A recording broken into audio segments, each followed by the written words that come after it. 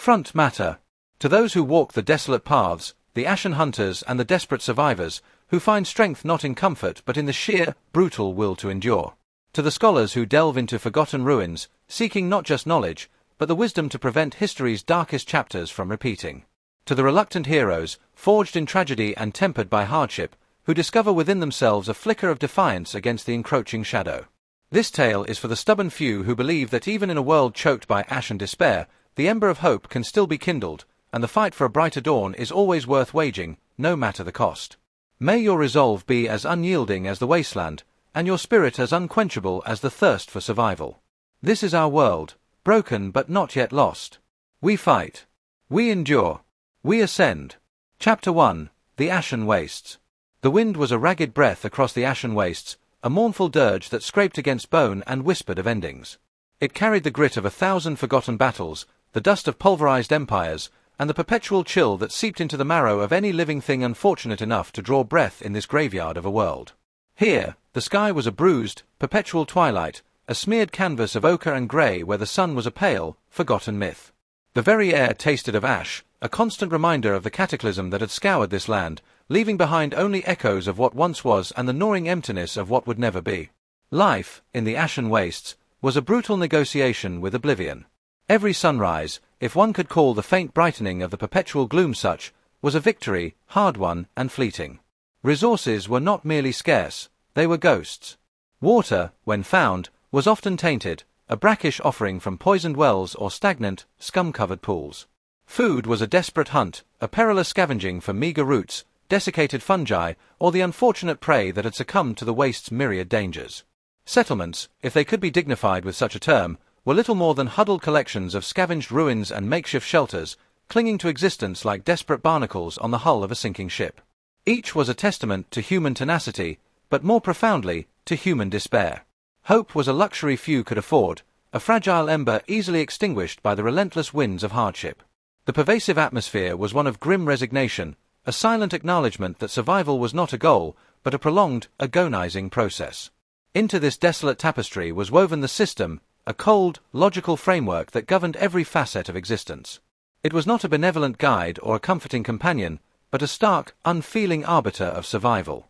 Every action, every encounter, every drop of sweat and blood, was quantifiable, logged, and processed into experience points, skill enhancements, or attribute gains. Yet, this was no game where a hero's journey was a pleasant stroll through fantastical landscapes. Here, the system was a grim reality, a brutal ledger that demanded a steep price for every gain. The thrill of leveling up was overshadowed by the visceral understanding that to ascend, one had to descend into the very depths of violence and despair. To gain power was to court death, to embrace the raw, bloody business of taking lives and risking one's own.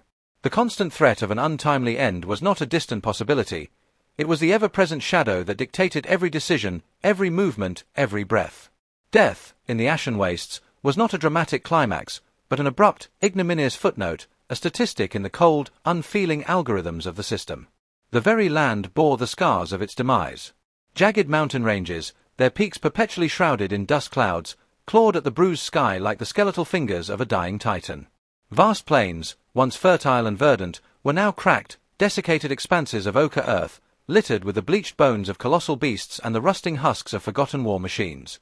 Rivers, if they flowed at all, were sluggish, viscous streams of muddy, toxic water, choked with strange, mutated vegetation that pulsed with an unsettling, phosphorescent glow in the perpetual gloom. The air, thick with particulate matter, often carried a faint, acrid scent, the lingering exhalation of the ancient magical cataclysm that had reshaped the world. This was a realm where nature itself had been twisted into a grotesque parody of its former self, a constant, oppressive reminder of the world's shattered state. The ruins were not mere remnants. They were monuments to a fallen age, silent sentinels guarding secrets that the living dared not uncover. Scattered across this blighted landscape were the remnants of civilization, the tattered flag of humanity clinging to existence. Small, fortified settlements, often built within the crumbling shells of pre-cataclysm structures, served as fragile bastions against the encroaching wilderness and its mutated horrors. Villages like Oakhaven, huddled at the base of a jagged, obsidian peak, or the salt-crusted hovels of Port Desolation, clinging to a poisoned coastline, were havens of sorts, but even here, life was a perpetual struggle. The inhabitants were a hardened breed, their faces etched with the lines of worry and weariness, their eyes holding the distant, haunted look of those who had seen too much. They traded in scraps, in salvaged goods, in the meager yields of poisoned earth, their lives a testament to endurance rather than prosperity. The law was the law of the strong, the rule of the sharpest blade or the quickest wit. Trust was a currency rarer than clean water, and suspicion was a shield worn by all.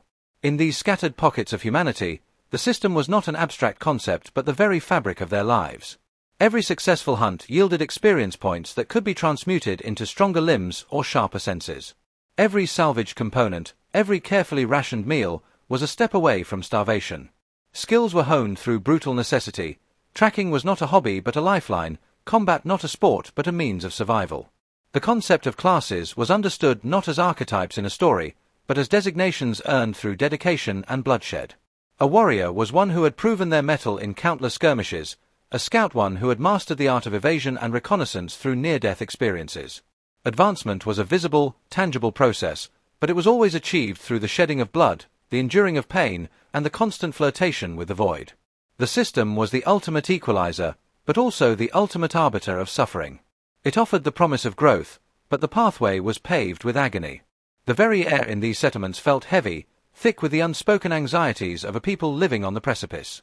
Conversations were often terse, punctuated by long silences, as if words themselves were too precious to waste. Laughter was a rare, almost alien sound, quickly stifled as if its levity might attract the attention of darker forces.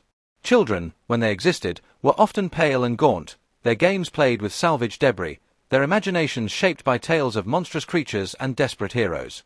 The nights were filled with the gnawing sounds of the wastes, the distant howls of mutated predators, the creak and groan of ancient structures succumbing to decay, and the ever-present hum of the system, a constant, almost subliminal presence, cataloguing the world's slow, agonizing death. It was a world perpetually holding its breath, waiting for the final, inevitable collapse. Yet, even in this desolation, life persisted. Not the vibrant, flourishing life of a healthy world, but a tenacious, mutated existence, clinging to the cracks in the ruins like hardy moss. Strange, bioluminescent fungi pulsed in the shadowed undergrowth, their eerie light a beacon in the oppressive gloom. Scrabbling creatures, twisted by generations of exposure to residual magic and toxic environments, skittered through the detritus, their forms a grotesque testament to adaptation. Even the flora, warped and resilient, pushed through the cracked earth, their gnarled branches reaching towards the perpetual twilight, seeking a warmth that rarely came. These were not the wonders of a vibrant ecosystem, but the grim manifestations of a world fighting for its very breath, a constant, unsettling reminder of the pervasive corruption that had seeped into the very essence of the land.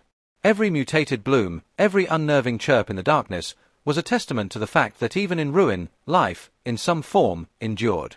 It was a grim, tenacious force, mirroring the indomitable spirit of the few humans who still scratched out an existence in the ashen wastes, a spirit that refused to be extinguished, even by the suffocating weight of a world in ruins.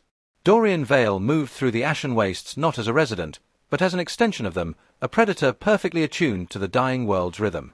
His footsteps were hushed, the worn leather of his boots barely disturbing the fine, perpetual grit that coated every surface.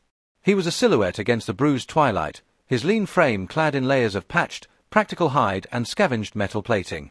Each piece of his gear was not for show, but for function, honed by a brutal pragmatism that left no room for sentimentality. His cloak, a patchwork of muted greys and browns, was more than just apparel.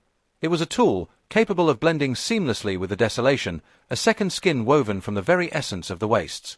His past was a well he'd deliberately sealed, the bitter waters of memory too toxic to revisit. Whispers, however, sometimes found their way to him, like the wind carrying the scent of decay. They spoke of a man who had once been part of something, a family, a community, a life that was now naught but ash. The specifics were lost to him, or perhaps intentionally buried, but the ache, the hollow space where those memories should reside, was a constant, dull throb beneath the hardened shell he presented to the world. It was this void, this profound sense of loss, that had forged him into the hunter he was today. There were no soft edges to Dorian Vale, only the sharpened implements of survival. His senses were preternaturally keen, honed by years of living on the razor's edge. He could discern the subtle shift in the wind that signaled an approaching sandstorm, distinguish the faint rustle of a mutated rodent from the skittering of something far more dangerous, and detect the distant, metallic tang of tainted water before it even registered on the olfactory senses of most. The system, in its unfeeling way, had rewarded his perseverance.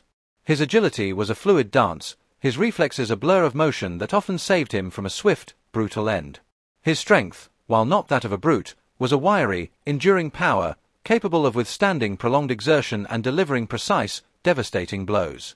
His perception, a stat boosted through countless near-death encounters, allowed him to spot the faintest of tracks, the most minuscule disturbance in the landscape, the telltale glint of an ambush hidden in the dust. He was known in the few scattered, desperate settlements that clung to life in the wastes as the Ashen Hunter. The name was not one of respect, but of grudging acknowledgement, tinged with a healthy dose of fear.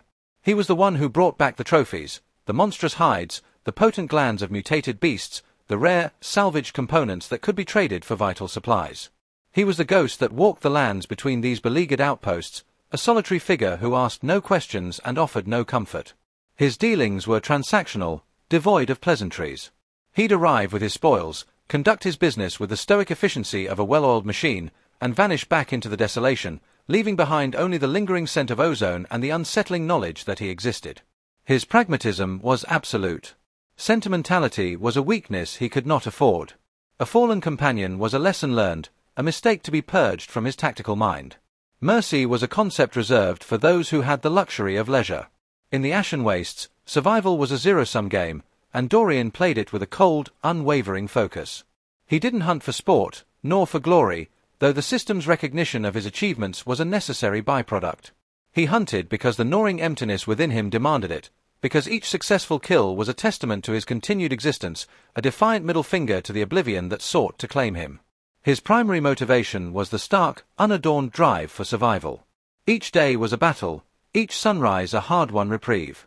He meticulously managed his resources, every ration bar, every scavenged bullet, every drop of filtered water accounted for and planned for. His movements were deliberate, calculated to conserve energy and minimize risk.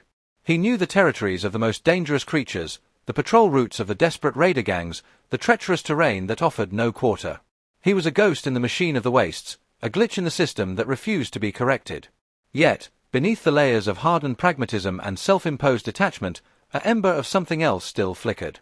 It was a quiet, simmering need for vengeance. Not a raging inferno, but a persistent heat that fueled his relentless pursuit of mastery. The forces that had shattered his world, that had plunged this land into eternal twilight and birthed the horrors that now stalked it, were still out there. He didn't know their names, their faces, or their ultimate goals, but he carried the weight of their destruction like a shroud.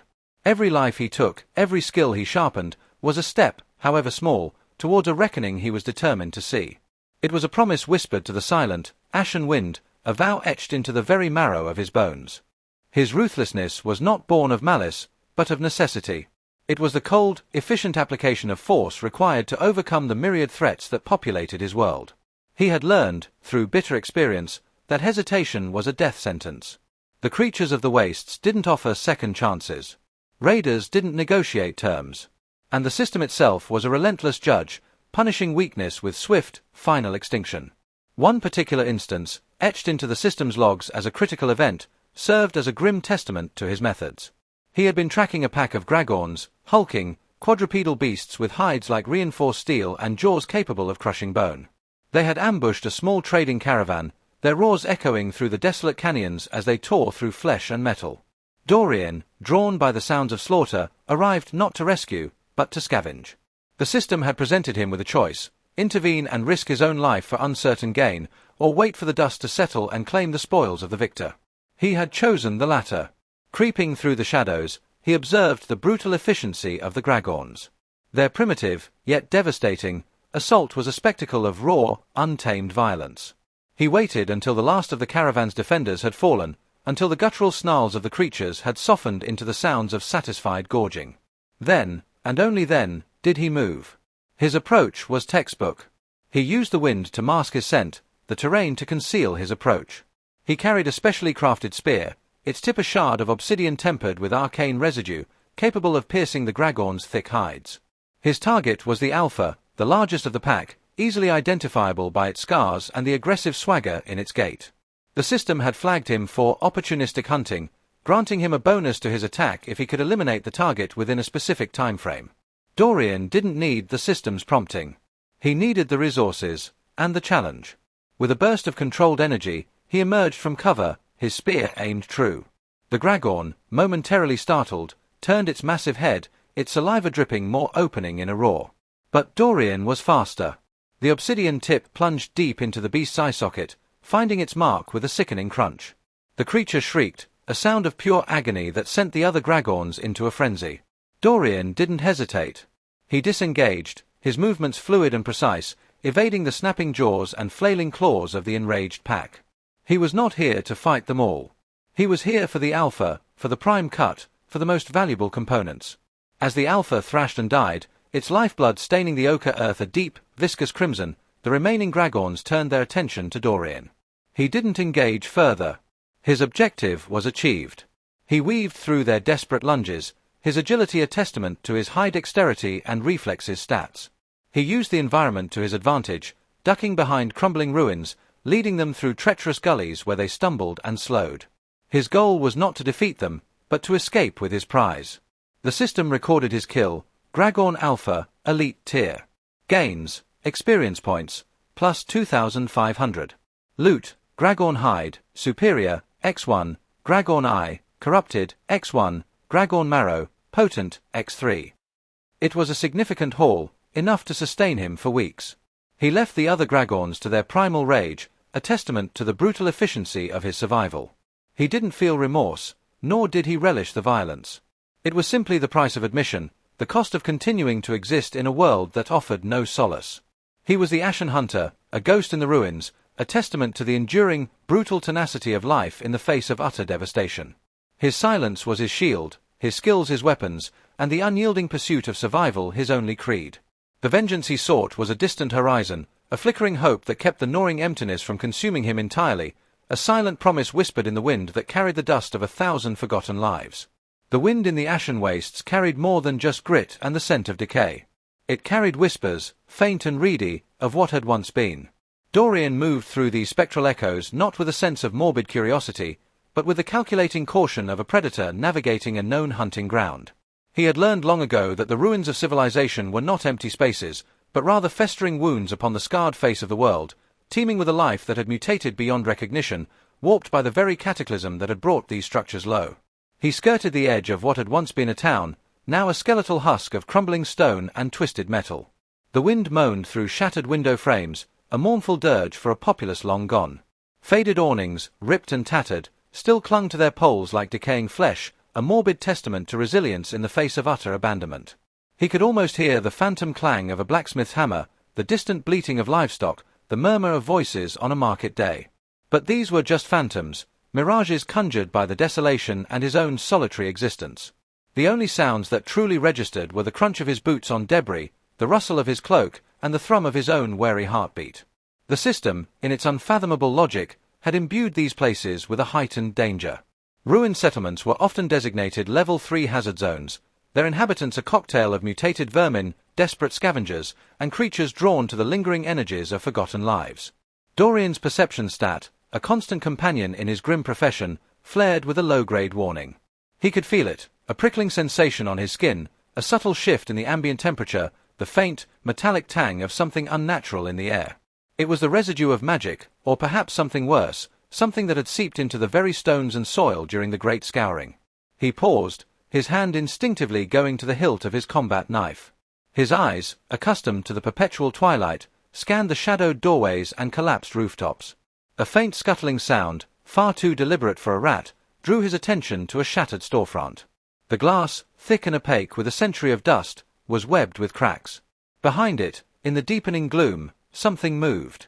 Not the jerky, frantic movements of a rodent, but a slow, deliberate slither. His vision zoomed in, enhancing the details. A cluster of bulbous, multifaceted eyes blinked open in the darkness, reflecting the scant light with an eerie, phosphorescent glow. These were not the creatures of the open wastes. These were denizens of the deep shadows, born and bred in the suffocating embrace of decay. He recognized the silhouette, even through the grime and gloom, a skitterfang. Small, arachnid-like beings, no larger than a dog, but with mandibles that could shear through leather and bone, and a venom that induced paralysis followed by agonizing disintegration. The system classified them as vermin tier, a deceptive label that belied their lethal efficiency in confined spaces. Dorian didn't engage. He had no need to.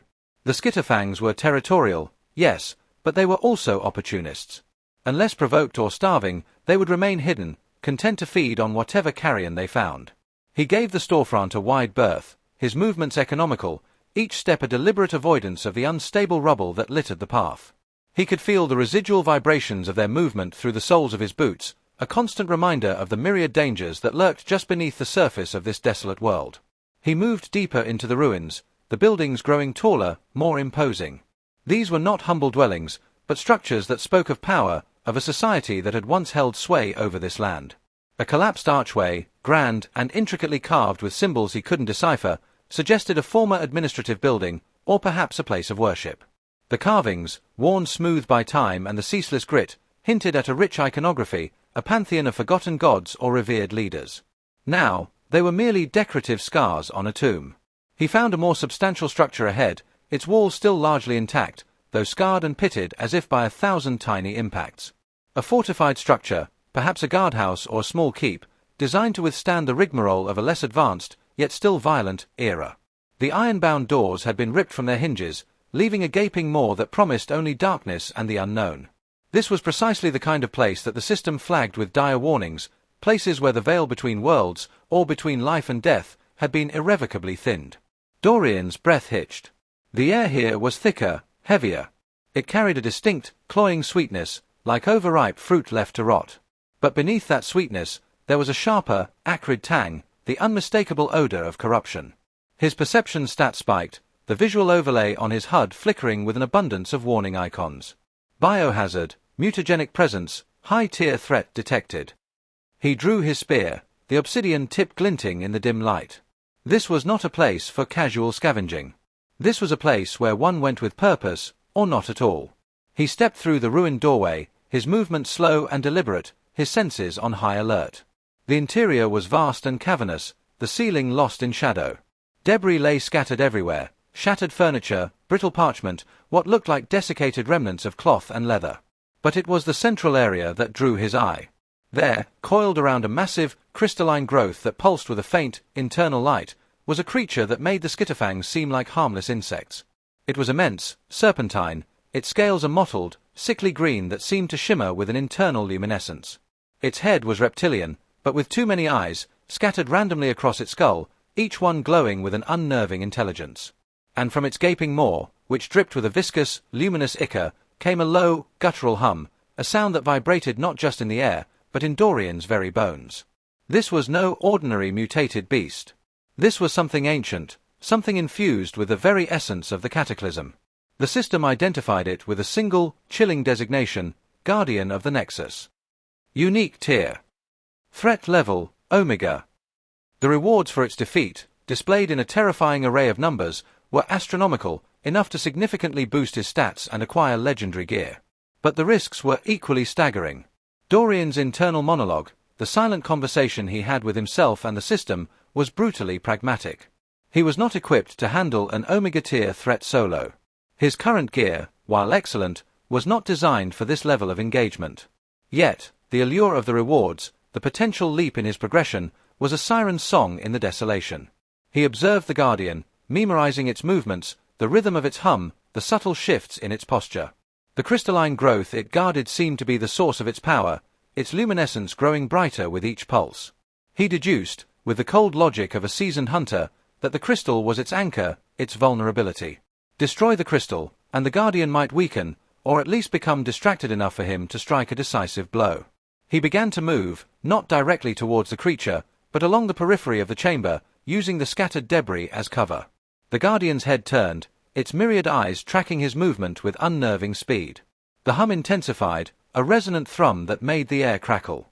Dorian felt a surge of heat radiate from the creature, a tangible wave of energy.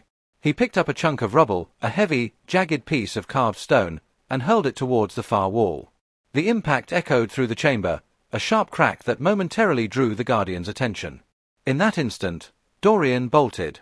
He ran not towards the creature, but towards the crystalline nexus. His boots slid on the gritty floor, but his agility and dexterity stats compensated, allowing him to maintain balance and speed. He reached the crystal, a pulsing shard of pure, chaotic energy, and slammed the butt of his spear against its base. The impact sent a jolt up his arm, a sickening feedback that numbed his fingers. The crystal flared, its light intensifying, and the Guardian let out a deafening shriek, a sound of pure fury and pain. It recoiled, its serpentine body twisting violently, as if shedding an invisible burden. This was his chance. With a surge of adrenaline, Dorian raised his spear, the obsidian tip now coated in a shimmering, acidic concoction he'd meticulously prepared from rare alchemical reagents. He channeled his strength, his focus, his desperation into the strike. He aimed not for the creature's head, but for the point where its neck met its massive body, a weak point he'd identified from the creature's strained movements.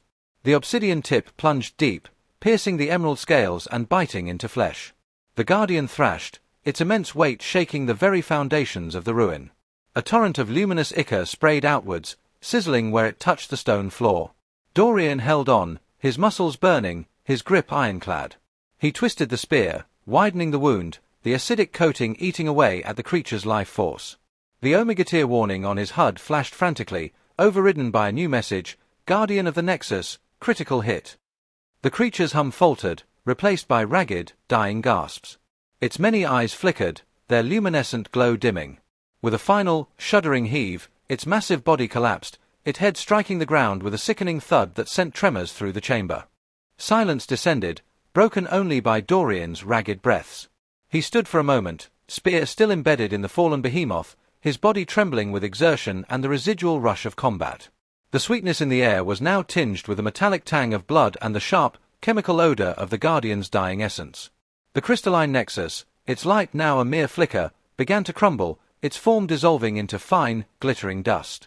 The system's congratulatory chime, a jarringly cheerful sound in the death-filled chamber, echoed in his ears. Guardian of the Nexus defeated. Unique tier. Gains, experience points, plus 50,000.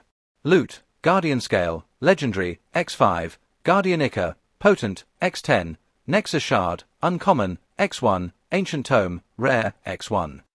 The rewards were staggering, a testament to the risk he had undertaken. The ancient tome, in particular, caught his eye. Such artifacts were incredibly rare, often containing lost knowledge or powerful spells. He carefully extracted his spear, cleaning the blade with a rag. He then began the meticulous process of harvesting the creature's components. The scales were as large as his shield, their iridescent sheen promising incredible defensive properties. The ichor, stored in specially prepared vials, pulsed with residual energy. He even gathered the glittering dust of the dissolved nexus, its potential unknown but undoubtedly significant. As he worked, his gaze drifted to the shattered remnants of the chamber. Among the debris, half buried in dust and rubble, he saw it. Not a relic of the creature, but something human. A small, intricately carved wooden doll, its paint faded but its form still discernible. It was clearly a child's toy, a poignant artifact from a life brutally extinguished. He paused, his hand hovering over it. For a fleeting moment, the carefully constructed wall around his past seemed to waver. He could almost see a small hand clutching such a toy, hear the innocent laughter that had once echoed in these halls. But sentimentality was a luxury he could not afford. The ghosts of the past were best left undisturbed, their stories etched in ash and ruin. He forced the thought away, his gaze returning to the spoils of his hunt. He gathered the doll, not out of any sense of reverence, but because it was a piece of the past, a tangible echo that might, in some oblique way, prove useful. Perhaps its craftsmanship could be analyzed, its materials identified. Or perhaps it would simply serve as another reminder of what had been lost, fueling the quiet, simmering fire of his vengeance. He secured his haul, each item carefully stowed in his pack. The weight of it was considerable, but it was a welcome burden, a tangible measure of his survival, his progression. He cast one last glance at the fallen Guardian, a creature born of a world unmade, a testament to the twisted evolution that had taken root in the ashen wastes. These ruins, these echoes of civilization, were not merely historical markers. They were battlegrounds, laboratories of mutation, and Dorian Vale was its most tenacious, and perhaps its most dangerous, student. He stepped back out into the perpetual twilight, leaving the silence to reclaim the fallen Leviathan, carrying with him the tangible proof that even in the heart of devastation, life, in its most brutal and wondrous forms, endured. The whispers of the past had been answered, not with sorrow, but with the cold, hard logic of survival and the relentless march of progress. The chime of the system was a familiar, almost monotonous sound now, a digital counterpoint to the symphony of his own ragged breaths and the dying sighs of the Nexus Guardian. He'd grown accustomed to the sterile announcements of gains, the cold, numerical readout of experience points flooding his HUD. 50,000. A significant haul, enough to feel the subtle shift in his core, the faintest whisper of advancement. But this wasn't a simple level up, it was a forging. The system didn't just hand out power, it demanded a brutal price, measured in blood, bone, and the gnawing terror that lingered long after the fight was done. His hands, still slick with the Guardian's iridescent ichor, trembled slightly as he meticulously cleaned his spear. Each wipe of the tattered cloth was a ritual, a moment to ground himself, to acknowledge the raw, visceral reality of what he'd just accomplished. The obsidian tip, honed to a razor's edge, was now coated in the lingering essence of the creature's potent venom, a testament to the alchemy he'd performed under the duress of imminent death. The scales, shimmering like captured emeralds, were legendary, a material that would undoubtedly bolster his armor to new heights of resilience. The ichor, carefully decanted, was a potent reagent, promising further enhancements and perhaps even new alchemical recipes. The Nexus Shard, a fragment of the very power source that had sustained the Guardian, pulsed with residual energy, a tantalizing unknown. And then there was the ancient tome. The tome was the real prize, the X-factor that made this incredibly perilous encounter truly worthwhile. He ran a gloved finger over its worn leather cover, the embossed symbols alien and ancient. The system had classified it as rare, but Dorian knew rare in this world was a spectrum, and this tome felt like it teetered on the edge of mythical. It wasn't just knowledge, it was potential. Potential for new skills, for deeper understanding of the forces that shaped this broken world, for a leap in his class progression that could elevate him from a survivor to something more. He keyed open his status screen, the holographic interface blooming in the dim light. His experience bar, a constant, pulsating reminder of his journey, had advanced significantly. But it wasn't just the experience points that mattered. It was the way he had earned them. The Guardian hadn't been a simple beast to outfight. It had been a puzzle, a test of his perception, his agility, his tactical acumen, and his courage. He hadn't brute-forced his way through, he had observed, analyzed, and exploited a weakness. This was the essence of skill acquisition in this cursed existence. It wasn't about studying dusty scrolls in a protected academy, it was about staring death in the face and finding a way to cheat it, about enduring the agonizing feedback of failed attempts, about pushing his physical and mental limits until something, a new skill, a refined technique, a deeper understanding, finally broke through. His gaze lingered on the Skills tab. He had a diverse array, a patchwork of abilities acquired through countless such encounters. Spear mastery had been one of his earliest, painstakingly developed through years of brutal sparring and desperate combat. Alchemy, basic, had been a slow, arduous process, requiring the dangerous foraging of rare ingredients and the bitter taste of countless failed concoctions. Perception, enhanced, was a constant, passive benefit, sharpened by the sheer necessity of spotting danger before it became fatal. But it was the specific combat skills that truly represented the violent genesis of his power. Precise thrust, riposte, shield bash, these weren't learned, they were wrought through the agonizing repetition of near-fatal blows, through the desperate need to parry, to dodge, to strike with lethal efficiency. The system offered skill trees, branching paths of specialization that promised ever greater power, but the cost of unlocking them was astronomical, measured not just in experience points but often in the forfeiture of other, more basic, abilities. To gain a new, potent skill, he might have to abandon an old one, a constant calculus of risk and reward. It was a brutal trade-off, forcing him to define and refine his combat style with ruthless precision. There was no room for dabblers here, no room for jack-of-all-trades. Mastery demanded focus, and focus demanded sacrifice. He remembered the agonizing grind of learning Venomous Strike, a skill that allowed him to imbue his weapons with potent toxins. It had taken weeks of gathering venoms from creatures like the skitterfangs and the dreaded viperworms, weeks of enduring the burning pain of accidental contact, weeks of failed alchemical attempts that left him writhing on the ground, struggling against the system's status effect, poisoned. His HUD had been a chaotic mess of debuffs during that period, a constant red alert against the backdrop of his diminishing health. Each successful application, each time he managed to land a blow and see the enemy falter under the toxin's effects, was a small victory, a tiny chip of progress carved from a mountain of suffering. The first order of business, as always, was reconnaissance. He moved with a predator's grace, his boots crunching softly on the ash-laden ground, a sound he had trained himself to minimize to a whisper. His eyes, sharp and unblinking, swept across the desolate landscape. He wasn't looking for beauty, he was searching for signs. A disturbed patch of ash, a broken twig, a faint scent carried on the capricious breeze, anything that spoke of passage, of prey, or of danger. The wastes were a canvas of subtle clues, and Dorian had learned to read them like a scholar reads an ancient text. He scanned for the telltale tracks of scrabblers, their multi-jointed legs leaving distinctive claw marks, or the deeper gouges that indicated a territorial dispute between larger predators. He noted the direction of the wind, the relative humidity, the position of the faint, struggling sunlight, all data points to be integrated into his mental map. His enhanced perception, a constant, low hum of heightened awareness, was his most crucial tool. It allowed him to perceive nuances invisible to the untrained eye, the faintest tremor in the ground, the almost imperceptible shift in air pressure that preceded a sudden gust, the subtle scent of decay that hinted at carrion, or, more importantly, the metallic tang of blood from a recent kill. He moved with a deliberate, economical stride, conserving energy while covering ground efficiently. He was a ghost in the machine of this blighted world, a solitary engine of survival. He skirted a region known for its sandworms, massive, subterranean predators that could swallow a fully armored man whole.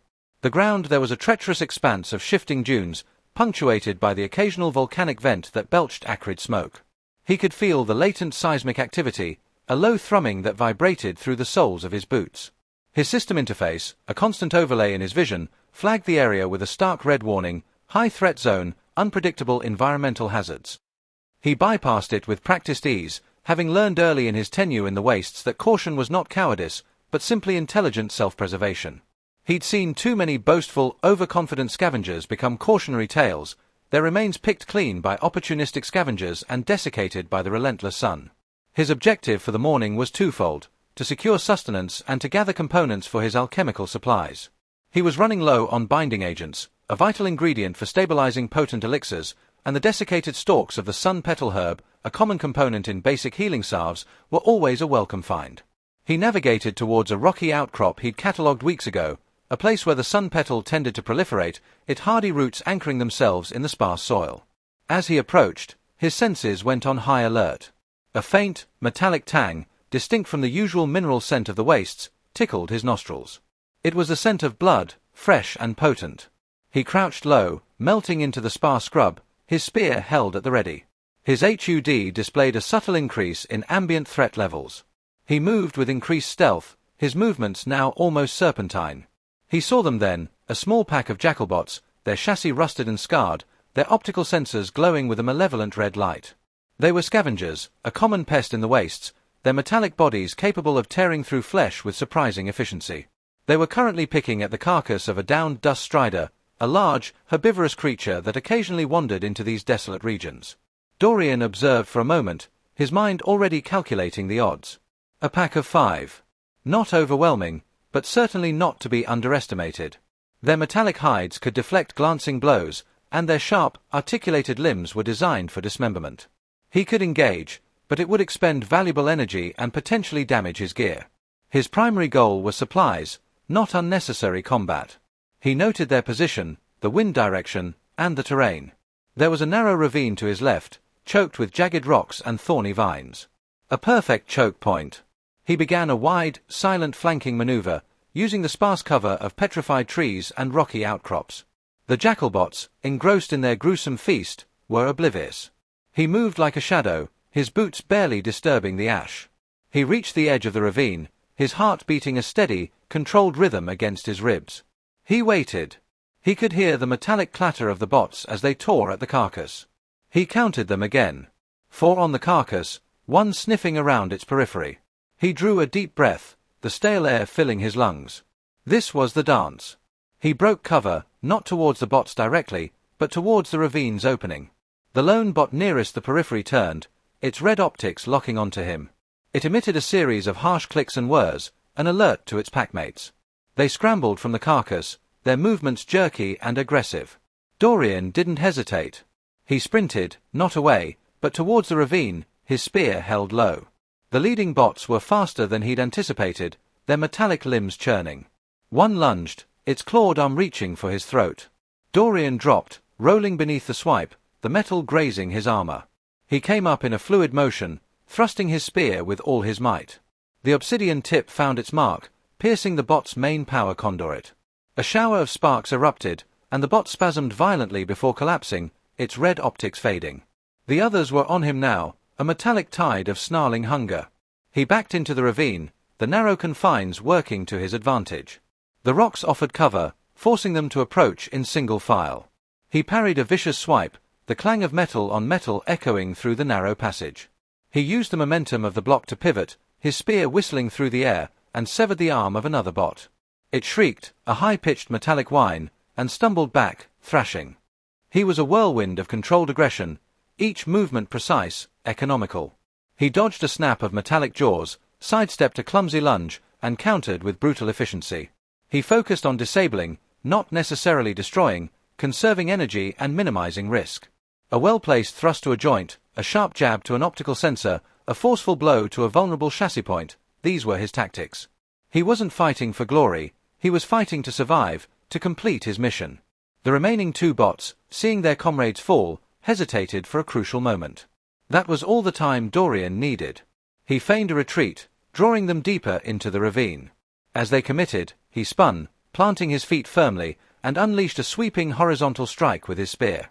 The honed obsidian blade cut through the chassis of the closest bot with a sickening screech of tearing metal, bisecting it cleanly. The second bot, momentarily stunned by the carnage, attempted to charge.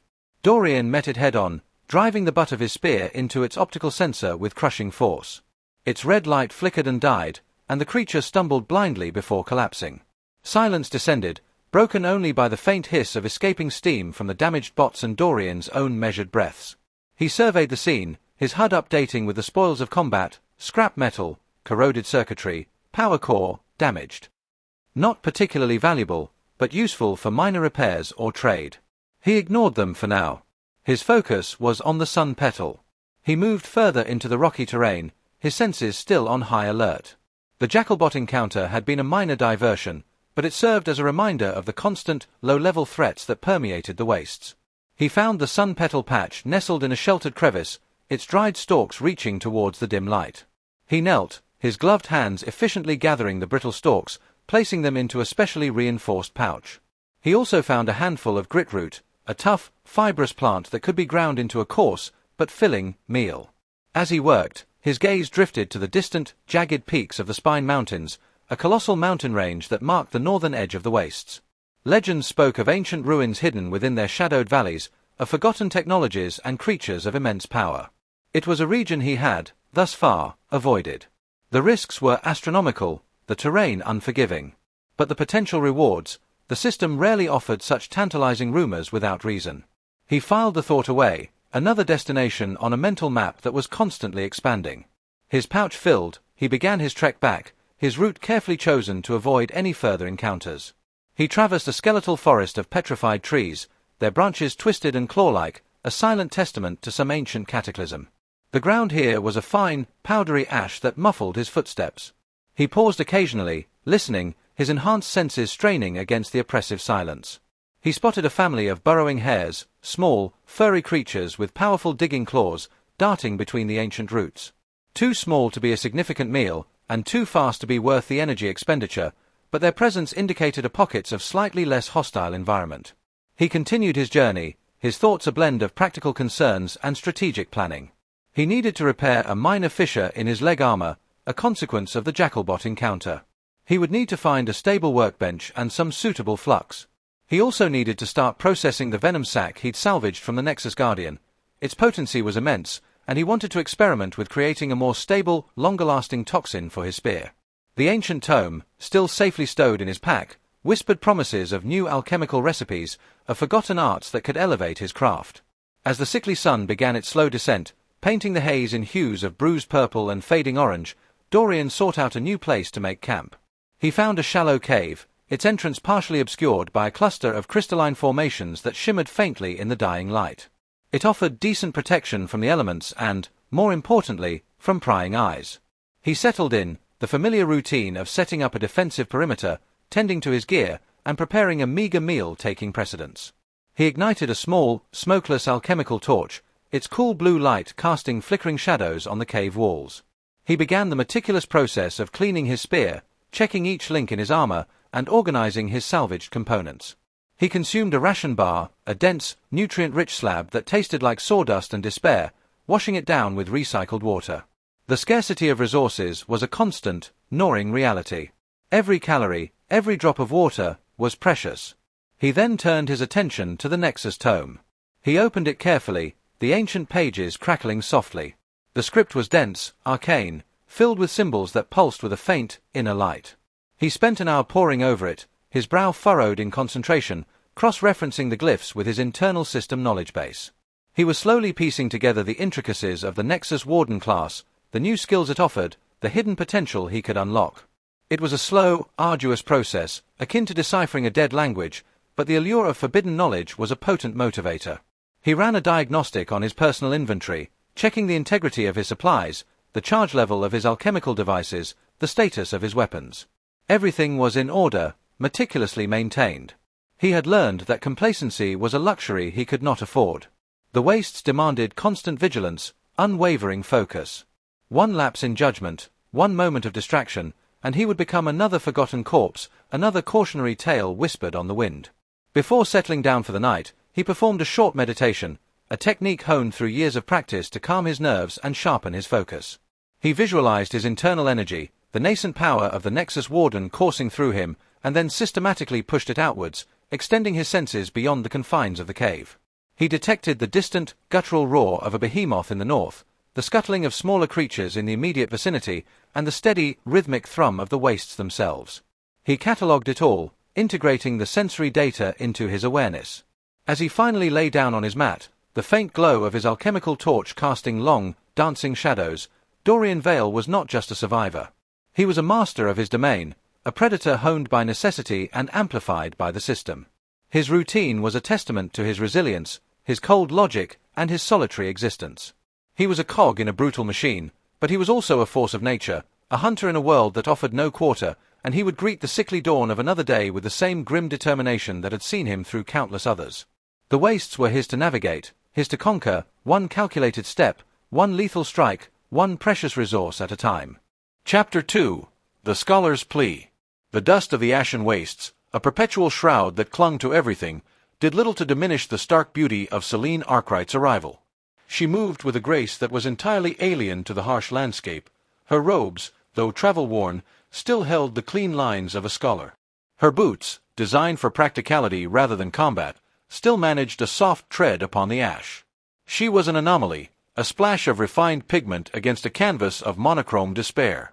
Her eyes, the color of a stormy sea, scanned her surroundings with an intensity that belied her delicate features, not with the wary vigilance of a hunter, but with a profound, almost hungry curiosity. The settlement, if it could be called that, was little more than a collection of reinforced hovels huddled around a sputtering geothermal vent, a meager sanctuary in the unforgiving expanse. The air thrummed with the low murmur of conversation, the clatter of scavenged metal, and the ever-present low hum of the wastes themselves. These were the folk who eked out an existence on the fringes, the hunters, the scavengers, the survivors who traded in blood and salvaged scraps. They were a rough-hewn lot, their faces etched with the harsh realities of their lives, their eyes holding the guarded skepticism of those who had seen too much and trusted too little. Celine's presence was met with a palpable shift in the atmosphere. Conversations faltered, heads turned, and a ripple of curious, and in some cases, suspicious, glances followed her as she made her way towards the settlement's makeshift tavern, a structure fashioned from the fused ribs of some gargantuan, long-dead creature. Inside, the air was thick with the acrid scent of cheap spirits, stale sweat, and the lingering aroma of cooked, questionable meats. Dimly lit by sputtering alchemical lamps, the patrons were a motley collection of hardened individuals, their bodies bearing the scars of close calls and their spirits worn thin by the relentless struggle for survival. They were the hardened arteries of this desolate world, individuals who navigated its treacherous veins and lived to tell the tale, or, more often, didn't. Celine's entrance was a disruption, a gentle breeze in a gale of grit and grim determination. A hush fell over the room, the usual cacophony of raucous laughter and gruff bartering fading into an expectant silence. All eyes, sharp and assessing, turned towards her, their gazes ranging from open curiosity to outright suspicion. This was not a place for refined sensibilities or delicate pursuits. This was a den of pragmatists, where survival was the only currency that truly mattered. Celine, however, seemed unfazed by the scrutiny. She held her head high, her movements deliberate and composed. She wasn't seeking to impress or intimidate, she was on a mission. Her gaze swept across the faces in the room, searching for a particular kind of resilience, a specific brand of courage that was forged in the fires of true danger, not merely the desperation of daily existence. She was looking for someone who had ventured beyond the immediate vicinity of these meager settlements, someone who had dared to plumb the depths of the truly unexplored, the truly dangerous. She needed a guide, a protector, and most importantly, someone who understood the whispers of the ancient world, the echoes of forgotten lore that lay buried beneath the ash. She approached the counter, a rough-hewn slab of polished bone, and addressed the grizzled proprietor, a man whose face looked like a road-map of 1,000 harsh winters and even harsher summers. "I seek passage," she stated, her voice clear and steady, cutting through the lingering silence. "Not to another settlement, but into the deeper wastes. I require someone with experience, someone who can navigate the ruins." The proprietor's eyes, narrowed and shrewd, swept over her, taking in the unfamiliar attire, the scholarly demeanor, and the distinct lack of any visible weaponry. He let out a low, rumbling chuckle that sounded like rocks tumbling down a mountainside. "Ruins, you say? And what does a scholar want with old bones and dust?" His tone was laced with a healthy dose of skepticism. This wasn't a common request. Most who ventured into the truly uncharted territories of the Ashen Wastes did so for survival, for salvage, for the fleeting hope of finding something valuable enough to trade for a few more days of life. They didn't come seeking knowledge for its own sake, or for the sake of uncovering the secrets of civilizations long turned to ash. Celine met his gaze without flinching. "I am not merely a scholar," she replied, a subtle intensity hardening her tone. "I am a seeker, and the knowledge I seek is not found in common markets or salvaged trinkets. It lies within the forgotten places, within the echoes of the past. I need someone who can ensure my safe passage through those echoes." There was an underlying urgency in her voice, a subtle tremor that hinted at a deeper purpose, a quest driven by something far more profound than mere academic interest. It was a fire burning within her, a consuming need to uncover truths that had been deliberately buried, to piece together a history that had been systematically erased. The proprietor's gaze lingered on her, a flicker of something akin to grudging respect dawning in his weathered eyes. He'd seen desperation before, but this was different. This was a cold, calculated resolve, a quiet determination that spoke of a conviction far beyond the fleeting whims of fortune hunters. He knew the risks involved in venturing into the deep wastes, into the rumored locations of ancient ruins. They were not just dangerous, they were actively hostile, guarded by creatures and environmental hazards that had claimed countless lives. And those who claimed to seek knowledge there were often the most vulnerable, their minds so focused on the prize that they overlooked the immediate, deadly threats. He gestured with a thumb towards a shadowed corner of the tavern, where a lone figure sat nursing a drink, his back to the room, his silhouette suggesting a ruggedness that the inhabitants of this harsh world often possessed. "You're lookin' for trouble, lass. Or you're lookin' for someone who thrives on it." "That one," he grunted, his voice low. "He's seen more dust and danger than any man ought to. Goes by the name, the Weaver. He's brought back more from the deep than most have ever dreamed of. But he's a hard man to bargain with, and he doesn't suffer fools. If you want to find your ruins, you'll need to convince him." Celine's gaze followed the proprietor's gesture. The figure was indeed imposing, even from behind. His shoulders were broad, his frame suggesting a coiled power, and the worn leather of his attire seemed to be an extension of his very being, bearing the marks of countless journeys. There was an aura of quiet competence, of self-reliance, that radiated from him, even in his stillness. He was a hunter, a survivor, a man who had clearly learned to navigate the unforgiving terrain of the Ashen Wastes not through luck, but through sheer, brutal competence. This was precisely the kind of individual she needed. With a nod of thanks to the proprietor, Celine began to make her way across the tavern, her steps purposeful. The murmur of conversation rose again, the patrons watching her progress with renewed interest. They knew the Weaver. They knew his reputation.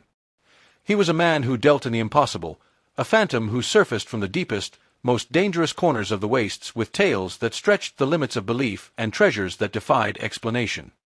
He was also a man who valued his solitude and was notoriously selective about the company he kept, especially when it came to ventures beyond the established hunting grounds. As she approached, the man at the table finally turned, his face revealed in the dim light. It was a study in harsh endurance. Weather-beaten skin, etched with the fine lines of countless days spent under the unforgiving sun and in the biting winds, framed a pair of piercing eyes, the color of dark obsidian. They held a depth that spoke of ancient weariness, of battles fought and endured, and a chilling pragmatism that had been honed by constant vigilance. A faint scar traced a line across his left eyebrow, a permanent testament to some forgotten skirmish. He was not conventionally handsome, but there was an undeniable presence about him, a raw, untamed power that was both intimidating and strangely compelling. He was the embodiment of the ashen wastes, forged in its crucible and hardened by its unforgiving nature. He watched her approach, his expression unreadable, his hand resting casually, yet with an unnerving stillness, near the hilt of a wicked-looking blade sheathed at his hip. He said nothing, merely observed, his obsidian eyes a silent challenge. He was accustomed to the wary gazes of scavengers and the desperate pleas of those seeking protection, but this woman was different. There was no fear in her eyes, only a steady resolve and a focused intent that piqued his interest. Celine stopped a respectful distance from his table.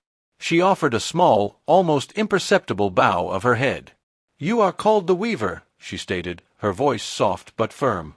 "I have been told you are the one to seek for journeys into the deep wastes, into the ruins." The man's lips curved into a faint, almost imperceptible smile, devoid of humor. "The wastes have many names for me, scholar. The Weaver is one of them.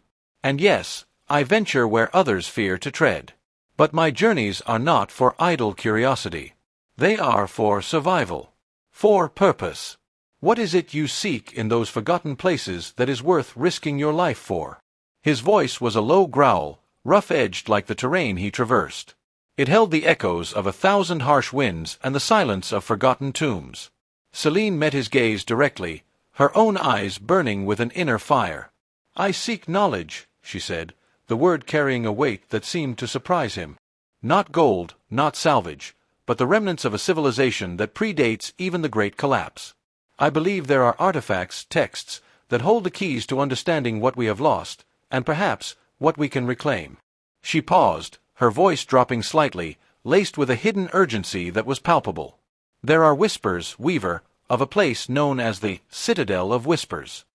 A place where the knowledge of the ancients is said to be preserved. I believe it lies deep within the Spine Mountains, a region few dare to venture, and fewer still return from."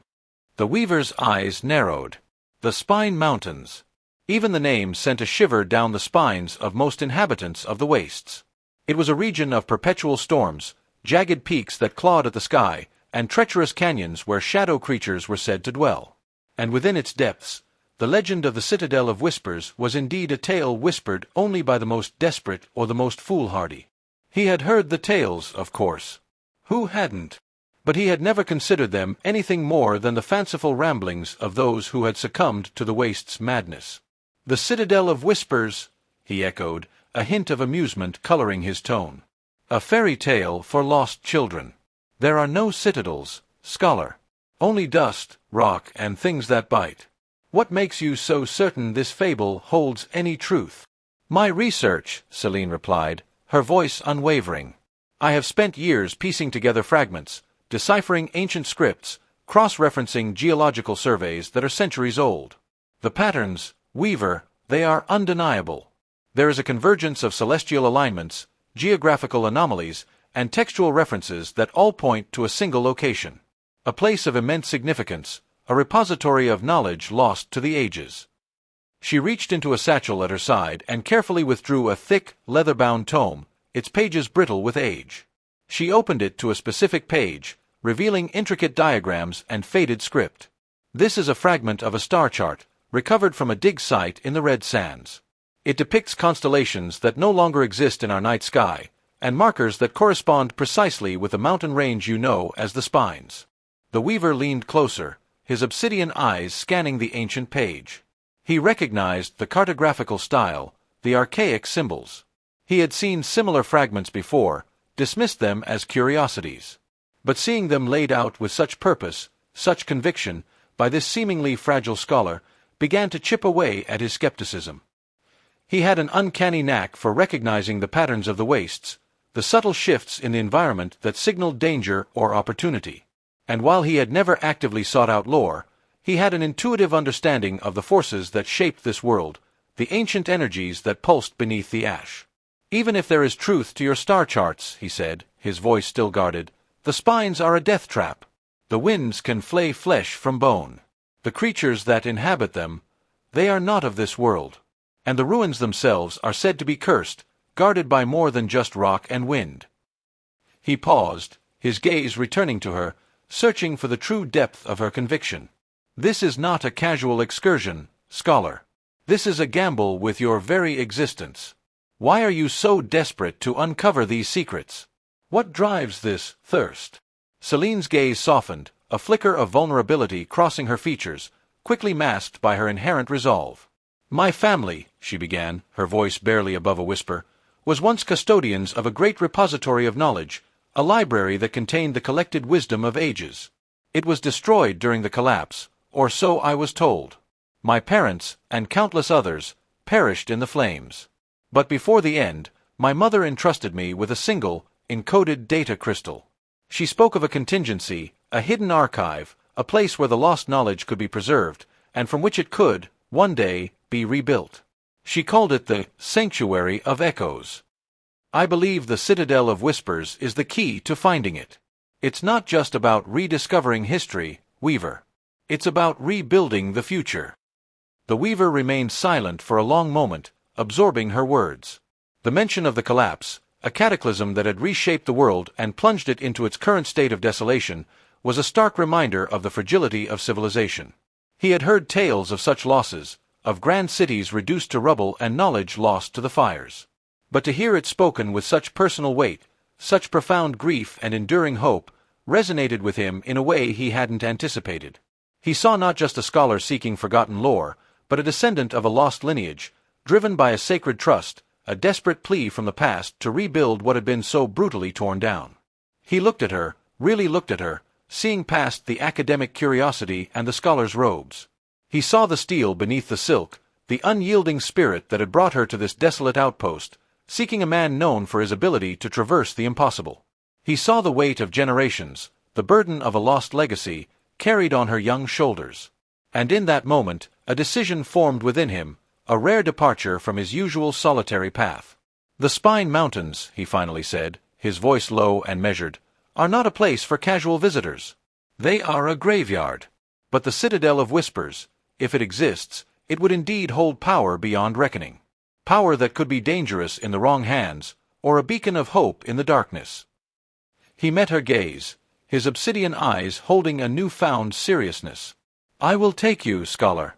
I will guide you through the wastes, and I will face whatever guards the Spine Mountains. But you must understand, this is not a comfortable journey. It will be brutal, unforgiving, and fraught with peril. Your life will depend on my skills, and my willingness to trust your knowledge. And your words will need to be more than just whispers of forgotten tales. They will need to be the bedrock upon which we build our survival." A flicker of relief, so profound it was almost palpable, crossed Celine's face. Her shoulders, which had been held taut with anticipation, relaxed slightly. "I understand, Weaver," she said, her voice imbued with a newfound hope. "And I will not fail you.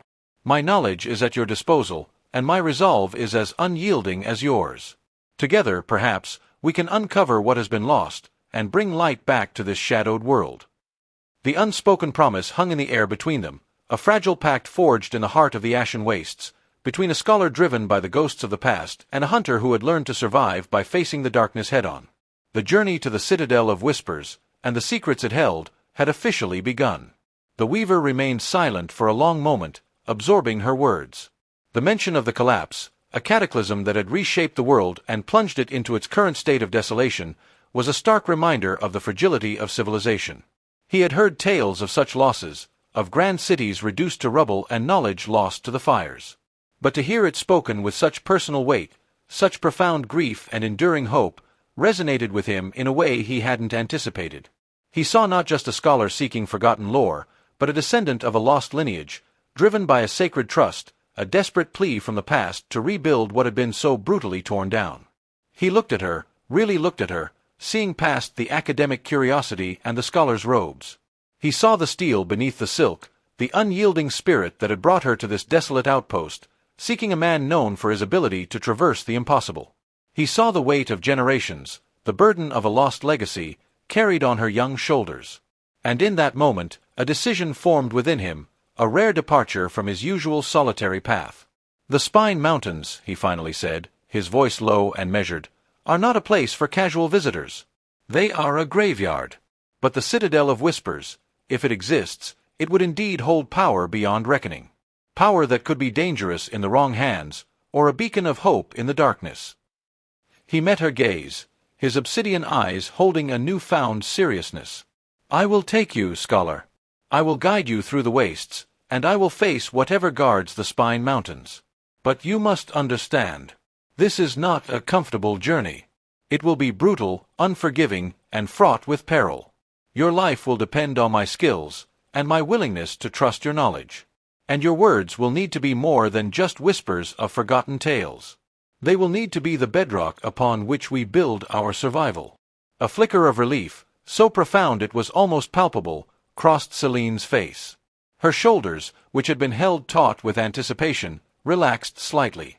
"I understand, Weaver," she said, her voice imbued with a newfound hope. "And I will not fail you. My knowledge is at your disposal, and my resolve is as unyielding as yours. Together, perhaps, we can uncover what has been lost, and bring light back to this shadowed world." The unspoken promise hung in the air between them, a fragile pact forged in the heart of the Ashen Wastes, between a scholar driven by the ghosts of the past and a hunter who had learned to survive by facing the darkness head-on. The journey to the Citadel of Whispers, and the secrets it held, had officially begun. The flickering alchemical lamps cast dancing shadows across Dorian's scarred face, highlighting the deep lines etched by years of hardship and the sharp angles of his inherent suspicion. He regarded Celine Arkwright with an appraisal that was both practiced and deeply ingrained. Her presence in this grimy establishment, her air of refined desperation, was a puzzle he'd encountered before, and one that rarely ended well for him.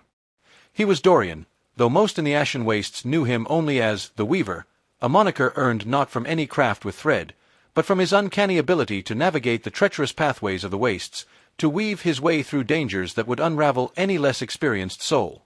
His existence was a solitary one, a deliberate choice forged in the crucible of betrayal and loss. He survived by his wits, his speed, and the cold, hard edge of the blade at his hip.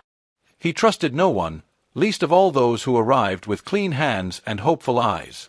Celine's proposition, when it finally came, was delivered with the same quiet intensity that had marked her arrival. She had bypassed the initial pleasantries, the wary dance of introductions, and cut straight to the heart of the matter. Her voice, though soft, carried an authority that was surprising given her delicate frame. "I require your unique skills," she stated, her stormy gray eyes locking onto his. "I need a guide, Dorian. A protector, more accurately. Someone who knows the deep wastes, and more importantly, someone who can lead me into the ruins of the old world without getting us both killed." Dorian grunted, taking a slow, deliberate sip from his drink, the amber liquid catching the dim light. "Ruins are my trade, scholar," he rasped, the sound like stones grinding together. "But my trade comes at a price. And usually, the price is paid in blood, or at least, in a significant portion of whatever scrap you're hoping to unearth. What makes you think you can afford my services? Your robes look expensive, but they're not exactly the kind of armor that stops a shard of obsidian." He let the implied insult hang in the air, a subtle test of her mettle. Celine didn't flinch. Her gaze remained steady, her composure unbroken. "I am aware of the risks, Dorian, and I am prepared to compensate you accordingly. Generously, in fact. I am not seeking trinkets or salvageable tech. My needs are specific. I require access to a ruin known as the Sunken Archive. It is said to lie deep within the cursed scar of the Whispering Peaks, a place few venture and fewer still return from." Dorian's hand, which had been idly tracing the rim of his mug, stilled. The Whispering Peaks. Even the name was enough to send a chill through most of the Waste's inhabitants. It was a region synonymous with spectral winds that drove men mad, with rock formations that seemed to twist and writhe with malevolent intent, and with creatures that had never seen the light of day, or perhaps had seen too much of it and been irrevocably altered.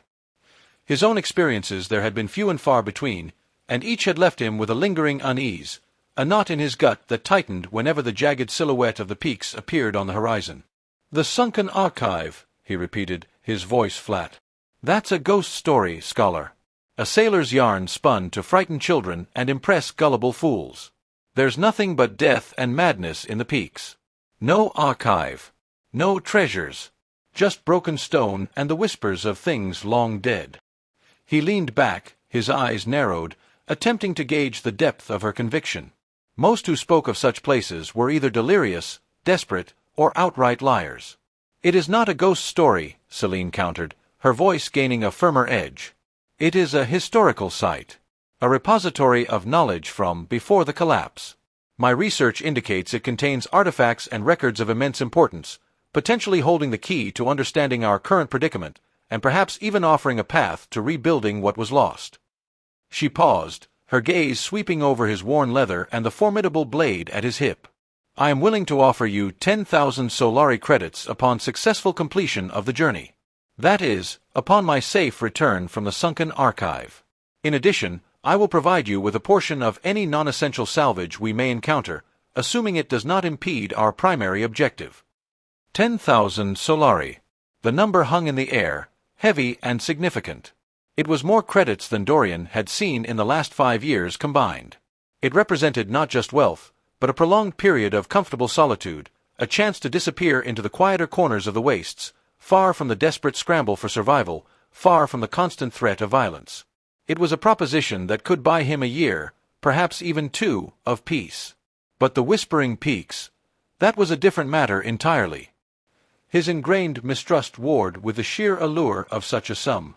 10,000 credits, Dorian scoffed, though the sound lacked its usual conviction. "You must truly believe this archive is paved with gold, scholar. Or you're trying to buy your way to an early grave. The peaks are a slaughterhouse. The journey alone could cost you 10,000 times that in sheer risk. What guarantee do I have that you're not just some madwoman chasing shadows?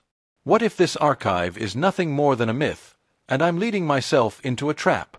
He deliberately used the word myself, a subtle acknowledgement of the personal stake he would have in this venture. He wouldn't be just a hired hand, he would be an active participant, a partner in her folly. Celine's gaze didn't waver. "My guarantee lies in my preparedness, Dorian.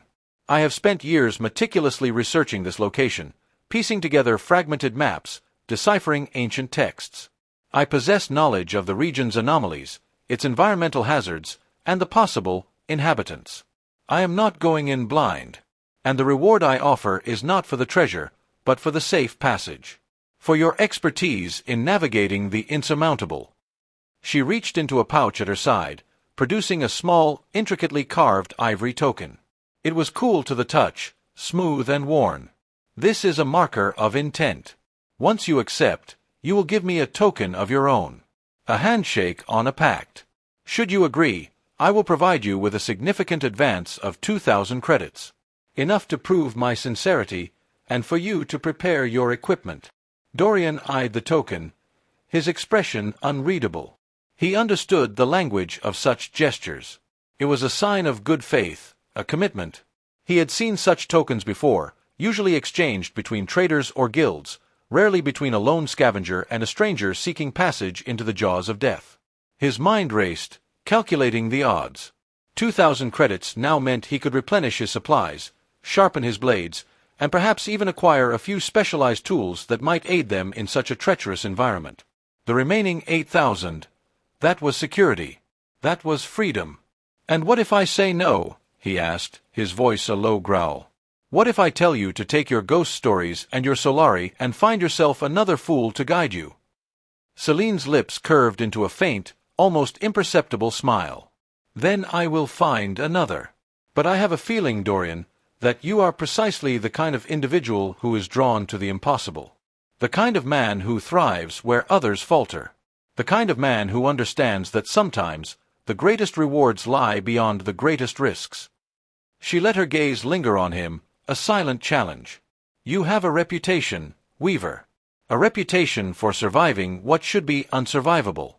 That reputation is worth more than any coin to me, and I am willing to pay for that reputation." The silence stretched, thick and heavy, broken only by the distant clatter of dishes and the low hum of conversation from other patrons. Dorian's gaze was fixed on Celine, his mind a battlefield of conflicting impulses. His instinct for self-preservation screamed caution. The Whispering Peaks were a death sentence, a place where the very air seemed to conspire against life. Yet, the sum of money was staggering. It was the kind of opportunity that came once in a lifetime, if at all. It was the chance to escape the crushing weight of his solitary existence, even if only for a while. He had seen enough of the wastes to know that stagnation was its own kind of death. Perhaps, just perhaps, this was a chance for something more, something beyond the endless cycle of scavenging and survival. He looked at the ivory token in her outstretched hand, then back at her determined face. He saw not just a scholar, but a woman with a burning purpose, a fire in her eyes that mirrored the desperation that sometimes flickered in his own. He saw someone who believed in something beyond the ash and the decay, something worth fighting for, something worth risking everything for. And a part of him, a long-dormant part, found itself stirred by that conviction. The flickering alchemical lamps cast dancing shadows across Dorian's scarred face, highlighting the deep lines etched by years of hardship and the sharp angles of his inherent suspicion. He regarded Celine Arkwright with an appraisal that was both practiced and deeply ingrained. Her presence in this grimy establishment, her air of refined desperation, was a puzzle he'd encountered before, and one that rarely ended well for him. He was Dorian, though most in the Ashen Wastes knew him only as the Weaver, a moniker earned not from any craft with thread, but from his uncanny ability to navigate the treacherous pathways of the wastes, to weave his way through dangers that would unravel any less experienced soul. His existence was a solitary one, a deliberate choice forged in the crucible of betrayal and loss. He survived by his wits, his speed, and the cold, hard edge of the blade at his hip. He trusted no one, least of all those who arrived with clean hands and hopeful eyes. Celine's proposition, when it finally came, was delivered with the same quiet intensity that had marked her arrival. She had bypassed the initial pleasantries, the wary dance of introductions, and cut straight to the heart of the matter. Her voice, though soft, carried an authority that was surprising given her delicate frame. "I require your unique skills," she stated, her stormy gray eyes locking onto his. "I need a guide, Dorian. A protector, more accurately. Someone who knows the deep wastes, and more importantly, someone who can lead me into the ruins of the old world without getting us both killed." Dorian grunted, taking a slow, deliberate sip from his drink, the amber liquid catching the dim light. "Ruins are my trade, scholar," he rasped, the sound like stones grinding together. "But my trade comes at a price.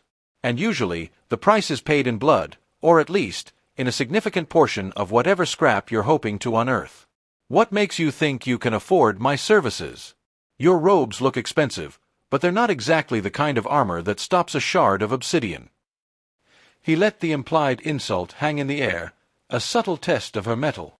Celine didn't flinch. Her gaze remained steady, her composure unbroken. "I am aware of the risks, Dorian, and I am prepared to compensate you accordingly. Generously, in fact. I am not seeking trinkets or salvageable tech. My needs are specific. I require access to a ruin known as the Sunken Archive. It is said to lie deep within the cursed scar of the Whispering Peaks, a place few venture and fewer still return from." Dorian's hand, which had been idly tracing the rim of his mug, stilled. The Whispering Peaks. Even the name was enough to send a chill through most of the waste's inhabitants. It was a region synonymous with spectral winds that drove men mad, with rock formations that seemed to twist and writhe with malevolent intent, and with creatures that had never seen the light of day, or perhaps had seen too much of it and been irrevocably altered. His own experiences there had been few and far between, and each had left him with a lingering unease, a knot in his gut that tightened whenever the jagged silhouette of the peaks appeared on the horizon. "The Sunken Archive," he repeated, his voice flat. "That's a ghost story, scholar. A sailor's yarn spun to frighten children and impress gullible fools. There's nothing but death and madness in the peaks. No archive. No treasures. Just broken stone and the whispers of things long dead." He leaned back, his eyes narrowed, attempting to gauge the depth of her conviction. Most who spoke of such places were either delirious, desperate, or outright liars. "It is not a ghost story," Celine countered, her voice gaining a firmer edge. It is a historical site, a repository of knowledge from before the collapse. My research indicates it contains artifacts and records of immense importance, potentially holding the key to understanding our current predicament, and perhaps even offering a path to rebuilding what was lost. She paused, her gaze sweeping over his worn leather and the formidable blade at his hip. I am willing to offer you 10,000 Solari credits upon successful completion of the journey. That is, upon my safe return from the sunken archive. In addition, I will provide you with a portion of any non-essential salvage we may encounter, assuming it does not impede our primary objective. 10,000 Solari. The number hung in the air, heavy and significant. It was more credits than Dorian had seen in the last 5 years combined. It represented not just wealth, but a prolonged period of comfortable solitude, a chance to disappear into the quieter corners of the wastes, far from the desperate scramble for survival, far from the constant threat of violence. It was a proposition that could buy him a year, perhaps even 2, of peace. But the Whispering Peaks, that was a different matter entirely. His ingrained mistrust warred with the sheer allure of such a sum. 10,000 credits, Dorian scoffed, though the sound lacked its usual conviction. You must truly believe this archive is paved with gold, scholar. Or you're trying to buy your way to an early grave. The peaks are a slaughterhouse. The journey alone could cost you 10,000 times that in sheer risk. What guarantee do I have that you're not just some madwoman chasing shadows? What if this archive is nothing more than a myth, and I'm leading myself into a trap? He deliberately used the word myself, a subtle acknowledgement of the personal stake he would have in this venture. He wouldn't be just a hired hand, he would be an active participant, a partner in her folly. Celine's gaze didn't waver. My guarantee lies in my preparedness, Dorian.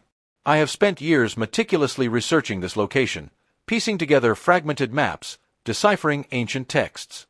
I possess knowledge of the region's anomalies, its environmental hazards, and the possible inhabitants. I am not going in blind, and the reward I offer is not for the treasure, but for the safe passage. For your expertise in navigating the insurmountable. She reached into a pouch at her side, producing a small, intricately carved ivory token. It was cool to the touch, smooth and worn. This is a marker of intent. Once you accept, you will give me a token of your own. A handshake on a pact. Should you agree, I will provide you with a significant advance of 2,000 credits. Enough to prove my sincerity, and for you to prepare your equipment. Dorian eyed the token, his expression unreadable. He understood the language of such gestures. It was a sign of good faith, a commitment. He had seen such tokens before, usually exchanged between traders or guilds, rarely between a lone scavenger and a stranger seeking passage into the jaws of death. His mind raced, calculating the odds.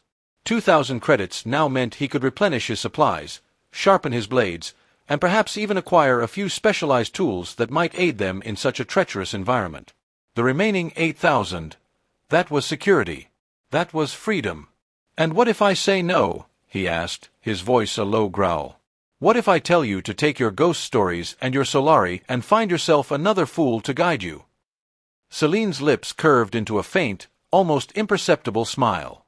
Then I will find another. But I have a feeling, Dorian, that you are precisely the kind of individual who is drawn to the impossible. The kind of man who thrives where others falter. The kind of man who understands that sometimes the greatest rewards lie beyond the greatest risks. She let her gaze linger on him, a silent challenge. You have a reputation, Weaver. A reputation for surviving what should be unsurvivable. That reputation is worth more than any coin to me, and I am willing to pay for that reputation. The silence stretched, thick and heavy, broken only by the distant clatter of dishes and the low hum of conversation from other patrons. Dorian's gaze was fixed on Celine, his mind a battlefield of conflicting impulses. His instinct for self-preservation screamed caution. The Whispering Peaks were a death sentence, a place where the very air seemed to conspire against life. Yet, the sum of money was staggering. It was the kind of opportunity that came once in a lifetime, if at all. It was the chance to escape the crushing weight of his solitary existence, even if only for a while. He had seen enough of the wastes to know that stagnation was its own kind of death. Perhaps, just perhaps, this was a chance for something more, something beyond the endless cycle of scavenging and survival. He looked at the ivory token in her outstretched hand, then back at her determined face. He saw not just a scholar, but a woman with a burning purpose, a fire in her eyes that mirrored the desperation that sometimes flickered in his own. He saw someone who believed in something beyond the ash and the decay, something worth fighting for, something worth risking everything for. And a part of him, a long-dormant part, found itself stirred by that conviction. "You believe this sunken archive holds the key to rebuilding?" he asked, his voice softer now, the gruffness edged with a nascent curiosity. "I believe it holds knowledge," Celine replied, her voice imbued with a quiet certainty. "Knowledge that has been lost. And knowledge, Dorian, can be the most powerful tool for rebuilding. It is the foundation upon which everything else is built. Without it, we are doomed to repeat the mistakes of the past, to remain trapped in this cycle of destruction." Dorian considered her words. He had seen the remnants of grand civilizations, the skeletal husks of cities that had once reached for the sky. He had scavenged their ruins, picked through their bones, always with the pragmatic goal of survival, of finding something to trade for food and shelter. He had never considered the deeper meaning, the lost potential, the wisdom that had crumbled to dust alongside their towering structures. But Celine's perspective, her unwavering belief, began to chip away at his hardened cynicism. "The peaks are not a place for the faint of heart, scholar," he warned, his voice a low rumble. "The winds alone can strip the flesh from your bones. The creatures there, they are not like anything you've encountered. And the ruins themselves are said to be protected by ancient wards, by energies that defy understanding. This isn't just a trek, it's a descent into the abyss." "I understand," Celine stated, her voice firm. "I am not asking for a pleasure cruise. I am asking for your expertise, your ability to navigate the impossible. I am willing to endure whatever is necessary. My resolve is as strong as yours, Dorian. Perhaps even stronger, for it is fueled by a desperate hope." He met her gaze, and for the first time, he saw not just desperation, but a fierce, unyielding determination. It was the kind of fire that could consume a man, or forge him into something new. He was a survivor, a pragmatist, a man who had learned to trust only himself and the sharp edge of his blade. But there was something about this woman, her unwavering conviction, her willingness to gamble everything on a whisper of ancient knowledge, that resonated with a part of him he had long suppressed.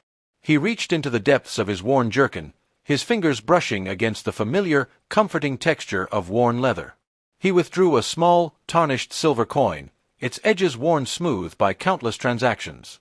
It was his own token, a symbol of his solitary travels and his hard-won independence. He held it out, his hand steady. 10,000 solari is a king's ransom," he said, his voice a low growl that held a hint of something akin to grudging respect. "And the whispering peaks are a grave. But you've offered me something more than just coin, scholar. You've offered me a chance at something different.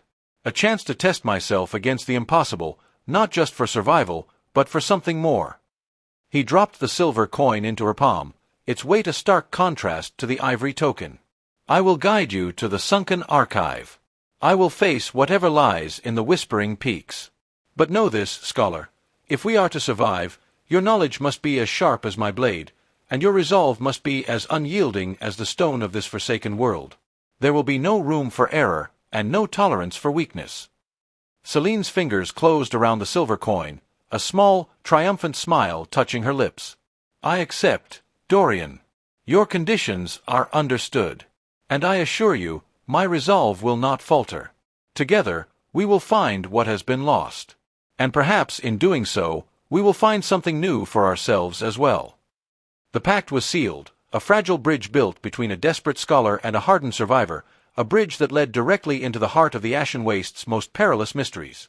The advance would be made, the preparations begun, and the unforgiving journey into the Whispering Peaks would soon commence, a testament to the unlikely proposition that had just been forged in the dim, smoky confines of a desolate tavern. The ashen sky pressed down on the wastes like a shroud, a perpetual twilight that leached the color from everything it touched. Dorian had seen his share of ruins, the skeletal remains of cities that clawed at the horizon, monuments to a civilization that had soared too close to the sun and plunged into the abyss. But Eldoria was a scar on the land, a gaping wound that festered with the ghosts of its former glory and the gnashing teeth of its present inhabitants. It wasn't merely a ruin, it was a testament to hubris, a monument to a catastrophic fall from grace that echoed in the very silence of its desolate expanse.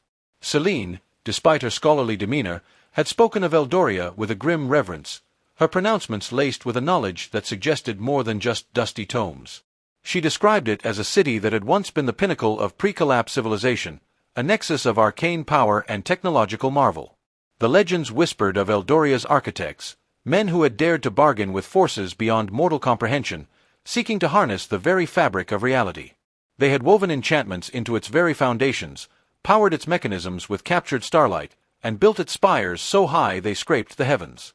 But such ambition, as history had so brutally demonstrated, always came with a price. The stories that permeated the wastes painted Eldoria not as a place of lost treasures, but as a tomb. Tales spoke of the city's sudden violent demise, a cataclysm that had ripped it from its foundations and plunged portions of it into the earth, creating the treacherous, fractured landscape that existed today. They spoke of a desperate last-ditch attempt by its mages to seal away encroaching darkness, an act that had backfired catastrophically, trapping not only the invaders but the city's own denizens within its crumbling walls, twisting them into something monstrous. Dorian had skirted the edges of Eldoria in his travels, drawn by the faint, unsettling hum of residual energies that clung to the air like a miasma. He had seen the jagged silhouettes of its broken towers against the bruised sky, the skeletal remains of impossible structures that defied gravity and reason. He had heard the wind howl through its shattered thoroughfares, a mournful dirge that seemed to carry the screams of a million souls. And he had seen the glint of eyes in the perpetual gloom, the swift, predatory movements of creatures that had long since shed their humanity, mutated by the very magic that had once defined Eldoria. The reputation of Eldoria was a potent deterrent. It was a place where the ground itself was said to be unstable, riddled with sinkholes and collapsing tunnels, remnants of its violent descent.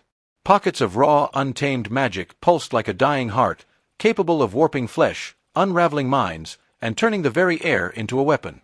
Twisted flora, mutated by arcane runoff, choked the remaining pathways, their thorns laced with toxins that could fell a grown man in minutes. And then there were the inhabitants. Celine's research had provided Dorian with a chilling, albeit incomplete, bestiary of Eldoria's current residents. There were the shriekers, gaunt, winged abominations born from the corrupted screams of the city's populace, their piercing cries capable of shattering bone and driving their victims to madness. Stone hulks, massive, lumbering constructs animated by a semblance of their former purpose, now driven by blind, destructive rage, their stony hides impervious to all but the most potent of assaults. And whispered, most disturbingly, of the echoes, spectral remnants of Eldoria's ruling elite, their once powerful minds shattered, their forms now ghostly, tormented presences that fed on the despair of any who dared trespass. Even the journey to Eldoria was a gauntlet. It lay deep within a region known as the Shattered Marches, a desolate expanse of jagged canyons and poisoned bogs, a no-man's land where the very earth seemed to weep with residual corruption. The air there was thick with the stench of decay and the metallic tang of ancient battles. The ground was a treacherous tapestry of crumbling rock and unstable earth, prone to sudden collapses that could swallow an unwary traveler whole. Navigation was a nightmare, with landmarks constantly shifting and the very landscape seeming to conspire against any who attempted to chart a course. Many who had sought Eldoria for its supposed forgotten lore, for the promise of pre-collapse artifacts or lost knowledge, had never returned. Their bones, bleached by the sun and picked clean by scavengers, were mere dust in the wastes. Celine had been remarkably forthright about the dangers, her academic detachment a chilling counterpoint to the sheer brutality of the place she proposed to explore. She acknowledged the risks, the near certainty of encountering hostile life forms, and the pervasive corruption that permeated the very atmosphere. But her focus remained unwavering. The Bibliotheca Umbra, the Shadow Library, a rumored repository of Eldorian knowledge, said to be located at the heart of the city's deepest ruin. It was there, she believed, that the answers lay, the keys to understanding the collapse and potentially finding a way to reverse the slow decay of their present world. Dorian's mind, trained to assess threats and calculate odds, churned through the information. Eldoria was not just dangerous, it was an active death trap, a monument to a failed attempt at apotheosis that had instead birthed a new breed of horrors. The sheer scale of the undertaking was daunting. He was a survivor, a pragmatist. His skills lay in navigating the treacherous surface of the wastes, in avoiding conflict where possible, and in winning it decisively when unavoidable. Venturing into the heart of Eldoria, a place where the rules of nature and magic had been irrevocably broken, was a gamble of an entirely different magnitude. He thought of the Solari credit Celine had offered, the staggering sum that promised escape, a chance to disappear for a time. But the Whispering Peaks, and now Eldoria, represented a different kind of risk, a dive into the abyss that could swallow not just his wealth, but his life. His caution warred with a morbid curiosity, a part of him that had always been drawn to the edge, to the places where the world had broken and the impossible still held sway. Eldoria was precisely such a place. Eldoria, Dorian mused, the name tasting like ash on his tongue. It's not just a ruin, scholar. It's a graveyard. A place where the dead refuse to stay dead, and where the very stones weep with poison. They say the city was cursed by its own architects, that their ambition tore a hole in the world and let something unspeakable crawl through. He looked at Celine, his gaze sharp, trying to pierce the calm facade she maintained. Are you sure this Bibliotheca Umbra is worth it? Because the price of admission to Eldoria isn't measured in coin, but in souls. And the things that dwell there, they don't just kill you. They break you, piece by piece. He recalled a fleeting encounter years ago, a desperate foray into the fringes of the shattered marches. He had stumbled upon the remnants of a caravan, or what was left of it. Not scavenged, not picked clean by desert predators. Ripped apart, torn asunder with a ferocity that spoke of something beyond mere hunger. The metallic tang of old blood still clung to the air, a phantom scent that even the harsh winds of the wastes couldn't entirely erase. He had seen no tracks, no sign of the perpetrators, only the scattered remains of what had once been living beings, their expressions frozen in a rictus of terror. He had turned back then, his instincts screaming a primal warning. Eldoria was a place that bled into the surrounding lands, a source of corruption that seeped outward, tainting everything it touched. Celine, however, remained unperturbed. Her hand rested on the small, worn, leather-bound journal in her lap, its pages filled with a meticulous script and faded sketches. The lore regarding Eldoria is extensive, Dorian, she stated, her voice steady. It speaks of a city that achieved a level of understanding that we can only dream of now. The collapse was not merely a technological or societal failure, it was a fundamental disruption of the arcane balance. Eldoria, from what I have deciphered, was at the epicenter of that disruption. The Bibliotheca Umbra is said to contain not only historical records, but also treatises on the very nature of the energies that caused the collapse, and perhaps, crucially, on how to contain or even reverse them. She paused, her eyes meeting his, a flicker of something that might have been shared understanding passing between them. You speak of its inhabitants as if they are mere monsters, Dorian. But the texts suggest a more complex reality. The corruption that befell Eldoria was not entirely an external force. It was, in part, an internal one. The mages of Eldoria, in their pursuit of ultimate power, tampered with forces they did not fully comprehend. They sought to transcend their mortal limitations, and in doing so, they invited a transformation, a perversion of their very beings. Perversion is a polite word for it, Dorian grunted, taking another slow sip of his lukewarm drink. When flesh twists and bone screams and a mind becomes a hungry void, that's more than just perversion. That's annihilation. And those who wander into Eldoria don't just find knowledge, they find their own annihilation. The stories aren't just about what happened there, they're warnings. Warnings that are written in the bones of those who ignored them. He gestured with his chin towards the window, towards the distant, jagged silhouette that marked the general direction of the shattered marches. The shattered marches themselves are a testament to Eldoria's lingering decay. The ground there is unstable, riddled with chasms that plunge into darkness. The air is thick with poisons, both natural and arcane. And the creatures that roam those lands, they are but the fringe dwellers, the outcasts. The true horrors are within the city itself. They say the very architecture of Eldoria is designed to disorient, to trap, to ensure that no one who enters can ever find their way back out. Walls that shift, corridors that lead nowhere, chambers that appear and disappear as if by their own malevolent will. He leaned forward, his voice dropping to a low, gravelly tone. And the magic. You speak of arcane balance and treaties. But Eldoria's magic isn't like the controlled enchantments of the guilds, or the primal forces of the wastes. It's wild. It's raw. It's gone mad. Imagine stepping into a storm where lightning doesn't just strike, but rives, where the wind doesn't just blow, but whispers temptations into your mind, where the very ground beneath your feet can erupt in arcane energy. That's Eldoria. It's not a ruin, it's a wound in reality that refuses to heal.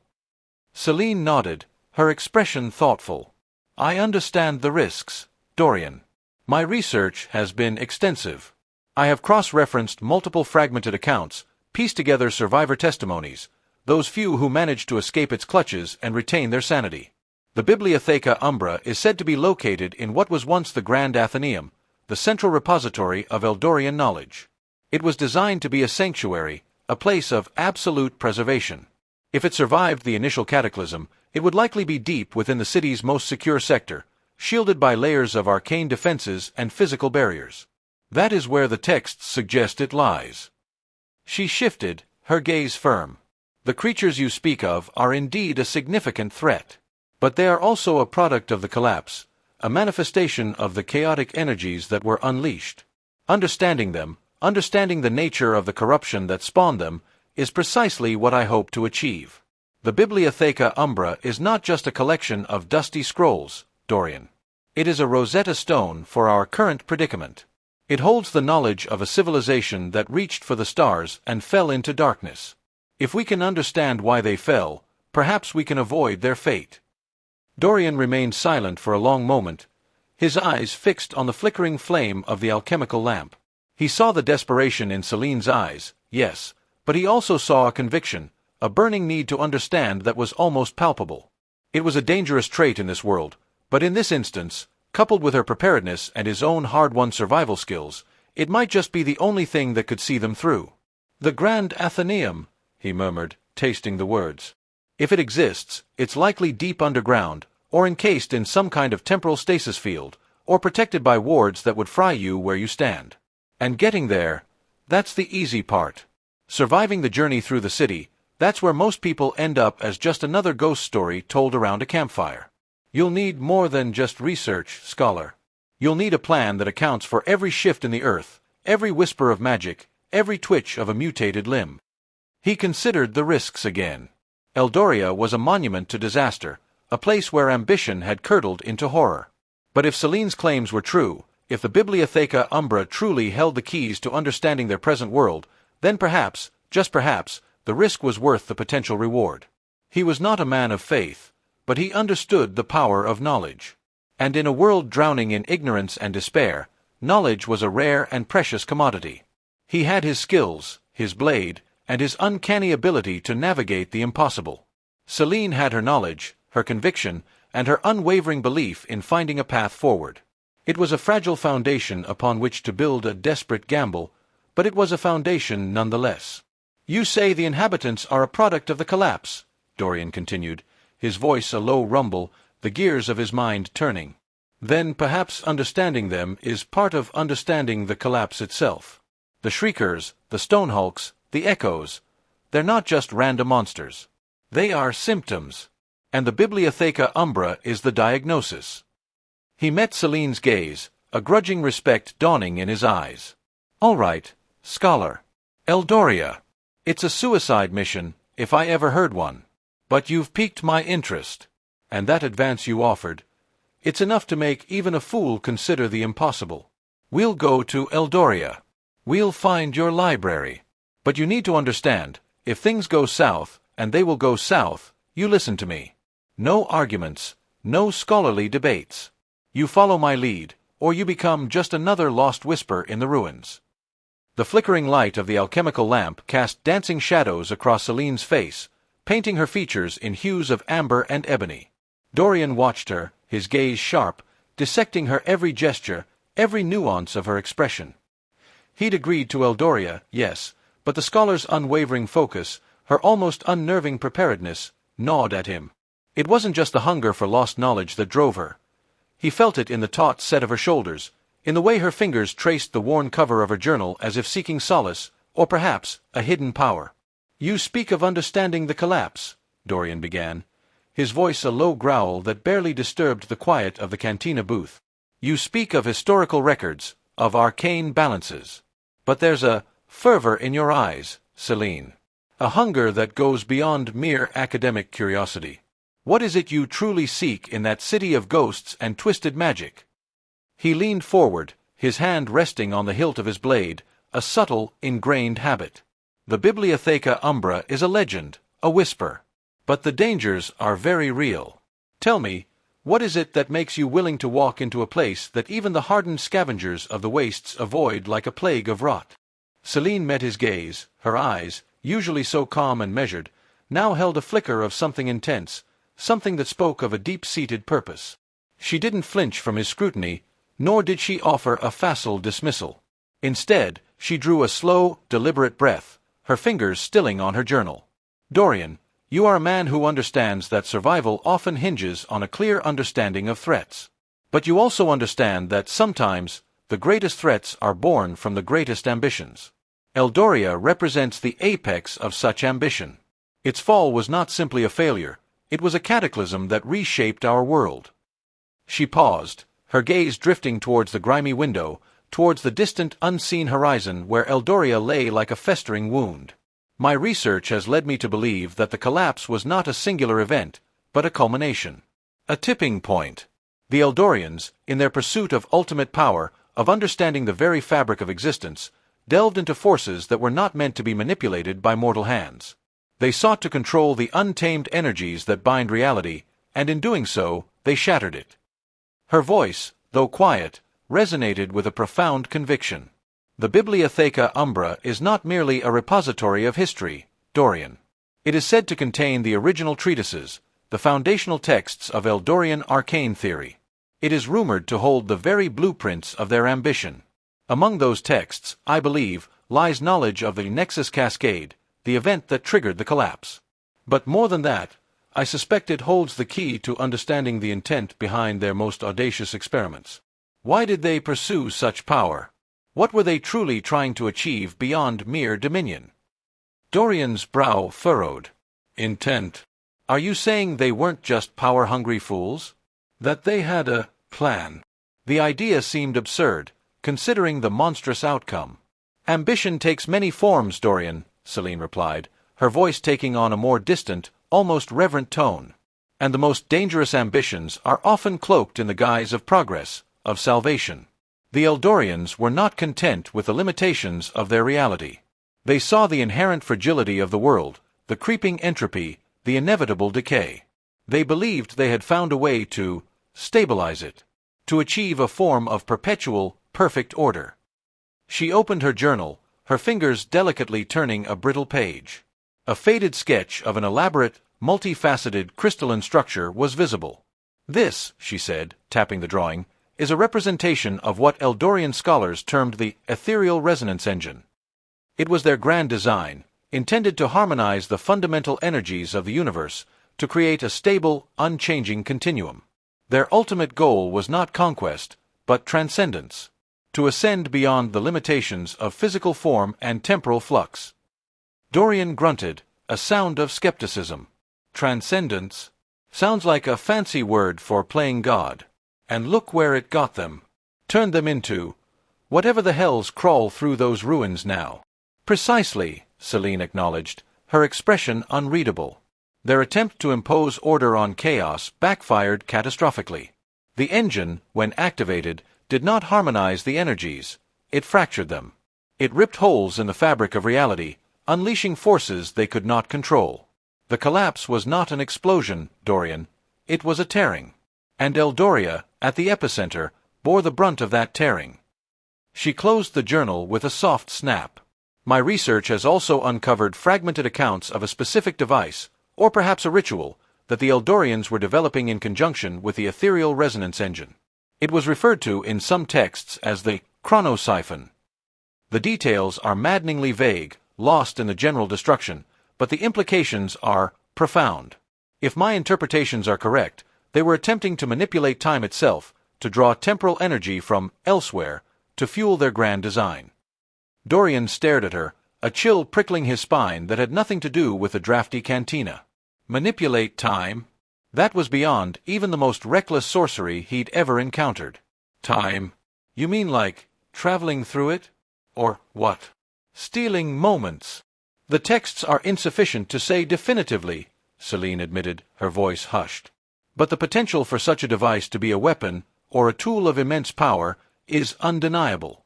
Imagine being able to rewind moments of disaster, to undo catastrophic failures, or conversely, to accelerate the decay of enemies, to drain the very vitality from a region. The chronosiphon, if it exists, would be a power beyond anything we can comprehend. And it is my strong suspicion that the core principles, perhaps even the functional components or the operational key, might be housed within the Bibliotheca Umbra. It was their central archive, the keeper of their most advanced and dangerous discoveries. Her gaze fixed on his, sharp and piercing. You asked me what I truly seek. I seek understanding, yes. But I also seek the knowledge that could prevent such a catastrophe from ever happening again. The Eldorians' mistake was hubris, a belief that they could master forces that were fundamentally beyond their control. But their understanding, however flawed in its application, was immense. If we can learn from their mistakes, if we can understand the nature of the chronosiphon, we might find a way to neutralize its potential for destruction. Or perhaps, even to harness its principles for the betterment of our own fractured world, to mend the tears they created, not with more brute force, but with precision. The implication hung heavy in the air. Celine wasn't just looking for a history lesson. She was hunting for a weapon or a tool that could fundamentally alter the balance of power in their world, a world already teetering on the brink. Her scholarly pursuit was a thin veil over a far more urgent, far more dangerous agenda. She saw the potential for disaster, but also, it seemed, for a terrible, potent salvation. So, you're not just looking for lost knowledge, Dorian stated flatly, his mind racing. You're looking for a way to fix what they broke. Or perhaps, to replicate it, but do it right this time. He let the unspoken accusation hang between them. Celine's jaw tightened almost imperceptibly. The Eldorians were pioneers, Dorian. Their ambition was immense, and their fall was absolute. But their knowledge, it represents a lost epoch of understanding. The chronosiphon, if it exists, and if the texts are to be believed, is a power that could either unravel what little stability we have left, or, in the right hands, provide the means to restore it. My objective is to ensure that such a power, if it can be controlled, is not left to fester in the ruins of Eldoria, or worse, rediscovered by those who would misuse it. She met his gaze directly.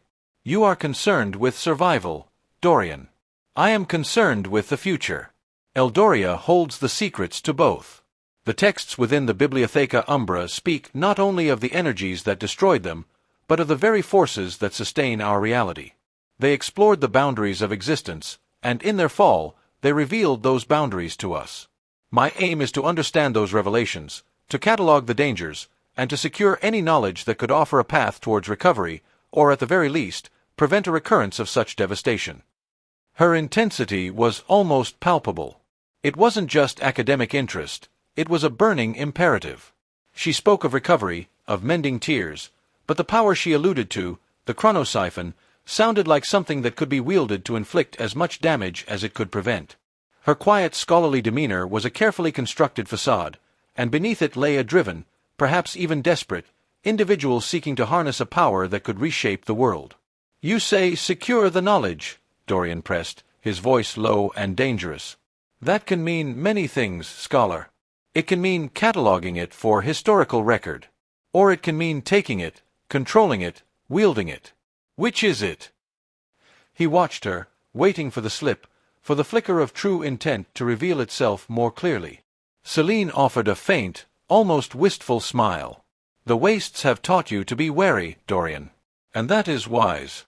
But knowledge, like any power, is a tool. Its purpose is defined by the hand that wields it. The Eldorians wielded it with hubris and paid the ultimate price. My intent is to understand it, to learn from their catastrophic failure, and to ensure that its potential for destruction is mitigated. If that means securing it from those who would exploit it, then yes, I will secure it. She hesitated, then added, her voice barely above a whisper, There are whispers, Dorian, even in the most fragmented Eldorian texts, of a way to recalibrate, to realign the fractured energies. It's highly speculative, of course, but the Bibliotheca Umbra is the only place where such theories might be fully documented. If the chronosiphon is capable of drawing temporal energy, perhaps it can also be used to restore it, to heal the wounds in time itself. Dorian remained silent, processing her words. She spoke of healing, of restoration, but the underlying currents of immense, potentially world-altering power were undeniable. Celine's quest wasn't just about understanding the past. It was about actively intervening in the present, about wielding the remnants of Eldorian ambition to shape the future. Her scholarly guise was a clever shield, but her true objective was far more ambitious, far more dangerous, and far more vital than she had initially let on.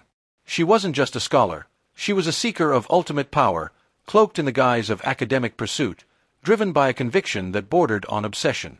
He had agreed to escort a historian, but he was beginning to suspect he was enabling a sorceress with world-altering ambitions.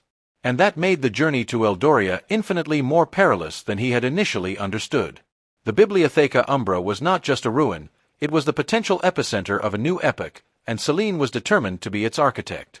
The air in the cantina booth thickened, no longer merely stale with the stench of cheap ale and desperation, but charged with the palpable tension of a bargain being struck. Dorian watched Celine, his gaze sweeping over her composed features, searching for any tell, any flicker of doubt or triumph that might betray her true thoughts. He'd seen men break under less pressure, their resolve crumbling like sun-baked mud. But Celine, the scholar from who knew where, with her cryptic pronouncements and unnerving knowledge of Eldoria's downfall, remained an enigma. Her pursuit of the Bibliotheca Umbra was more than academic. He'd felt the tremor of it, the deep-seated drive that pushed her towards a city of ghosts and twisted magic. So, Dorian finally broke the silence, his voice rough, like gravel grinding against stone. You've laid out your quest, scholar. The Bibliotheca Umbra, the chronosiphon, the restoration of Eldoria. It sounds like a suicide pact with a history lesson attached. He pushed a half-empty mug across the scarred table, the cheap ceramic scraping against the wood. You want me to escort you, to guide you through the wastes, past the scavengers, and into that festering scar on the face of the world. And for what? A chance at some forgotten power that even its creators couldn't control. He let out a short, humorless bark of a laugh. You talk of mitigating destruction, of securing knowledge, but what you're really talking about, Celine, is playing with fire. World-ending fire. Celine's expression remained carefully neutral, her hands resting on the worn leather of her journal. She didn't flinch from his directness, nor did she attempt to soften her intentions. Dorian, she replied, her voice steady, devoid of the tremor that a less resolute individual might exhibit under such pointed questioning. You speak of suicide. I speak of necessity. The knowledge you dismiss as dangerous is also the only hope we might have. The Eldorians reached for the stars and fell into the abyss. Their mistakes, however catastrophic, are also lessons. Lessons that could prevent us from following their path. As for the power you fear, it exists, whether we acknowledge it or not. It festers in Eldoria. If it is to be understood, to be controlled, then it must be approached. Not by the foolish or the greedy, but by those who understand the weight of its implications. He leaned back, the worn leather of the booth creaking under his weight. His eyes, the color of a stormy sea, narrowed. And you believe you're the one to do that? The scholar with her books and her theories? The wastes chew up scholars, Celine. They don't respect dusty parchments. They respect steel, and instinct, and a healthy dose of paranoia. What makes you think you can waltz into Eldoria and come out with anything but a gruesome end? He tapped a calloused finger on the table. I hunt. I survive. I deal with the tangible, the dead, the dying, the things that crawl out of the rubble. Your chronosiphon sounds like a fairy tale spun by madmen. And the Bibliotheca Umbra? It's a tomb, and likely a booby-trapped one at that. My skills lie in deciphering the tangible remnants of what was, Celine countered, her gaze unwavering. And those remnants are to be found within the Bibliotheca Umbra. You are a hunter, Dorian. You understand the pursuit, the tracking, the overcoming of obstacles. You navigate dangers that I, in my solitary studies, could never hope to comprehend alone. My knowledge of Eldorian texts, of their arcane theories, of their potential weaknesses and the traps they might have laid, complements your practical experience. I can offer you the path, the understanding of the why and how of what we will face. You can offer me the means to traverse it. Dorian grunted. It was a pragmatic assessment, he had to admit. Her mind was sharp, her logic sound, even if the premise of her quest was borderline insane. He'd spent years honing his skills, carving out a solitary existence in the brutal fringes of civilization, avoiding entanglement, avoiding responsibility. But Celine's plea, the sheer audacity of her goal, had pricked something within him.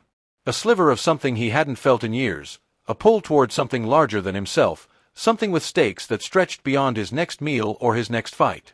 And the price? He asked, cutting to the chase. He wasn't a charity case. His skills came at a cost, and Eldoria was a risk far beyond the usual territorial skirmishes or monster hunts. What are you offering for this escort through hell? Celine opened her journal, her fingers tracing the faded script on a particular page. My research has yielded certain discoveries, she began, her voice dropping slightly, as if sharing a closely guarded secret. Information regarding the trade routes that were disrupted by the collapse. Specific locations of dormant caches, remnants of Eldorian trade and military logistics. I have identified several potential sites, untouched since the fall, that may contain valuable resources. Not just materials, Dorian, but forgotten technologies, perhaps even caches of untainted reagents for alchemy or enchanted artifacts. Dorian's interest piqued. Untouched caches? Technologies. His mind immediately went to profit, to the hard currency that could buy him a measure of peace, a way to disappear even further from the world's messy affairs. But he knew better than to show his hand too soon. Valuable how? Potentially invaluable, Celine corrected, her eyes glinting. Imagine finding functional Eldorian power cores, or schematics for energy manipulation, or even rare alchemical compounds that have long since become extinct. I can provide you with the precise coordinates, the theoretical security measures in place, and the historical context for each cache. Enough to make the endeavor incredibly lucrative, far more so than scavenging the usual ruins. She paused, letting the implication sink in. My objective is the Bibliotheca Umbra. Yours, I suspect, is survival and profit. These caches offer a means for both. He considered her words, turning them over in his mind. She wasn't just asking for his protection. She was offering him a share of the spoils, a significant one, if her claims held any water. And the wastes were full of Eldorian remnants, twisted and broken, but still holding echoes of their former power. Finding intact caches, especially with her alleged knowledge, would be a coup. You're offering me a treasure map then, he said, his tone laced with suspicion. And the destination is a city that eats adventurers for breakfast. Why should I trust your maps, Celine?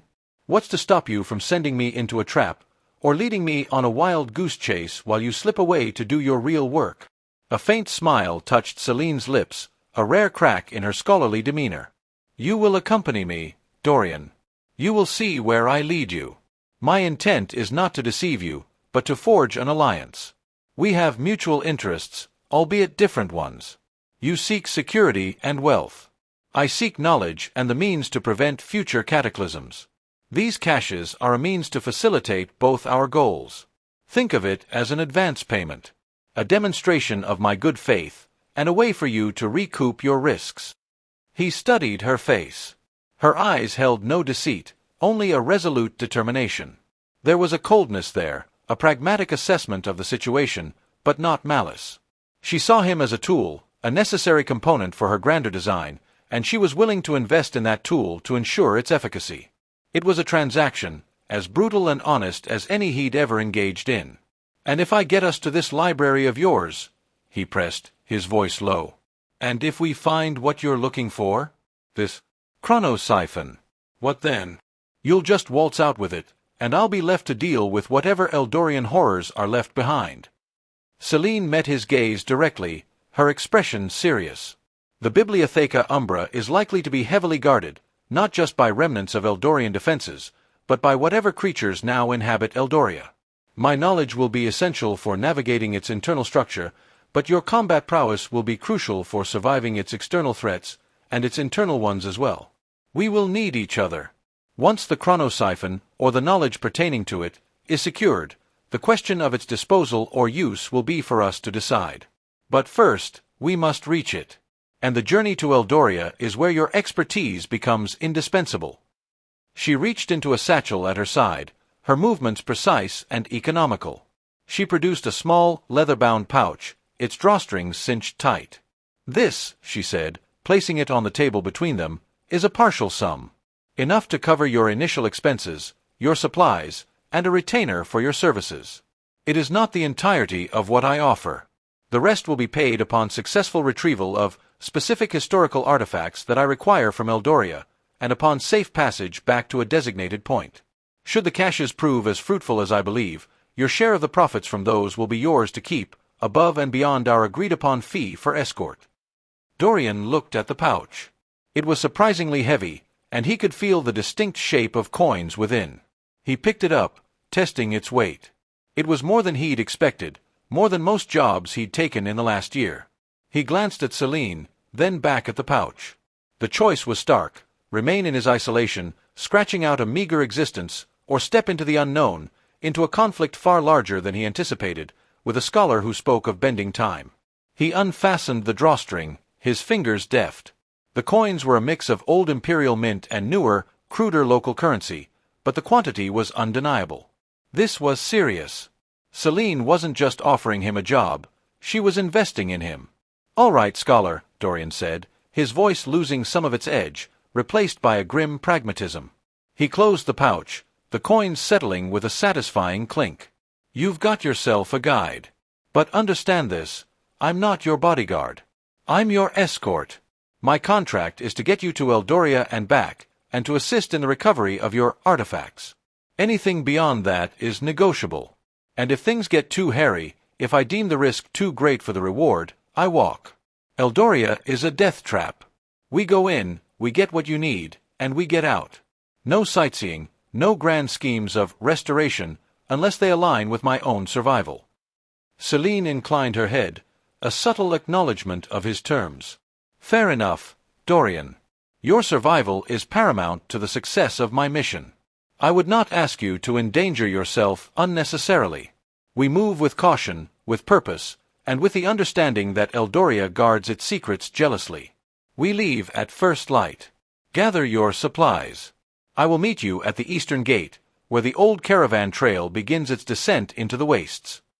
Dorian nodded, a silent agreement. The contract was struck. He looked around the dingy cantina, the flickering lamps, the furtive glances of the other patrons. This was his life, or at least it had been. But a new path, a far more dangerous and uncertain one, had just opened before him. He was stepping away from the familiar grit and grime of his solitary existence, plunging headfirst into a maelstrom of lost power and ancient ambition. He was about to walk into a conflict he was ill-prepared to comprehend, guided by a scholar with eyes that held the glint of both immense knowledge and dangerous obsession. The unease settled deep in his gut, a cold premonition that this journey would change him, or break him, in ways he couldn't yet imagine. He had a contract, yes, but it felt less like a business deal and more like a pact with fate itself. And fate, he knew, was rarely generous. He stood, the weight of the coin pouch a tangible reminder of his decision. "First light, then," he grunted, turning to leave. "Don't be late." The cantina seemed to fade into insignificance as Dorian stepped back out into the desolate twilight. The air was cooler now, carrying the faint, dry scent of the wastes. He walked with a purpose he hadn't felt in years, his gaze fixed on the horizon. Eldoria! The name itself tasted like dust and ash on his tongue. He was a hunter, a man who lived by the rules of the wild, of survival. Celine was a scholar, a weaver of theories and histories. Their alliance was a fragile thing, forged in the crucible of necessity and greed, bound by the promise of untold riches and the shadowed allure of forbidden knowledge. He'd agreed to the escort, to the perilous journey into the heart of a collapsed civilization. He'd seen the conviction in Celine's eyes, heard the desperate plea hidden beneath her measured words. She spoke of understanding, of preventing future calamities, but Dorian, a man who dealt in the brutal realities of life and death, recognized the raw, potent hunger for power that lay beneath her scholarly veneer. The chronosiphon, the ethereal resonance engine, these were not mere academic curiosities. They were the echoes of a forgotten era of ambition, an ambition that had shattered the world. And Celine, with her meticulously researched plans and her calculated risks, was setting out to unearth its secrets. His own motivations were far simpler, far more grounded. The caches of forgotten technology and resources she'd mentioned were the lure. A chance to secure his future, to finally buy his peace, to disappear from the world's troubles for good. He wasn't interested in saving the world, or in playing God with its fractured energies. He was interested in the gold, the relics, the tangible spoils that would buy him anonymity. But he also knew, with a hunter's instinct, that this journey would demand more than just his tracking skills. It would demand his courage, his resilience, and perhaps his very soul. As he moved through the scattered settlement, the crude buildings and wary faces blurring into a familiar landscape, a sense of profound detachment washed over him. His solitary existence, his carefully constructed isolation, was about to be shattered. He was stepping out of the shadows and into a story far grander and more dangerous than he had ever anticipated. He was no longer just a hunter of beasts. He was about to become a player in a game of cosmic proportions, a game whose rules he didn't yet understand, and whose stakes were the very fabric of reality. He paused at the edge of the settlement, the vast, unforgiving expanse of the wastes stretching out before him under a sky painted with the bruised hues of dusk. The wind whispered secrets of sand and bone, of forgotten battles and endless horizons. This was his domain, the place where he held sway.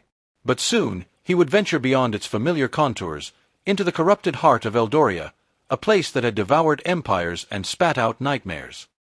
He felt the familiar tightening in his gut, the primal instinct to flee, to retreat to the safety of the known. But the weight of the coin pouch in his hand, the glint of a scholar's desperate ambition in his memory, anchored him. He turned, his gaze sweeping over the distant, crumbling fortifications of the settlement, the last vestige of civilization before the true desolation began.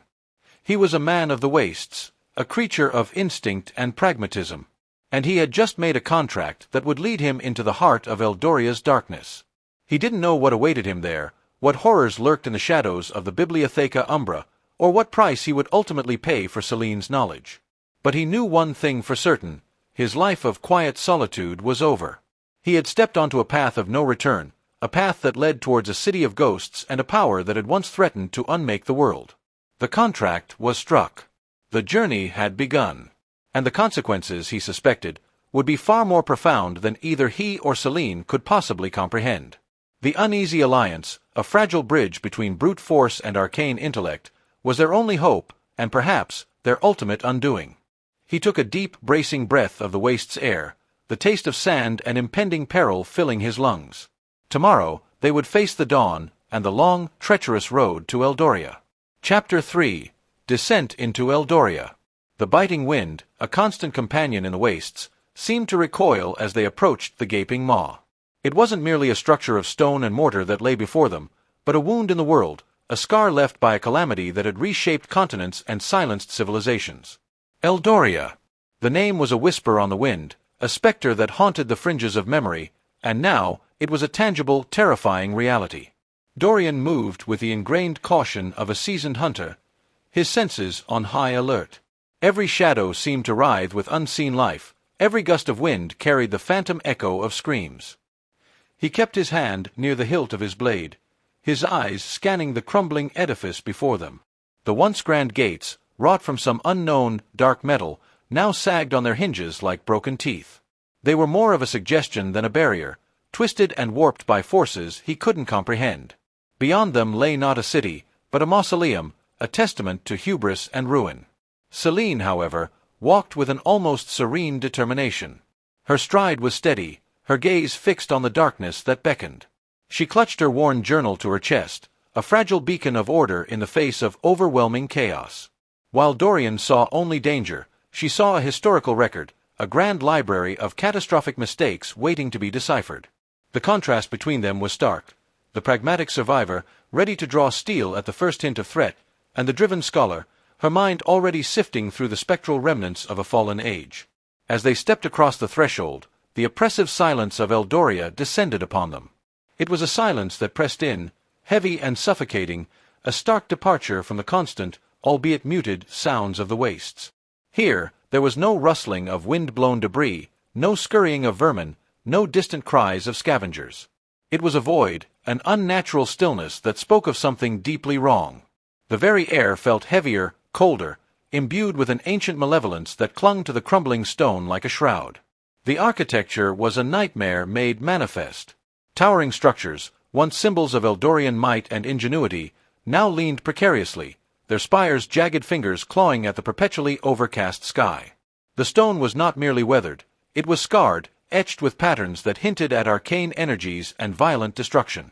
Some surfaces pulsed with a faint, residual luminescence, a sickly green or an unsettling violet, casting warped shadows that danced with a life of their own.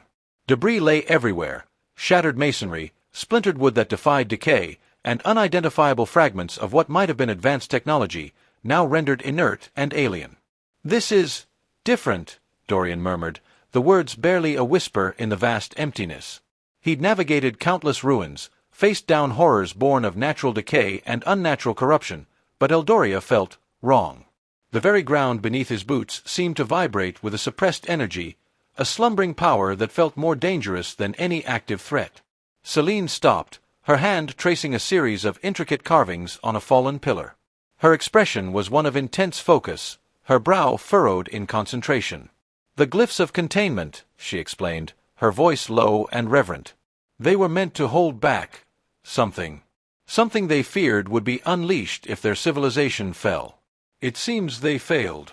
Failed was an understatement. The city wasn't merely contained, it was dead. Not the slow, inevitable decay of time, but a violent cessation, as if an unseen hand had simply wiped it from existence, leaving behind only the haunting echoes of its final moments. The silence wasn't empty, it was pregnant with the screams of the damned, the whispers of a lost people, the groans of a world in its death throes. Dorian scanned the immediate vicinity. Cobblestones, once meticulously laid, were now cracked and buckled, choked with dust and what looked disturbingly like petrified ash. The skeletal remains of what might have been grand avenues were now choked with rubble, forming treacherous paths through the urban decay. He saw no signs of recent passage, no tracks that weren't his own or Celine's. They were, as far as he could tell, the first living souls to tread these haunted streets in centuries, perhaps millennia. "You said this city was a beacon of progress, Celine," Dorian said, his voice a low rumble. "What happened to all these people? Did they just vanish?" "Their ambition outstripped their wisdom," Celine replied, her voice tinged with a profound sadness that seemed to resonate with the city's own despair. "They delved into forces they did not understand, tampering with the fundamental fabric of existence." The resonance cascade. It was not an external attack, Dorian. It was an internal implosion. Their own experiments, their pursuit of ultimate power, tore their world apart from within. She gestured vaguely towards the sky, though nothing but a perpetual, oppressive twilight greeted them. They sought to harness the energies of creation itself, and in doing so, they fractured reality. What remains is the echo, the ghost of a city, a warning etched in stone and dust. Dorian grunted, his hand tightening on his weapon. The concept of a civilization tearing itself apart from within was a chilling one. He understood external threats, the tangible dangers of predators and rival gangs. But a force that could unravel existence itself? That was a different kind of beast entirely, one that made his hunter's instincts prickle with a primal fear. As they ventured deeper, the silence began to fray at the edges. Faint, discordant sounds began to seep into the heavy stillness. A distant, metallic scraping, like something being dragged across stone. A low, guttural moan that seemed to emanate from the very earth. The faint, high-pitched whisper of something unseen skittering through the debris. These were not the sounds of decay. They were the sounds of the lingering, the restless, the things that refused to stay buried. "Stay sharp," Dorian warned, his voice a low growl. "This place ain't as dead as it looks. Or as it sounds." Celine nodded, her eyes wide but unwavering. She pulled a small glowing shard from a pouch at her hip, its soft, ethereal light pushing back the oppressive gloom a few feet around them. It wasn't the harsh light of a torch, but a gentle, almost mournful luminescence, casting long, distorted shadows that seemed to writhe and twist. "The Eldorians had mastered many forms of energy manipulation," she said, her voice hushed. "This is a residual light shard. It should last for a considerable time, and it's less likely to attract unwanted attention than a more conventional light source." Less likely, but not impossible, Dorian countered, his gaze sweeping over the shadowy alleyways and the gaping windows of the ruined buildings. Every flicker of movement, every shift in the oppressive darkness, sent a jolt of adrenaline through him. He was stepping into a tomb, and he could feel the ancient dead stirring. They moved down what had once been a grand thoroughfare, now a canyon of crumbling stone and shattered facades. The grandeur was still evident, even in its decay. Immense statues, broken and weathered, lay toppled in the dust, their impassive faces staring up at the sky as if in silent accusation. Ornate bridges, their supporting arches long since collapsed, now spanned chasms of rubble. It was a city built on a scale that dwarfed anything he had ever seen, a testament to a civilization that had reached for the heavens and, in its fall, had dragged itself and its world into the abyss. The air grew colder, carrying with it a faint metallic tang, like ozone mixed with the smell of stale blood. Dorian could feel the hairs on the back of his neck rise. This was not merely the chill of an abandoned place. It was the palpable presence of something ancient and hostile, a lingering dread that seeped into his very bones. "The Bibliotheca Umbra," Celine murmured, her voice barely audible. "It's said to be at the heart of the city, a nexus of their knowledge, and the reason for their downfall. The chronosiphon resides within its deepest vaults." "And what exactly is this chronosiphon supposed to do?" Dorian asked, his eyes darting from one dark corner to another. He trusted Celine's knowledge, but her optimism about restoring Eldoria or controlling its fallen power felt like a dangerous delusion. "It's a device," Celine explained, choosing her words carefully. "A temporal manipulator. The Eldorians believed they could control the flow of time itself, not just observe it, but influence it. It was their greatest achievement, and their ultimate undoing." She paused, her gaze sweeping over the ruins. "Imagine the power, Dorian. The ability to rewind moments, to prevent disasters, to alter outcomes." "Or to create them," Dorian finished grimly. "Sounds like a good way to unmake everything that's left." He kept his voice low, the implications of such power a chilling prospect. "We find this thing, you get what you need, and we get out. No grand experiments, no playing God. We walk away from this city, and we don't look back." Celine didn't respond directly, her attention seemingly drawn by some unseen disturbance. She stopped, her hand going out, not to Dorian, but to the rough stone of a nearby building. Her fingers brushed against the surface, and a faint, almost imperceptible hum emanated from the structure. "The residual energies here are immense," she whispered, her voice filled with a mixture of awe and trepidation. "They're like ghosts of power, still clinging to the material world." Dorian felt it too, a subtle thrumming beneath his boots, a prickling sensation on his skin.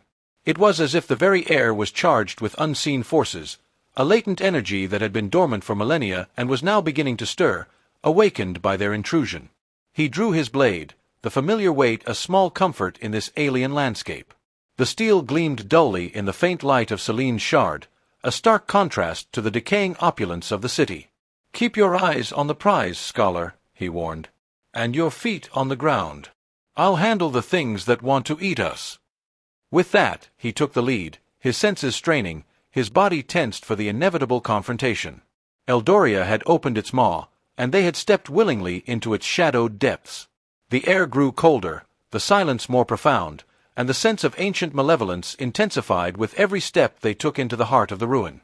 The journey into the maw of ruin had truly begun.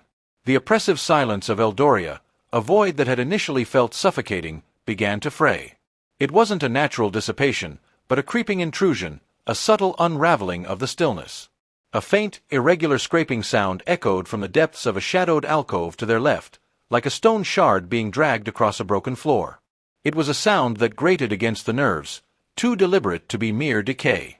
Dorian's hand instinctively tightened on his blade, his gaze snapping towards the source of the noise. "Stay alert," he rumbled, his voice low and tight. "This place is stirring." Celine didn't flinch. Her focus remained sharp, her eyes scanning the encroaching gloom. She adjusted the grip on her light shard, its gentle luminescence pushing back the immediate darkness but doing little to dispel the pervasive sense of unease. "The residual energies," she murmured, her brow furrowed. "They are not static. They are responding to our presence, perhaps even coalescing."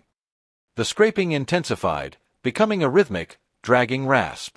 Then, a low, guttural moan followed, a sound that seemed to emanate not from a single throat, but from the very stone and dust around them. It was a sound of ancient pain, of tormented slumber disturbed. Dorian felt the hairs on his arms prickle. This was no natural phenomenon. This was the sound of Eldoria's dead, or what had been made of them, beginning to wake. From the darkness of the alcove, a shape began to resolve itself.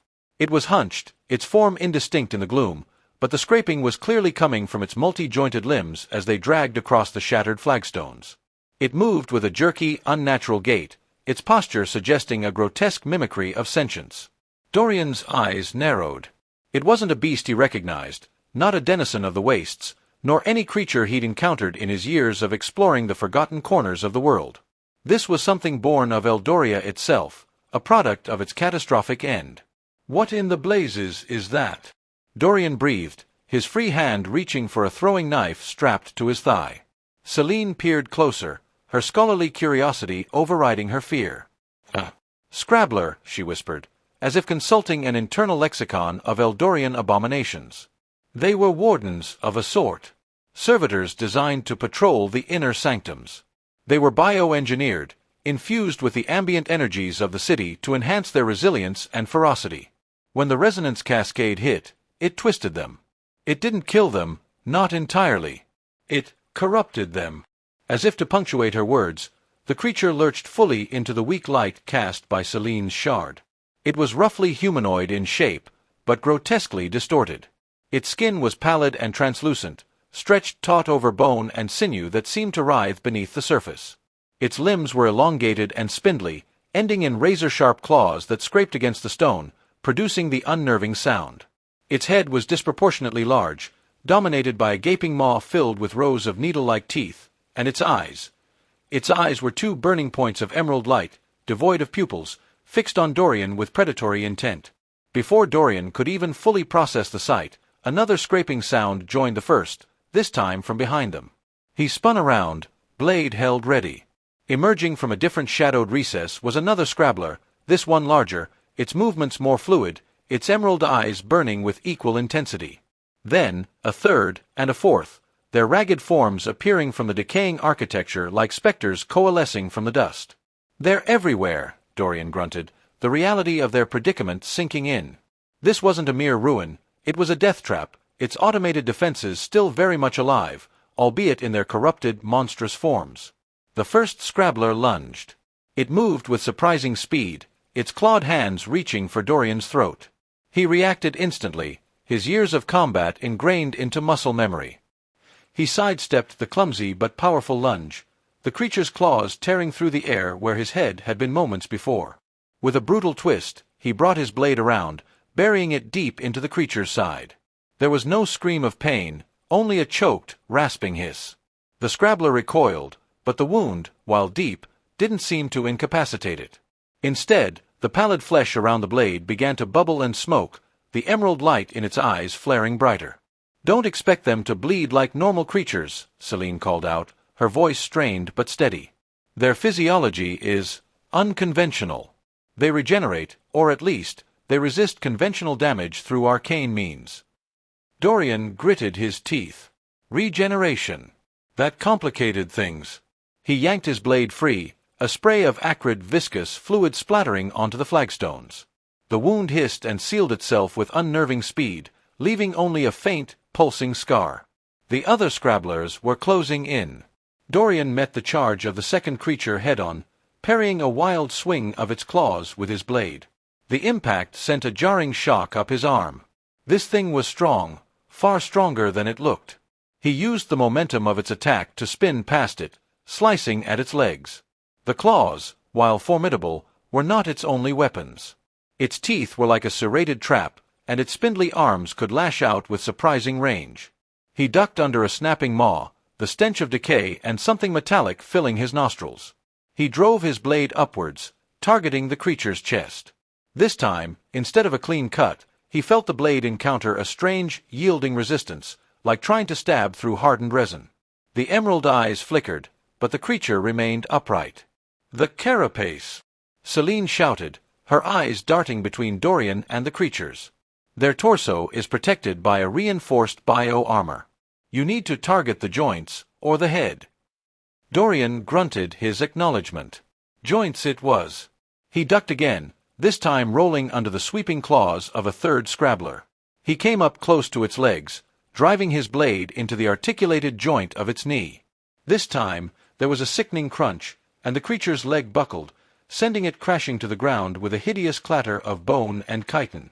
It thrashed on the ground, its remaining limbs scrabbling uselessly, its emerald gaze fixed on Dorian with undiluted hatred. He didn't hesitate. He brought his blade down in a swift arcing motion, severing the creature's head from its body. The emerald light in its eyes flickered and died. The thrashing stopped. The body lay still, a grotesque husk. "One down," Dorian muttered, wiping his blade on his tunic. He was breathing heavily, the initial adrenaline rush giving way to the steady exertion of combat. He glanced at Celine. She was holding her ground, her light shard steady, her gaze fixed on the remaining threats. She wasn't fighting, but her presence was crucial. Her knowledge, her ability to observe and analyze even in the heat of battle, was a weapon in itself. The first scrabbler he'd wounded was now attempting to regenerate its side, a pale, shimmering field of energy pulsing around the injury. It was slow, agonizingly slow, and clearly not enough to fully heal the deep gash. Dorian saw his opening. He feinted left, drawing the creature's attention, then pivoted, driving his blade through the already weakened joint of its other arm. The limb detached with a wet snap, and the creature shrieked, a sound like grinding metal. He followed through, aiming for the neck. This time, the blade sliced through cleaner, and the head tumbled from its shoulders. The remaining two scrabblers advanced in unison. Dorian knew he couldn't afford to get surrounded. He backed away, putting the fallen rubble to his advantage, forcing them to approach him in a more controlled manner. He focused on the one to his right, a more robust specimen with thicker, more prominent claws. He parried a brutal overhead strike, the force of the blow vibrating through his bones. He needed to end this quickly. He sidestepped another attack, letting the scrabbler's momentum carry it past him. As it turned, he saw his chance. He lunged forward, driving his blade with all his might into the creature's exposed side, aiming for the cluster of pulsing green veins visible beneath its translucent skin. The steel bit deep, and this time there was a violent reaction. The creature let out a piercing, unearthly wail, and the emerald light in its eyes flared blindingly before sputtering out. Its body convulsed, then collapsed into a heap of twitching limbs. Only one remained. It circled him warily, its emerald gaze never leaving his. It was larger than the others, its movements more deliberate, its claws glinting ominously. It was clear this was a more dangerous specimen, perhaps a leader, or simply a more powerful iteration of the Eldorian servitor. Celine, meanwhile, had been taking advantage of the brief lull.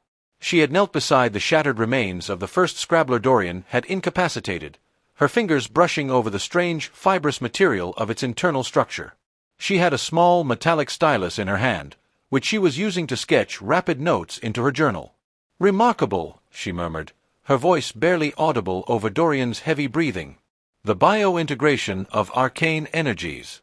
It's unlike anything documented in the primary texts. The cellular regeneration pathways are exceptionally complex." Dorian grunted, his attention solely on the final scrabbler. "Save your observations for later, scholar. This one looks like it's about to try and chew through my armor." The last scrabbler let out a low hiss, and then charged. It was faster, more agile than the others, a blur of pallid flesh and razor claws. Dorian met its attack with a desperate parry, his blade screaming against its claw. The force of the impact almost knocked him off his feet. He stumbled back, his vision momentarily blurring from the strain. The creature pressed its advantage, swiping again and again, each blow carrying immense power. Dorian was on the defensive, his every movement a struggle against the relentless assault. He saw an opening, a fleeting glimpse of the scrabbler's underbelly as it overextended on a lunging strike. With a surge of desperate energy, he dropped low, thrusting his blade upwards with all his might. The steel pierced through the soft underbelly, finding purchase. The scrabbler shrieked, a high-pitched, agonizing sound that echoed through the ruins. Its emerald eyes flared one last time, then extinguished. Its body went rigid, then collapsed, its limbs splayed unnaturally on the ground. Silence descended once more, but it was a different kind of silence now. It was the silence of aftermath, of spent aggression. Dorian stood panting, his blade dripping with viscous, dark fluid. He surveyed the scene, the sprawled, grotesque forms of the scrabblers, the dust motes dancing in the faint light, the oppressive stillness that still clung to the air. He had dealt with the immediate threat, but he knew, with a chilling certainty, that this was only the beginning. Celine rose, brushing dust from her worn trousers. She glanced at the fallen creatures, her expression a mixture of relief and academic fascination. "You were efficient, Dorian," she said, her voice soft. "A brutal ballet of survival. Your skills are undeniable." "Just doing my job," Dorian replied gruffly, sheathing his bloodied blade. "Keeping the scholar from becoming monster chow." He wiped his brow with the back of his hand, his gaze sweeping over the area. "These things, they're not just mindless beasts. They're remnants, twisted echoes of Eldorian power. If these are the outer defenses, I don't want to think about what's deeper in." "The glyphs of containment," Celine mused, tapping her chin with her stylus. "They were designed to protect against external threats, but they also seem to have birthed or amplified internal ones when their power failed. The creatures themselves are a testament to the failed containment." She looked around, her eyes catching on the intricate carvings on a nearby pillar, now marred by the struggle. "And their energy signatures are potent. Even in their corrupted state, they radiate a residual arcane power. It suggests the original Eldorians had an intimate understanding of how to manipulate such forces." Dorian grunted, his attention drawn to a faint, pulsating light emanating from a doorway further down the Grand Avenue. It was a sickly, rhythmic glow, unlike the steady luminescence of Celine's shard. It pulsed with a low hum, a subtle vibration that seemed to resonate with the very stones of the city. "What's that?" he asked, pointing his chin towards the light. Celine followed his gaze. Her eyes widened slightly. That could be a residual power conduit. Or perhaps a more active defense mechanism. The Eldorians were masters of channeling ambient energy. If that light is drawing power, it could be powering something else. "Or it could be bait," Dorian countered, his hunter's instinct screaming caution. He had learned long ago that in places like Eldoria, curiosity was a luxury few could afford. Whatever it is, it's likely to be more than just a pretty light show. He started walking towards it, his steps measured and deliberate, his blade once again in his hand. "We need to know what we're walking into. And if it's another welcoming committee, I want to be ready." The pulsating light grew stronger as they approached, casting long, distorted shadows that danced like phantoms on the crumbling walls. The air around it felt charged, heavy with an unseen force that prickled Dorian's skin. He could hear a faint, high-pitched whine now, a sound that seemed to resonate within his very skull. It was the sound of raw, untamed power, humming with potential. And in Eldoria, potential rarely meant anything good. The descent had truly begun, and the guardians of this dead city were already making their presence known. The pulsing light, a sickly emerald hue, beckoned them forward, a siren song promising answers or oblivion. Dorian, ever the pragmatist, kept his blade drawn, his senses on high alert. The air grew colder as they neared the source, the hum intensifying, a dissonant chord vibrating through the very marrow of their bones. Celine, her brow furrowed in concentration, kept her hand near the hilt of her own dagger, though her true weapon was her mind, her eyes already scanning the intricate patterns etched into the archway that framed the pulsating glow. "The energy signature is unusual," she murmured, her voice barely a whisper against the encroaching whine. "It's not just residual power, it feels directed, as if it's actively being channeled, or perhaps it is the conduit itself." Dorian grunted, his gaze sweeping over the surrounding architecture. Crumbling frescoes, depicting scenes of what he assumed was Eldorian life, stylized figures engaged in grand ceremonies, ethereal beings interacting with mortals, were barely visible beneath layers of dust and decay. Yet, even in their degraded state, there was a palpable sense of artistry, of a civilization that had once reached for the sublime. Channeled for what? More welcoming committees. Celine shook her head, her fingers tracing the worn edges of a bas-relief. The Eldorians were renowned for their mastery of energy manipulation. They could weave light, sound, even raw mana into intricate constructs. This conduit, it could be powering any number of things. A ward, a forgotten system, or even a pathway. A pathway. The word hung in the air, heavy with implication. They were deep within Eldoria, a city lost to time and catastrophe. If this was a path, where did it lead? Deeper into the heart of its ruins, or perhaps towards a means of escape? The uncertainty was a gnawing beast, a constant companion in this forgotten tomb. As they stepped through the archway, the whine softened, replaced by a low, resonant thrum. The chamber beyond was vast, its ceiling lost in the gloom. The source of the light was a crystalline structure at the center of the room, roughly spherical, pulsing with that same sickly emerald luminescence. It was suspended in mid-air, seemingly unsupported, and around it, the air shimmered as if viewed through heat haze. Glyphs, intricate and alien, were carved into the surrounding walls, glowing faintly with the same inner light. The glyphs of resonance, Celine breathed, her eyes wide with awe and recognition. These are not just decorative. They are part of the energy containment and amplification system. The Eldorians used them to stabilize and focus raw mana, to perform feats that would be considered impossible by most modern mages. Dorian, however, was more concerned with the floor. It was a mosaic of obsidian tiles, each one inlaid with slivers of a metallic substance that glinted even in the dim light. And as he stepped onto the first tile, a faint tremor ran through the room. The crystalline structure pulsed brighter, and a low, grinding sound echoed from the far end of the chamber. "Traps," Dorian stated flatly, his hand tightening on his sword. "Figures."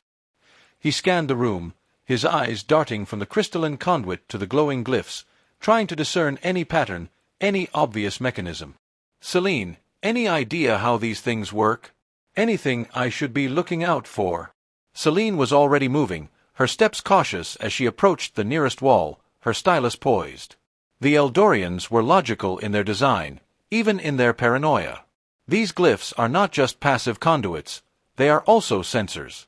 They react to disruption, movement, intent, perhaps even sound. She gestured towards a series of particularly ornate carvings.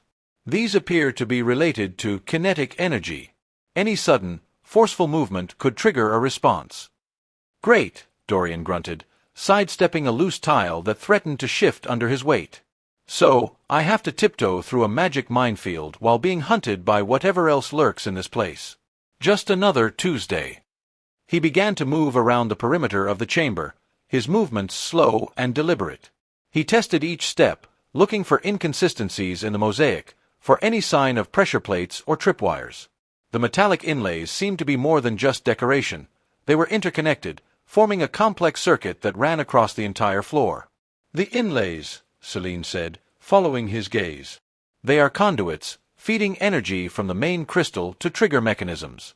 If we can disrupt the flow, or overload specific sections, or just avoid stepping on the wrong bit," Dorian finished. He reached a section of the wall that seemed less decorated, more functional. There, nestled within a recess, was a panel of smooth, dark stone. It was devoid of glyphs, but a faint seam ran around its edges. "This looks promising," he said, pulling out a set of lock picks. As he began to work on the panel, Celine continued her examination of the glyphs. "These symbols," she mused, tracing a particularly complex arrangement with her finger. "They speak of harmony, of balance." The Eldorians believed that all energy, even that which was destructive, could be brought into alignment. This chamber, I suspect, was designed to maintain a certain equilibrium within the city's power grid. And it's failing. Dorian's picks scraped against metal within the panel. "Failing systems tend to be dangerous," he muttered. "Especially when they start spitting out monsters." He felt a click, and the stone panel slid open, revealing a dark cavity within. Inside, a series of interwoven wires, made of the same shimmering metallic substance as the floor, converged on a central point. It looked like a junction box, a control hub for whatever arcane machinery was at play. "Careful," Celine warned, her eyes fixed on the crystal. It was pulsing faster now, the emerald light intensifying. The thrumming in the air grew louder, and Dorian could feel a subtle vibration in his teeth. The system is becoming agitated. It senses you tampering with it. Tell me something I don't know, Dorian replied, reaching into the cavity. He could feel a faint warmth emanating from the wires. He needed to find a way to neutralize whatever was connected here, without setting off the entire room. He spotted a thicker, central wire, pulsing with a brighter light than the others. It seemed to be the main power feed. If he could cut it, or perhaps reroute it. Before he could make a decision, a sharp, cracking sound echoed from the far end of the chamber. The grinding had intensified, and a section of the wall near the entrance began to retract, revealing a shadowed alcove. And from that alcove, a new threat emerged. It wasn't a scrabbler this time. This creature was larger, more imposing. It moved on 4 segmented limbs, its body covered in a dull metallic chitin that seemed to absorb the light. Its head was a blunt, featureless wedge, and from its maw a low, mechanical hiss emanated. It was clearly a construct, a guardian built by the Eldorians, and its emerald eyes, 2 glowing orbs set into the sides of its head, fixed on Dorian with cold, unblinking malice. "A guardian automaton," Celine whispered, her voice tinged with a fearful respect. "These were designed to protect critical Eldorian infrastructure. They are incredibly resilient and heavily armed."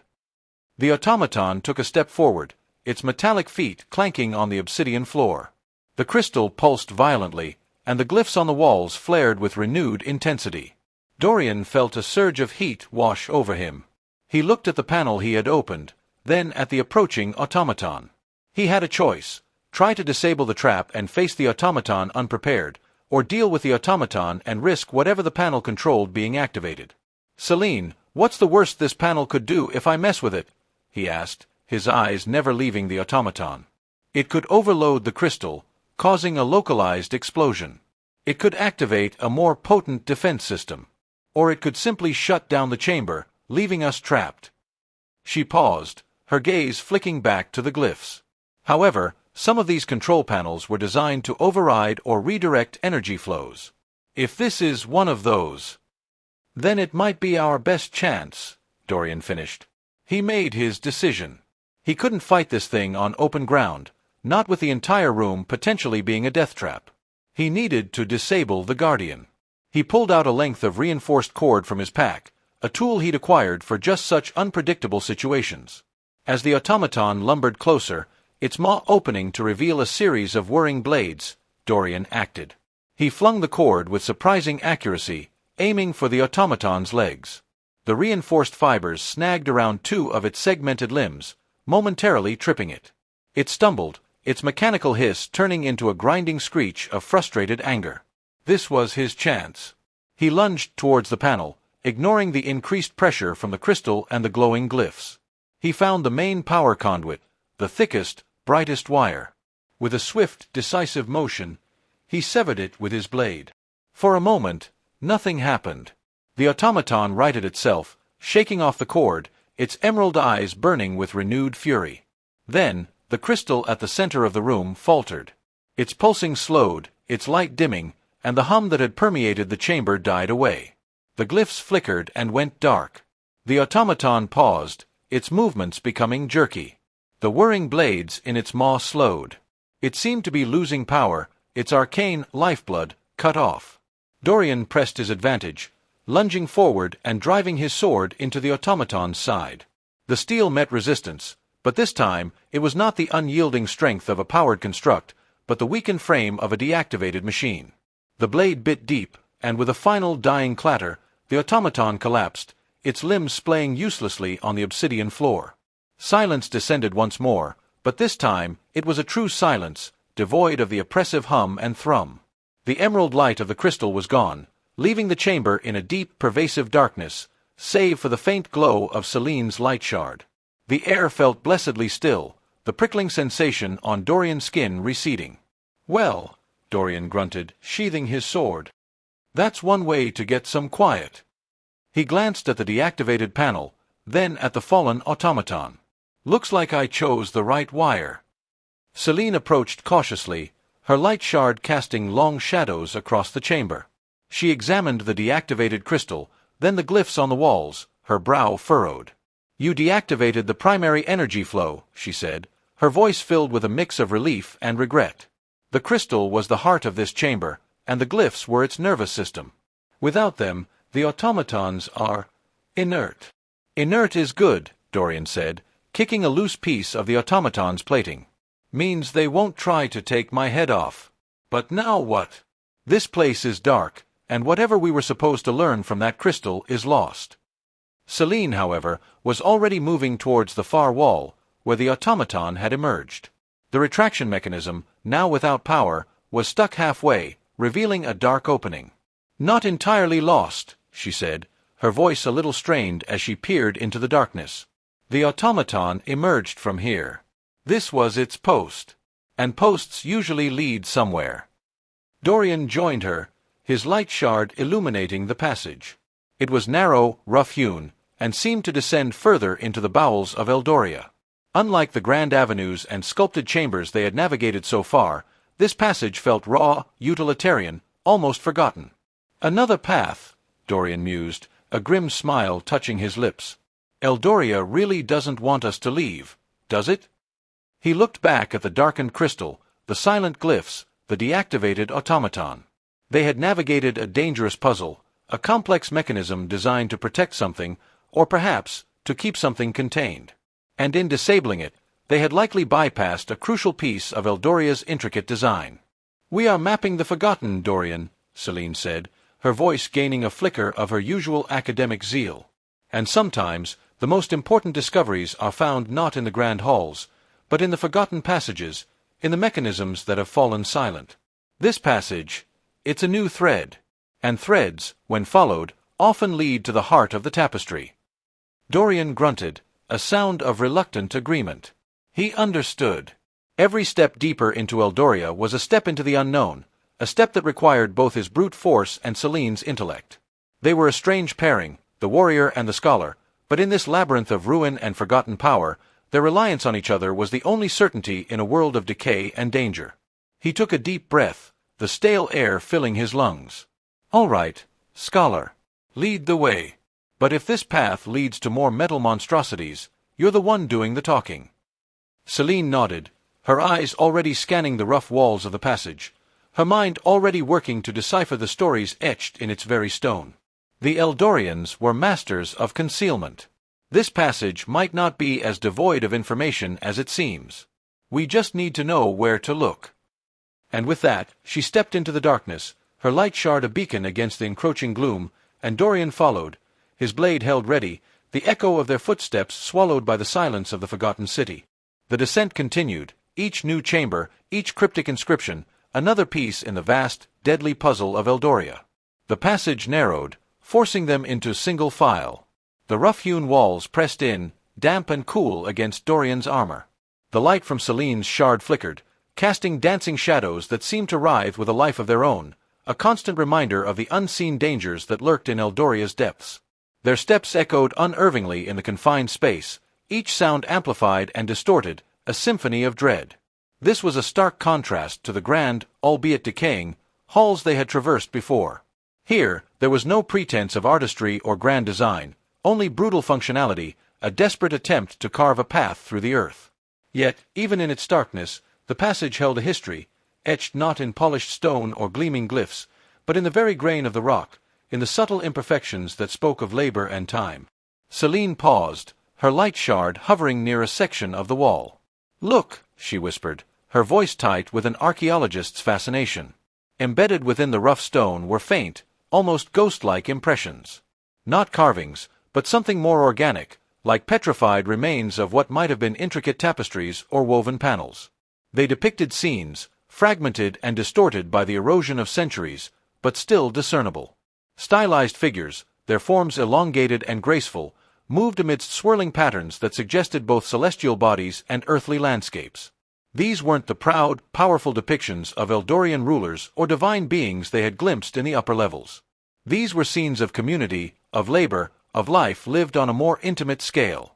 Figures tending to luminous flora, others guiding flowing streams of energy, and some, with outstretched hands, seemingly communing with the very earth beneath their feet. "They were integrated into the very structure of their city," Celine murmured, tracing a delicate, impossibly thin line that seemed to flow from the hands of one of the figures. Not just as decoration, but as conduits, perhaps? Or as a way to imbue the very walls with the essence of their purpose, their history. The Eldorians, it seemed, had viewed their civilization as a single, interconnected organism, where even the stones of their city pulsed with life and purpose. Dorian, however, was focused on a darker aspect of the impressions. In some sections, the graceful figures were contorted, their forms twisted in poses of agony. The swirling patterns, once serene, now seemed to depict chaos, jagged lines, violent explosions of light, and shadows that clawed at the luminous elements.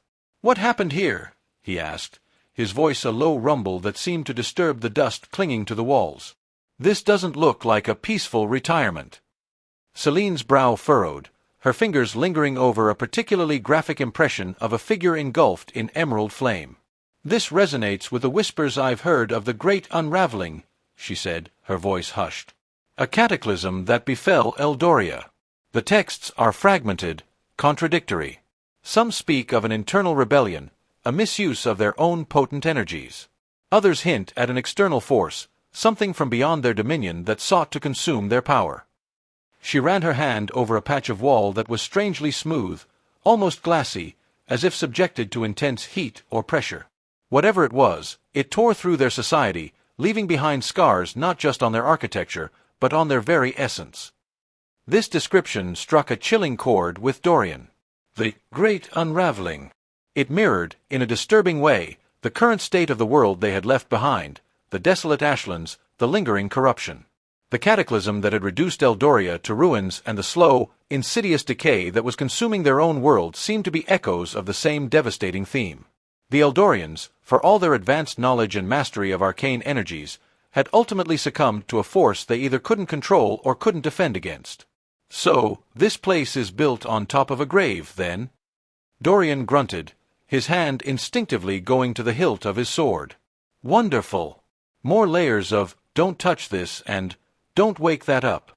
"History is often written in layers, Dorian," Celine replied, her gaze still fixed on the wall. "And understanding those layers is crucial to navigating the present.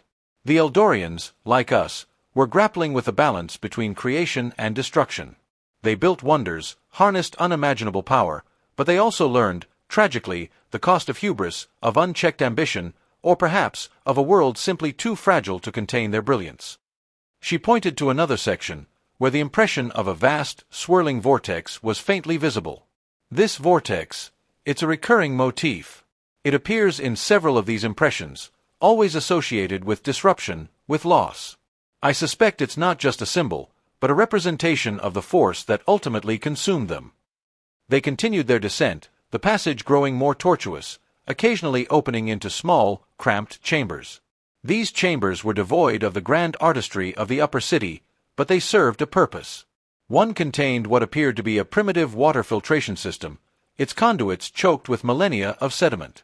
Another held rows of empty alcoves, each one bearing the faint imprint of a crystalline vessel, perhaps once holding stored energy or vital sustenance. The echoes of daily life, of a society functioning and thriving, were present, but muted, like a song played on a broken instrument. In one chamber, they found a collection of what looked like fragmented tablets, made of a brittle, obsidian-like material. Celine carefully gathered a few, her movements precise and deliberate. Even broken, the inscribed glyphs were remarkably preserved, though their complexity far surpassed anything she had encountered before. These were not the glyphs of power containment or warding they had seen near the crystal. These were glyphs of philosophy, of cosmology, of the very nature of existence as the Eldorians understood it. "These are profound," Celine whispered, her voice laced with awe as she began to decipher them. "They speak of the primal weave, a concept of interconnectedness that underpins all reality." The Eldorians believed that energy was not merely a tool, but the fundamental fabric of the universe, and that their mastery allowed them to not only manipulate it, but to understand its deeper harmonies. She paused, her gaze drifting towards the downward slope of the passage. "But they also speak of the discord, a force that seeks to unravel this weave, to introduce chaos and entropy.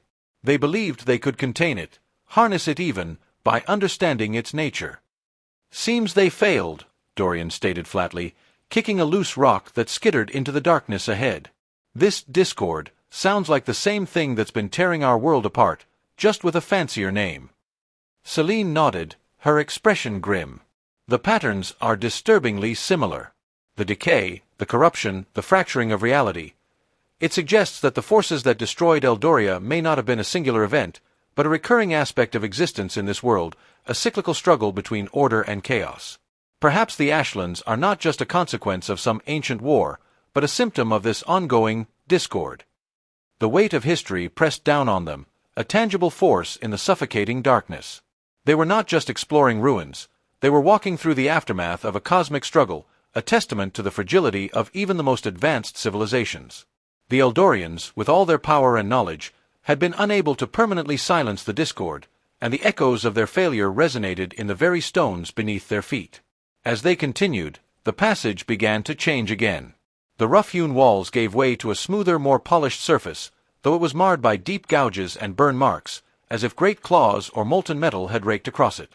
The air grew warmer, carrying a faint, metallic tang. Celine's light shard cast a brighter illumination now, revealing intricate, yet damaged, pipework running along the walls, interspersed with the same obsidian-like material as the tablets. This was clearly a more industrialized section of the city, perhaps a power conduit or a manufacturing hub. "This was a vital artery," Celine observed, her fingers brushing against a massive, cracked pipe. "Something that required immense energy to function.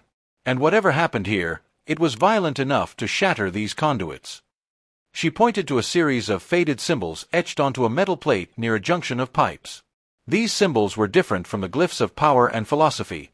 They were stark, almost utilitarian. Warning signs, perhaps, or operational instructions. Dorian's eyes scanned the damaged infrastructure, his mind already assessing potential threats and escape routes. "Vital arteries tend to lead to the heart of a city," he mused.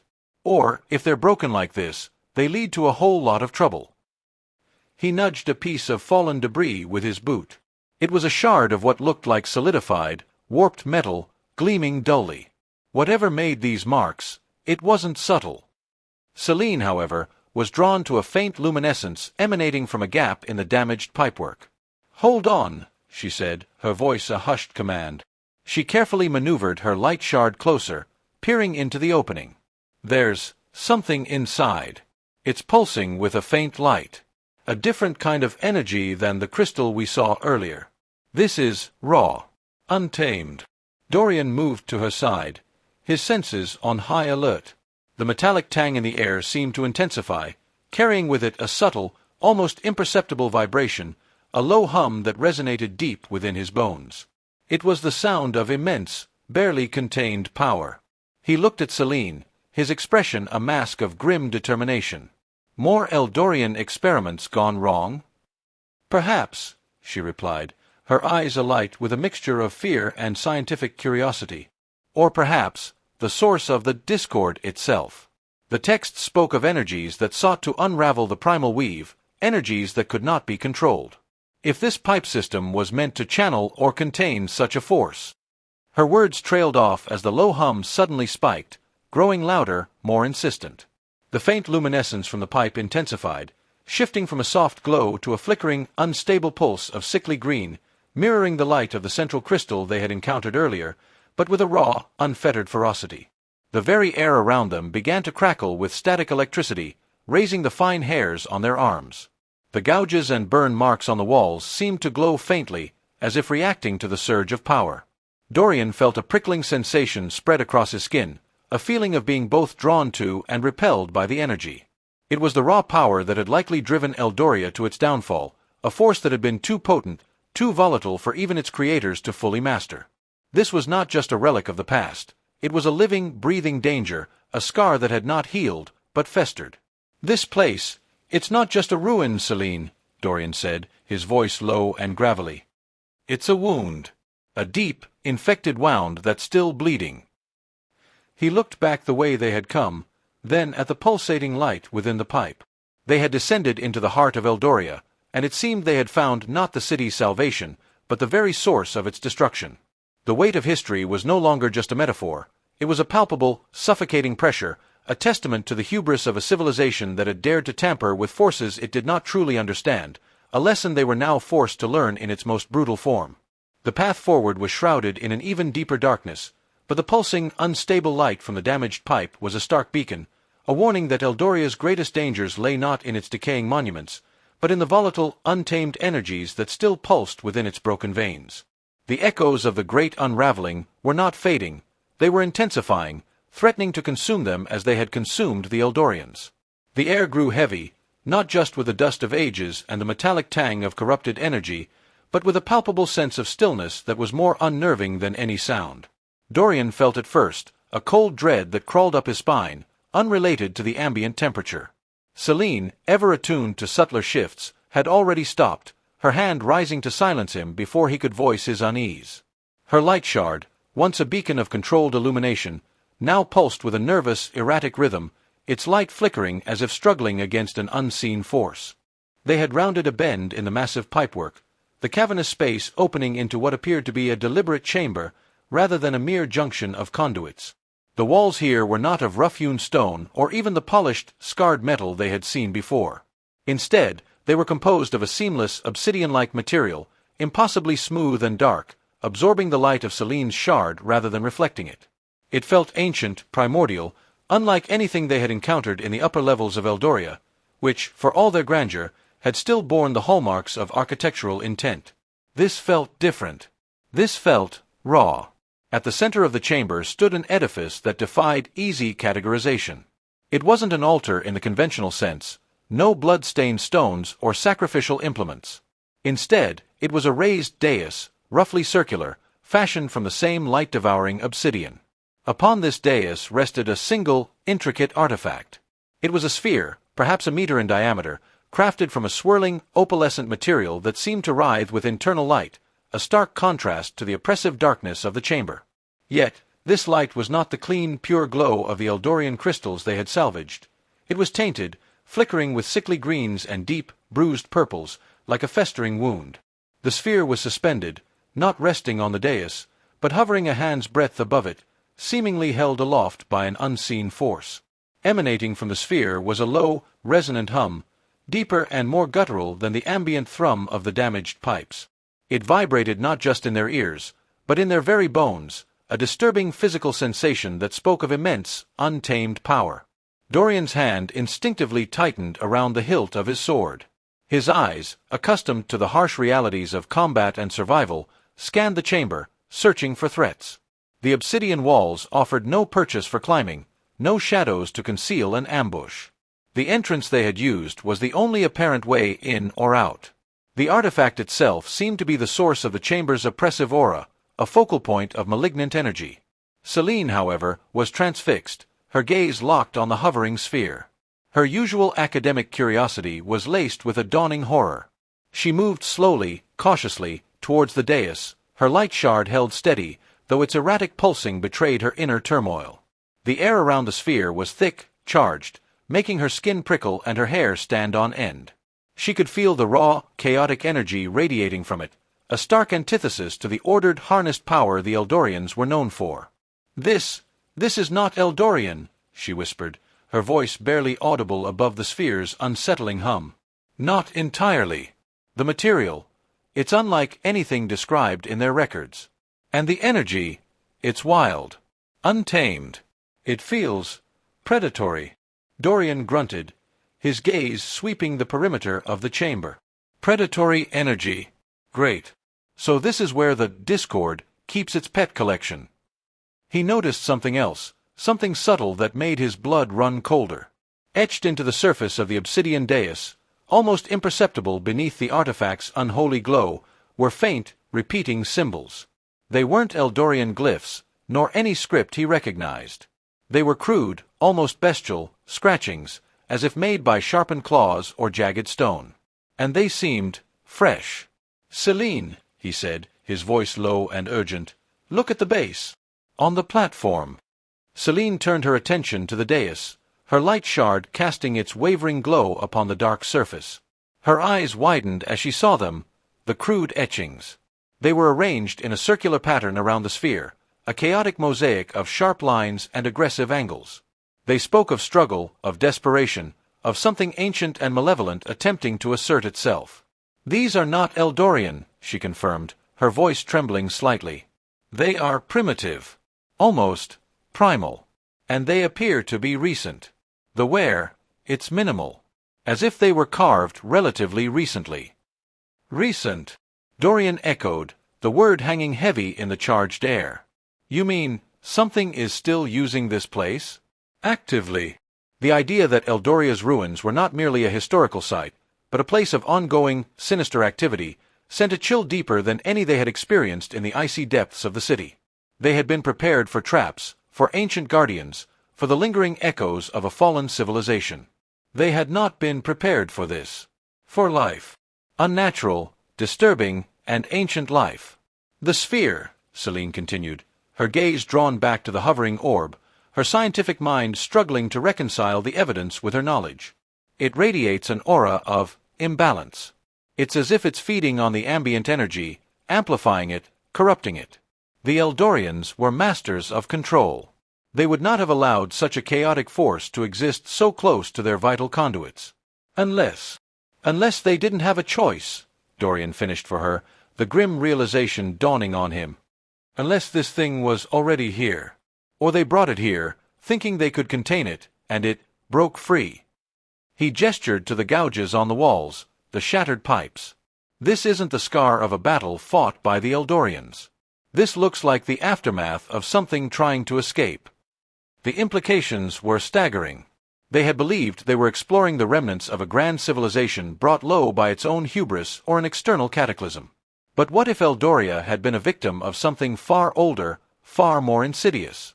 Something that had been lurking in the deep places of the world, and had finally found a way to manifest, to feed, to grow. The great unraveling might not have been a singular event, but a prolonged, agonizing struggle against an encroaching darkness. Celine reached out a hesitant hand towards the sphere, then pulled it back. "The energy signature is unlike anything I've ever encountered. It's not pure elemental power, nor the structured arcane forces of the Eldorians. It's a void, a hunger. And the symbols on the dais, they are not merely decorative. They seem to be wards. Or perhaps chains." Dorian felt a flicker of hope, quickly extinguished by the sheer malevolence emanating from the chamber. Chains that are clearly failing, if that thing is still humming like a broken-down forge. He noticed more details now. Strewn around the base of the dais, half buried in the fine, dark dust that coated the chamber, were fragments of what looked like bone. Not Eldorian bone, which would likely have been infused with some form of elemental energy, but something smaller, more brittle, and disturbingly animalistic. And amidst the bone fragments, he saw glints of tarnished metal, pieces of archaic armor, crude weaponry, things that spoke of desperate, primitive defense. "This wasn't just a ritual chamber," Dorian growled, his gaze hardening. "This was a prison. And it's breaking down." The thought of what had been imprisoned here, and what might be seeking to escape, was a chilling prospect. The Eldorians, for all their genius, had apparently attempted to contain a force that defied understanding, a force that was now bleeding its influence into the very infrastructure of their once great city. Celine knelt by the dais, her fingers tracing the crude symbols, her face a mask of intense concentration. "These glyphs, they are attempts to bind, to repel. But they are crude, desperate. They speak of an entity that feeds on chaos, on fear. The discord, it's not just a concept. It's a presence." She picked up a small, shard-like piece of bone, turning it over in her gloved fingers. "These creatures, they must have been sacrifices, to appease it, or to fuel the containment." The chamber felt colder now, the oppressive stillness amplifying the sense of dread. The hum of the sphere seemed to deepen, to pulse with a slow, deliberate rhythm that felt disturbingly like a heartbeat. Dorian drew his sword, the familiar weight a small comfort in the face of such alien dread. The polished steel glinted, a defiant spark of order in the encroaching darkness. "We need to get out of here," he said, his voice low and urgent. "Whatever this is, it's not something we can fight with a sword and a shard of light. Not yet, anyway." Celine nodded, her gaze still fixed on the pulsating sphere, a flicker of reluctant awe in her eyes. The Eldorians weren't just builders, they were wardens, it seems. And their prison is failing. This is more than a discovery, Dorian. This is a warning. The very foundations of this city are built upon a cage, and the prisoner is stirring.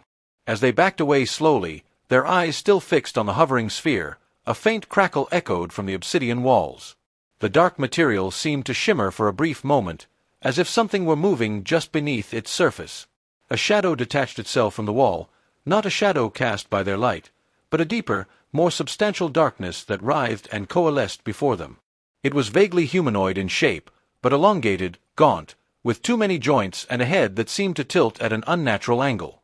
Its eyes, if they could be called that, were pinpricks of malevolent green light, mirroring the sickly hue of the sphere. The chamber was not just a tomb, nor a prison. It was a place of active, terrifying influence. The ruin was not merely a monument to a fallen past, but a crucible of a nascent, ancient evil, a testament to the fact that some forces, once disturbed, never truly sleep. The evidence of recent, unnatural activity was undeniable, and the implications for their expedition, and perhaps for the world above, were terrifyingly clear. They had stumbled into a nest of something far older and more dangerous than they could have imagined, a place where the echoes of Eldoria's fall were not fading, but actively shaping a new, dreadful present. The artifact, the symbols, the bone fragments, and now this nascent shadow creature, it all pointed to a disturbing truth. Eldoria was not dead, but occupied. And its new inhabitants were far more terrifying than its old ones. Chapter 4. The Shadow of Malachi. The unnerving hum of the artifact vibrated not just in their bones, but in the very marrow of their minds, a low thrum that began to weave itself into the silence. Dorian, his senses honed by years of survival in the crucible of the outer wastes, felt at first as a prickling unease, a subtle shift in the atmosphere that had nothing to do with temperature or air pressure. It was a psychic residue, an invisible stain left by an active malignancy. His hand tightened around the worn leather grip of his sword, the familiar texture a grounding anchor in the face of the alien dread. He had faced creatures of nightmare, monstrous beings born from corrupted magic and abyssal depths, but this was different. This felt like an invasion, not of flesh and blood, but of the mind itself. Celine, ever the scholar, felt it in the subtle tremor of her light shard, its usually steady glow now flickering with an almost sentient nervousness. The controlled energy it channeled seemed to be fighting against an unseen current, a pressure that sought to extinguish its light. Her brow furrowed, her gaze darting from the obsidian walls to the hovering sphere, a desperate attempt to rationalize the inexplicable. The raw, predatory energy she had sensed earlier was now coalescing, forming tendrils that probed the edges of their awareness, seeking purchase. Then came the whispers. At first, they were so faint, so ephemeral, that Dorian dismissed them as the groan of ancient machinery, the sigh of wind through unseen cracks, or perhaps the desperate scrabbling of vermin in the darkened recesses of Eldoria. But they persisted, growing in clarity, weaving through the oppressive silence like spectral spiders spinning webs of doubt. They were not spoken words, not in any language known to mortal tongues, but rather a subliminal infusion, a direct assault on the subconscious. So weak! The thought, cold and sharp as glacial ice, seemed to bloom within Dorian's mind. It was a whisper that preyed on his deepest insecurities. He, the hardened warrior, the survivor, the one who had always been the bulwark against the encroaching darkness, felt a sudden gnawing doubt. Was he truly strong enough? Had he always been merely an impostor, a pretender, his courage a fragile veneer over a core of fear? The whispers conjured fleeting images, the hollow eyes of fallen comrades, the crushing despair of isolation, the moments of doubt that had threatened to consume him. He saw himself as a child, vulnerable and alone, before the harsh lessons of survival had hardened him. The artifact's hum seemed to amplify these spectral echoes, each pulse a hammer blow against his resolve. Lost, forever lost. Another insidious murmur, this one laced with a profound, chilling despair. It tapped into the ancient fears of being forgotten, of his sacrifices being in vain, of the world he fought for crumbling into dust before his very eyes. He saw Celine, her face etched with concern, her quest for knowledge turning to ash in her hands. He saw the grandeur of Eldoria, not as a testament to human achievement, but as a monument to failure, a tomb of broken dreams. The obsidian walls seemed to press in, the darkness deepening, threatening to swallow him whole. Celine, too, felt the insidious assault. Her mind, a repository of vast knowledge and intricate theories, was suddenly assailed by fragmented doubts. The whispers spoke of the futility of her quest, the impossibility of understanding the forces at play. "Ignorance, your greatest sin," it hissed, the voice like dry leaves skittering across a barren plain. It taunted her with the limitations of her understanding, the vastness of the unknown that lay beyond her grasp. Images of ancient texts crumbling to dust, of lost civilizations forgotten, flickered behind her eyes. She felt the weight of responsibility, the burden of her discoveries, pressing down on her with crushing force. "Control, an illusion," the whispers purred, striking at the heart of her scholarly discipline, her faith in logic and order. It spoke of the inherent chaos that underpinned all existence, the truth that her carefully constructed theories were merely fragile attempts to impose order on an inherently disordered universe. She saw her meticulously catalogued knowledge unraveling, each piece of data becoming meaningless in the face of the overwhelming, unfathomable power emanating from the sphere. The swirling, corrupted light of the artifact seemed to pulse in time with these insidious thoughts, a visual manifestation of the mental discord. Dorian gritted his teeth, his knuckles white where he gripped his sword. He forced himself to focus, to anchor himself in the tangible. He could feel the sweat beading on his brow, the shallow catch in his breath. This was not a physical threat, not yet, but it was a potent weapon. The entity, whatever it was not merely guarding its prison.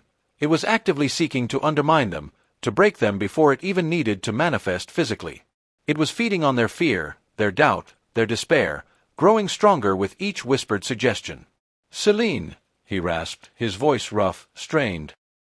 He didn't dare look at her, his gaze fixed on the shimmering, indistinct forms that seemed to writhe just at the edge of his vision, coalescing from the deepest shadows. "Are you hearing this?" Celine flinched, her hand instinctively going to her temple. Her usual composure was fractured, her face pale.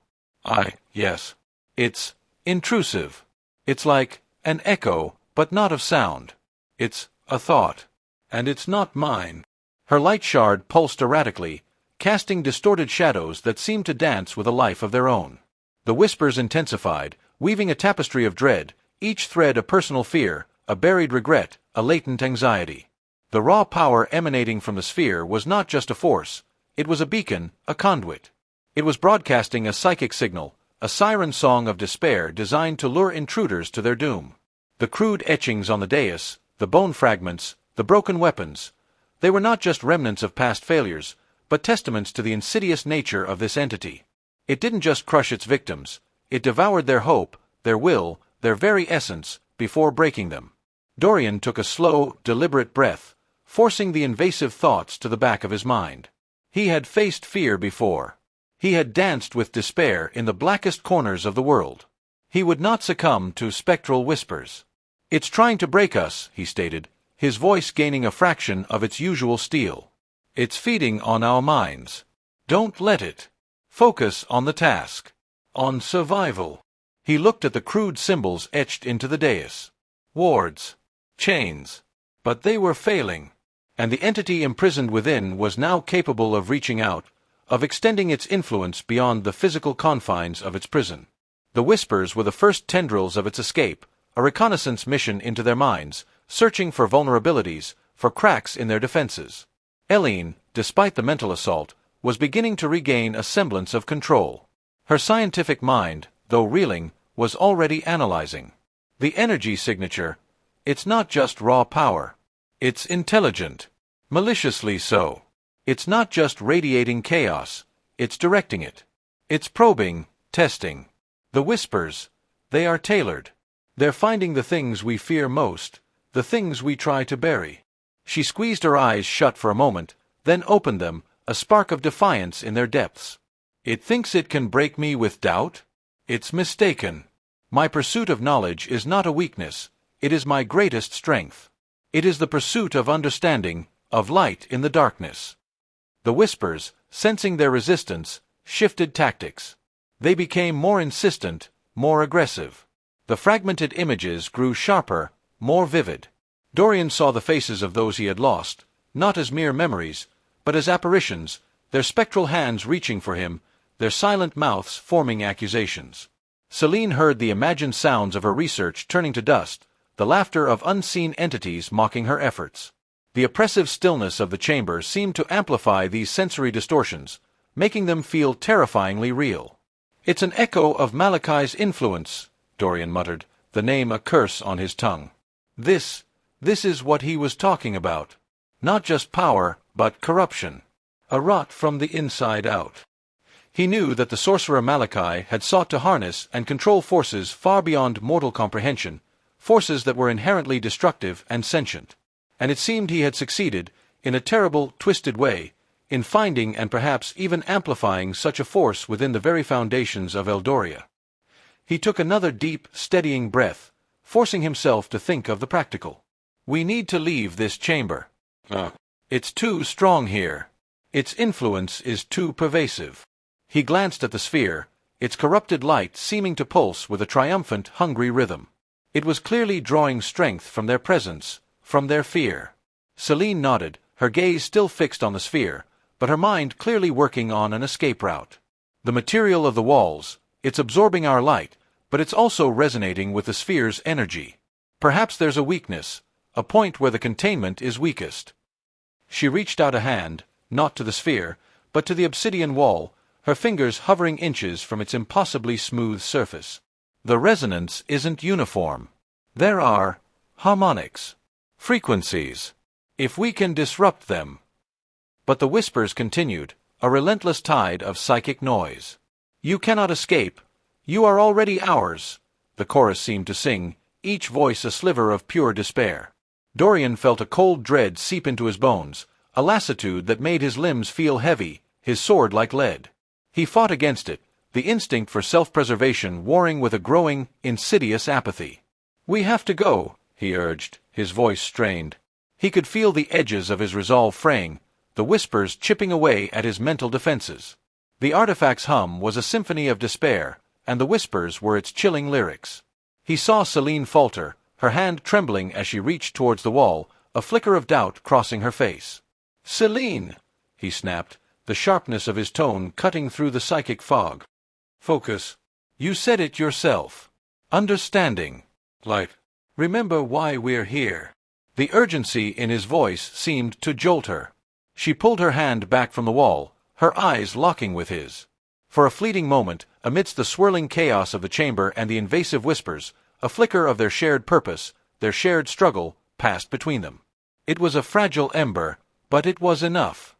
He was real, Dorian. And he didn't just die. He was imprisoned, sealed away. But seals weaken, especially after millennia, especially when the world around them forgets. This place, Eldoria, it was his prison. And this artifact, this is not a power source. It's a lock. A very old, very fragile lock. Celine's voice was low, almost a whisper itself, but each word carried the force of a pronouncement. And it's failing. The hum you feel, the whispers in your mind, that's the sound of the lock breaking. That's Malachi's influence seeping back into the world. The implications settled upon Dorian like a shroud. He had faced monstrous beasts, cunning warlords, and the crushing despair of the wastes, but this was on an entirely different scale. The whispers had hinted at it, preying on his deepest fears, but now Celine's revelation painted the true, horrifying picture. They weren't just trespassers in an ancient ruin, they had stumbled into the tomb of a world-devouring entity, and they were standing witness to its resurrection. "You knew," Dorian said, the words clipped, a dangerous edge to them. Not an accusation, but a statement of fact, a recognition of the hidden truth. He hadn't expected Celine to be entirely forthcoming about the dangers of his world, but this was a deliberate omission of vital information. "You knew this was a possibility. You knew what this place was, and you brought me here anyway." Celine's gaze didn't waver. There was no apology in her eyes, only the stark, unvarnished truth. "Yes, I knew, and I still would have come. Because if Malachi is truly reawakening, then ignorance is a far greater threat than any danger we face in this chamber. My research led me to believe this was the most likely point of resurgence. The energy readings, the ancient texts, they all pointed here. I needed someone with your resilience, Dorian. Someone who could face the physical dangers, who wouldn't be broken by the initial psychic assault. I needed you to get me here, to see this. So, my purpose was to be your unwitting key." The bitterness in Dorian's tone was sharp. He understood the need for a strong escort, but Celine's carefully constructed facade of historical inquiry now felt like a deliberate deception. "Not unwitting," Celine corrected, her voice firming. "You knew there were risks. You agreed to come. But the full scope of the danger— yes, I withheld that. Because I feared, correctly it seems, that you would refuse.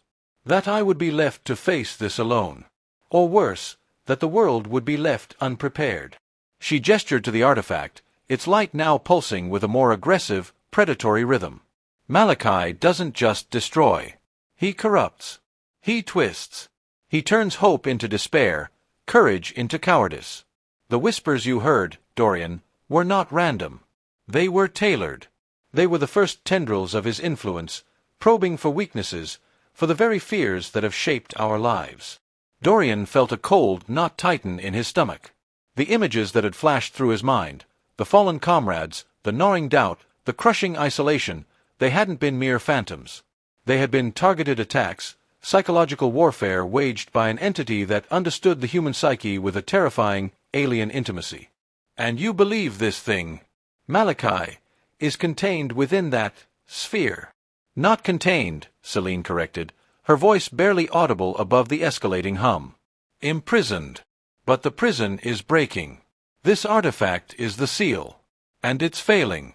The energy you feel, it's not just residual power. It's the essence of Malachi himself, straining against his bonds, seeking to breach them completely. The more it struggles, the weaker the seal becomes. And the more it can reach out. The whispers are the first stage. Next, it will manifest physically." She held up the light shard, its glow now a defiant beacon against the encroaching darkness. "My work was never about understanding the past, Dorian. It was about preparing for the future. Malachi's reawakening is not a matter of if, but when. And if this ruin is truly a focal point, then we are witnessing the beginning of the end. Or perhaps," she added, her gaze hardening with a fierce resolve that belied her slight frame, "the beginning of our fight." Dorian looked at the obsidian walls, at the strange glyph-like etchings that seemed to writhe in the flickering light. He saw them not as historical markers, but as the last desperate attempts of a forgotten civilization to contain a force of unimaginable destruction. The bone fragments scattered across the dais, the broken weapons, they were not just relics of past explorers, but grim testaments to the futility of physical force against such an ancient, insidious evil. "You're saying this place is the key to his escape," Dorian stated, his voice a low growl. He tried to push the invasive whispers to the back of his mind, focusing on Celine, on the tangible reality of her presence, her words. "And this artifact is the lock that's about to shatter." "Precisely," Celine confirmed, her expression grim. "And the whispers are not just a manifestation of its power, but a deliberate attempt to sow discord, to weaken us from within. It wants us to turn on each other, to succumb to despair. It feeds on our fear, Dorian. The more we fear, the stronger it becomes." She met his gaze directly, her eyes burning with a fierce intensity. "Which is why we must not succumb. My research indicates that Malachi's power is intrinsically tied to the disbelief and fear of mortals. If we can maintain our resolve, if we can understand his nature, then perhaps we can find a way to reinforce the seal, or even to defeat him." The word defeat hung in the air, a fragile ember of hope against the encroaching darkness. Dorian had always been a pragmatist, a survivor who dealt with the threats in front of him. The idea of battling an ancient entity of pure malevolence, a being that fed on fear itself, was a daunting prospect. Yet, Celine's conviction, her unwavering belief in the possibility of resistance, resonated with a part of him that refused to surrender. "Reinforce the seal?" Dorian echoed, his mind already sifting through the practicalities of such a monumental task. "How?" "We don't even know what the seal is made of, beyond this." He gestured to the artifact, which seemed to throb with a dark, inner light. "That's what we need to find out," Celine replied, her scholarly mind already whirring with possibilities. "The glyphs on the walls, the structure of this chamber, they are not merely decorative. They are components of the containment.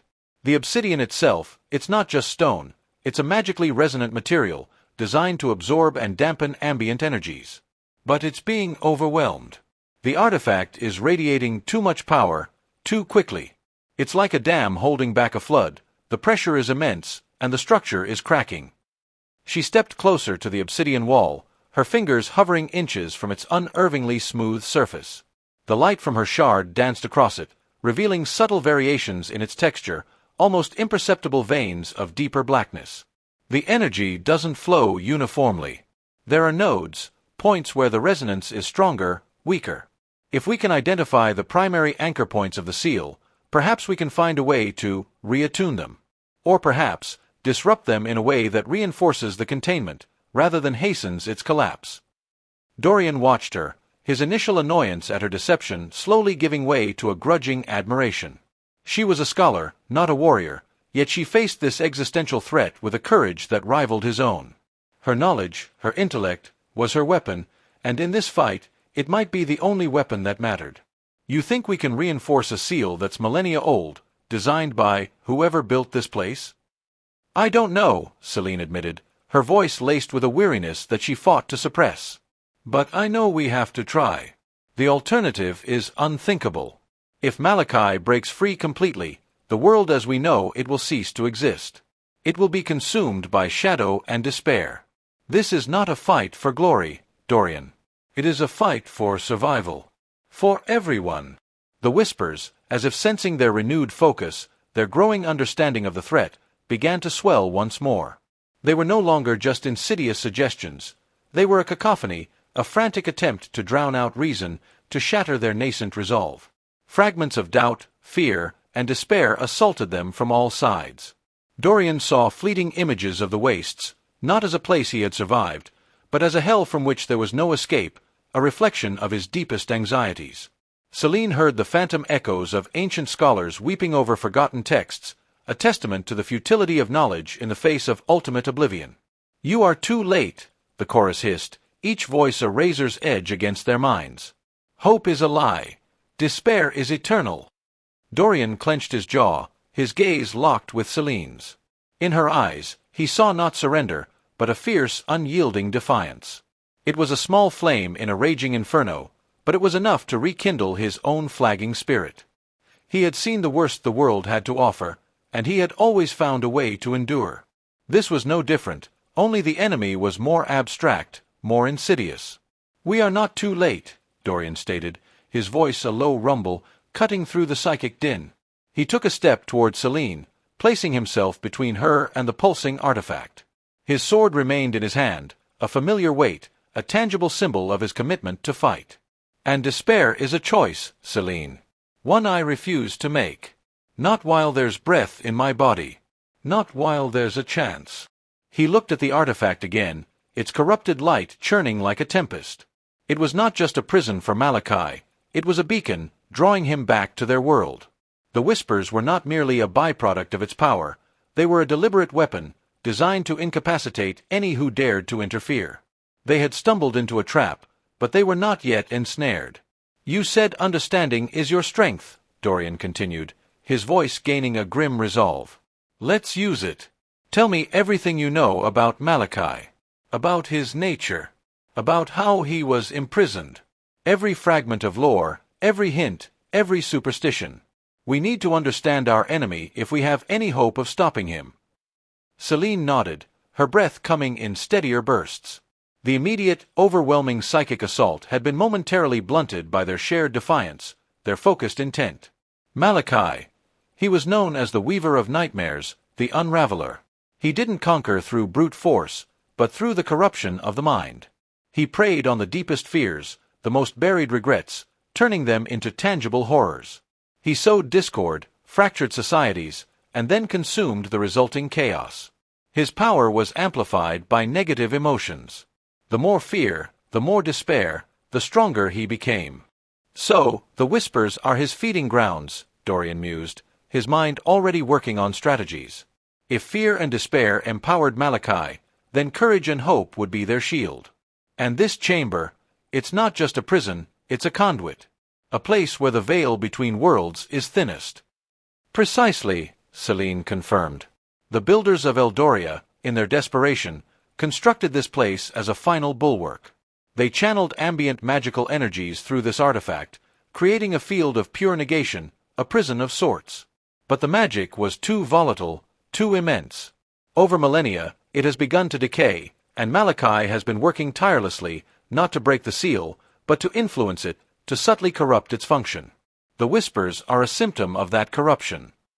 Dorian ran a hand over the hilt of his sword. He was a man of action, of the blade, not of ancient lore and arcane theories. But he understood the fundamental truth of Celine's words. If an enemy fed on fear, then the greatest act of defiance was to face that fear head-on. We can't let him feed. We can't let him grow stronger. He looked around the chamber, his gaze sweeping over the obsidian walls, the dais, the pulsating artifact. The oppressive atmosphere remained, the lingering tendrils of Malachi's influence still present, but they no longer felt as overwhelming.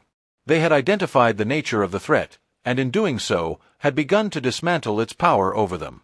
"Tell me about the builders, Celine," Dorian urged, his voice firm. "What do the texts say about their methods? How did they manage to imprison him in the first place? There must be something we can learn from their success, something we can adapt." Celine's eyes lit up, a flicker of genuine excitement cutting through the grimness of their situation. This was her domain, the realm of forgotten knowledge, the pursuit of understanding. The builders were known as the architects of order. They believed that chaos was the ultimate enemy, and that through careful construction and the harnessing of precise energies, they could impose order upon even the most destructive forces. They saw Malachi not just as a threat, but as an imbalance. And they sought to restore that balance. She began to elaborate, her words painting a picture of a civilization far more advanced than any Dorian had encountered, a people who understood the fundamental forces of magic and reality with an unnerving clarity. They had not merely built walls, they had woven enchantments into the very fabric of existence, creating a prison that was as much metaphysical as it was physical. The artifact, she explained, was not a weapon, but a focal point, a node that channeled immense amounts of celestial energy, twisted and reshaped by the architects to form a barrier of pure, structured light, designed to counteract Malachi's corrupting influence. "The problem," Celine concluded, her voice heavy with the weight of history, "is that such precise energies require constant reinforcement. And as the architects faded from the world, so too did their knowledge. Their intricate designs were lost, their understanding of the energies waned. The seal, left to its own devices, began to weaken, its once pristine structure succumbing to entropy and to Malachi's insidious whispers." Dorian listened intently, the pieces of the puzzle slowly beginning to align. It wasn't just about breaking Malachi, it was about repairing his prison. A daunting, perhaps impossible task, but one that offered a tangible path forward. "So, we need to find a way to reinforce the seal. To reweave the order, as you say." "That's the hope," Celine confirmed, her gaze sweeping over the intricate yet crumbling etchings on the walls. "If we can understand the principles by which the architects originally constructed this containment, perhaps we can find a way to bolster its defenses, even without their direct knowledge. This chamber, this artifact, they are the keys. We just need to learn how to turn them." The whispers, though still present, seemed to have lost some of their potency. They were still a distraction, a torment, but no longer an all-consuming dread. Dorian and Celine had found a shared purpose, a common enemy, and the nascent spark of a plan. They were no longer simply victims of circumstance, stumbling through a haunted ruin. They were now combatants, facing down an ancient evil with knowledge as their sword and resolve as their shield. The shadow of Malachi still loomed, but for the first time since entering the chamber, Dorian felt a flicker of something akin to hope. It was a fragile thing, easily extinguished, but in the oppressive darkness of Eldoria, it was a start. Malachi. The name itself was a scar upon the tapestry of creation, a whisper of an age when the cosmos was young and the raw forces of existence had not yet settled into their predictable patterns. He was not born of mortal ambition, nor forged in the crucible of mortal conflict.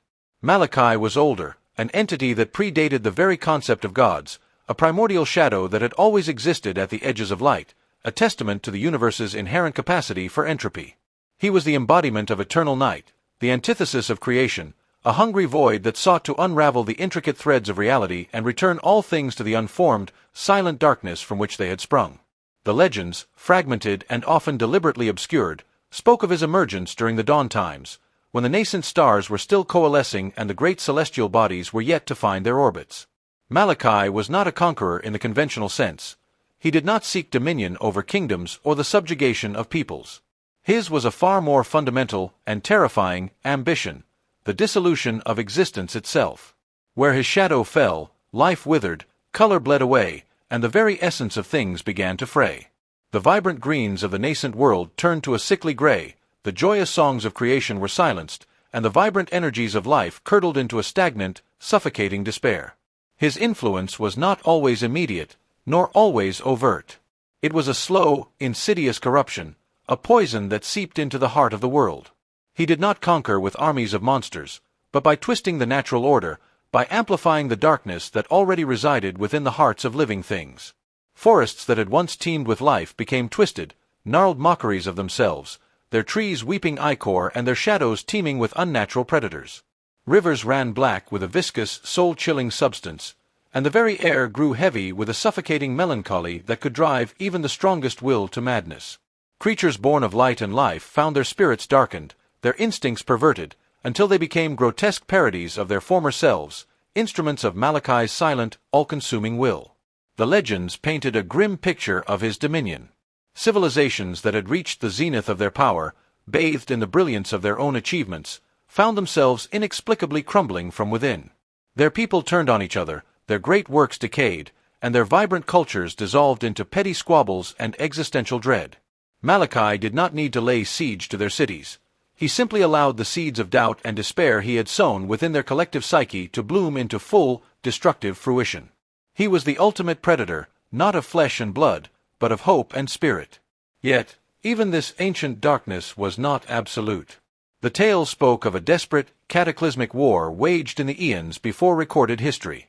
A coalition of beings, perhaps the first great powers of the world, nascent gods, primordial spirits of nature, and exceptionally powerful mortals who understood the fundamental forces of reality, had united against the encroaching tide of oblivion. They had not met Malachi on an open battlefield, for his power was too vast, too pervasive, to be contained by mere physical confrontation. Instead, they had sought to imprison him, to weave a cage of cosmic energies that would bind his destructive essence and banish him from the realm of existence, or at least, from the active affairs of the living. These were not simple wards or curses. They were grand, intricate enchantments, woven from the very fabric of creation, powered by the concentrated will of a unified world. They had poured their essence, their power, and their very souls into constructing a prison so profound, so absolute, that it was believed Malachi would remain contained for all eternity. The process had nearly undone the world itself, scarring the land and forever altering the flow of magic. But it had succeeded. The great shadow was sealed away, banished to a place beyond the veil of mortal perception, his influence reduced to a faint echo, a lingering dread that would haunt the collective unconscious of all living things. But such grand designs, crafted in an age of primal power, were not meant to last forever. The passage of eons, the slow decay of the material plane, and the ever-present gnawing will of Malachi himself had begun to erode even the most formidable of seals. The legends foretold this, not as a certainty, but as an inevitability. They spoke of a prophecy, whispered by the dying embers of creation, that Malachi's imprisonment was not eternal. His absence was a temporary respite, a breath held by the cosmos before the final exhale. The seals, however strong, would eventually weaken, and the influence of the great shadow would begin to seep back into the world. This prophecy was not merely a morbid curiosity for scholars. It was a dire warning, a chilling premonition that haunted the oldest texts and the most guarded prophecies. It spoke of a time when the world would grow complacent, when the memory of Malachi's terror would fade into myth and legend, when the guardians of his prison would dwindle, and when the very fabric of reality would become susceptible to his insidious touch. This was the time of his prophesied return, a time when the shadow would lengthen, when the whispers would grow louder, and when the land itself would begin to succumb to the eternal night. The prophecy did not name a specific date or a chosen harbinger. Instead, it described signs, subtle shifts in the world that would herald his impending resurgence. A creeping malaise that would afflict the land, a subtle corruption that would twist the hearts of men, a growing sense of dread and futility that would permeate societies. These were not the overt acts of a conquering warlord, but the subtle, pervasive symptoms of a world slowly succumbing to an ancient, fundamental entropy. And as Celine had so terrifyingly revealed, the energies emanating from the artifact, the insidious whispers that clawed at Dorian's sanity, were not merely residual power or random psychic noise. They were the first undeniable harbingers of Malachi's return. They were the whispers of the unraveler, testing the fraying edges of his prison, preparing to reassert his dominion over a world that had, for too long, forgotten the true meaning of darkness. The legends were no longer just stories. They were a roadmap to an impending apocalypse, and the chamber they stood in was the first, terrifying checkpoint on that path. The air in the chamber was thick with a palpable dread, a silent testament to the ritual Celine had so painstakingly begun to unveil. Dorian watched as her fingers, stained with the dust of ages, traced the glyphs etched into the obsidian floor. Each symbol, a cryptic shard of an forgotten language, pulsed with a faint, malevolent luminescence, mirroring the encroaching shadows that seemed to deepen with every passing moment. The fragmented texts, salvaged from the ruins of forgotten libraries and whispered down through generations of clandestine scholars, had painted a grim picture, but Celine's interpretation, fueled by the raw, unholy energies coursing through this very chamber, was far more stark, far more terrifying. "It is called the unraveling of the sundered veil," Celine murmured, her voice a low hum that barely disturbed the oppressive silence.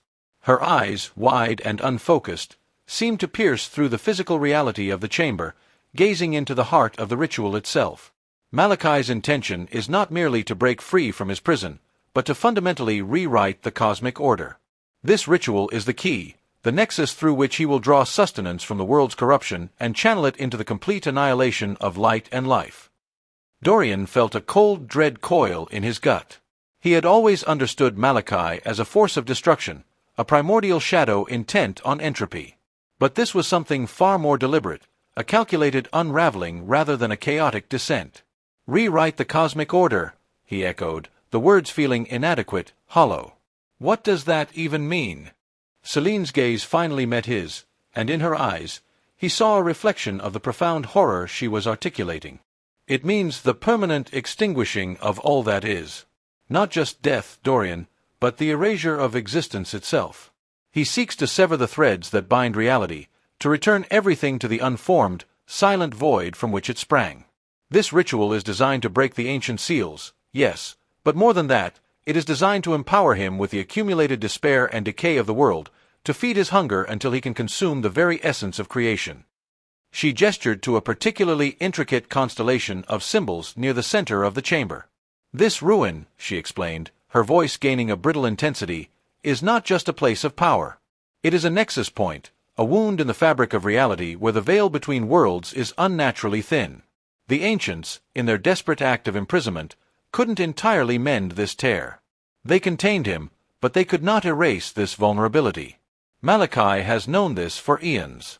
He has waited for the seals to weaken, for the world's own entropy to provide the energy he needs, and for a place like this, a gateway, to be accessible."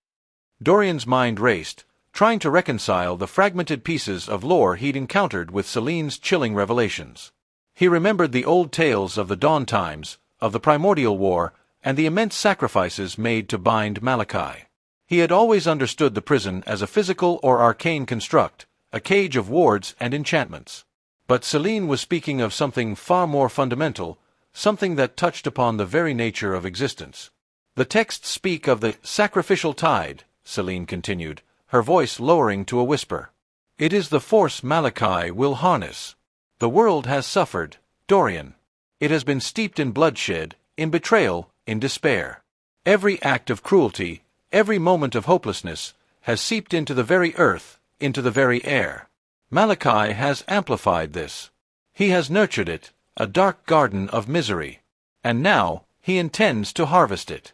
This ritual draws upon that accumulated suffering, transforming it into raw power. The greater the pain, the greater the energy. And he has had millennia to cultivate his garden." The weight of her words pressed down on Dorian, an almost physical burden. He thought of the blighted lands he had traversed, the hollow-eyed villagers, the creatures twisted by some unseen malice. They weren't just random occurrences, they were the seeds of Malachi's power, the raw materials for his ultimate devastation. "He needs this nexus to amplify his influence," Celine went on, her gaze fixed on the pulsing glyphs. "This is where the veil is weakest, where the echoes of his prison are most faint, and where the channels to the corrupted world are most open. From here, he can draw the sacrificial tide and project his will outwards, further weakening the seals and accelerating his release. It's a feedback loop of destruction. The more he draws, the stronger he becomes, and the more the world succumbs to his influence, providing him with even more fuel. Dorian scanned the chamber again, his senses on high alert. The shadows weren't just shadows, they felt like extensions of Malachi's presence, a palpable darkness that seemed to press in on him, whispering doubts and fears. He could almost feel the suffering of the world being siphoned through these ancient stones, a ghostly river of anguish flowing toward some unseen, ravenous maw. "The ritual has stages," Celine explained, her voice steady despite the horror she described. "First, the anchoring. This chamber, this nexus, serves as the anchor.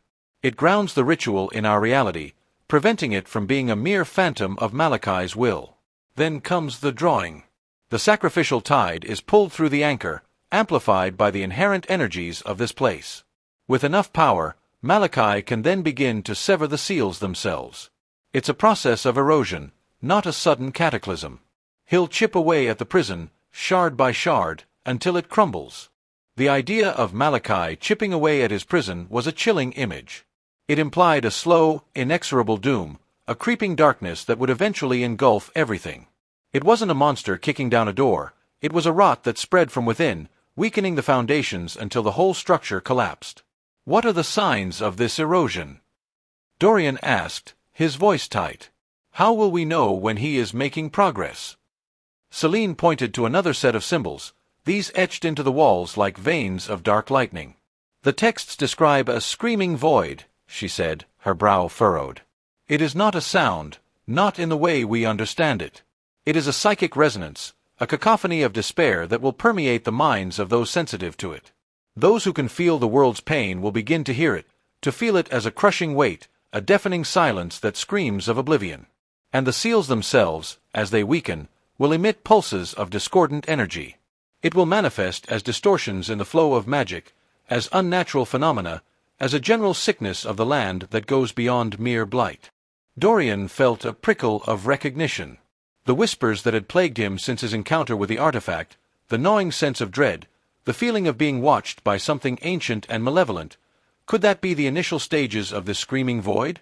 He had dismissed it as lingering psychic residue, a side effect of exposure to a powerful, corrupted artifact.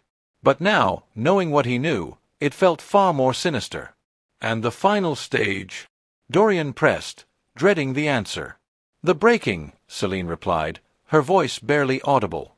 "Once the seals are sufficiently weakened, Malachi can finally tear himself free. The Nexus will then become a conduit, a direct portal through which his essence can flood the world. This chamber will cease to be merely an anchor and become the point of his full manifestation. And from there—" She trailed off, unable to articulate the full horror of what would follow.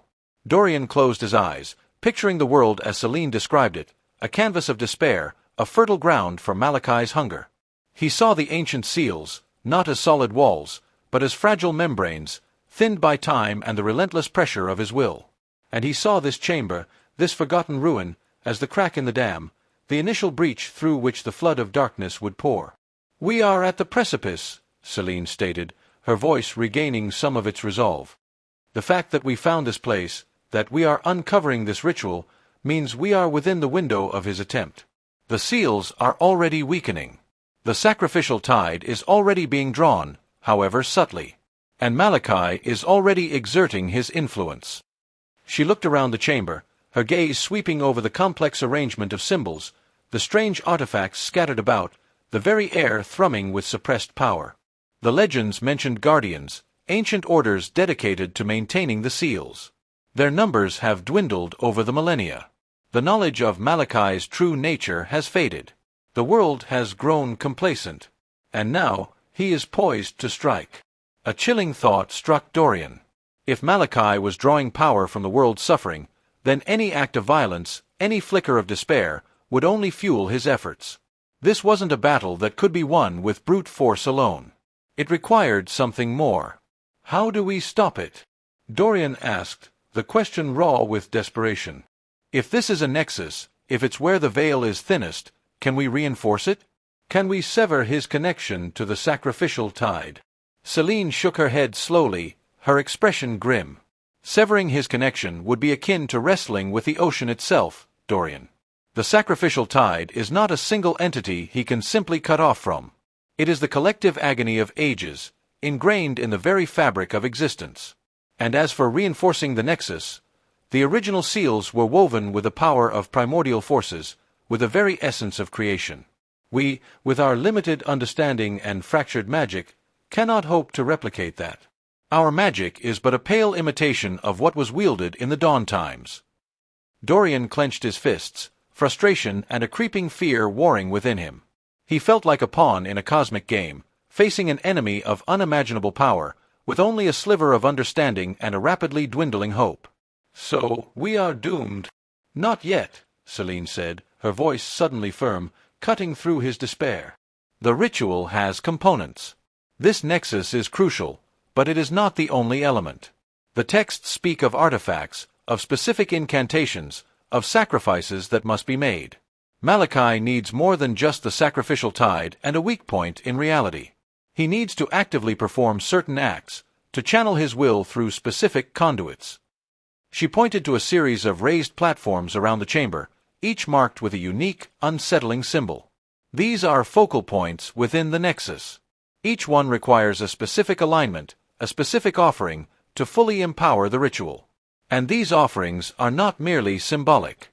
They require a resonance, a connection to the very essence of what Malachi seeks to extinguish."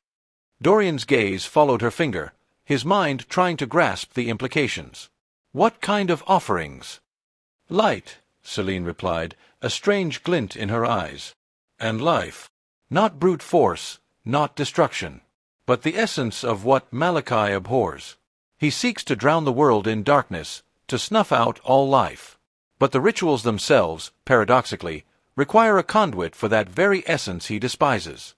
He uses the world's despair, but he needs something pure, something vibrant, to amplify his power beyond the initial breach." He understood then. The ritual was a twisted inversion. Malachi was using the world's suffering as a base, but to truly shatter the seals, to unleash his full might, he needed to corrupt or consume something of profound light and life. It was a paradox, a desperate gamble by the ancients when they had forged his prison, a weakness inherent in the very nature of his being.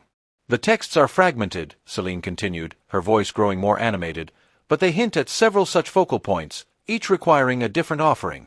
One requires the tear of a hopeful soul, another the echo of a creator's song, and another, most disturbingly, the essence of a star's dying breath."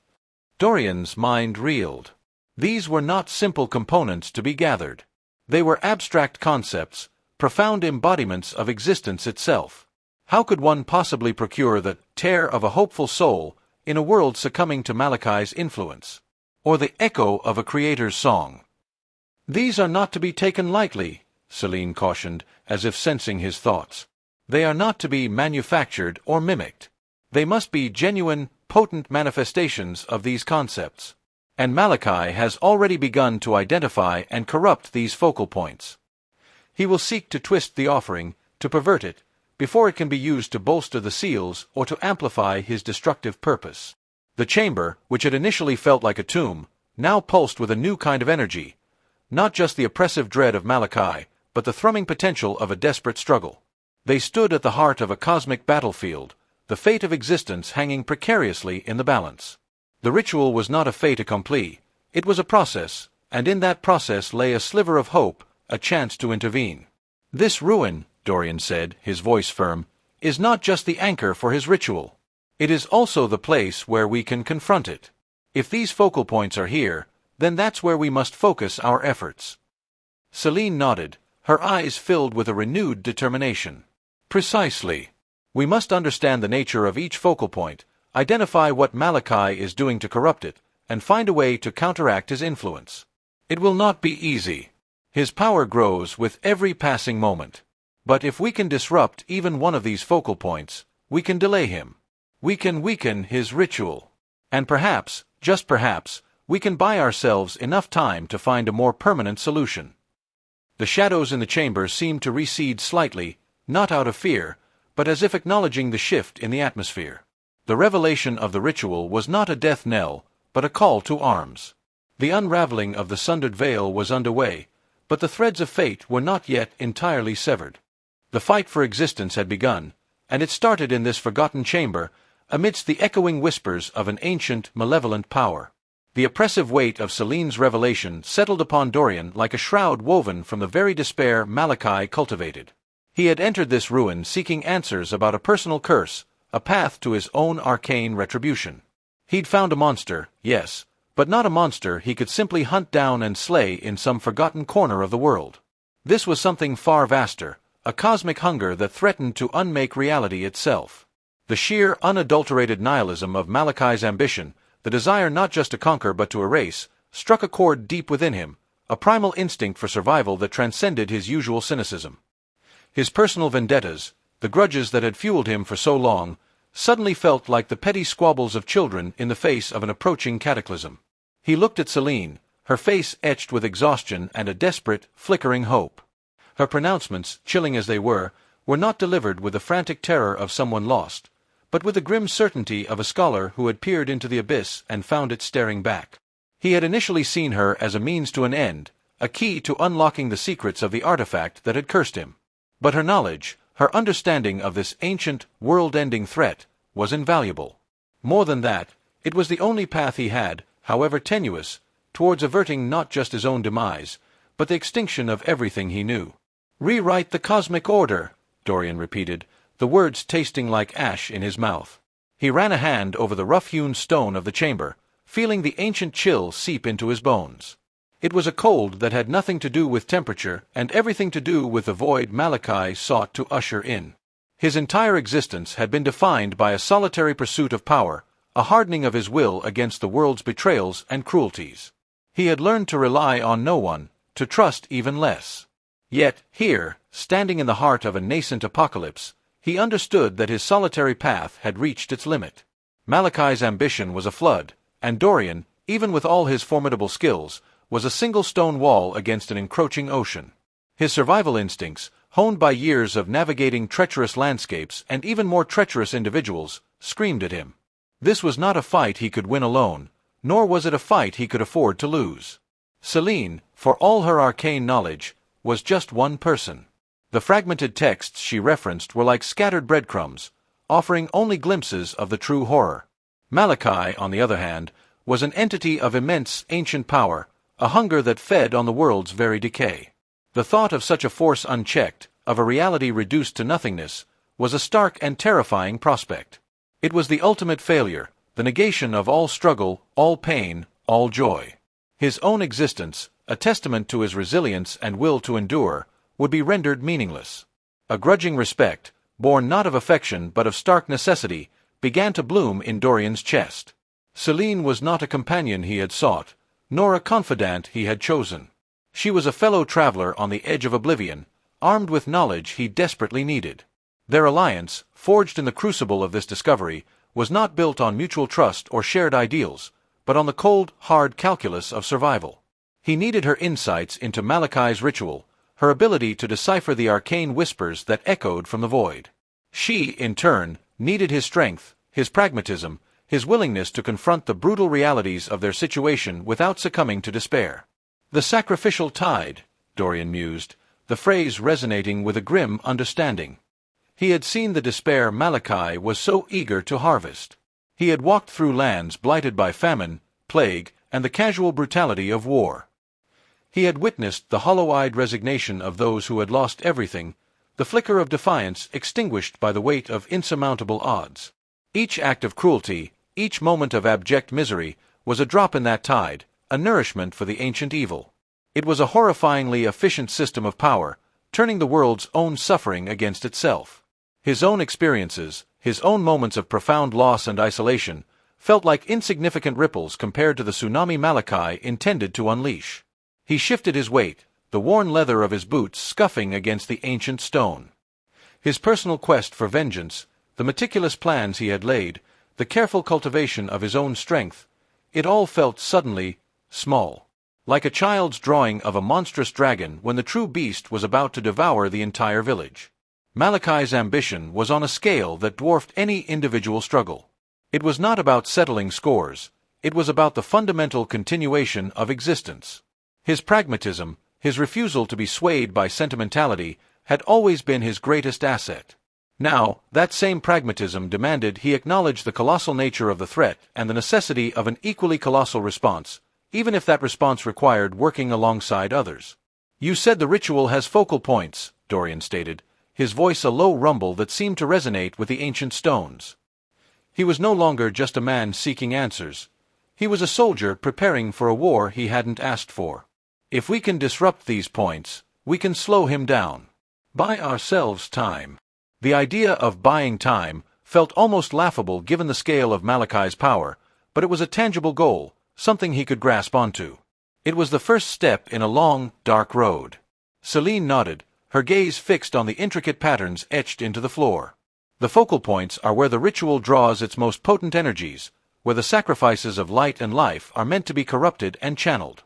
They are the keys to amplifying Malachi's power, to shattering the seals. If we can prevent those offerings from being perverted, if we can somehow preserve their purity, then we can starve the ritual." "Starve the ritual," Dorian echoed, a flicker of something akin to grim satisfaction in his eyes. It was a concept he understood.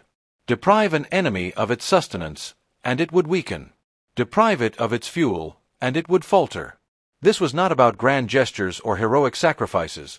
It was about strategic sabotage, about dismantling the enemy's infrastructure, piece by painstaking piece. His own methods had always been about precision, about exploiting weaknesses, about achieving objectives with the least amount of wasted effort. This approach, disrupting the ritual's components, aligned perfectly with his nature. "What kind of offerings?" he pressed, his mind already cataloging potential resources, potential methods of intervention.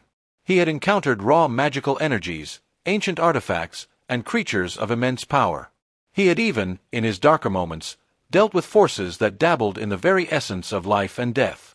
But the concepts Celine spoke of, the tear of a hopeful soul, the echo of a creator's song, the essence of a star's dying breath, these were abstract, ethereal.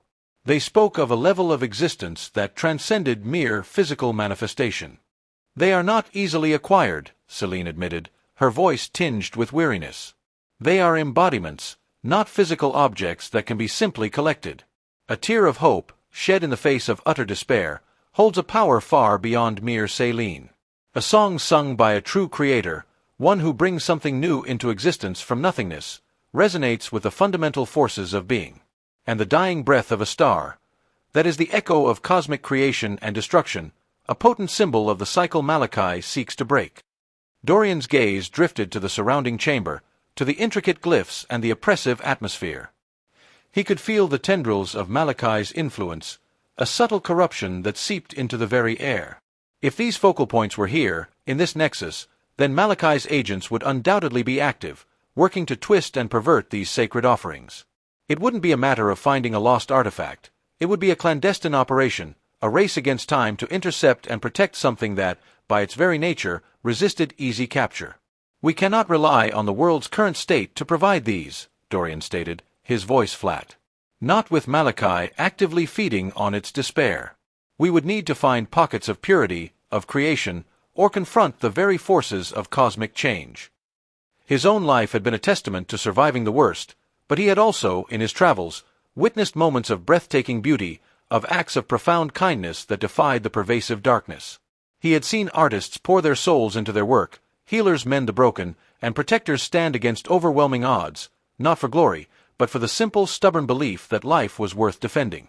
These were the echoes he might be able to find, the sparks he could shield. Celine's gaze met his, a shared understanding passing between them. "It is a daunting task. But the texts suggest that Malachi's attempts to corrupt these focal points are also a weakness. If he is attempting to pervert something pure, then an intervention of true purity, or even an act of fierce defiance against his corruption, could disrupt his process. It is not about brute force, Dorian. It is about understanding the essence of these offerings and protecting them, or even actively embodying them, against his influence." The alliance, born of necessity, was deepening. Dorian was not a savior, nor a champion of light. He was a survivor, a pragmatist, a man who understood the value of leverage. Malachi was a monumental threat, but like any monumental threat, he had vulnerabilities.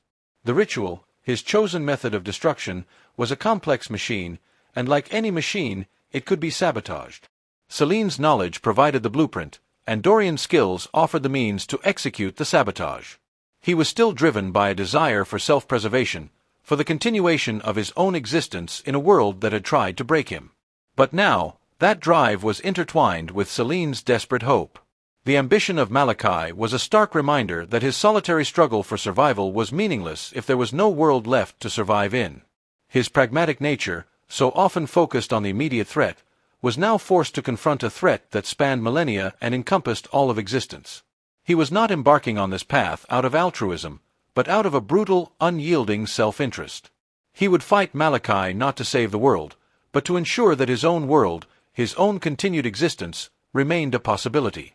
The reluctant alliance had begun, not with a handshake or a vow, but with the shared, grim understanding that their only hope lay in dismantling the architect of oblivion, one shattered piece of his grand design at a time. The stakes had been irrevocably raised, and Dorian, the lone wolf, found himself bound to a quest far larger than he had ever imagined, a quest for the very continuation of being. Chapter 5. The Rival Hunter. The oppressive air of Eldoria, heavy with the scent of decay and forgotten magic, pressed in on Dorian. Each step echoed with a hollow resonance, a testament to the emptiness that pervaded this place. He and Celine moved with a practiced caution, their senses stretched taut, attuned to the slightest anomaly. The revelations of Malachi's cosmic ambition had done little to dispel the immediate dangers of their current undertaking. If anything, the sheer scale of the threat only amplified the urgency of their every move, forcing them to confront the mundane perils that stood between them and the arcane horrors yet to come. The ruin pulsed with a latent energy, a sinister hum that vibrated in Dorian's bones, a constant reminder that they were treading on hallowed ground, or perhaps, more accurately, desecrated earth. Celine, her brow furrowed in concentration, traced the crumbling symbols on the cavern walls, her lips moving in a silent recitation of arcane lore. Dorian, his hand resting on the worn hilt of his blade, kept a watchful eye on their surroundings, his instincts a finely tuned instrument honed by years of navigating treachery and bloodshed. They had descended further into the labyrinthine depths, the light of their arcane lantern casting long, dancing shadows that played tricks on the eyes. The stone beneath their feet was slick with an unidentifiable moisture, and the air grew colder, carrying with it a faint, metallic tang that Dorian recognized with a grim certainty. Blood. Not the fresh, arterial spray of a recent kill, but the lingering scent of something that had long since congealed, a morbid perfume clinging to the very fabric of this place. The silence, once a cloak of apparent safety, now felt like a coiled serpent, ready to strike. He had learned that in places like this, silence was rarely benign. It was a prelude, a hushed breath before the storm. Suddenly, a guttural snarl ripped through the stillness. It was not the drawn-out shriek of a corrupted beast, nor the guttural roar of a beast of burden. This was sharp, predatory, and unervingly close. Dorian reacted instantly, shoving Celine behind him, his sword a blur of honed steel as he spun to face the threat. He expected claws, fangs, or perhaps a torrent of unholy energy. What he got was something far more disquieting. Emerging from a shadowed alcove, a figure moved with a fluid, terrifying grace. It was human, or at least bore a strong resemblance to one, but there was a feral intensity in their eyes that spoke of something far removed from civilized society. They were clad in patchwork armor, a mosaic of scavenged plates and toughened leather, bearing the marks of countless skirmishes. A wicked-looking curved blade, its edge glinting wickedly in the lantern light, was clutched in one hand, while the other held a wicked-looking grappling hook, its metallic clang as it swung loosely betraying its presence. This was no shambling corpse or mindless aberration.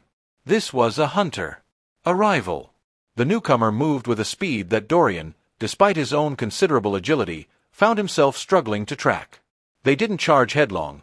Instead, they flowed, a ripple of muscle and hardened sinew, using the very architecture of the ruin to their advantage. They vaulted over fallen debris, slid under low-hanging arches, and ricocheted off walls with an unnerving proficiency. Their attacks were not wild, desperate flails, but precise, calculated strikes aimed at vital points. Dorian met the first thrust with a clang of steel on steel, the force of the impact jarring his arm. The sheer power behind the blow was astonishing, far exceeding what one might expect from a lone individual. This was not the brute strength of a berserker, but the focused, explosive force of someone who had trained their body into a weapon. The rival hunter pressed their advantage, their curved blade a silver streak, forcing Dorian to parry and weave, his usual defensive stance proving inadequate against such relentless pressure. He could feel the subtle shifts in their weight, the coiled tension in their limbs, the raw, predatory focus in their gaze. They were a hunter of a different breed, one who understood the dance of combat on a visceral level, devoid of hesitation or fear. "Who the hell are you?" Dorian grunted, gritting his teeth as he deflected another vicious swipe. The question was lost in the cacophony of clanging metal, the ragged gasps of exertion, and the low, guttural growls that seemed to emanate from the newcomer's throat. The rival hunter offered no verbal response. Their answer was delivered in a flurry of attacks, each more desperate than the last. They seemed to fight with a primal fury, yet beneath the ferocity lay a chilling efficiency. It was as if they had studied Dorian's every move, anticipated his every counter. Their style was a whirlwind of close-quarters combat, a brutal blend of offense and defense that sought to overwhelm and incapacitate.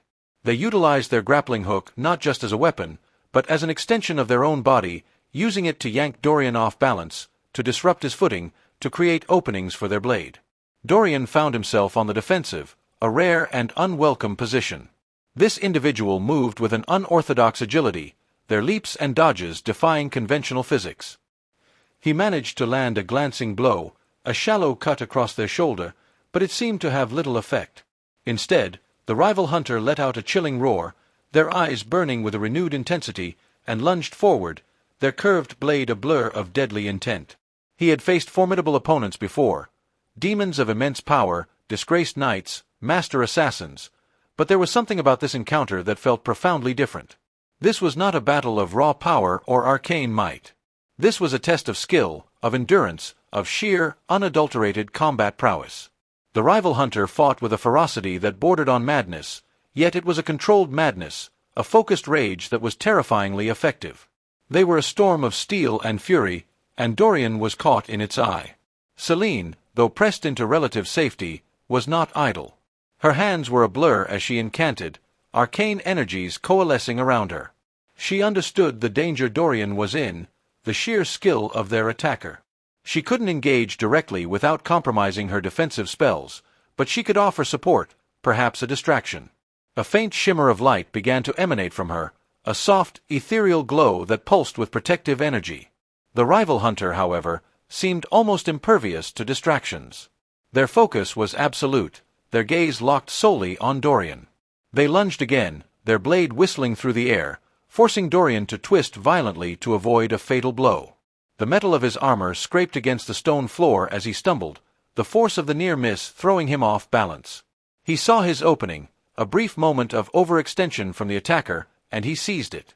With a surge of adrenaline, he brought his sword down in a brutal arc, aiming for the rival's exposed thigh. The blade connected, but not with the clean severing Dorian had intended. Instead, it met with a surprising resistance, as if he had struck not flesh, but hardened leather reinforced with some unknown material. A yelp of pain, sharp and raw, escaped the rival hunter, but they did not falter. They spun, their grappling hook lashing out, catching Dorian's sword arm. With a sudden violent tug, Dorian was pulled forward, his guard shattered. The rival hunter, despite their injury, pressed their advantage with renewed vigor. Their curved blade, now held in their injured hand with a grimace of pain, became a blur of desperate, ferocious strikes. Dorian, caught off guard and unbalanced, found himself struggling to defend himself. He could feel the sting of shallow cuts, the burn of a glancing blow against his ribs. He was bleeding, and more importantly, he was losing ground. This was not a fight he could win through sheer brute force. He needed to outthink this opponent, to find a weakness. He noticed a subtle shift in their stance, a slight hesitation before each lunge, a telltale sign of their injured limb. The grappling hook, too, seemed to be used with less precision, its swings more wild, less controlled. This was an opening, however small. "You fight with passion, I'll give you that," Dorian grunted, his voice strained. He used his free hand to shove against the rival's armored chest, creating a sliver of space. But passion alone doesn't win wars. With a burst of strength, he deflected a wild swing and then, using the momentum of the parry, spun himself out of the grappling hook's reach. He didn't attempt a full counterattack. Instead, he focused on creating distance, on regaining his footing. He backpedaled, his eyes never leaving the rival hunter, who was now favoring their injured leg, their breathing ragged. Celine's support, though subtle, had not gone unnoticed.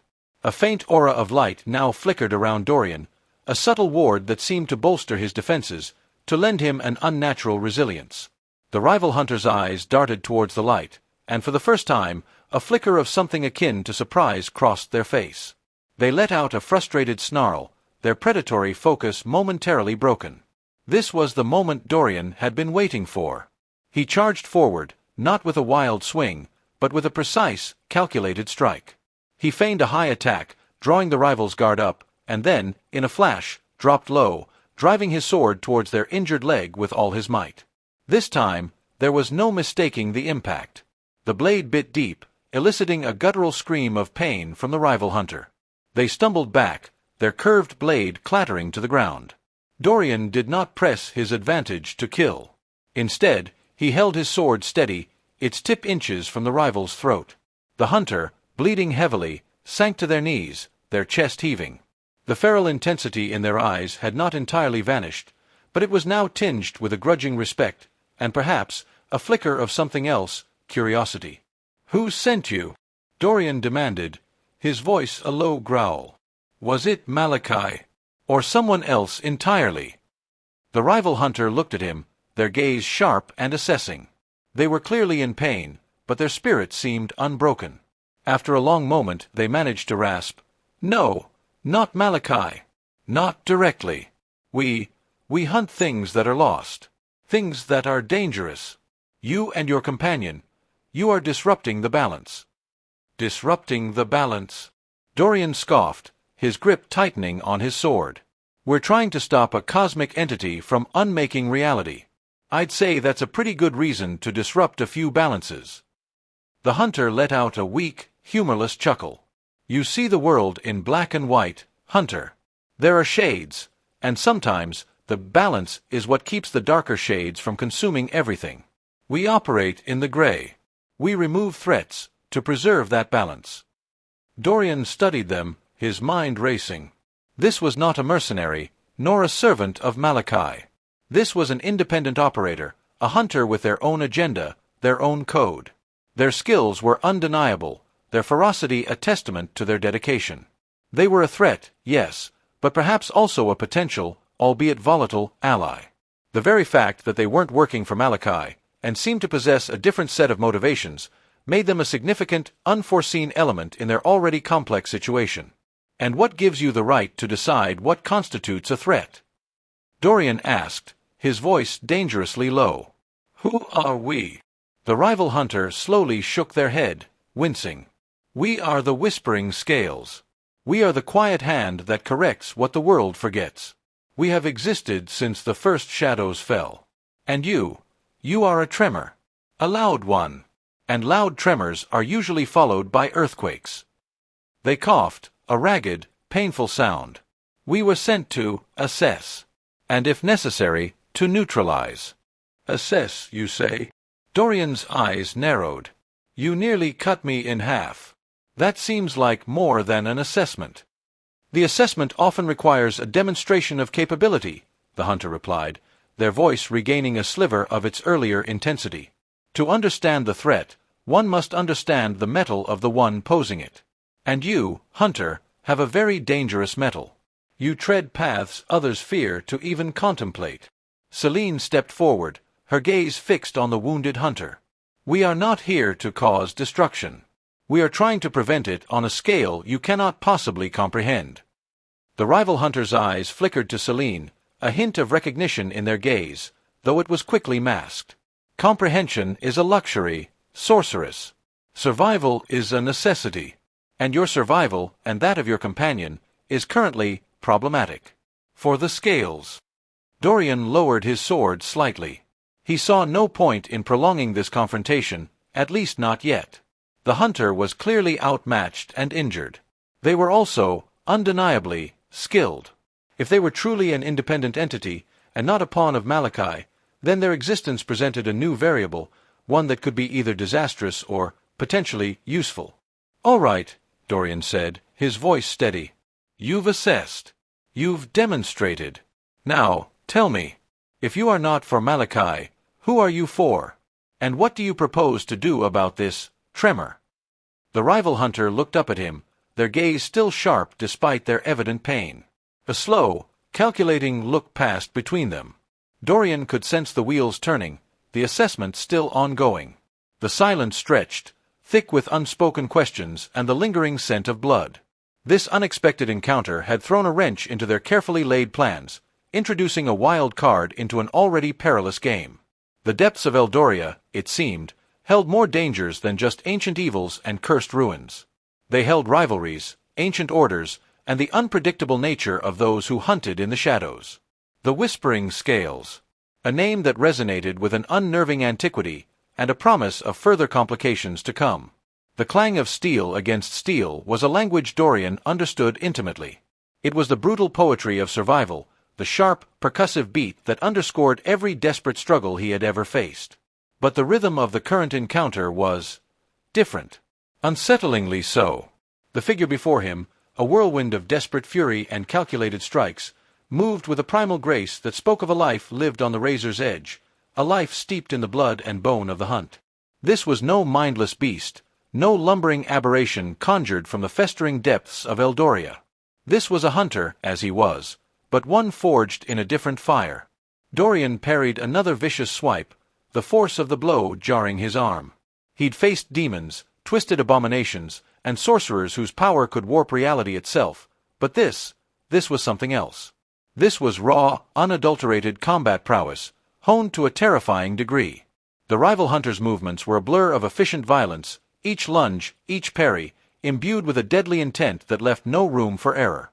Their curved blade, a wicked thing that seemed to hum with a malevolent energy of its own, danced in their grip, a silver streak against the oppressive gloom of the ancient ruin. Dorian could feel the subtle shifts in their weight, the coiled tension in their limbs, the raw, predatory focus in their gaze. They were a hunter of a different breed, one who understood the dance of combat on a visceral level, devoid of hesitation or fear. "Who the hell are you?" Dorian grunted, gritting his teeth as he deflected another vicious swipe. The question was a mere whisper lost in the cacophony of clanging metal, the ragged gasps of exertion, and the low, guttural growls that seemed to emanate from the newcomer's throat. This individual fought with a primal fury, yet beneath the ferocity lay a chilling efficiency. It was as if they had studied Dorian's every move, anticipated his every counter. Their style was a whirlwind of close-quarters combat, a brutal blend of offense and defense that sought to overwhelm and incapacitate. They utilized a grappling hook not just as a weapon, but as an extension of their own body, using it to yank Dorian off balance, to disrupt his footing, to create openings for their blade. Dorian found himself on the defensive, a rare and unwelcome position. This individual moved with an unorthodox agility, their leaps and dodges defying conventional physics. He managed to land a glancing blow, a shallow cut across their shoulder, but it seemed to have little effect. Instead, the rival hunter let out a chilling roar, their eyes burning with a renewed intensity, and lunged forward, their curved blade a blur of deadly intent. He had faced formidable opponents before, but there was something about this encounter that felt profoundly different. This was not a battle of raw power or arcane might. This was a test of skill, of endurance, of sheer, unadulterated combat prowess. The rival hunter fought with a ferocity that bordered on madness, yet it was a controlled madness, a focused rage that was terrifyingly effective. They were a storm of steel and fury, and Dorian was caught in its eye. Celine, though pressed into relative safety, was not idle. Her hands were a blur as she incanted, arcane energies coalescing around her. She understood the danger Dorian was in, the sheer skill of their attacker. She couldn't engage directly without compromising her defensive spells, but she could offer support, perhaps a distraction.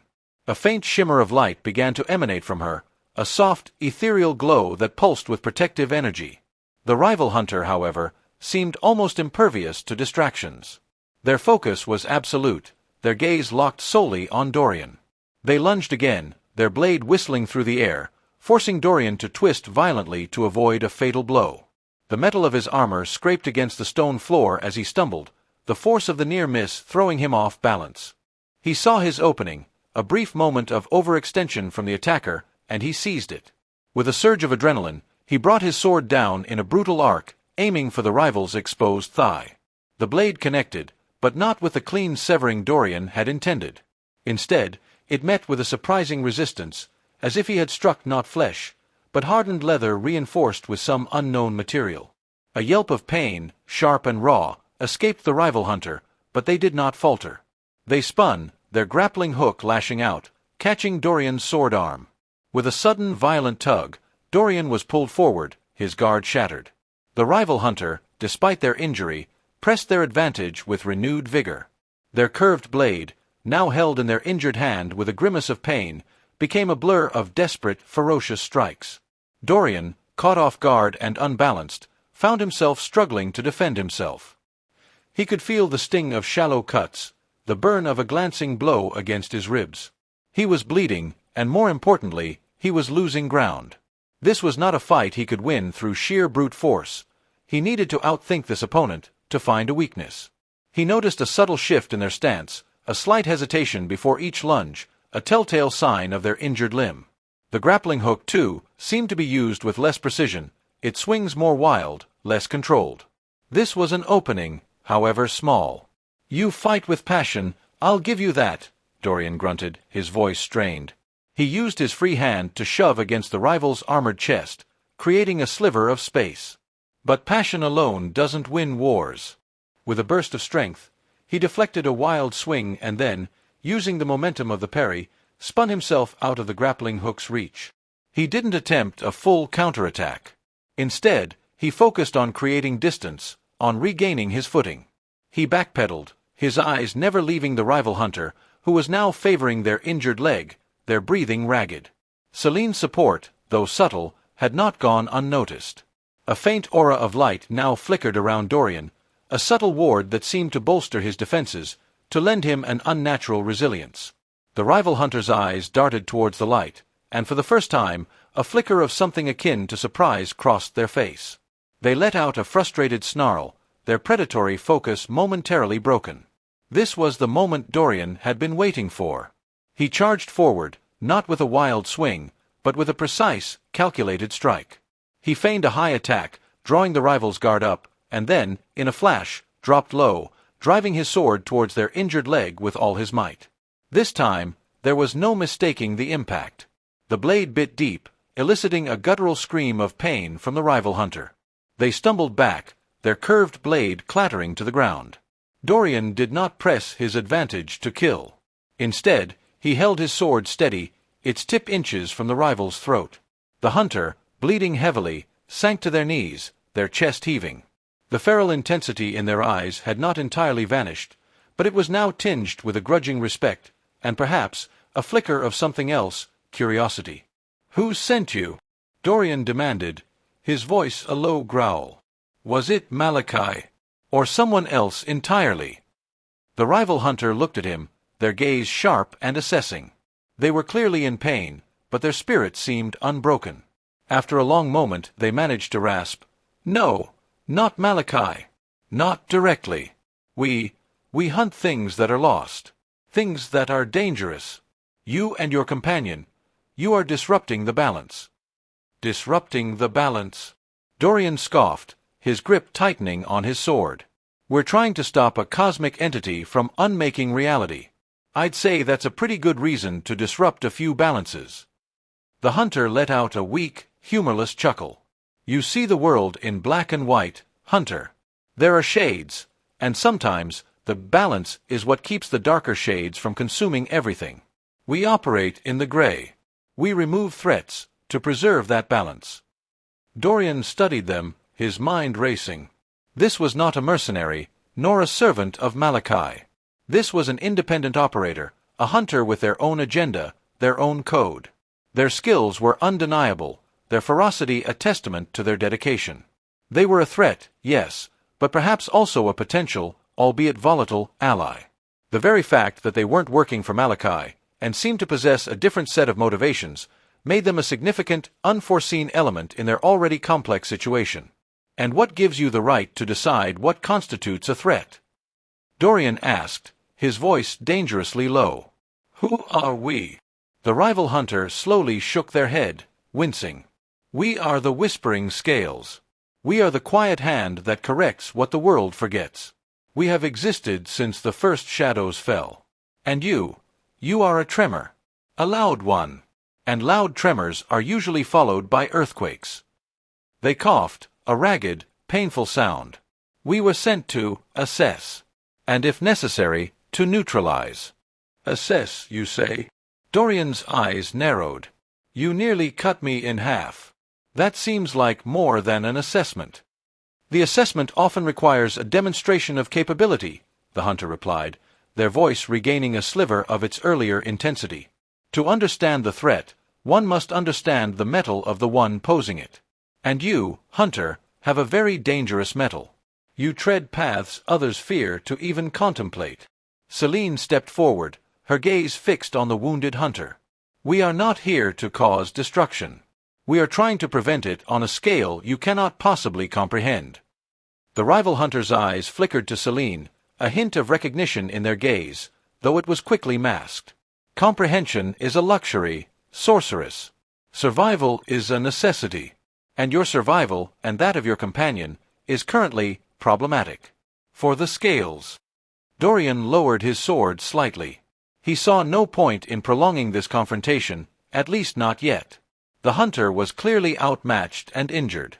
They were also, undeniably, skilled.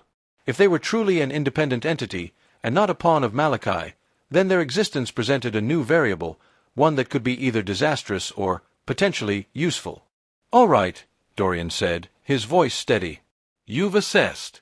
You've demonstrated. Now, tell me, if you are not for Malachi, who are you for? And what do you propose to do about this tremor? The rival hunter looked up at him, their gaze still sharp despite their evident pain.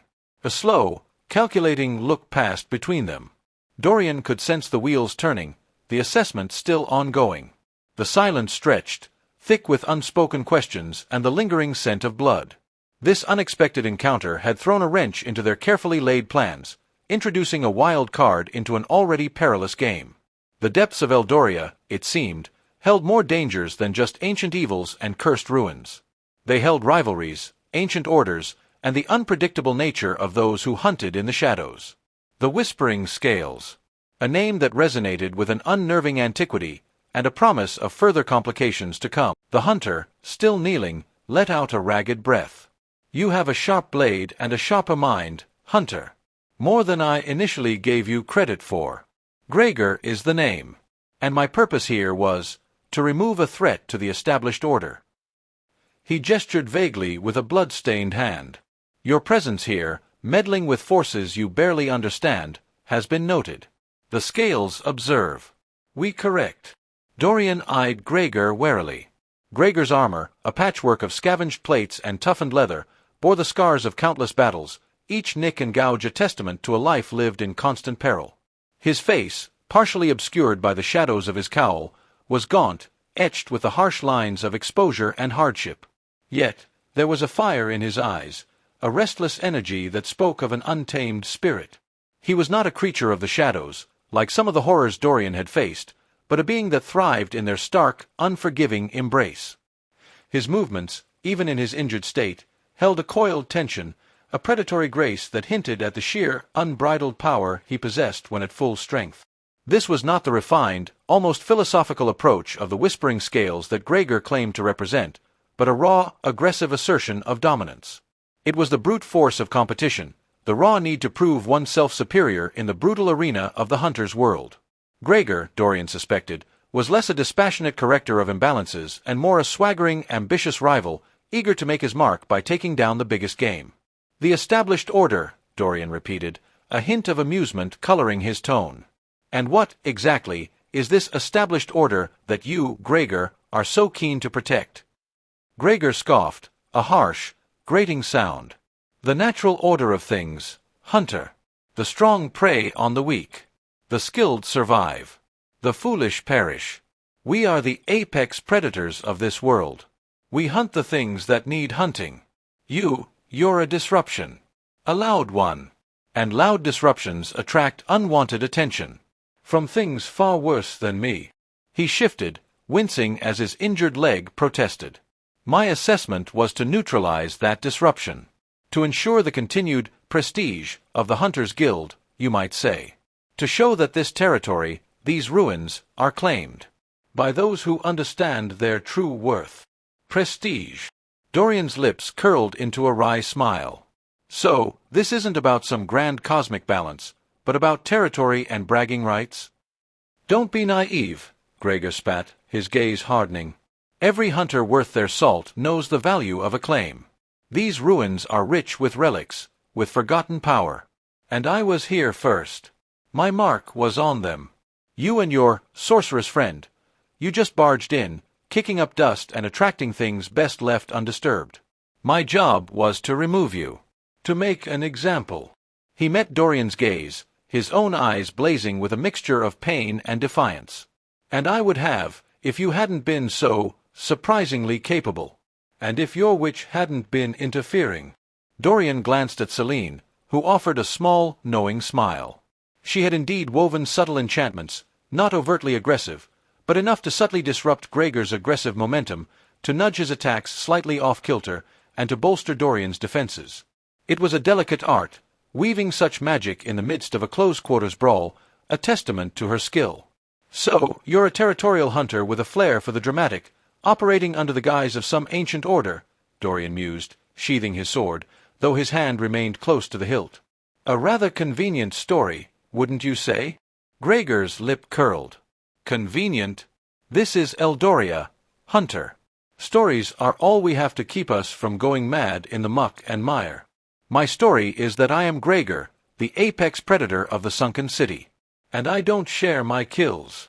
He glared at Dorian, then at Celine. You've bested me, for now. But that doesn't change the fact that you're trespassing. And my patience is thin. Especially when I'm bleeding. Your territory is currently crawling with abominations and echoes of a mad god's ambition, Dorian countered, his voice calm but firm. This isn't about your personal hunting grounds, Gregor. This is about the fate of everything. Malachi's plans extend far beyond these ruins. Gregor let out another harsh laugh. Malachi, the whispering madness? You think I don't know what's stirring? This entire region is a festering wound. But some wounds are best left alone. They fester and die. Others, they need to be cauterized. And that often involves a few well-placed sacrifices. You, for instance. Sacrifices. Celine's voice was quiet, but it cut through the tension. You would sacrifice us to preserve your perceived order? Survival of the fittest, sorceress, Gregor rasped, pushing himself to a more stable, albeit painful, standing position. He leaned heavily on his grappling hook, which he now used as a makeshift crutch. The strong survive. The weak, well, they become the foundation. And you too, as capable as you are still interfering with something far larger than yourselves. Something that the scales and myself are meant to keep in check. Dorian studied Gregor's face. The arrogance was evident, the aggression palpable. But beneath it, there was a flicker of something else, a primal fear, perhaps, or a grudging respect for their resilience. Gregor was a predator, yes, driven by instinct and a need to dominate. But he was also a survivor, and his survival instinct was telling him that Dorian and Celine were not easily dismissed. The scales you mentioned, Dorian pressed. Who are they? Where do they operate? And how do they correct things? Gregor shrugged, a movement that clearly pained him. They are everywhere and nowhere. They are the whispers in the dark, the shadows that watch. They don't operate in the conventional sense. They are the unconventional. They emerge when the balance is truly threatened, when the world is on the brink of unraveling. They are the ancient force that ensures things don't entirely fall apart. They don't explain themselves. They act, and sometimes their actions involve recruiting those with potential. He gave Dorian a significant look, or removing those who are too much of a nuisance. Dorian's mind raced.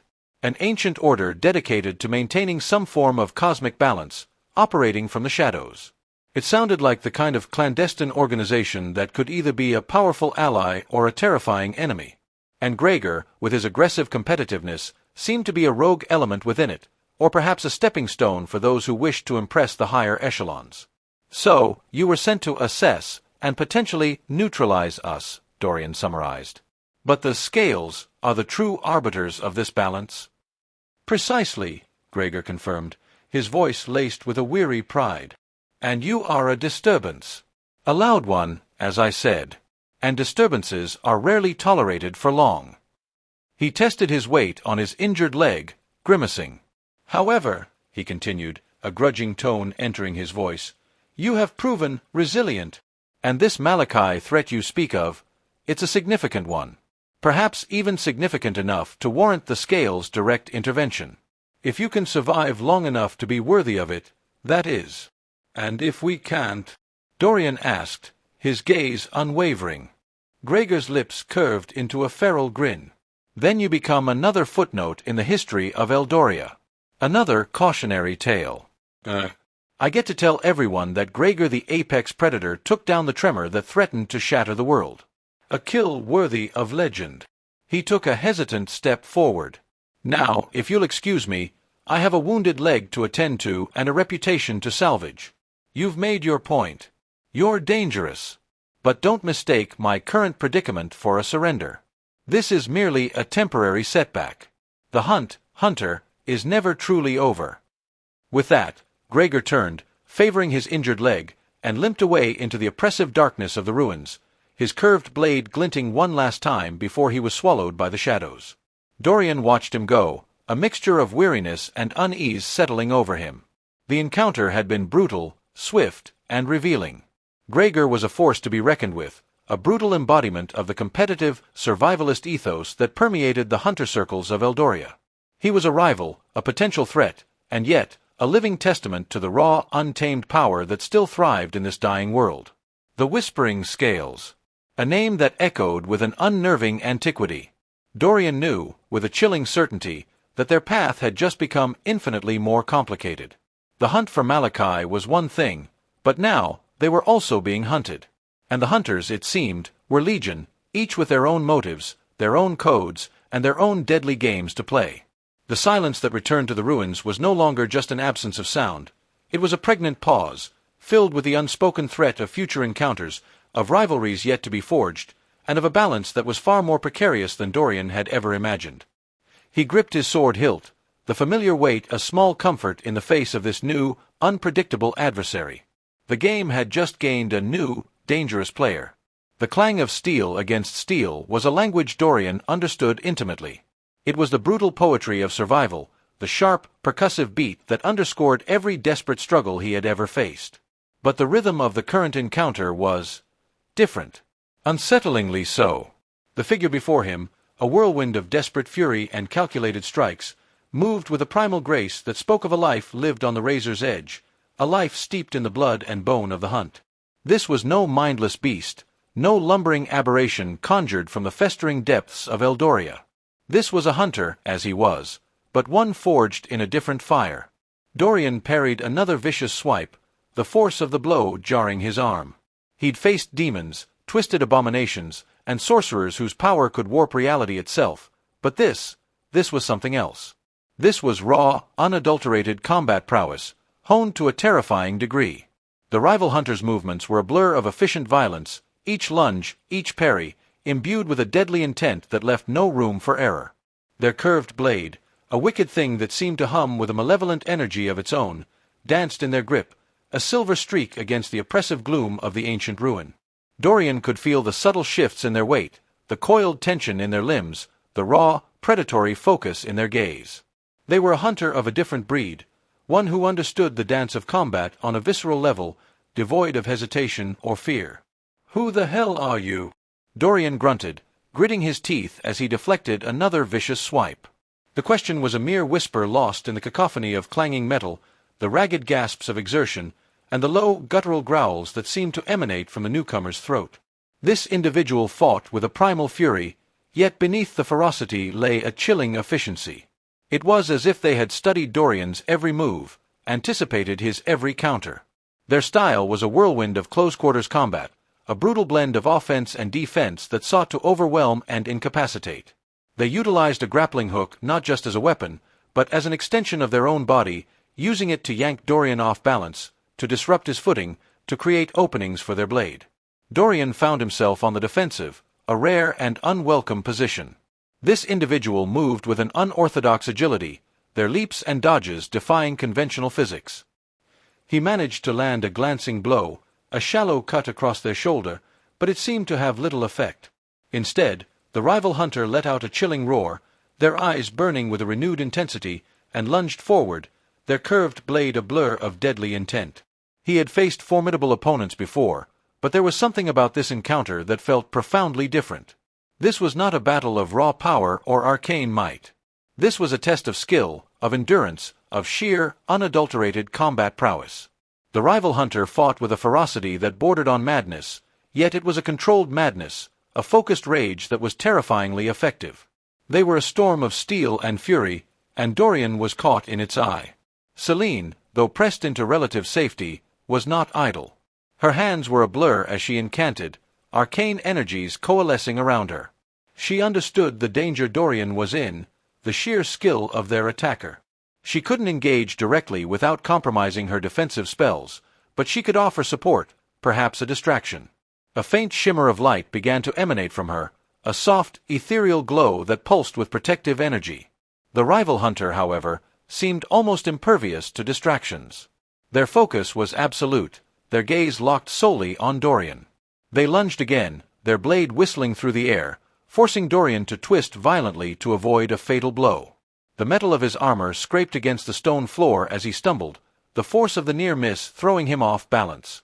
He saw his opening, a brief moment of overextension from the attacker, and he seized it. With a surge of adrenaline, he brought his sword down in a brutal arc, aiming for the rival's exposed thigh. The blade connected, but not with the clean severing Dorian had intended. Instead, it met with a surprising resistance, as if he had struck not flesh, but hardened leather reinforced with some unknown material. A yelp of pain, sharp and raw, escaped the rival hunter, but they did not falter. They spun, their grappling hook lashing out, catching Dorian's sword arm. With a sudden violent tug, Dorian was pulled forward, his guard shattered. The rival hunter, despite their injury, pressed their advantage with renewed vigor. Their curved blade, now held in their injured hand with a grimace of pain, became a blur of desperate, ferocious strikes. Dorian, caught off guard and unbalanced, found himself struggling to defend himself.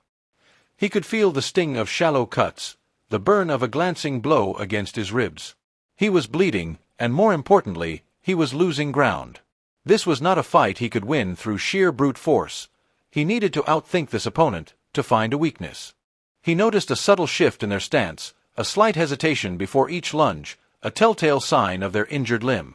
The grappling hook, too, seemed to be used with less precision, its swings more wild, less controlled. This was an opening, however small. "You fight with passion, I'll give you that," Dorian grunted, his voice strained.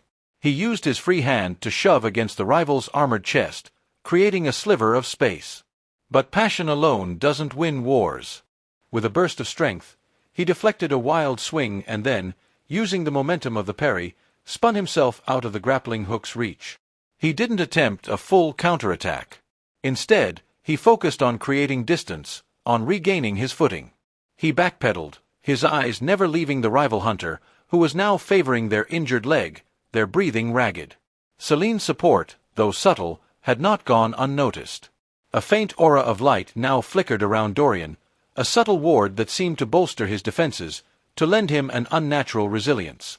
The rival hunter's eyes darted towards the light, and for the first time, a flicker of something akin to surprise crossed their face. They let out a frustrated snarl, their predatory focus momentarily broken. This was the moment Dorian had been waiting for. He charged forward, not with a wild swing, but with a precise, calculated strike. He feigned a high attack, drawing the rival's guard up, and then, in a flash, dropped low, driving his sword towards their injured leg with all his might. This time, there was no mistaking the impact. The blade bit deep, eliciting a guttural scream of pain from the rival hunter. They stumbled back, their curved blade clattering to the ground. Dorian did not press his advantage to kill. Instead, he held his sword steady, its tip inches from the rival's throat. The hunter, bleeding heavily, sank to their knees, their chest heaving.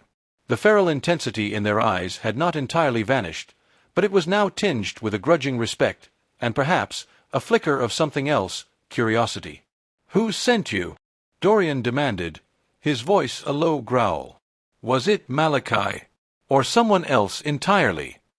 The rival hunter looked at him, their gaze sharp and assessing. They were clearly in pain, but their spirit seemed unbroken. After a long moment they managed to rasp, "No, not Malachi. Not directly. We hunt things that are lost. Things that are dangerous. You and your companion, you are disrupting the balance." "Disrupting the balance?" Dorian scoffed, his grip tightening on his sword.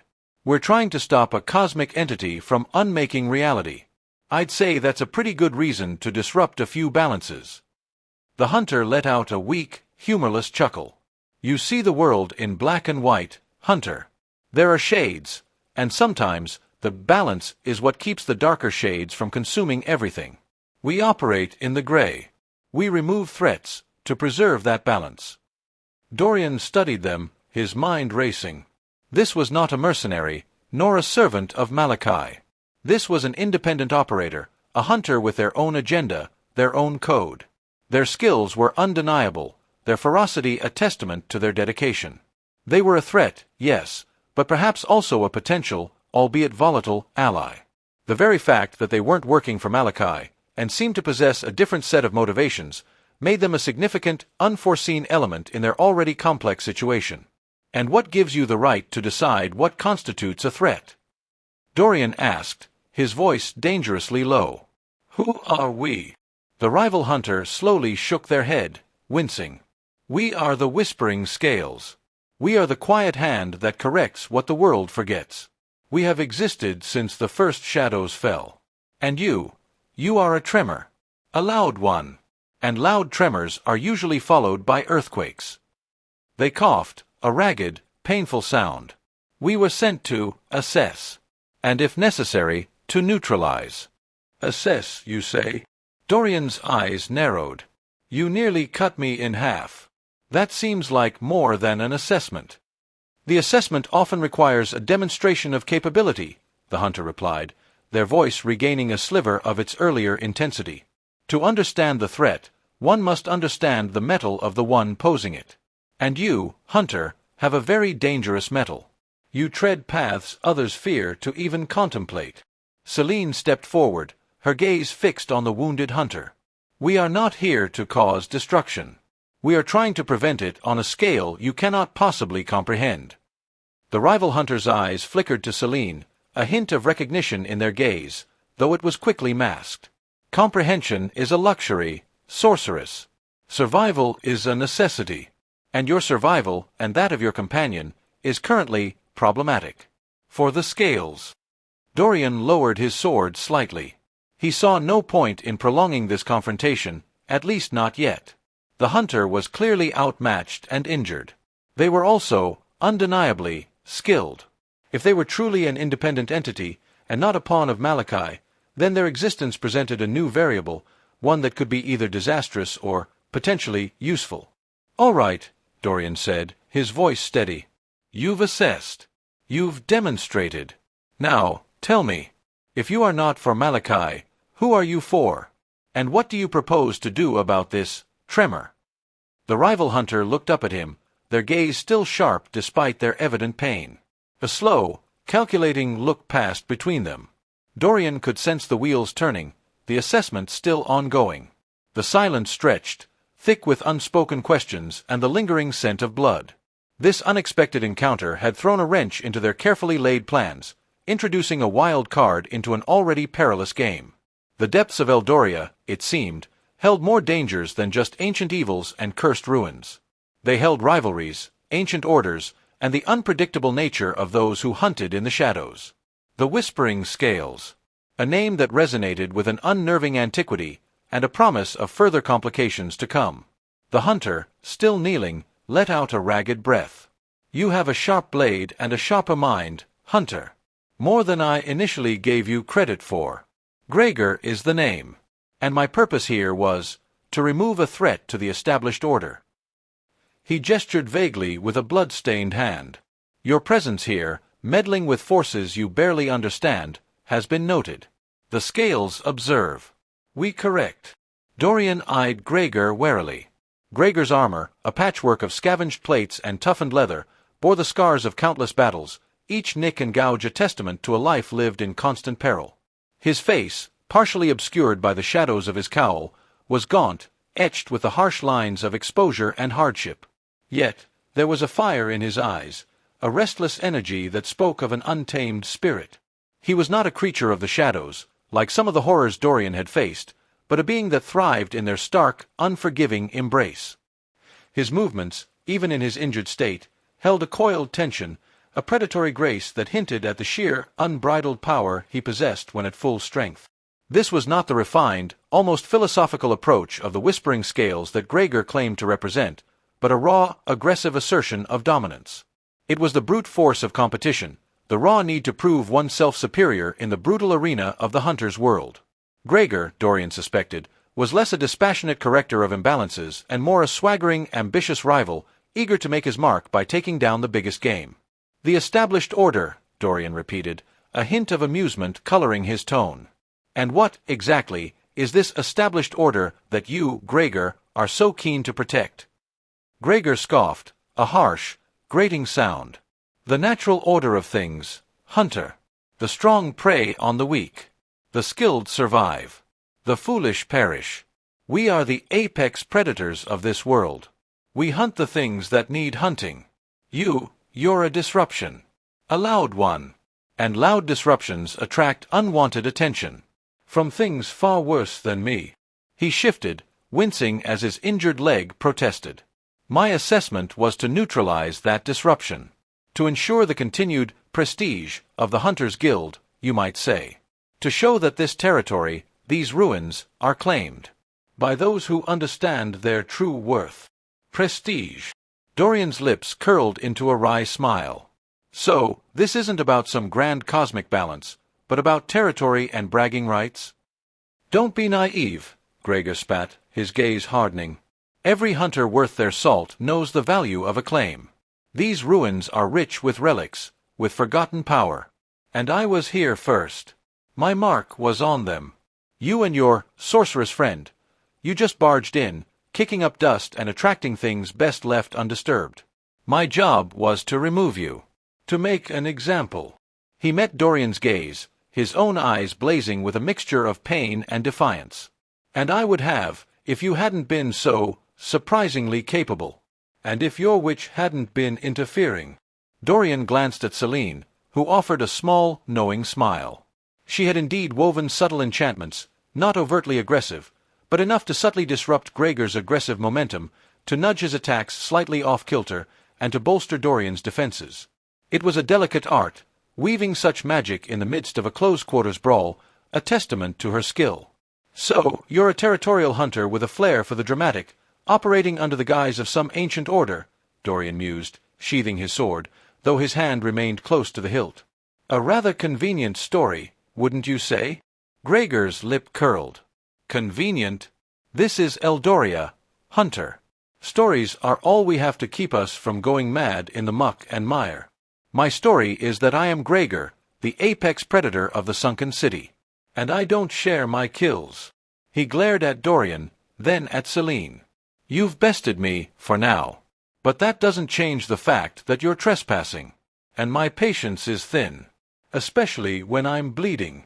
Your territory is currently crawling with abominations and echoes of a mad god's ambition, Dorian countered, his voice calm but firm. This isn't about your personal hunting grounds, Gregor. This is about the fate of everything. Malachi's plans extend far beyond these ruins. Gregor let out another harsh laugh. Malachi, the whispering madness? You think I don't know what's stirring? This entire region is a festering wound. But some wounds are best left alone. They fester and die. Others, they need to be cauterized. And that often involves a few well-placed sacrifices. You, for instance. Sacrifices. Celine's voice was quiet, but it cut through the tension. You would sacrifice us to preserve your perceived order? Survival of the fittest, sorceress, Gregor rasped, pushing himself to a more stable, albeit painful, standing position. He leaned heavily on his grappling hook, which he now used as a makeshift crutch. The strong survive. The weak, well, they become the foundation. And you too, as capable as you are still interfering with something far larger than yourselves. Something that the scales and myself are meant to keep in check. Dorian studied Gregor's face. The arrogance was evident, the aggression palpable. But beneath it, there was a flicker of something else, a primal fear, perhaps, or a grudging respect for their resilience. Gregor was a predator, yes, driven by instinct and a need to dominate. But he was also a survivor, and his survival instinct was telling him that Dorian and Celine were not easily dismissed. The scales you mentioned, Dorian pressed. Who are they? Where do they operate? And how do they correct things? Gregor shrugged, a movement that clearly pained him. They are everywhere and nowhere. They are the whispers in the dark, the shadows that watch. They don't operate in the conventional sense. They are the unconventional. They emerge when the balance is truly threatened, when the world is on the brink of unraveling.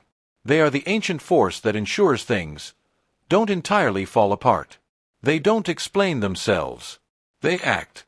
And sometimes their actions involve recruiting those with potential. He gave Dorian a significant look. Or removing those who are too much of a nuisance. Dorian's mind raced.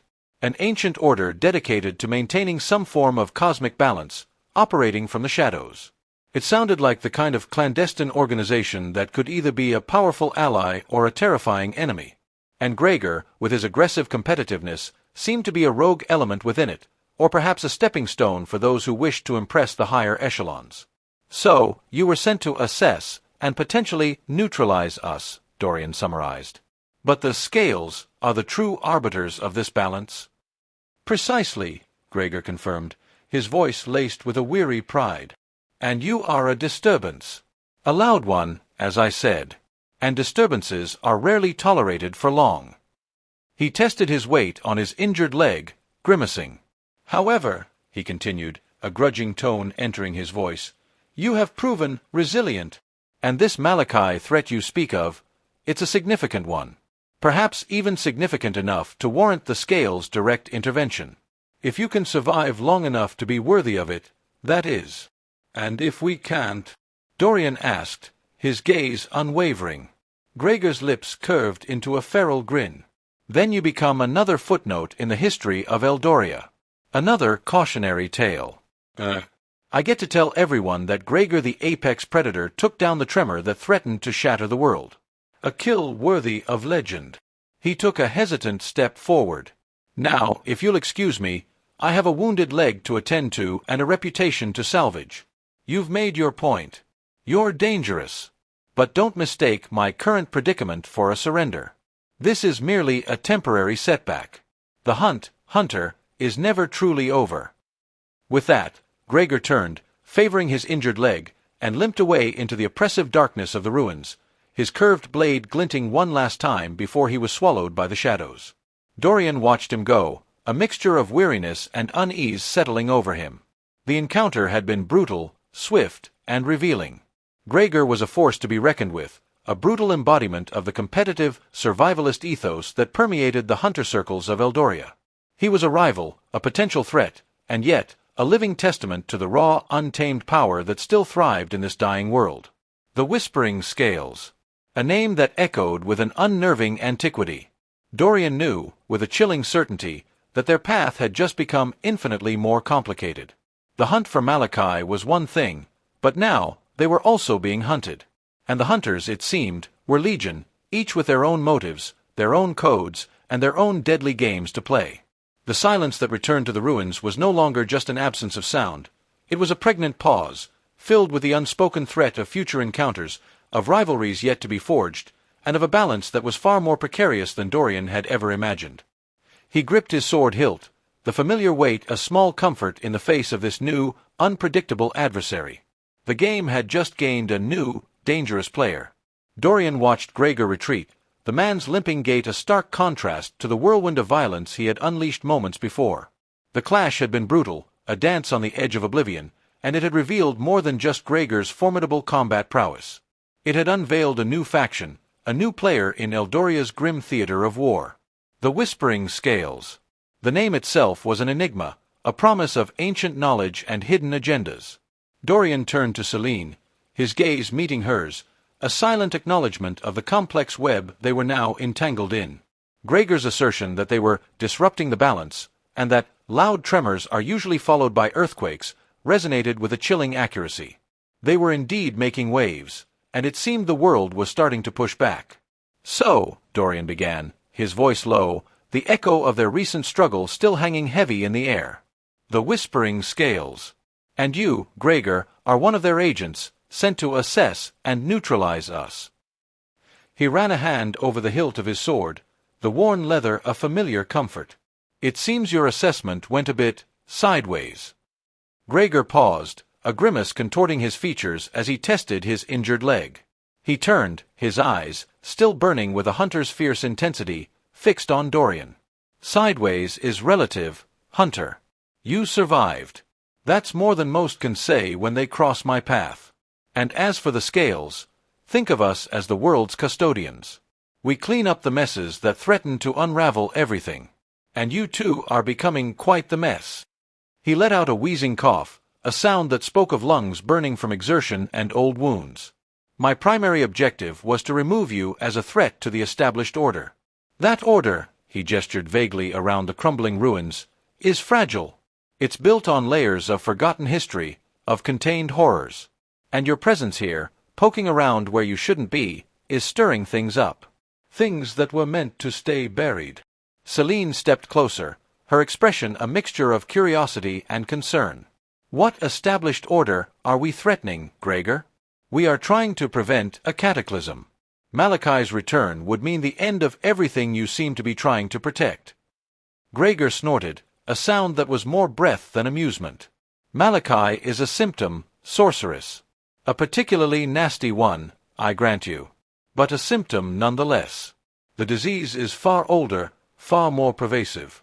The rituals you seek to uncover, the power you're dabbling in, they are part of a much larger tapestry.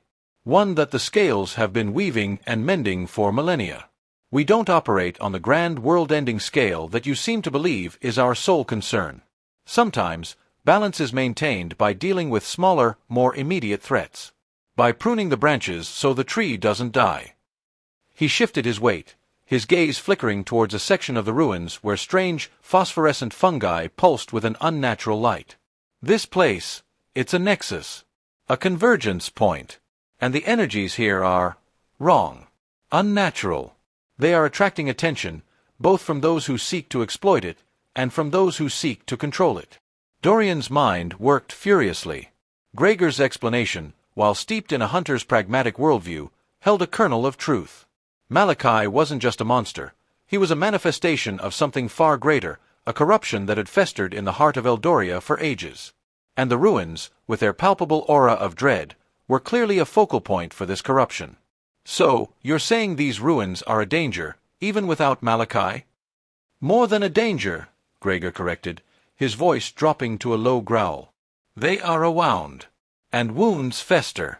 What you call Malachi is merely the pus seeping out. The scales and I, we deal with the festering. We hunt the things that make the wound worse. And sometimes," he met Dorian's gaze, a predatory glint returning to his eyes, "that means hunting the ones who stir the infection." Dorian nodded slowly.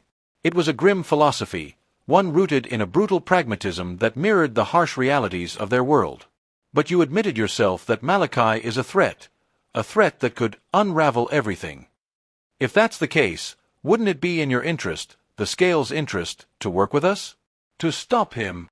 Gregor let out a sigh that seemed to carry the weight of centuries. "Intervention is a last resort, Hunter. The Scales believe in allowing events to unfold, to a certain extent. We guide, we nudge, we correct. We do not typically wade into the fray and play the hero. There are protocols. And your approach, while perhaps effective, is loud, disruptive. You attract attention, not just from Malachi's ilk, but from other, less savory entities. Things that feed on chaos. things that the scales have spent eons keeping at bay. He gestured with his hooked blade, which he now held loosely in his hand. These ruins are a magnet for such things, and your arrival, your forceful entry, has only amplified that attraction. The unnatural phenomena you've witnessed, the increased monstrous activity, that's a direct consequence of your actions. You are, in essence, drawing predators to the wounded beast. So, you're blaming us for the increased danger? Celine asked, a hint of indignation in her voice. I'm stating facts, sorceress, Gregor replied evenly. The world of Eldoria is a precarious balance of powers. Forces vying for dominance, for control. The scales are the silent arbiters, ensuring that no single force overwhelms the others to the point of total annihilation. We deal with the gray areas, the shadows that lurk between the established powers. Malachi represents a complete erasure. You are not equipped to deal with that, and your methods are only making it worse. Dorian pondered Gregor's words. The idea of a secret order, the Whispering Scales, dedicated to maintaining some form of cosmic equilibrium was compelling, if unnerving. It painted a picture of a world far more complex than he had initially understood, a world where unseen forces were constantly at play, shaping destinies and orchestrating events from the shadows. Gregor, it seemed, was a manifestation of that force, a brutal enforcer with his own agenda, yet ultimately bound by the Scales' overarching mission. You mentioned rumors, Dorian said, shifting the focus back to Gregor's initial motivations. Rumors of powerful artifacts, valuable monster parts. Are those the only things that draw you to these ruins? Or is it this balance you speak of? Gregor's lip curled into a wry smile. A hunter hunts. Hunter. That is my nature, as it is yours. These ruins are steeped in history, in forgotten lore. They are a graveyard of power, a treasure trove for those who know where to look. And yes, the promise of a rare kill, a potent relic, it is a draw. But even more so, the anomalies. The unnatural occurrences. They speak of a disturbance. A tear in the fabric of what should be. And where there is a tear, there is often something valuable to be found. Or something dangerous to be contained. He coughed again, a wet, rattling sound. My assessment was to gauge the level of disruption. And you, my friend, have proven to be quite the disruption. So, we're both after something here, Dorian stated, his eyes narrowed in thought. You, to maintain balance, and perhaps pick up some spoils. Us, to uncover the truth about Malachi and prevent his return. It seems we have a temporary, albeit uneasy, common ground. Gregor grunted. Common ground is a slippery thing in Eldoria. But I will admit, your pursuit of Malachi, it aligns with a certain necessity. If his return means the complete unraveling of this place, then even the Scales have an interest in seeing him stopped. But not by your methods. Not by blundering about, attracting every stray abomination and shadow dweller for miles around. He shifted his stance, leaning more heavily on his grappling hook. There are other ways. More subtle ways. Ways that don't involve kicking down every ancient door and waking every sleeping beast. And what are these subtle ways? Celine asked, her curiosity piqued. We are open to suggestions, Gregor. We're not looking to cause unnecessary destruction. Gregor gave them a long, assessing look. Dorian could see the calculation in his eyes, the weighing of options. The hunter was clearly a creature of instinct and pragmatism, but he was also bound by a greater purpose, a duty to the Whispering Scales. The ritual you seek, Gregor began, his voice dropping to a conspiratorial whisper, it is not a simple incantation. It is tied to the very heart of these ruins, to a source of power that has been dormant for centuries. To understand it, you need to understand the history of this place. Not just the history of Malachi, but the history of those who came before him. Those who built this city, and those who sought to harness its power. And you know this history? Dorian pressed, sensing an opening. I know parts of it, Gregor admitted. The Scales know more. We preserve what is important, what is dangerous. And the knowledge of how this place operates, how its power can be manipulated, that is both. There are chambers, hidden within these ruins, that contain records. Scrolls, artifacts, fragments of truth. These would be invaluable to your understanding. And perhaps, he added, a predatory gleam returning to his eyes, to my own collection. You want to guide us to these chambers?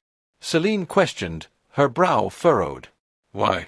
What's in it for you, beyond the spoil you mentioned? Gregor chuckled, a harsh, dry sound. Because your current approach is a liability. You are making noise that is drawing unwanted attention to us all. If I can redirect your enthusiasm to a more productive and less noisy pursuit, then perhaps we can both achieve our goals with fewer complications. Think of it as a controlled burn. You are a wildfire. I am offering you a controlled hearth. He winced as he shifted his weight again. And frankly, my leg is in no condition for extended combat. I would prefer to gather intel, rather than engage in a protracted brawl. Especially against whatever is stirring in the deeper levels. Dorian considered the offer. It was a gamble. Trusting Gregor, a brutal hunter who had just tried to kill them, was a risk. But Gregor's knowledge, however self-serving, could be invaluable. They were operating blind, stumbling through a labyrinth of ancient magic and monstrous threats. Having a guide, even a reluctant and potentially untrustworthy one, might be their only hope of navigating the complex dangers ahead. All right, Gregor, Dorian said, a decision solidifying in his mind. We'll consider your offer. But understand this, we are not your pawns. If you lead us into a trap, or if your guidance proves to be more about your own gain than our mutual survival, then this controlled hearth will turn into a raging inferno, and you'll be caught in the flames. Gregor gave a slow, appraising nod. A fair warning, Hunter. And one I appreciate. Now, he said, pushing himself upright with a grunt, his grappling hook digging into the cracked flagstones, we need to tend to my injuries. And then, we will discuss the finer points of historical preservation and strategic hunting. He met Dorian's gaze, a flicker of something akin to respect, or perhaps just professional assessment, in his eyes. You are a formidable opponent, Dorian. But Eldoria is full of things that are far more formidable. And you will need more than just brute force to survive what lies ahead. You will need knowledge. And that, my friend, is something the scales possess in abundance. He turned, his movements stiff and painful, and began to hobble away, deeper into the shadowed ruins. Follow me. And try not to attract any more attention. The silence here is a precious commodity. And you two have been making far too much noise. Dorian looked at Celine, a silent question passing between them. She met his gaze, a determined glint in her eyes. He might be a dangerous ally, she murmured, but his knowledge could be our key. And if he's part of this scales, then understanding their motives might be as important as understanding Malachi. Agreed, Dorian replied, gripping his sword. Let's see what kind of history lesson Gregor has in store for us. But I'm keeping my blade sharp, and my wits sharper. He glanced back at the path Gregor had taken, the shadows seeming to deepen and writhe as if alive. The Whispering Scales. The name was a riddle, and Dorian knew, with a sinking certainty, that solving it would be just as perilous as facing Malachi himself. The hunt had just taken a decidedly more complicated turn, and the paths ahead were branching in ways he had never anticipated. He would follow Gregor, but he would do so with a constant, wary eye, for the hunter had revealed himself to be just as much a part of the dangerous landscape as the monsters they sought to slay.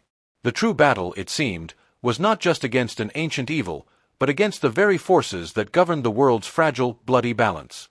It painted a picture of a world far more complex than he had initially understood, a world where unseen forces were constantly at play, shaping destinies and orchestrating events from the shadows. Gregor, it seemed, was a manifestation of that force, a brutal enforcer with his own agenda, yet ultimately bound by the Scales' overarching mission. You mentioned rumors, Dorian said, shifting the focus back to Gregor's initial motivations. Rumors of powerful artifacts, valuable monster parts. Are those the only things that draw you to these ruins? Or is it this balance you speak of? Gregor's lip curled into a wry smile. A hunter hunts. Hunter. That is my nature, as it is yours. These ruins are steeped in history, in forgotten lore. They are a graveyard of power, a treasure trove for those who know where to look. And yes, the promise of a rare kill, a potent relic, it is a draw. But even more so, the anomalies. The unnatural occurrences. They speak of a disturbance. A tear in the fabric of what should be. And where there is a tear, there is often something valuable to be found. Or something dangerous to be contained. He coughed again, a wet, rattling sound. My assessment was to gauge the level of disruption. And you, my friend, have proven to be quite the disruption. So, we're both after something here, Dorian stated, his eyes narrowed in thought. You, to maintain balance, and perhaps pick up some spoils. Us, to uncover the truth about Malachi and prevent his return. It seems we have a temporary, albeit uneasy, common ground. Gregor grunted. Common ground is a slippery thing in Eldoria. But I will admit, your pursuit of Malachi, it aligns with a certain necessity. If his return means the complete unraveling of this place, then even the scales have an interest in seeing him stopped. But not by your methods. Not by blundering about, attracting every stray abomination and shadow dweller for miles around. He shifted his stance, leaning more heavily on his grappling hook. There are other ways. More subtle ways. Ways that don't involve kicking down every ancient door and waking every sleeping beast. And what are these subtle ways? Celine asked, her curiosity piqued. We are open to suggestions, Gregor. We're not looking to cause unnecessary destruction. Gregor gave them a long, assessing look. Dorian could see the calculation in his eyes, the weighing of options. The hunter was clearly a creature of instinct and pragmatism, but he was also bound by a greater purpose, a duty to the whispering scales. The ritual you seek, Gregor began, his voice dropping to a conspiratorial whisper, it is not a simple incantation. It is tied to the very heart of these ruins, to a source of power that has been dormant for centuries. To understand it, you need to understand the history of this place. Not just the history of Malachi, but the history of those who came before him. Those who built this city, and those who sought to harness its power. And you know this history? Dorian pressed, sensing an opening. I know parts of it, Gregor admitted. The scales know more. We preserve what is important, what is dangerous, and the knowledge of how this place operates, how its power can be manipulated, that is both. There are chambers, hidden within these ruins, that contain records. Scrolls, artifacts, fragments of truth. These would be invaluable to your understanding. And perhaps, he added, a predatory gleam returning to his eyes, to my own collection. You want to guide us to these chambers? Celine questioned, her brow furrowed. Why? What's in it for you, beyond the spoil you mentioned? Gregor chuckled, a harsh, dry sound. Because your current approach is a liability. You are making noise that is drawing unwanted attention to us all. If I can redirect your enthusiasm to a more productive and less noisy pursuit, then perhaps we can both achieve our goals with fewer complications. Think of it as a controlled burn. You are a wildfire. I am offering you a controlled hearth. He winced as he shifted his weight again. And frankly, my leg is in no condition for extended combat. I would prefer to gather intel, rather than engage in a protracted brawl. Especially against whatever is stirring in the deeper levels. Dorian considered the offer. It was a gamble. Trusting Gregor, a brutal hunter who had just tried to kill them, was a risk. But Gregor's knowledge, however self-serving, could be invaluable. They were operating blind, stumbling through a labyrinth of ancient magic and monstrous threats. Having a guide, even a reluctant and potentially untrustworthy one, might be their only hope of navigating the complex dangers ahead. All right, Gregor, Dorian said, a decision solidifying in his mind. We'll consider your offer. But understand this, we are not your pawns. If you lead us into a trap, or if your guidance proves to be more about your own gain than our mutual survival, then this controlled hearth will turn into a raging inferno, and you'll be caught in the flames. Gregor gave a slow, appraising nod. A fair warning, Hunter. And one I appreciate. Now, he said, pushing himself upright with a grunt, his grappling hook digging into the cracked flagstones, we need to tend to my injuries. And then, we will discuss the finer points of historical preservation and strategic hunting. He met Dorian's gaze, a flicker of something akin to respect, or perhaps just professional assessment, in his eyes. You are a formidable opponent, Dorian. But Eldoria is full of things that are far more formidable. And you will need more than just brute force to survive what lies ahead. You will need knowledge. And that, my friend, is something the scales possess in abundance. He turned, his movements stiff and painful, and began to hobble away, deeper into the shadowed ruins. Follow me. And try not to attract any more attention. The silence here is a precious commodity. And you two have been making far too much noise. Dorian looked at Celine, a silent question passing between them. She met his gaze, a determined glint in her eyes. He might be a dangerous ally, she murmured, but his knowledge could be our key. And if he's part of this scales, then understanding their motives might be as important as understanding Malachi. Agreed, Dorian replied, gripping his sword. Let's see what kind of history lesson Gregor has in store for us. But I'm keeping my blade sharp, and my wits sharper. He glanced back at the path Gregor had taken, the shadows seeming to deepen and writhe as if alive. The Whispering Scales. The name was a riddle, and Dorian knew, with a sinking certainty, that solving it would be just as perilous as facing Malachi himself. The hunt had just taken a decidedly more complicated turn, and the paths ahead were branching in ways he had never anticipated. He would follow Gregor, but he would do so with a constant, wary eye, for the hunter had revealed himself to be just as much a part of the dangerous landscape as the monsters they sought to slay. The true battle, it seemed, was not just against an ancient evil, but against the very forces that governed the world's fragile, bloody balance. Dorian watched Gregor hobble away, a grim figure swallowed by the encroaching shadows of the ruins. The air, still thick with the metallic tang of blood and the acrid scent of spent magic, seemed to hold its breath, waiting. The recent clash had been a brutal baptism into a world far more complex than Dorian had imagined. Gregor wasn't just a rival hunter. He was an agent of a clandestine organization, the Whispering Scales, keepers of a balance Dorian had inadvertently threatened. His words echoed in Dorian's mind. Loud tremors are usually followed by earthquakes. They had indeed kicked over a hornet's nest, and now a creature of the nest itself had emerged, offering a chillingly pragmatic partnership. Celine stood beside Dorian, her expression a mixture of apprehension and keen observation. "He's right, Dorian," she murmured, her voice low. "We're attracting too much attention. Whatever Malachi is, he's only one part of a much larger, older threat. And Gregor, he understands that. The scales, for all their inscrutability, seem to be custodians of this world's equilibrium. If they're concerned about Malachi, it means he's a genuine, existential threat, not just a localized one." Dorian ran a thumb over the worn pommel of his sword, the familiar texture a small anchor in the swirling uncertainty. Gregor's proposition, born of pragmatism and perhaps a touch of self-preservation, was a bitter pill. They had just fought tooth and nail, spilling blood and testing each other's limits. Yet, the logic was undeniable. The ruins pulsed with an unseen energy, a palpable aura of dread that spoke of ancient powers stirring. Gregor had painted a grim picture, a world balanced on a knife's edge, with factions vying for control and Eldoria's forgotten corners festering with horrors best left undisturbed. Their clumsy intrusion had only served to draw the attention of things that fed on such disturbances, things that even the scales, with all their millennia of experience, struggled to contain. "A truce," Dorian mused aloud, the word tasting strange on his tongue. He turned to Celine, his gaze steady.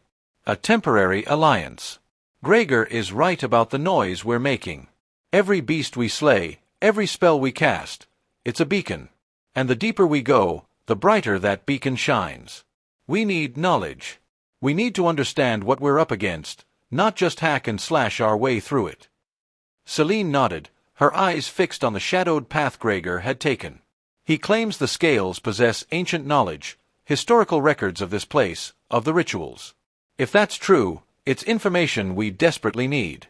We're walking blind, Dorian. Gregor, as dangerous as he is, could be the only one who can guide us through the darkness without leading us directly into the maw of whatever lurks within." A low growl rumbled from the shadows as Gregor reappeared, his movements still stiff but his gaze now sharper, more focused. He carried a small, crudely fashioned poultice of herbs and leaves, which he was pressing against his injured leg. "You two chatter like startled magpies," he grunted, his voice raspy. "Decisions need to be made. The longer we stand here, the more you broadcast your presence to every scavenger and shadow dweller within a league." Dorian met his gaze, a challenging glint in his own eyes. "We're agreed, Gregor. A truce. For now. We follow your lead, at least until we reach these chambers you speak of. But understand this isn't an act of trust. It's a tactical decision. We're allies of convenience, nothing more. If you try to betray us, if this leads us into a trap—" Dorian let the threat hang in the air, his hand resting on his sword hilt. "Then you'll find that the loud tremors you fear will be nothing compared to the earthquake I unleash upon you." Gregor let out a humorless chuckle, the sound like stones grinding together. "A hunter's warning. I understand. And I assure you, Hunter, my own survival is paramount. Leading you to your deaths would be inefficient. And frankly, I have no desire to deal with the mess that would create. The scales prefer cleaner operations." He carefully adjusted the poultice. "The objective remains the same for now. Secure the knowledge, understand the threat. Your methods are crude, but your objective aligns with a necessary outcome. Malachi's unchecked return is a problem that requires a solution. And perhaps," he added, his gaze flickering towards the pulsing fungi, "this place itself is a problem that needs to be understood before it festers beyond control." He pushed himself to his feet, wincing as he put weight on his leg. "The chambers are not far, but the path is intricate. It requires knowledge of the ruins, of the wards that still hold, of the passages that are not meant to be found. And the creatures that guard them are not as easily dispatched as the common rabble you've been dealing with. These are guardians, ancient, and territorial." Celine stepped forward, her gaze unwavering. "We are prepared to be cautious, Gregor. We will follow your instructions precisely. We are not seeking conflict for its own sake. We seek understanding. And if that understanding lies in quiet observation and careful navigation, then so be it." "Good," Gregor said, a sliver of something that might have been approval in his tone. "That is the first step towards true survival. Eldoria does not reward recklessness.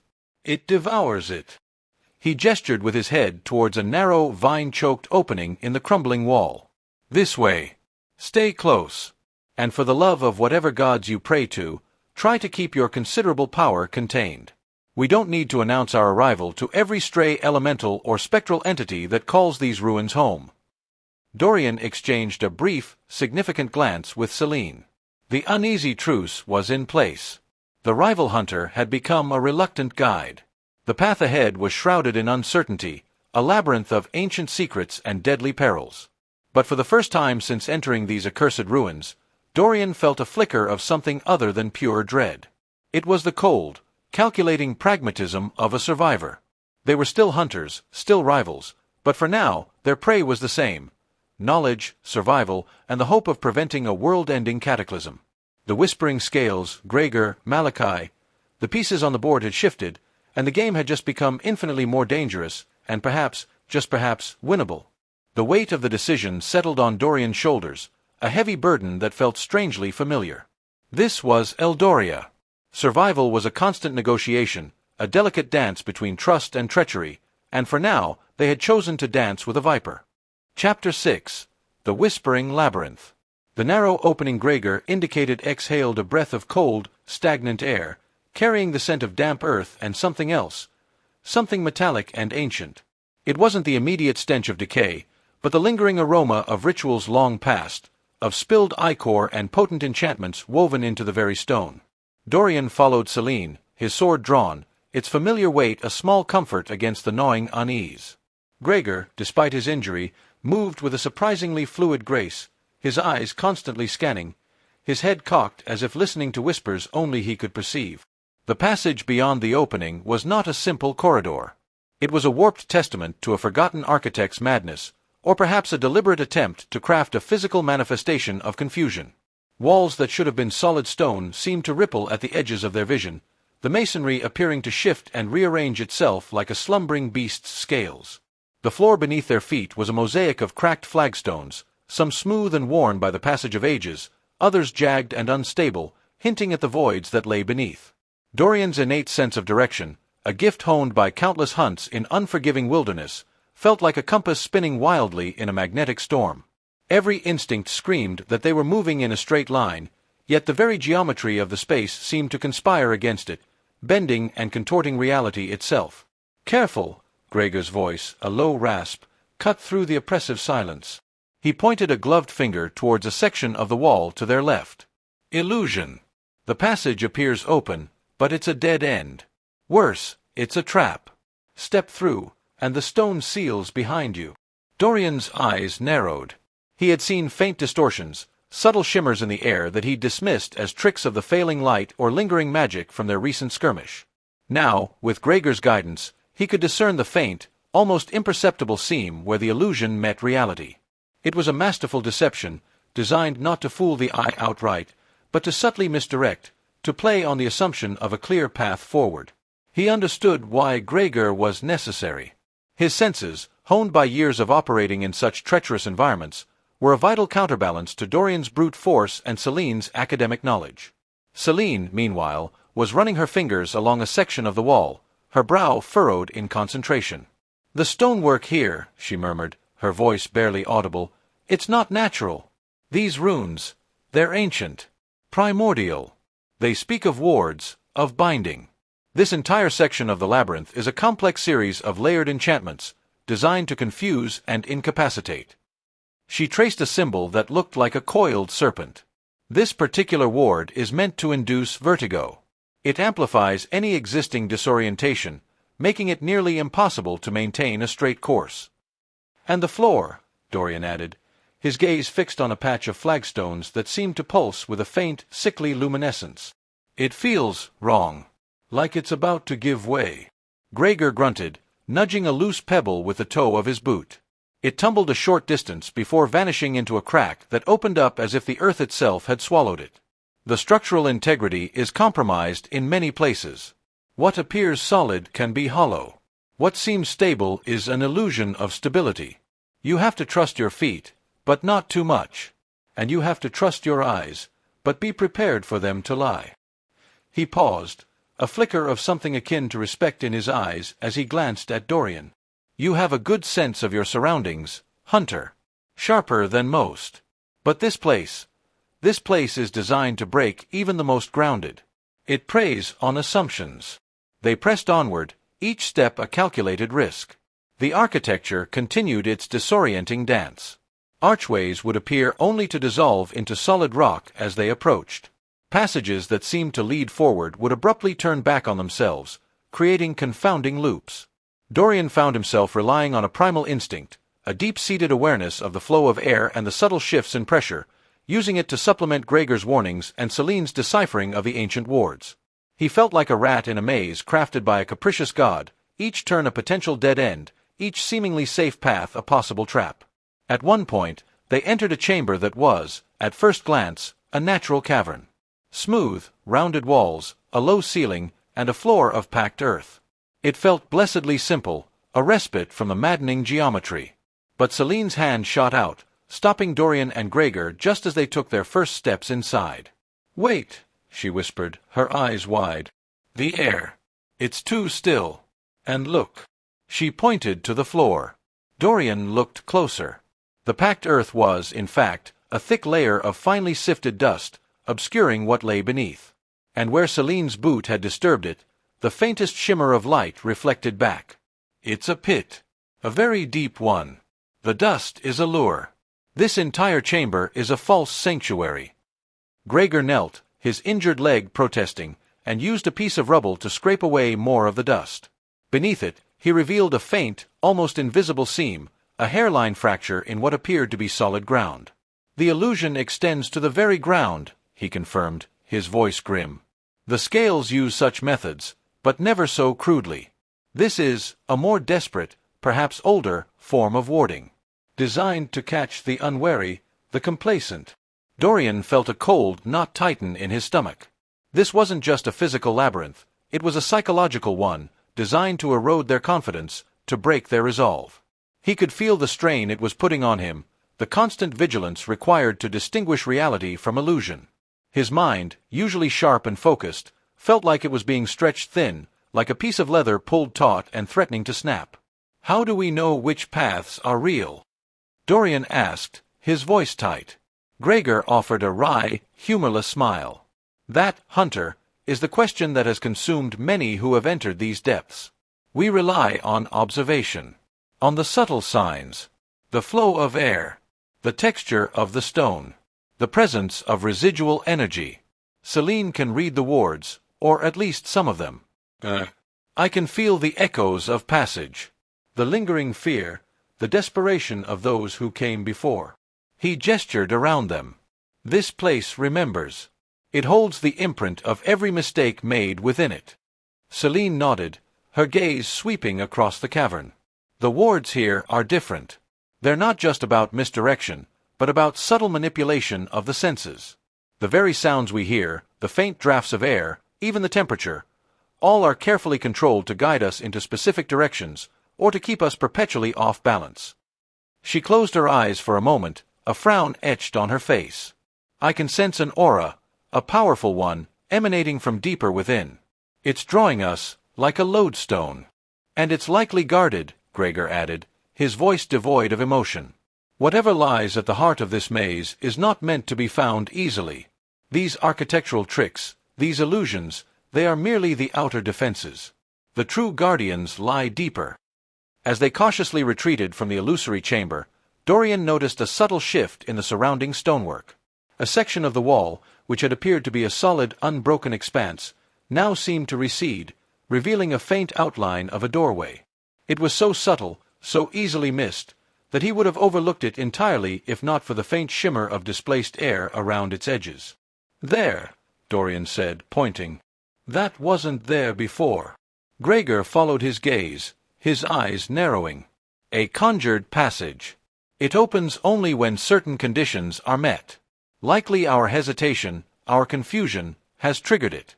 The labyrinth is learning us, adapting. It's not just a static structure, it's a living, breathing entity." Celine touched the stone near the newly revealed doorway. "The wards here are different. They feel reactive. Not designed to repel, but to invite. To lure us into a specific, predetermined path." "And what path is that?" Dorian asked, the question hanging heavy in the air. Gregor shrugged, a gesture that conveyed both uncertainty and acceptance. "The path the labyrinth chooses. Our only recourse is to tread it carefully, and to remain vigilant. This is the nature of Eldoria's depths. It doesn't offer clear routes. It offers choices, each one fraught with peril. We must choose wisely, or be consumed." They stepped through the conjured doorway, leaving behind the illusion of safety for the stark reality of the unknown. The passage beyond was narrower, the walls pressing in closer, forcing them to walk single file. The air grew colder, and a faint, almost imperceptible hum began to vibrate through the stone. It was a low thrum, like the distant pulse of a colossal heart, a sound that seemed to resonate deep within Dorian's bones. "What is that?" Celine asked, her voice strained. "The labyrinth's pulse," Gregor replied, his senses evidently attuned to the subtle vibrations.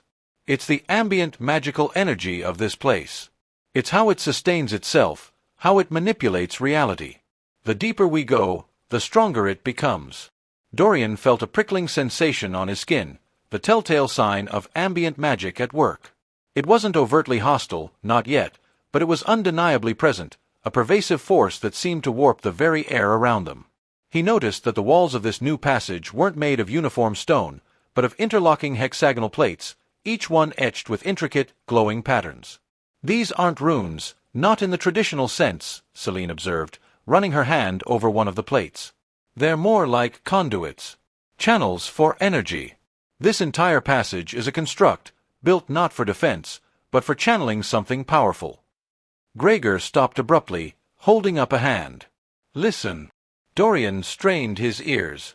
The low hum was still there, but now, beneath it, he could discern a faint rhythmic scraping sound. It was coming from ahead, from the darkness that swallowed the passage. It sounded like something heavy being dragged across stone. "Creatures," Gregor stated flatly. "Guardians. Not the spectral kind. Something physical. And not something that moves quietly." Dorian tightened his grip on his sword. The illusions and architectural trickery had been a test of their minds and their senses. Now, it seemed, the labyrinth was ready to test their mettle, to unleash its more tangible defenses. He glanced at Celine, then at Gregor. Their alliance, born of necessity, was about to be put to its first true test. The disorienting depths of Eldoria were not just a maze of stone and illusion, but a gauntlet of ancient horrors, and the only way through was to face them head-on, relying on each other, and on the grim understanding that survival in this place was a constant, brutal negotiation. The scraping sound grew louder, closer, a harbinger of the challenges that lay ahead in the whispering, shifting heart of the labyrinth. The scraping sound grew louder, a dry, rasping drag across stone that echoed the sound of a nail being drawn across a blackboard. It was a sound that clawed at the nerves, promising something unpleasant, something that moved with deliberation and malice. Dorian kept his sword ready, the polished steel catching the faint, ambient light of the hexagonal conduits. Gregor, despite the visible strain in his leg, moved with a predator's coiled tension, his gaze fixed on the darkness ahead. Celine's face was a mask of apprehension, her hand hovering near the satchel where she kept her more potent alchemical components. "This is it," Gregor rasped, his voice tight. The physical manifestations of the labyrinth's defenses. The illusions were the preamble. Now comes the feast. As they rounded a bend in the passage, the source of the sound became chillingly apparent. Ahead, in a chamber wider than the passage, but still cloaked in oppressive shadow, a hulking form was dragging a crude, heavy weapon across the floor. It was a creature of knotted muscle and bone, its hide like ancient, scarred leather, and its limbs moved with a disturbing, disjointed gait. Two sets of eyes, like dull embers, glowed from a skull-like head that was too large for its hunched frame. With each shuffling step, the sound of its armament dragging against the stone amplified, a grating cacophony that seemed to vibrate with a malevolent energy. "A stone gnawer," Celine whispered, her voice barely audible. "Primitive, but brutally effective. Their hides are incredibly tough, and their strength is immense. They are bred, or perhaps corrupted, for guarding places like this." Dorian's mind, already stretched thin by the labyrinth's disorienting nature, felt a fresh wave of unease. He had faced beasts before, formidable ones, but this creature felt different. It wasn't just its physical presence. There was an aura about it, a palpable sense of malice that seemed to seep from its very pores. It was as if the labyrinth itself had imbued it with its own twisted purpose. "Stay close," Dorian ordered, his voice a low growl. "Celine, watch for any environmental hazards. Gregor, try to find a weakness, a joint, anything." The stone gnawer, as if sensing their presence, stopped its dragging. Its head snapped up, the ember-like eyes fixing on them. A guttural growl rumbled from its chest, a sound that promised pain and destruction. It lowered its head, its massive, crude weapon held low, and began to shamble towards them with surprising speed. The moment the creature moved, the air around them shifted. It wasn't a physical change, but a subtle, insidious alteration in their perception. The low hum of the labyrinth's ambient magic, which had been a constant, almost subliminal presence, now began to warp. It twisted and contorted, weaving itself into the fabric of their thoughts, echoing their deepest insecurities. For Dorian, the scraping sound of the stone gnawer's weapon began to morph. It became the crackling roar of flames engulfing his home, the screams of his people, the guttural shouts of the raiders who had brought ruin to his village. He saw phantom flashes of burning thatch, of the crimson stain spreading across the snow, of the vacant, dead eyes of his kin. A searing wave of grief and rage washed over him, threatening to drown out his focus. His grip on his sword tightened, his knuckles white. He saw the stone gnawer not as a beast, but as a symbol of the destruction that had shattered his life. "You couldn't save them," a voice whispered, cold and insidious, seemingly emanating from the very stones of the labyrinth. "You were too slow, too weak, just like always." Dorian gritted his teeth, a guttural sound escaping his throat. He shook his head, trying to dislodge the phantom images, the venomous whispers. He focused on the present, on the immediate threat. He had to. There was no room for the ghosts of the past to dictate his actions now. Beside him, Celine stumbled, her eyes widening in alarm. The conduits lining the walls flickered, and the intricate patterns etched into them seemed to writhe, forming shapes that resonated with her most profound academic anxieties. She saw stacks of forgotten tomes, of ancient scrolls filled with incomprehensible scripts, of diagrams that represented theories she had once championed, now proven disastrously wrong. She heard the phantom echo of her mentor's disappointed sigh, the hushed whispers of her peers in the hallowed halls of the Arcane Academy, the sting of rejection from the very institutions she had dedicated her life to. "All your knowledge, all your study, it amounts to nothing," the whispers insinuated, laced with the cold certainty of academic judgment. "You are a failure, Celine. Your theories are flawed, your understanding incomplete. You will always be found wanting." Celine gasped, clutching her head. The labyrinth was not just attacking their bodies, but their minds, their very identities. She felt the weight of her past failures pressing down on her, suffocating her. She saw herself standing before the council, her groundbreaking thesis dismissed, her life's work ridiculed. The stone gnar, for her, became a manifestation of intellectual stagnation, a creature that merely repeated its actions, never learning, never evolving, just like she feared she was doomed to be. Gregor, too, was caught in the labyrinth's insidious grasp. The rhythmic scrape of the stone gnar's weapon morphed into the clatter of armor, the clash of steel, the cries of men. He saw faces contorted in pain and fear, faces he had inflicted that pain upon. He saw the blood on his own hands, the grim satisfaction he had once felt in the execution of his duties, the cold efficiency of his kill. The creature ahead became a mirror reflecting his past brutalities, the deeds that had made him the man he was, but also the man he sometimes feared he could never escape. "You are a butcher, Gregor," the whispers coiled around him like a serpent. "A tool of war. This labyrinth is your true home, for you are as devoid of true life as these stones. You find solace only in destruction." Gregor's jaw tightened, his hand instinctively going to the hilt of his own hidden blade. He closed his eyes for a fleeting moment, the phantom screams echoing in his ears. He had long ago buried those memories, compartmentalized them, but the labyrinth unearthed them with a horrifying clarity. The stone gnar, a mindless beast, was a perverted echo of the methodical violence he had once wielded. The psychological assault was relentless, each whisper designed to chip away at their resolve, to sow discord, to turn them against each other by amplifying their individual weaknesses. The labyrinth sought to break them from within, to make them susceptible to the physical threat that lumbered towards them. Despite the inner turmoil, Dorian forced himself to focus. He saw the stone gnar charging, its lumbering form a terrifying spectacle. He saw the crude, jagged weapon it wielded, a piece of obsidian or some dark, hardened stone, clearly designed for maximum impact. "It's feeding on our fear," Dorian roared, his voice cutting through the psychic haze. "Don't let it. Focus on the fight, not the phantoms." He knew, intellectually, that these were illusions, projections of their own minds. But the emotional weight, the visceral horror of these phantom memories, was potent. He parried the first clumsy sweep of the stone gnar's weapon, the impact jarring his arm. The creature's strength was indeed prodigious. Celine, despite her inner turmoil, managed to pull herself together. She saw Dorian engaged with the beast and Gregor positioning himself for a flanking maneuver.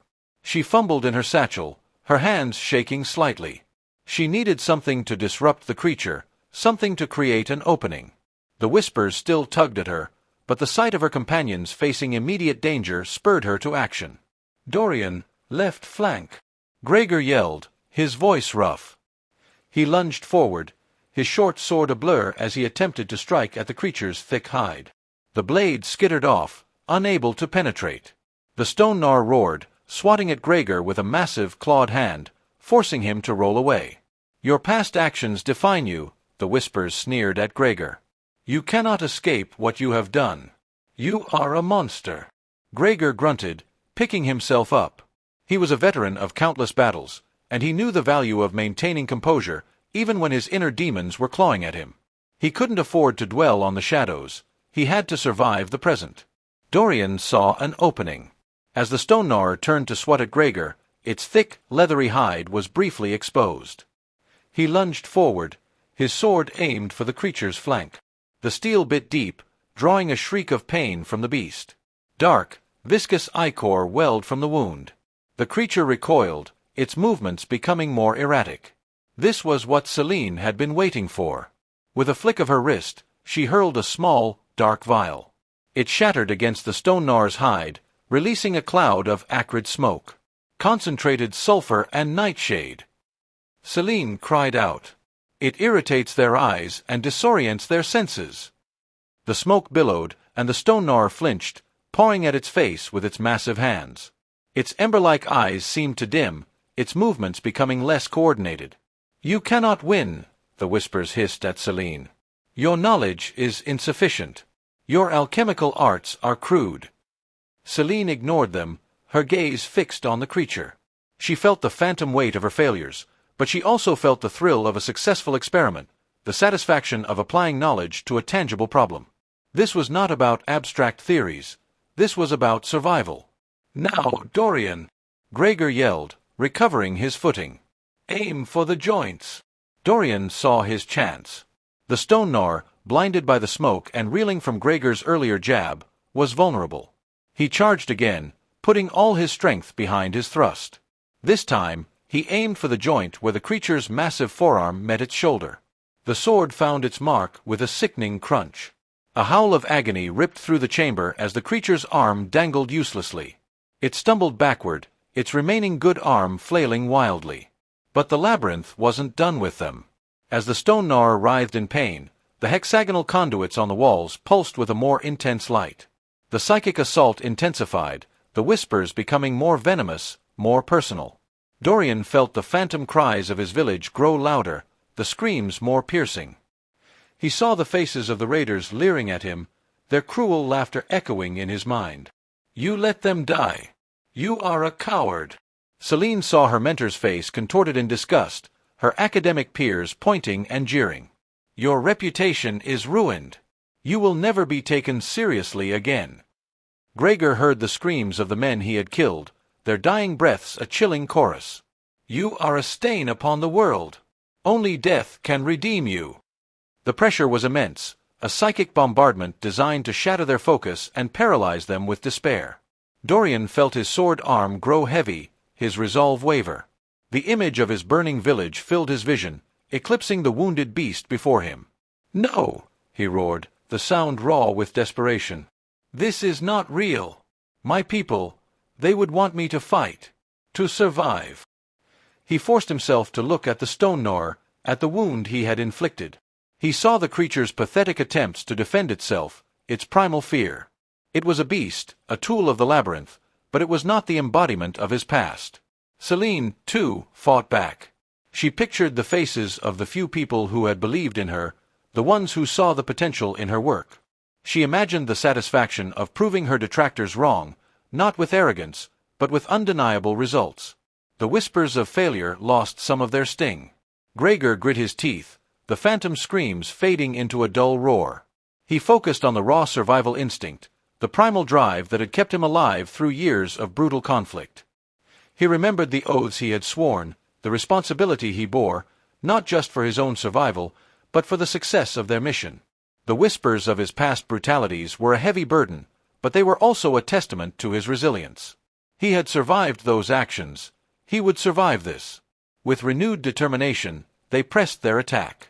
Gregor, moving with surprising speed, dodged another wild swing and used the creature's momentum against it, driving his sword into its exposed flank once more. Dorian, his mind clearing, saw the opportunity. He lunged, driving his sword deep into the stone gnar's neck, severing a vital artery. The creature let out a final, gurgling roar, its ember eyes flickering and dying. It stumbled, its massive body crashing to the stone floor with a thunderous impact that shook the chamber. The scraping sound ceased. Silence, heavy and oppressive, descended. But the whispers did not immediately fade.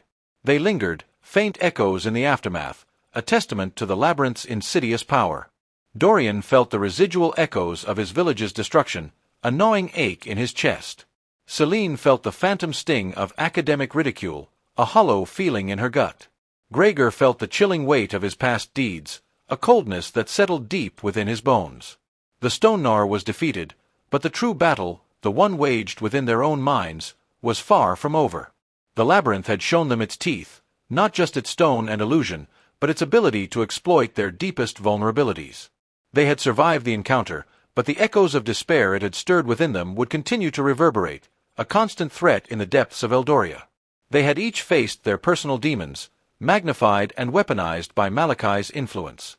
The victory was hard-won, but the scars left by these psychological assaults were invisible and potentially far more debilitating than any physical wound. They had to learn to silence those whispers, or they would be lost long before they found whatever lay at the heart of this treacherous maze. The echoes of the Stone Gnor's demise still vibrated in the oppressive stillness of the labyrinth. Dorian, Gregor, and Celine stood amidst the debris, their breath coming in ragged gasps, the phantom whispers of their deepest fears still clinging to the edges of their minds like a shroud. The victory over the lumbering guardian had been costly, not in physical wounds, though those were present, but in the unseen damage inflicted upon their psyches. The labyrinth had proven to be more than a physical maze. It was a crucible designed to break not just flesh and bone, but the very spirit. It's not just brute force," Celine murmured, her voice strained as she steadied herself against a hexagonal conduit, its light now a dull, pulsating throb. "The whispers, they were tailored. My anxieties about my research, Gregor's past, Dorian's village. This place, it devours our weaknesses and weaponizes them." Gregor spat a fleck of blood onto the stone floor. "The system doesn't care about our fears, Celine. It only cares about progression. And this is a progression in horror. We expected traps, monsters. We didn't expect a psychic assault designed to turn us against ourselves." He flexed his injured leg, a grimace twisting his features. "The Stone Gnar was just the appetizer. I can feel it. The air is thinner, more charged. Whatever comes next will be worse." Dorian nodded, his gaze sweeping the immediate surroundings. The chamber where they had fought the Stone Gnar was a dead end, a brutal arena. The passage they had emerged from was now the only apparent route forward. But the faint, iridescent sheen that now coated the walls, particularly around the deeper recesses of the chamber, spoke of something new. It shimmered with an unnatural luminescence, hinting at energies far more volatile than the simple stone and ambient magic of the labyrinth's outer layers.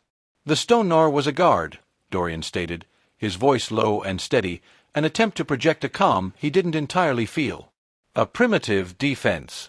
But if this place is truly designed to test us, then the defenses will escalate. We've faced brute force and psychological warfare. What else does Malachi have in store?" He felt a subtle shift in the system interface that flickered at the periphery of his vision. Not a notification, but a silent acknowledgement of increased ambient corruption. The corruption level indicator, usually a static number, now seemed to rise, its numbers subtly shifting, hinting at a pervasive influence that was actively growing. "Corruption level, 18.7%, Dorian announced, his eyes narrowing. "It was at 15.2% when we entered this chamber. This place is actively breeding something." Celine consulted her own interface, her fingers flying across the holographic projections. "My analysis confirms it. The ambient magical signatures are fluctuating wildly. There's a distinct bioenergetic anomaly occurring. It's raw, unrefined magical energy, interacting with whatever dark intentions Malachi has woven into this labyrinth. And it's not just passively present, it's actively coalescing. The whispers weren't just illusions, they were a prelude to mutation." The faint, almost imperceptible hum of the labyrinth shifted. It was no longer just a low thrum, it was punctuated by wet, clicking sounds, the scrabbling of claws on stone, and a low, guttural chittering that seemed to emanate from multiple directions at once. The iridescent sheen on the walls intensified, coalescing into grotesque shapes that writhed like living organisms. "We need to move," Gregor said, pushing himself off the wall. His limp was pronounced, but his resolve was iron. "The longer we stay here, the more of that will manifest." As if on cue, a section of the iridescent wall shimmered and peeled away, revealing not a passage, but a cavity teeming with life. It was a pulsating sac, glistening with a viscous, black ichor, from which emerged a creature that defied easy description. It was a grotesque parody of mammalian anatomy, its limbs twisted and elongated, ending in razor-sharp talons that scraped against the stone. Its body was a misshapen mass of fur, scales, and exposed sinew, all slick with the same iridescent goo that coated the walls. Where a head should have been, there was a cluster of bulbous, unblinking eyes, each radiating a faint, sickly green light. And from its maw, which gaped open to reveal rows of needle-like teeth, came that horrifying chittering sound. Another aberration, Dorian breathed, drawing his sword. This one's faster than the stone gnar, and more unnatural. It's a scuttling horror, Celine stated, her voice tight with a mixture of dread and academic curiosity. A direct product of corrupted ley lines and the labyrinth's amplified psychic residue. They're born from intense despair and raw, untamed magic. Their physical forms are unstable, constantly shifting, making them incredibly unpredictable. And those eyes, they perceive emotional energy, not just light. The scuttling horror let out a wet hiss and launched itself forward, its distorted limbs propelling it with shocking speed. It moved with a jerky, disjointed gait, making it difficult to track. Dorian met its charge, his sword a silver blur against the creature's grotesque form. The blade sliced through what felt like tough, leathery hide, drawing a shriek that was more akin to tearing fabric than any animalistic cry. But the wound seemed to have little effect. The creature merely spasmed, its eyes fixing on Dorian with an unnerving intensity. "You're a failure, Dorian," a whisper slithered into his mind, cold and sharp. "You couldn't protect your village. You can't even protect yourself from these things." Dorian grunted, parrying a wild swipe from a taloned limb. He forced the phantom voice down. "The system is my shield, whispers. And I have allies." He glanced at Gregor and Celine. Gregor was already circling, his movements surprisingly fluid despite his injury. Celine was rummaging through her satchel, her brow furrowed in concentration. Gregor saw an opening. The scuttling horror, fixated on Dorian, exposed its flank. He lunged, his short sword aimed at one of its elongated, spindly legs. The blade sank in, eliciting another piercing shriek. The creature stumbled, its movements becoming even more erratic. "It's sensitive to sonic vibrations," Celine yelled, tossing a small metallic orb at the scuttling horror. It struck the creature's chest, emitting a high-pitched, resonant hum. The scuttling horror recoiled, clawing at its auditory sensors, its multiple eyes widening in apparent distress. The chittering intensified, laced with a note of pain. "The orbs contain harmonic resonance crystals," Celine explained breathlessly, drawing a small crossbow from her belt. "Designed to disrupt creatures sensitive to sound and vibration. It seems these abominations are particularly vulnerable." The creature, disoriented, flailed wildly. Dorian seized the opportunity. He feinted left, drawing its attention, then spun, driving his sword into the soft underbelly where the iridescent goo seemed thickest. A foul-smelling black ichor sprayed forth, and the scuttling horror let out a dying gurgle. It convulsed for a moment before collapsing into a heap of shifting, decaying flesh and goo. As the creature's form dissolved into a rapidly spreading pool of iridescent slime, a new notification appeared in Dorian's interface. "New quest accepted. Purge the corrupted manifestations. Objective: defeat the abominations plaguing the Whispering Labyrinth. Reward: plus 500 experience, plus 1 lesser mana crystal, plus 1 vial of alchemical solvent." "Lesser mana crystal," Dorian murmured, a flicker of hope igniting within him. "And alchemical solvent. Those could be useful." "The corruption is increasing," Gregor said, his voice grim. "That was just one. The walls are alive. It's as if the labyrinth itself is birthing these things from our fears and its own festering magic." He gestured to the walls, where the iridescent sheen was now spreading like a disease, coalescing into new, nascent forms. The clicking and chittering grew louder, more insistent. The air grew heavy with a cloying, sweet scent, like decay masked by artificial perfume. Suddenly, a chilling whisper brushed against Gregor's mind, colder and more piercing than before. "You are the architect of your own suffering, Gregor. Every life you took, every innocent soul you damned, they cry out for retribution. This place is a sanctuary for their souls, a tomb for yours." Gregor flinched, his hand instinctively going to the hilt of his hidden dagger. He saw phantom images of the battles he had fought, the faces of those he had killed flashing before his eyes. He had always compartmentalized those actions, justifying them as necessary evils. But the labyrinth was forcing him to confront the raw, unadulterated horror of his past. "Stay focused, Gregor," Dorian said, his voice firm. He saw the strain on his companion's face, the subtle tremors running through his body. These are echoes. They have no power unless we give it to them. Celine, meanwhile, was observing the dissolving, scuttling horror with intense scrutiny. The residue, it's not just inert matter. It's still imbued with raw magical energy. And it's spreading. This isn't just about individual monsters. The entire environment is becoming a weapon. She quickly collected a sample of the iridescent goo into a small containment vial. If I can analyze this, perhaps we can find a way to neutralize it, or at least understand its properties. As Celine worked, another creature emerged from the pulsating sac on the wall. This one was more amorphous, a writhing mass of tentacles and glowing eyes, pulsing with a sickly luminescence. It moved with an unnerving fluidity, its tendrils probing the air, leaving trails of phosphorescent slime. A viscous lurker, Celine identified, her voice tight. These are more dangerous. They're amorphous, capable of flowing through impossibly small cracks. Their primary attack is corrosive slime, but they can also ensnare prey with their tendrils. And they are highly resistant to physical damage.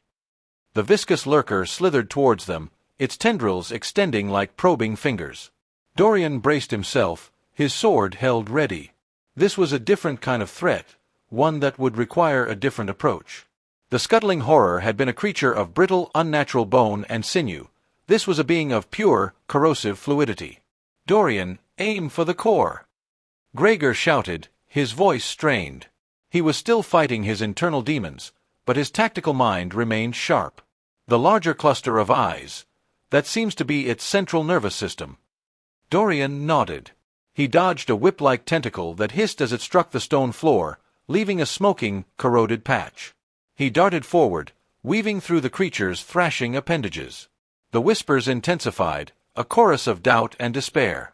You are drowning, Dorian. Just like the villagers. Helpless. He gritted his teeth, focusing on the pulsing core of eyes. He thrust his sword forward, aiming for the center of the mass. The blade sank in, but the creature merely convulsed, its form rippling. It was like stabbing water. A wave of burning ichor splashed onto Dorian's arm, and he cried out as his armor began to smoke and char. System, activate minor wound regeneration. Dorian commanded, his voice strained with pain. The interface flickered, a small amount of his mana being consumed.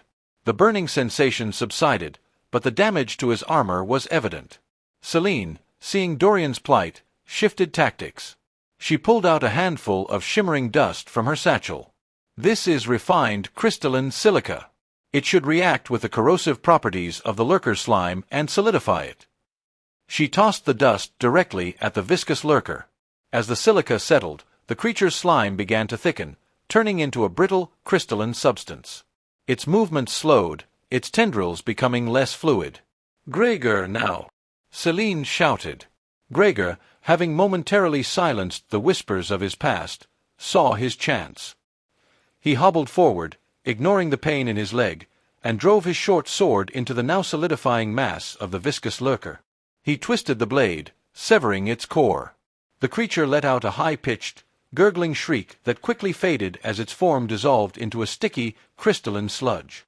The corruption level on Dorian's interface ticked up again, now at 21.3%.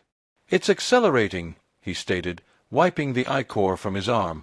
They're not just appearing, they're evolving. The labyrinth is becoming saturated with this corrupting energy. From another pulsating sac, a new horror began to emerge. This one was skeletal, gaunt, with hollow eye sockets that seemed to absorb all light. It moved with an unsettling grace, its long, bony fingers tipped with obsidian claws. A faint, mournful wail emanated from it, a sound that echoed the sorrow of forgotten souls. A spectral wraith, Celine whispered, her voice barely audible. They are the echoes of souls lost to despair and violence. They feed on life force, and their touch can drain the very will to live. The spectral wraith drifted towards them, its gaze fixed on Dorian. Your rage is a beacon, Dorian, it hissed, its voice like dry leaves skittering across a tombstone. A hunger that can never be sated. You seek to destroy, just as they destroyed you. You are becoming the monster you fight. Dorian felt a primal surge of anger, a desire to lash out, to obliterate this creature that spoke of his deepest fears. But he remembered the fight against the stone gnar, the way his rage had almost consumed him. "I fight for survival," he said, his voice steadier this time. "And for those who cannot fight for themselves." Gregor, seeing the wraith's spectral nature, knew that physical attacks would be less effective. "Celine, do you have anything that can disrupt incorporeal entities?" Celine nodded, already fumbling in her satchel. "I have a few consecrated salts. They are infused with pure celestial energy, meant to disrupt spirits and wraiths. But they're volatile." She tossed a small pouch of shimmering salt towards the spectral wraith. As it hit the creature, the wraith recoiled, letting out a piercing shriek. The salt glowed with an ethereal light, causing the wraith's spectral form to flicker and waver. "No!" Dorian roared, drawing his sword. The wraith was weakened, its form unstable. He charged, not with blind fury, but with focused intent. He aimed for where he sensed the creature's core to be, the nexus of its spectral energy. The wraith, still reeling from assault, lashed out with a clawed hand. Dorian dodged, the spectral touch passing harmlessly through the air where his flesh had been moments before. His sword plunged into the wraith's chest, and with a final mournful cry, the creature dissipated into wisps of black smoke, leaving behind only a lingering chill and the faint scent of ozone. The corruption level climbed to 24.9%. The sacks on the walls were still pulsating, and the chittering grew louder, more insistent. It was clear that these were not isolated incidents. The labyrinth was a breeding ground, and they had barely scratched the surface. "The system indicates a higher concentration of corrupted energy deeper within," Dorian reported, his gaze fixed on a passage that seemed to writhe with the same iridescent sheen. "These creatures, they're not just random monsters. They're manifestations of the labyrinth's dark purpose, fueled by the very corruption it emits." Gregor adjusted the makeshift bandage on his leg. "Then we have to push through. We've dealt with brute force, psychic attacks, and now, spectral entities born from despair. What's next? A creature that embodies betrayal? Or perhaps one that forces us to relive our worst mistakes in excruciating detail?" Celine held up the vial containing the scuttling horror's residue. "This goo, it's the common factor. It's the medium through which the corruption spreads and transforms. If we can find a way to neutralize it, or at least understand its properties, we might be able to slow the rate of these mutations." She tapped a few more readings on her interface. The silica reacted with the viscous lurker slime, causing it to solidify. Perhaps a similar alchemical reaction could be engineered to neutralize this, a potent counteragent. Dorian looked at the pulsating sacs, the encroaching slime, the growing corruption level. He knew they couldn't afford to linger. Each moment they spent analyzing was a moment the labyrinth grew stronger, more dangerous.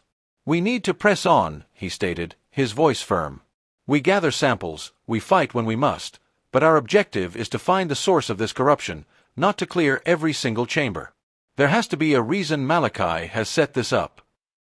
He took a step towards the writhing passage, his sword held steady. Gregor and Celine followed, their expressions grim but determined. The whispers were still there, faint but persistent, a constant reminder of the inner battles they fought. But now, they were beginning to find a way to coexist with them, to use them as fuel for their resolve rather than succumb to their despair. The whispering labyrinth had shown them its darkest face, but it had also, inadvertently, shown them the strength they possessed when pushed to their absolute limits. The true fight was not just against the mutated horrors of the labyrinth, but against the shadows within themselves. And that was a battle they could not afford to lose. The path ahead promised more abominations, more psychic torment, and a deeper descent into the heart of Eldoria's encroaching darkness. But for now, they had survived, and that was a victory in itself. The lingering scent of ichor and ozone clung to the air, a grim perfume that did little to mask the growing unease between the three survivors. The psychic assault of the stone gnar and the subsequent manifestations had taken their toll, fraying nerves and exposing vulnerabilities. Each new encounter, each whispered doubt amplified by the labyrinth's malevolent will, chipped away at the fragile trust they had managed to forge in the crucible of shared danger. Gregor, his limp more pronounced with every step, kept a wary eye on Celine. Her fascination with the grotesque remnants of the scuttling horror and the viscous lurker bordered on the obsessive. He saw the flicker of something in her eyes, something beyond mere scientific curiosity. It was a hunger, perhaps for knowledge, perhaps for something more, something that unsettled him. He recalled the system's whispers, the subtle nudges that had planted seeds of doubt, and wondered if Celine was truly an ally, or if her ambition would eventually betray them all. "You're taking too long, Celine," Gregor rasped, his voice tight. He gestured vaguely towards the passage they had just cleared, its entrance now sealed by a fresh wave of the iridescent goo. "Every second we linger, this place gets stronger. We need to keep moving. Find the core. Find a way out." Celine, her fingers still stained with the viscous residue she had collected, looked up from her analysis device, a slight frown creasing her brow. "I am trying to understand the mechanism of corruption, Gregor. Ignoring it is like trying to fight a disease without knowing its symptoms. This goo, this residue, it's the key. If I can analyze its properties, we might be able to develop a counteragent. Something that can neutralize it, slow down these abominations." Her voice was steady, but there was an edge to it, a hint of defensiveness. Dorian stepped between them, his gaze sweeping over the pulsating sacs that still clung to the walls, the faint chittering a constant, unnerving soundtrack. "Gregor has a point, Celine. We can't afford to get bogged down. We have limited resources, and our current path is becoming increasingly dangerous. The corruption level is still climbing. We need to prioritize finding the source of this energy, not just dissecting its byproducts." He paused, choosing his words carefully. "But I also understand your need for knowledge. Perhaps we can find a compromise. We press forward, and you continue your analysis as we go, collecting samples when opportunities arise, but without sacrificing our progress." "A compromise?" Gregor scoffed, a dry, humorless sound. "This is no time for academic debate. This place is actively trying to kill us. We need decisive action, not experiments. What if this residue you're so eager to study is some kind of lure? What if it's designed to draw us in, to make us complacent while the real traps are sprung?" He shot a pointed look at Celine. "Some of us are more concerned with survival than with deciphering the existential angst of Eldoria's corrupted ley lines." Celine bristled, her scientific detachment momentarily cracking. "My experiments, as you so dismissively call them, might be the only thing that saves us, Gregor. Your decisive action almost got Dorian killed against the viscous lurker. If I hadn't devised a way to solidify its slime, your hobbling approach would have been useless. Do you truly believe brute force alone will get us out of this labyrinth? Or are you still too blinded by your own past to see beyond the tip of your sword?" The barb struck home. Gregor's jaw tightened, and a vein throbbed in his temple. He took a deep, shuddering breath, fighting to control the surge of anger. He knew Celine was right, in a way.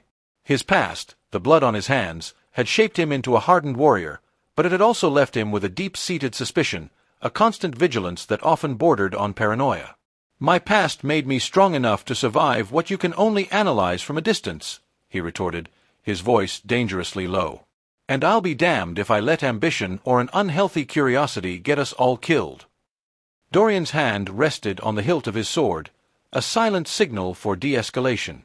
"Enough," he said, his voice cutting through the rising tension. "We are not each other's enemies here. The labyrinth is. Its purpose is to break us, to turn us against each other. Every argument, every doubt you sow, is a victory for Malachi. We need each other. Gregor, your pragmatism and combat skills are invaluable. Celine, your intellect and knowledge are our best hope for understanding and overcoming the unique challenges of this place. We function as a unit, or we fail. It's that simple." He turned to face the new path forward, a narrow crevice that seemed to pulse with a faint, sickly light. The air here was thicker, heavier, laced with a cloying sweetness that hinted at decay. "The system shows a nexus of corrupted energy just ahead," Dorian continued, his eyes scanning his interface. "But the path is unstable. There are two options: a direct route, which appears to be riddled with concentrated pockets of this goo, and requires us to navigate through areas of high corruption, or a longer, more circuitous route that goes through what looks like a series of intricate puzzle chambers. The puzzle chambers are a complete unknown, but the direct route, it's practically a death sentence if we can't find a way to mitigate the corrosive effects." Gregor eyed the direct route with a grimace. "High corruption. Great. Sounds like a party. But at least we know what we're getting into. Those puzzle chambers. Who knows what kind of death traps Malachi has hidden in there? Traps that play on our minds, perhaps? Or something even worse? Celine, her scientific curiosity momentarily piqued by the prospect of puzzles, still leaned towards caution. The direct route is tempting in its immediacy, but the risk of exposure to such concentrated corruption, it could be irreversible. Even with my analysis, I can't guarantee a swift solution to its corrosive properties. Those puzzle chambers, however, if they are designed to test our intellect and our ability to cooperate, they might offer a different kind of challenge. One where our combined skills could be more effective than brute force or blind navigation. Dorian considered their arguments, the weight of the decision settling upon him. The direct route promised speed, a chance to confront the source of the corruption head-on. But the risks were immense. The puzzle chambers, while unknown, offered a potential for a more calculated approach, a way to leverage their individual strengths in a controlled environment. He recalled the whispers that had plagued them earlier, the subtle psychological warfare. The labyrinth was clearly designed to exploit their weaknesses, and a puzzle, if designed to test their teamwork, could be a dangerous proposition indeed. What if the puzzles are designed to isolate us? Gregor interjected, as if reading Dorian's thoughts. To force us into separate rooms, to break us apart and pick us off one by one? I've seen enough of that in my time. A clever trap is often one that plays on trust. Or perhaps, Celine countered, her voice thoughtful, they are designed to force us to build trust. Imagine a puzzle that requires simultaneous action from multiple individuals, each in a different location, relying on each other to complete their part. Malachi's goal is to break us. What better way to counter that than to force us to work together, to rely on one another completely? Dorian looked at the narrow, pulsating crevice of the direct route, then at the more stable, though undefined, path that led into the labyrinth's depths. He saw the lingering fear in Gregor's eyes, the desperate hope in Celine's. The whispers had indeed created a chasm between them, and now they had to decide if they could bridge it. We need to make a choice, Dorian stated, his voice firm. We can risk the direct route, hoping we can survive the corruption and find the source quickly. Or we can tackle the puzzle chambers, trusting that we can overcome whatever Malachi has set for us, and that by working together, we can emerge stronger. He met Gregor's gaze, then Celine's. I believe the puzzle chambers, while unknown, offer a better chance for us to solidify our alliance, to truly test our ability to trust each other. The direct route, while faster, is too reliant on the hope that Celine can magically neutralize a pervasive corruption we barely understand. And Gregor, your concerns about isolation are valid, but perhaps, working through a complex challenge together will forge bonds stronger than any individual trap could break. Gregor hesitated, his ingrained skepticism warring with a grudging acknowledgement of Dorian's logic. He still didn't fully trust Celine, but he recognized the truth in Dorian's words about their need for unity. Fine, he conceded, his voice rough. Puzzles it is. But if this leads to us being separated, or if it's some elaborate trick designed to make us question each other, I'm holding you responsible, Dorian. Celine offered a small, grateful nod. Thank you, Dorian. I believe this is the wiser choice. We will analyze everything as we go, but our priority will be to solve the puzzles, and more importantly, to do so together. As they turned towards the indicated path for the puzzle chambers, a new set of whispers seemed to coil around them, more insidious than before. Trust is a weakness, hissed a voice that sounded eerily like Gregor's. She will betray you, Dorian. Her thirst for knowledge is a dangerous void. Then, another voice, colder and sharper, like Celine's detached tone, whispered to Gregor. He is reckless, Gregor. His eagerness for confrontation will be your downfall. Let him lead you to ruin. And finally, a mournful, despairing whisper brushed against Celine's mind, mirroring the sorrow of the spectral wraith. They will abandon you. Their reliance is a facade. When the true test comes, you will be alone, just as you always have been.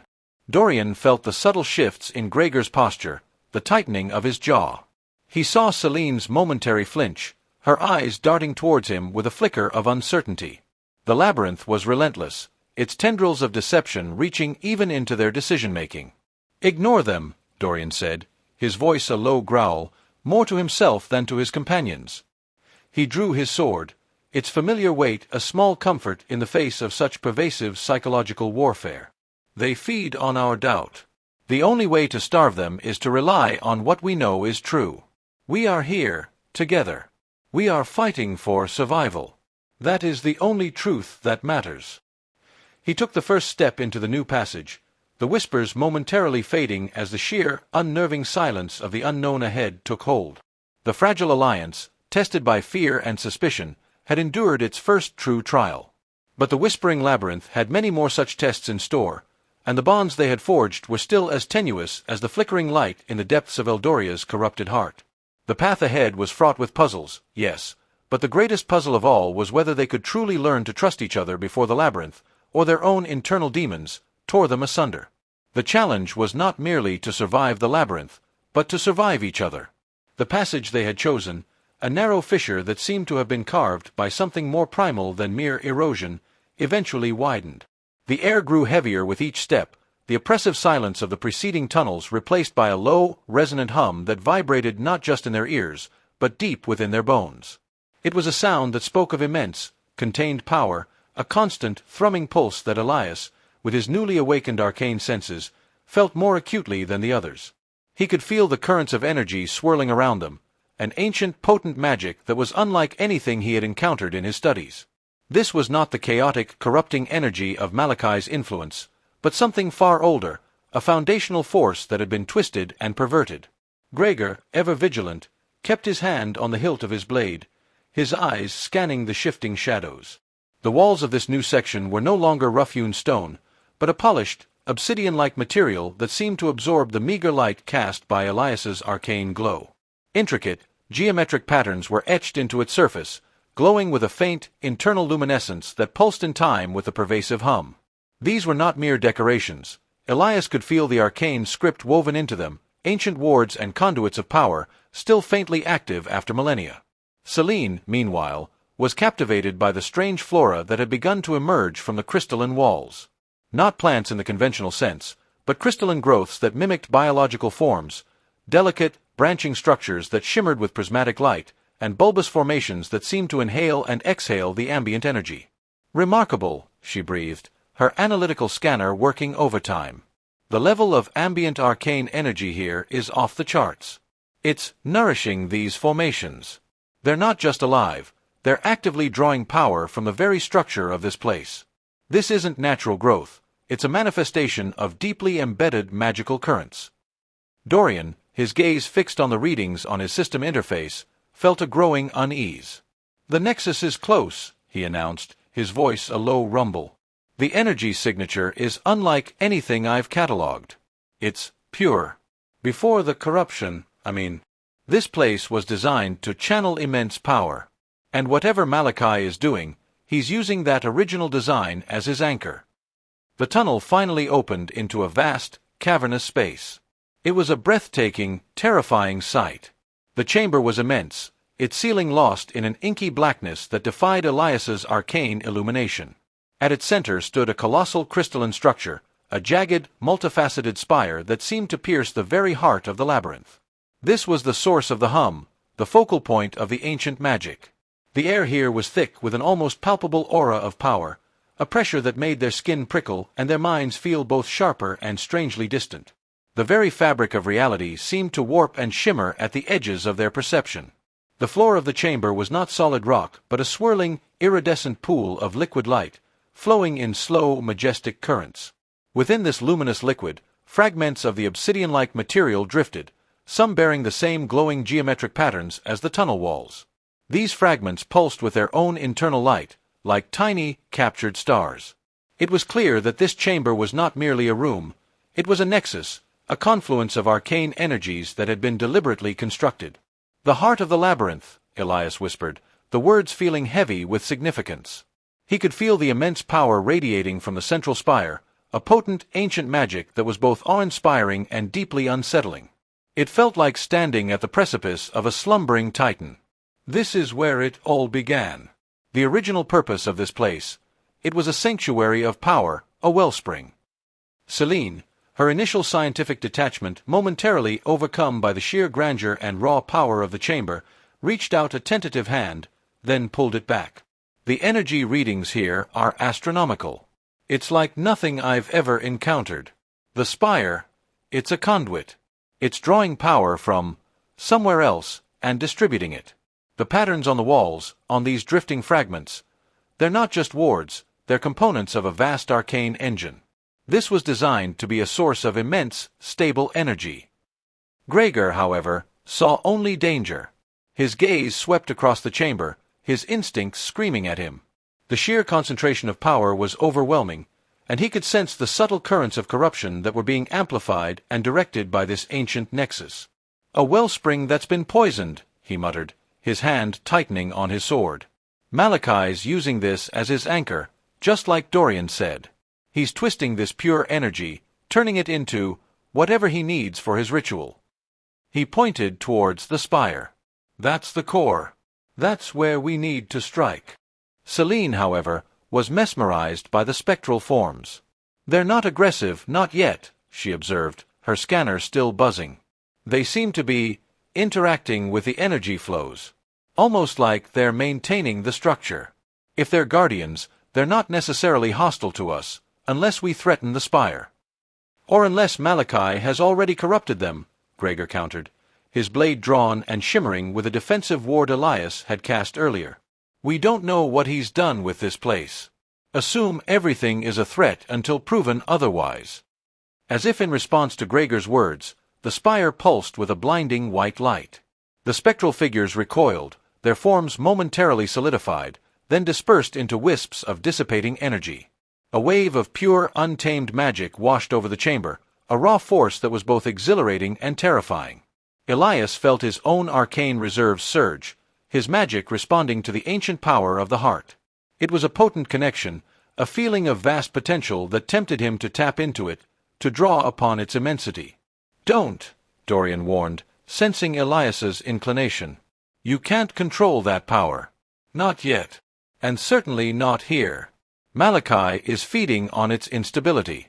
Drawing on it now would be like pouring gasoline on a wildfire." The spire settled, its blinding light receding, but the chamber remained charged, alive with an almost sentient energy. The liquid light swirled, and the geometric patterns on the obsidian fragments began to shift, rearranging themselves into new, complex configurations. "The patterns," Elias said, pointing. "They're changing. It's like they're responding to us, to our intentions. This isn't just a power source, it's a reactive system. It was designed to adapt, to perhaps even learn." Celine moved cautiously towards one of the larger drifting fragments, her scanner humming. It's as if the entire chamber is a vast, interconnected circuit.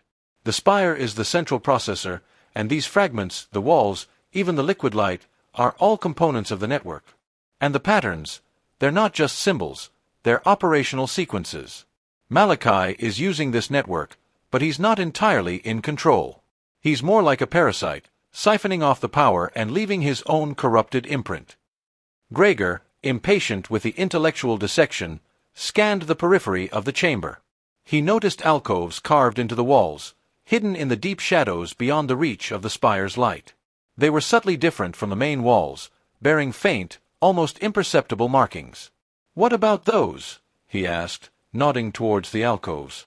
"Are they just decorative, or are they another part of this engine?" Dorian consulted his interface. The system shows residual energy signatures within those alcoves. Not the raw power of the spire, but something different, more focused. Perhaps containment units, or specialized channeling points. Elias, drawn by an unseen force, drifted closer to one of the alcoves. He felt a faint echo, a whisper of purpose that was distinct from the overwhelming power of the spire. "These feel like libraries," he mused, "or repositories, not of raw power, but of knowledge, of intent. The original creators stored something within these chambers." Celine, her curiosity piqued, joined him. If this place was designed as a nexus of power, it would make sense to have auxiliary facilities, places to refine, to store, or to direct that power. And if they were repositories of knowledge, it could explain the intricate patterns. They might be encoded information, instructions, or even memories. Gregor, however, remained focused on the spire. Knowledge is fine and good, but it won't stop Malachi from completing his ritual. We need to get to that spire, disrupt the flow of corrupted energy. That's the objective. But how? Dorian asked, his gaze sweeping across the chamber. The spire is protected by that energy field, and it's at the center of this active nexus. A frontal assault might be impossible, or at least, incredibly costly. Elias, still attuned to the subtle currents of the chamber, pointed towards the alcoves again. These repositories, they feel like keys. Or perhaps, they contain the means to bypass the spire's defenses. The original purpose of this place was not war, but something else. Creation, perhaps, or preservation. If Malachi is corrupting it, then the original intent might hold the countermeasure. Celine nodded in agreement. If the spire is the engine, then these repositories might be the control consoles. They could hold the original operating protocols, the fail-safes, or even the shutdown sequences. Malachi wouldn't have bothered to create his own defenses if he could simply co-opt and pervert the existing ones. Gregor grunted, still skeptical but willing to consider alternatives. So, we're talking about finding a series of dusty old instruction manuals in a chamber that's actively trying to blast us with corrupted magic?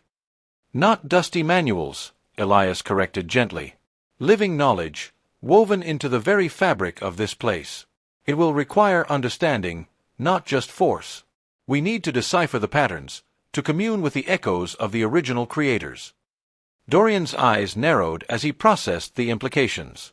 If the alcoves hold the key to disabling or controlling the spire, then they are our priority. Malachi has likely focused all his attention on the spire itself, assuming its inherent power is enough to deter any intruders. He might underestimate the possibility that the labyrinth's original design holds the solution to its own corruption. Then it's decided, Celine stated, her voice firm. We investigate the alcoves. We look for the original intent, the countermeasures. Gregor, your combat prowess will be crucial for defense, and Dorian, your system interface will help us navigate and identify potential threats. Elias, your unique connection to arcane energies will be vital in deciphering whatever lies within. As they began to move towards the nearest alcove, the spectral figures within the liquid light stirred once more. This time, they did not recoil. Instead, they formed a loose, shimmering barrier between the adventurers and the central spire, their forms solidifying just enough to appear as silent, ethereal sentinels. They were not attacking, but they were clearly not permitting passage. They're guarding the spire, Gregor observed, his hand still on his sword. They're Malachi's sentries now. Or at least, they're reacting to his influence. Or, Elias countered softly, they're reacting to the threat of our interference with the spire. Perhaps their directive is to protect it from any unauthorized manipulation, regardless of who is doing the manipulating. He looked from the spectral guards to the alcove. Perhaps understanding the original purpose of this place, as contained within these repositories, is the only way to bypass them. To show them we are not a threat, or to find a way to temporarily pacify them. The path to the heart of the labyrinth had opened, revealing not a simple objective, but a complex, multi-layered challenge. The chamber was a testament to an ancient, sophisticated civilization, a nexus of power that Malachi was attempting to exploit. To defeat him, they would not only need to overcome his corrupted influence, but also to understand and reawaken the original purpose of this incredible place. The heart was not merely a source of power, it was a puzzle, a test, and their only hope for survival lay in unraveling its deepest secrets. The hum of the spire pulsed, a constant reminder of the immense power at play, and the delicate balance between creation and destruction that now rested in their hands. The labyrinth was designed to test them, and this central chamber, its very heart, was the ultimate trial. Chapter 7. Echoes of the Fallen. The vast, cavernous chamber pulsed with an unnerving vitality. The liquid light beneath their feet swirled with renewed intensity, casting shifting, kaleidoscopic patterns against the polished obsidian walls. The discordant hum, which had begun to grate on their nerves, now seemed to weave itself into the very fabric of their thoughts, a constant, invasive presence. The spectral guardians, previously a shimmering, passive barrier, began to stir with a subtle, menacing energy. Their ethereal forms, once fluid and indistinct, now coalesced with a sharper definition, their translucent limbs elongating, their silent visages turning towards the intruders. "They're not just guardians," Elias murmured, his arcane senses stretched taut. They are conduits, and Malachi is channeling his will through them. They're not just protecting the spire, they're preparing to challenge us. He felt the oppressive weight of ancient magic press down on him, a palpable force designed to test, to break, and to weed out the unworthy. This was not a simple defense. It was an active, weaponized manifestation of the labyrinth's original purpose. Dorian's interface flickered, displaying a cascade of warnings. Energy signatures are spiking. The spectral entities are coalescing into defensive formations. It's not just a passive barrier anymore, it's an active combat matrix. He tapped furiously at his gauntlet. The system is identifying specific patterns within their energy signatures, ancient martial forms, adapted by Malachi. These aren't random spectral echoes, they're programmed combatants. Gregor shifted his stance, his blade held at the ready. Programmed or not, they're in our way. If they want a fight, they'll get one. Elias, Dorian, can you find a way around them? Celine, see if you can identify any structural weaknesses in their manifestations. I'll buy you time. Celine, her scanner already focused on the nearest spectral guardian, shook her head. Their forms are too ephemeral for conventional structural analysis. They're less solid and more concentrated energy. But their movements, they are indeed patterned. Precise, economical. They're not just attacking, they're exploiting openings, feinting, testing our defenses. She pointed to a particular glyph that pulsed faintly on the Guardian's chest. That symbol seems to be a focal point for their energy, disrupting that might destabilize them. As if on cue, the nearest spectral Guardian lunged, its crystalline blade slashing through the air with a sound like fracturing ice. Gregor met the blow with a clang of steel on ethereal energy, sparks of corrupted light flying outwards. The impact sent a jarring resonance through his arm, a testament to the raw power behind the spectral form. The alcoves, Elias said, his gaze fixed on the shadowed recesses carved into the chamber walls. This is a place of trials. The original creators didn't just hoard power, they tested those who sought it. These trials were designed to assess character, resolve, and understanding. Malachi is perverting that. He's turning the tests into instruments of destruction, but the original intent must still be there, buried beneath the corruption. He began to move towards one of the nearest alcoves, his steps measured and deliberate. The spectral guardians noticed his movement, and two of them detached from the main formation, gliding silently to intercept him. Gregor intercepted one, his sword a blur of motion, while Elias focused on the other. He didn't draw his arcane blade, nor did he attempt to blast the entity with raw energy. Instead, he focused on the intricate patterns etched into the obsidian wall near the alcove entrance. He traced the glowing lines with his fingers, trying to feel the underlying currents, the echoes of intention. "It's a lock," he breathed, a sense of understanding dawning. "Not a physical lock, but an arcane one. It requires a specific resonance, a harmonic frequency. The symbols aren't just decorative, they are part of the key." He closed his eyes, concentrating, trying to attune himself to the latent magic. He envisioned the original purpose of this place, a sanctuary, a place of learning and growth, not destruction. He poured that intent into his connection with the arcane patterns. The spectral guardian lunged, its icy blade aimed at his throat. Elias didn't flinch. He felt a surge of pure, untainted arcane energy, a sympathetic vibration from the alcove's mechanism. It washed over him, momentarily repelling the spectral entity, forcing it back with a hiss of displaced energy. The intricate patterns on the wall pulsed brighter, and a section of the obsidian slid inwards with a soft grinding sound, revealing a darker, deeper recess. "It's open," Elias called out, stepping back as the spectral guardian recovered and prepared to attack again. "Dorian, Celine, get in there." "Then it's decided," Celine stated, her voice firm. "We investigate the alcoves. We look for the original intent, the countermeasures. Gregor, your combat prowess will be crucial for defense, and Dorian, your system interface will help us navigate and identify potential threats.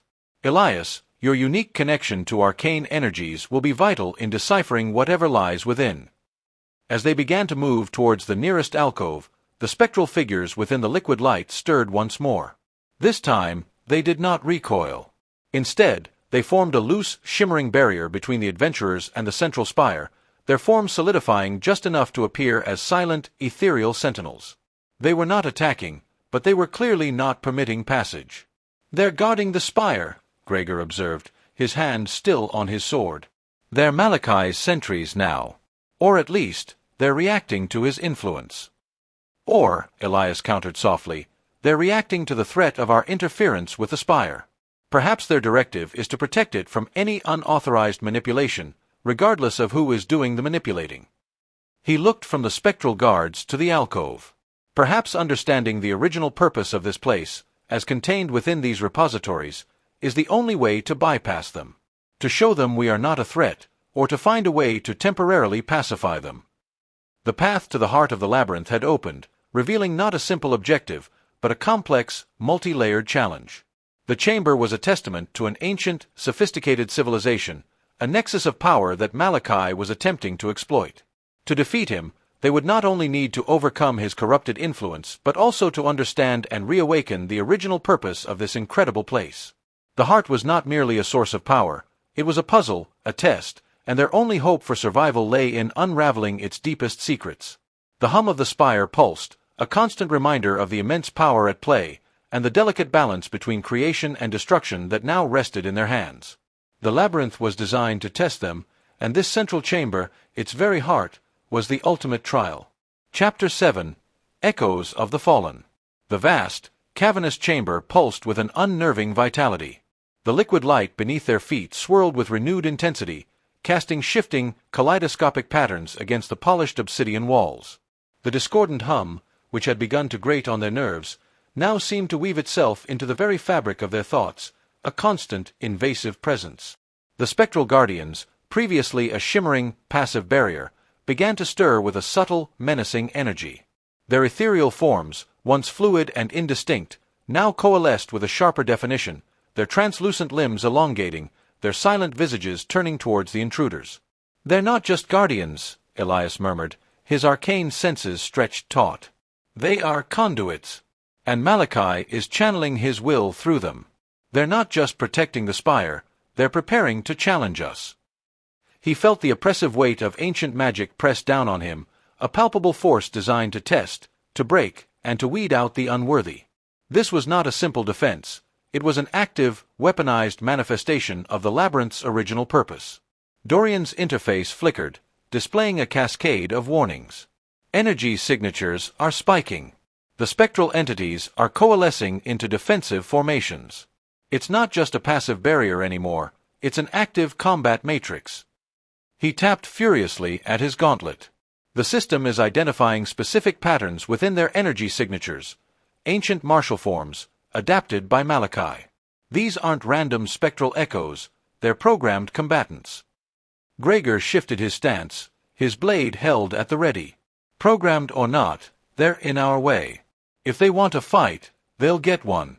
Elias, Dorian, can you find a way around them? Celine, see if you can identify any structural weaknesses in their manifestations. I'll buy you time. Celine, her scanner already focused on the nearest spectral guardian, shook her head. Their forms are too ephemeral for conventional structural analysis. They're less solid and more concentrated energy. But their movements, they are indeed patterned. Precise, economical. They're not just attacking, they're exploiting openings, feinting, testing our defenses. She pointed to a particular glyph that pulsed faintly on the Guardian's chest. That symbol seems to be a focal point for their energy, disrupting that might destabilize them. As if on cue, the nearest spectral Guardian lunged, its crystalline blade slashing through the air with a sound like fracturing ice. Gregor met the blow with a clang of steel on ethereal energy, sparks of corrupted light flying outwards. The impact sent a jarring resonance through his arm, a testament to the raw power behind the spectral form. "The alcoves," Elias said, his gaze fixed on the shadowed recesses carved into the chamber walls. "This is a place of trials. The original creators didn't just hoard power, they tested those who sought it. These trials were designed to assess character, resolve, and understanding. Malachi is perverting that. He's turning the tests into instruments of destruction, but the original intent must still be there, buried beneath the corruption." He began to move towards one of the nearest alcoves, his steps measured and deliberate. The spectral guardians noticed his movement, and 2 of them detached from the main formation, gliding silently to intercept him. Gregor intercepted one, his sword a blur of motion, while Elias focused on the other. He didn't draw his arcane blade, nor did he attempt to blast the entity with raw energy. Instead, he focused on the intricate patterns etched into the obsidian wall near the alcove entrance. He traced the glowing lines with his fingers, trying to feel the underlying currents, the echoes of intention. "It's a lock," he breathed, a sense of understanding dawning. "Not a physical lock, but an arcane one. It requires a specific resonance, a harmonic frequency. The symbols aren't just decorative, they are part of the key." He closed his eyes, concentrating, trying to attune himself to the latent magic. He envisioned the original purpose of this place, a sanctuary, a place of learning and growth, not destruction. He poured that intent into his connection with the arcane patterns. The spectral guardian lunged, its icy blade aimed at his throat. Elias didn't flinch. He felt a surge of pure, untainted arcane energy, a sympathetic vibration from the alcove's mechanism. It washed over him, momentarily repelling the spectral entity, forcing it back with a hiss of displaced energy. The intricate patterns on the wall pulsed brighter, and a section of the obsidian slid inwards with a soft grinding sound, revealing a darker, deeper recess. "It's open," Elias called out, stepping back as the spectral guardian recovered and prepared to attack again. "Dorian, Celine, get in there." "It's open," Elias called out, stepping back as the spectral guardian recovered and prepared to attack again. "Dorian, Celine, get in there." Dorian and Celine scrambled into the alcove, their scanners already whirring. The space within was surprisingly compact, an octagonal chamber carved from the same polished obsidian. The walls were covered in more of the glowing geometric patterns, but here they seemed to form intricate murals, depicting scenes of what Elias could only interpret as cosmic events and celestial bodies. At the center of the alcove, suspended in a contained field of soft, golden light, was a single crystalline orb, no larger than a clenched fist. It pulsed with a gentle, rhythmic luminescence, radiating a profound sense of peace, a stark contrast to the chaotic energy outside. "The system is identifying this as a chamber of reflection," Dorian announced, his voice tinged with awe. "It's designed to assess the seeker's inner fortitude, their capacity for wisdom and empathy. The orb, it seems to be a focal point for the trial." Celine approached the orb cautiously, her scanner diligently recording its output. "The energy readings are different. Not raw power, but something refined. Pure. It's like bottled starlight. The murals aren't just decorative, they're narrative. They depict the cyclical nature of creation, the balance of opposing forces, and the responsibility that comes with wielding immense power." She traced a depiction of a stylized sun and moon. "This isn't just about brute force, it's about understanding the interconnectedness of all things." Gregor, still locked in combat with the spectral guardians, grunted, "Understanding is all well and good, but can it break those things?" Elias, his hand still resting on the cool obsidian of the alcove entrance, felt a subtle shift in the chamber's ambient energy. The spectral guardians seemed momentarily less aggressive, their attacks less focused. "The trials are designed to test," he explained, his voice strained. "If we can pass this one, if we can demonstrate understanding, it might weaken their hold. This chamber is not just a repository of knowledge, it's a tool, a means to overcome the corrupted defenses." He focused on the orb within the alcove, trying to perceive its essence. He felt the echoes of ancient minds, wise and patient, who had designed this place. They hadn't sought to destroy, but to cultivate, to nurture those who could wield power responsibly. "The orb is a reflection," he said, his voice resonating with newfound clarity. "Not of our power, but of our intent. It shows us our deepest desires, our truest selves. Malachi's influence thrives on greed and ambition. To pass this trial, we must confront those impulses within ourselves, and affirm our commitment to a higher purpose." As he spoke, the orb within the alcove flared with a gentle golden light. The murals on the walls seemed to shimmer, and the depicted celestial bodies began to slowly rotate. A wave of calming energy emanated from the orb, spreading outwards. The spectral guardians recoiled, their forms flickering as if struck by an invisible force. It's working, Dorian exclaimed. The energy fluctuation is directly correlated to the orb's luminescence. It's impacting the spectral entities. They're reacting to the trial's success. Celine, her eyes wide, reached out a tentative hand towards the orb. As her fingers neared it, the orb pulsed brighter, and a faint, spectral image formed above it. It was a visage ancient and serene, composed of shimmering starlight. It looked directly at Celine, its expression one of gentle inquiry. "What do you seek?" a voice echoed, not in their ears, but directly in their minds, a chorus of harmonious tones. Celine, despite the overwhelming nature of the experience, remained composed.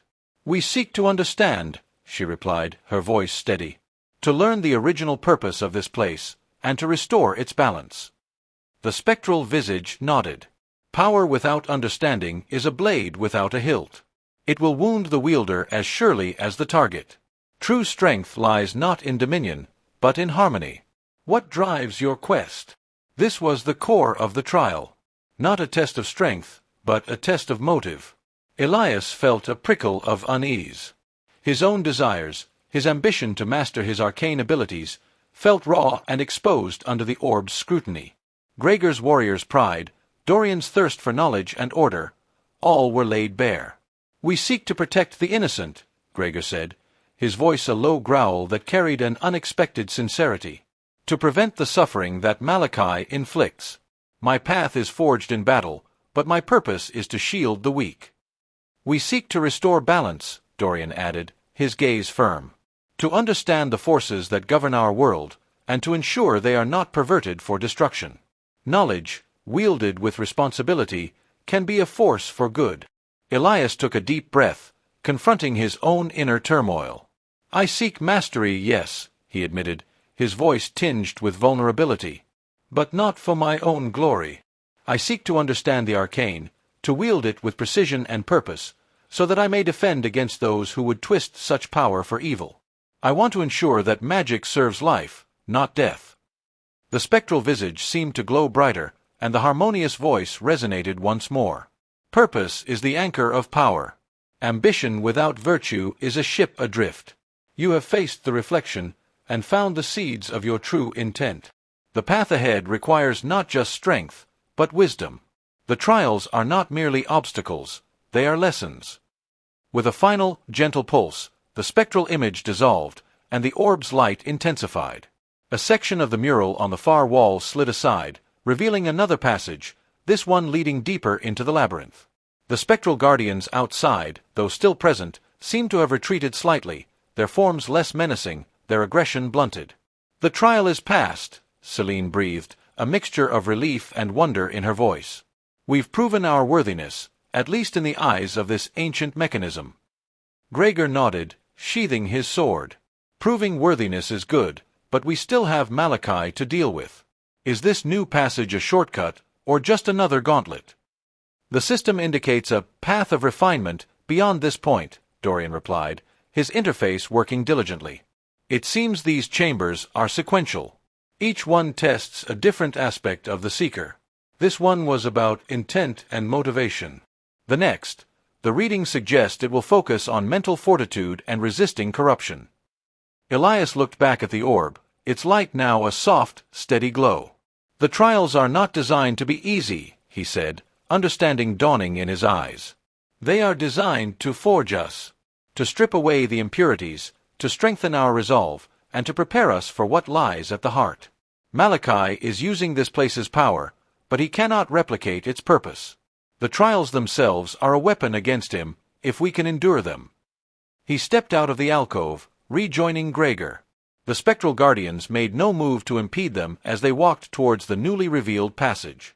Their vigilance remained, but the overt hostility had subsided, replaced by a passive, almost expectant watchfulness. They were no longer actively attacking, but waiting for the next step in the ancient process. Dorian and Celine scrambled into the alcove, their scanners already whirring. The space within was surprisingly compact, an octagonal chamber carved from the same polished obsidian. The walls were covered in more of the glowing geometric patterns, but here they seemed to form intricate murals, depicting scenes of what Elias could only interpret as cosmic events and celestial bodies. At the center of the alcove, suspended in a contained field of soft, golden light, was a single, crystalline orb, no larger than a clenched fist. It pulsed with a gentle, rhythmic luminescence, radiating a profound sense of peace, a stark contrast to the chaotic energy outside. "The system is identifying this as a chamber of reflection," Dorian announced, his voice tinged with awe. "It's designed to assess the seeker's inner fortitude, their capacity for wisdom and empathy. The orb, it seems to be a focal point for the trial." Celine approached the orb cautiously, her scanner diligently recording its output. "The energy readings are different. Not raw power, but something refined. Pure. It's like bottled starlight. The murals aren't just decorative, they're narrative. They depict the cyclical nature of creation, the balance of opposing forces, and the responsibility that comes with wielding immense power." She traced a depiction of a stylized sun and moon. "This isn't just about brute force, it's about understanding the interconnectedness of all things." Gregor, still locked in combat with the spectral guardians, grunted, "Understanding is all well and good, but can it break those things?" Elias, his hand still resting on the cool obsidian of the alcove entrance, felt a subtle shift in the chamber's ambient energy. The spectral guardians seemed momentarily less aggressive, their attacks less focused. "The trials are designed to test," he explained, his voice strained. "If we can pass this one, if we can demonstrate understanding, it might weaken their hold. This chamber is not just a repository of knowledge, it's a tool, a means to overcome the corrupted defenses." He focused on the orb within the alcove, trying to perceive its essence. He felt the echoes of ancient minds, wise and patient, who had designed this place. They hadn't sought to destroy, but to cultivate, to nurture those who could wield power responsibly. "The orb is a reflection," he said, his voice resonating with newfound clarity. "Not of our power, but of our intent. It shows us our deepest desires, our truest selves. Malachi's influence thrives on greed and ambition. To pass this trial, we must confront those impulses within ourselves, and affirm our commitment to a higher purpose." As he spoke, the orb within the alcove flared with a gentle golden light. The murals on the walls seemed to shimmer, and the depicted celestial bodies began to slowly rotate. A wave of calming energy emanated from the orb, spreading outwards. The spectral guardians recoiled, their forms flickering as if struck by an invisible force. "It's working!" Dorian exclaimed. "The energy fluctuation is directly correlated to the orb's luminescence. It's impacting the spectral entities. They're reacting to the trial's success." Celine, her eyes wide, reached out a tentative hand towards the orb. As her fingers neared it, the orb pulsed brighter, and a faint, spectral image formed above it. It was a visage ancient and serene, composed of shimmering starlight. It looked directly at Celine, its expression one of gentle inquiry. "What do you seek?"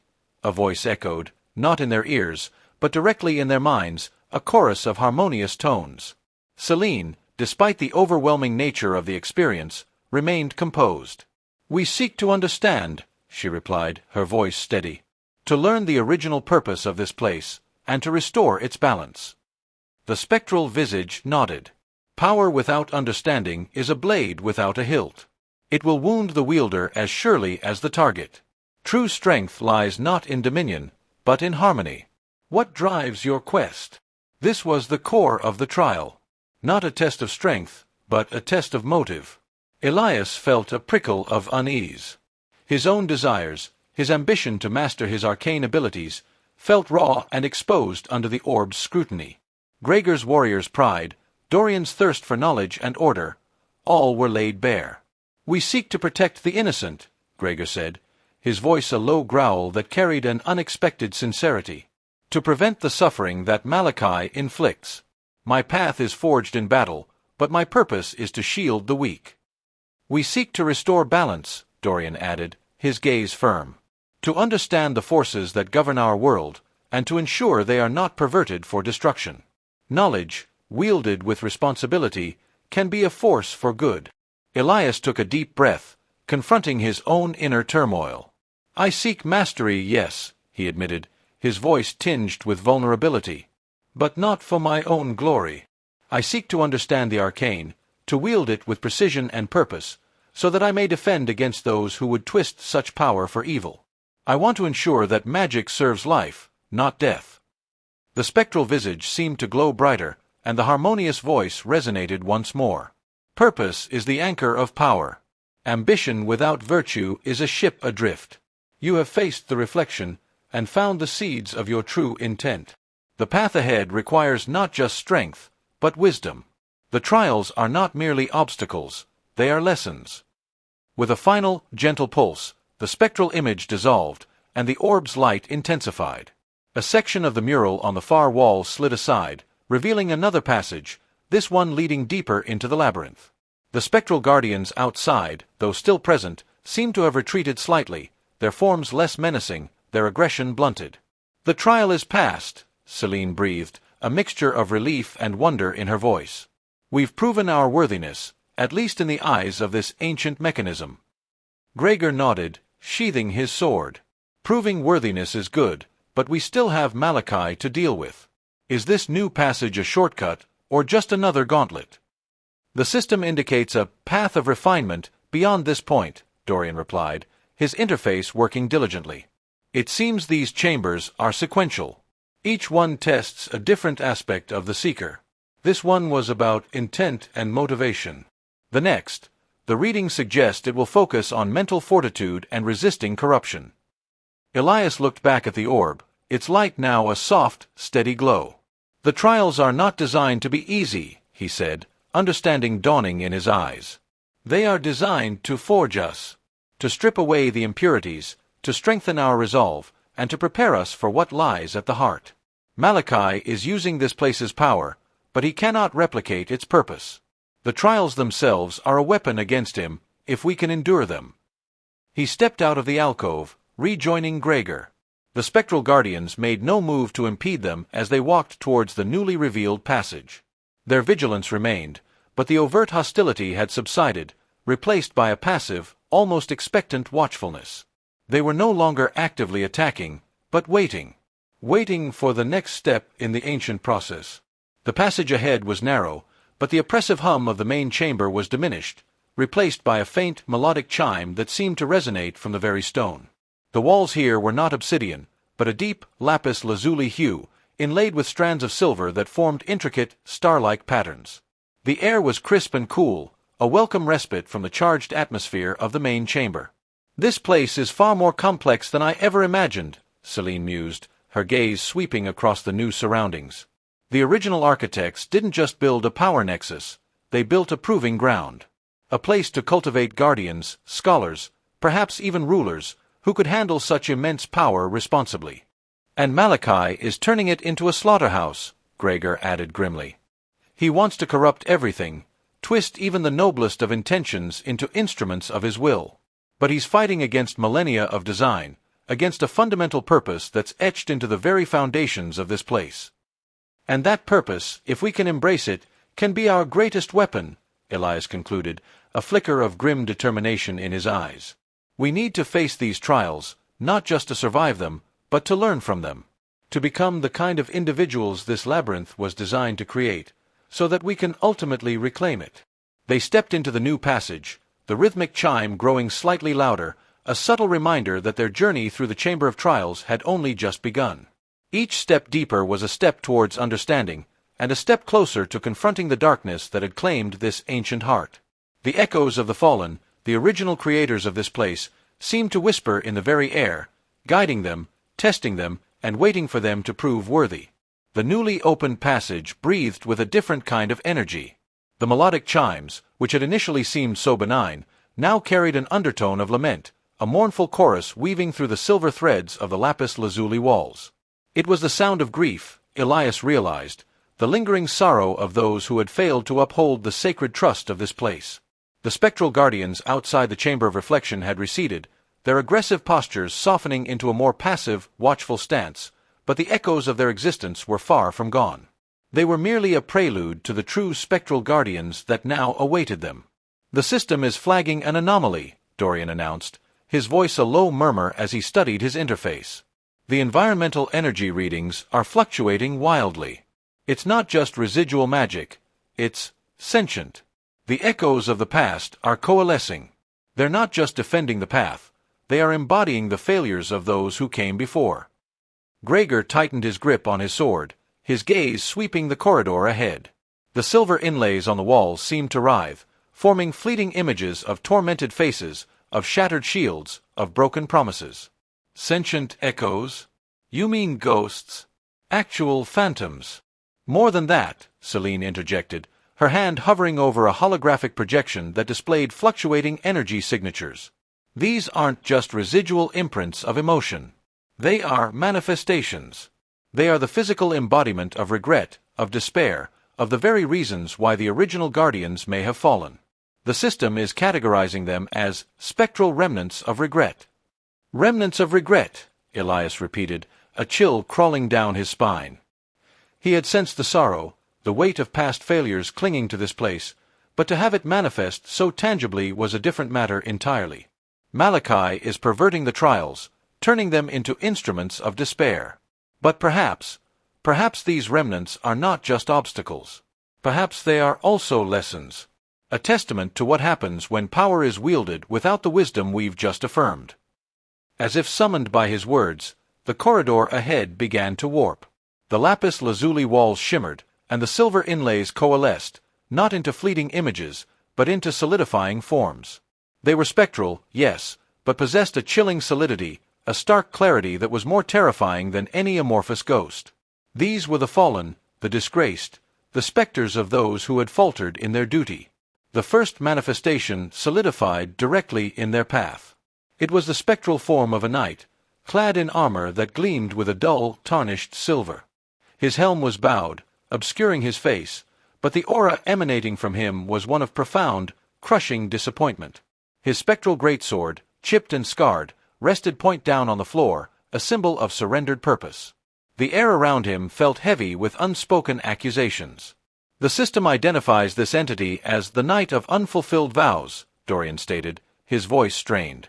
Its energy signature is fluctuating wildly, indicating extreme emotional distress.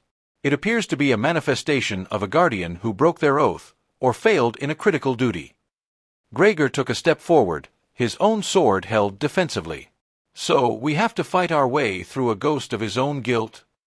Not necessarily, Elias said, his eyes fixed on the spectral knight.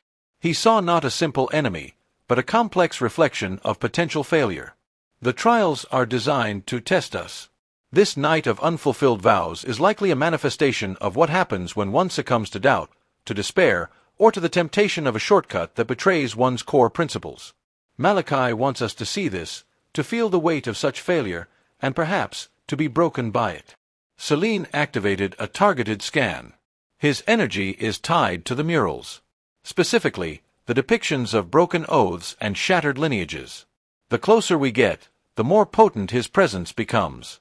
It's almost as if he feeds on the potential for failure. Then we must reaffirm our vows, Elias declared, his voice firm. He looked at Gregor, then at Dorian and Celine. We have acknowledged our intents, our desires for mastery, for knowledge, for protection. Now, we must demonstrate that those intents are not easily swayed by despair or the ghosts of others' failures. As Elias spoke, the spectral knight stirred. The bowed head lifted slightly, and though no face was visible behind the helm, the palpable wave of sorrow intensified. The spectral great sword pulsed with a dark, resentful energy. It was a silent accusation, a spectral condemnation of their very presence. Gregor was the first to act. He stepped past Elias, not charging aggressively, but with a measured, deliberate pace. He stopped a few yards from the spectral knight.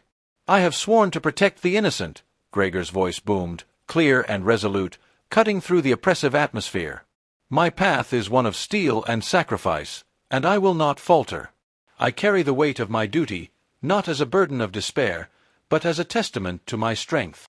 As Gregor's words resonated, the spectral knight flinched.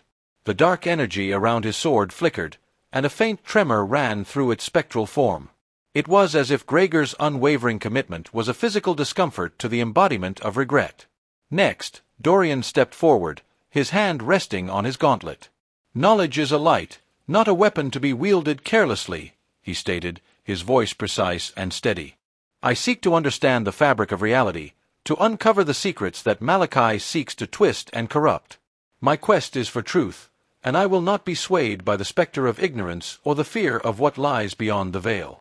The spectral knight recoiled further, the aura of sorrow around him thinning. The silver armor seemed to lose some of its tarnished sheen. The mural depictions behind the knight, which had been swirling with images of chaos and disorder, momentarily stabilized. Celine then took her place beside Dorian. "My path is one of discovery, of connection," she said, her voice soft yet powerful. "I seek to understand the delicate balance of this world, and to forge new connections, not to sever them. The echoes of past failures are cautionary tales, not definitive destinies. I embrace the future, not the paralysis of regret." The spectral knight staggered back, its form becoming more translucent.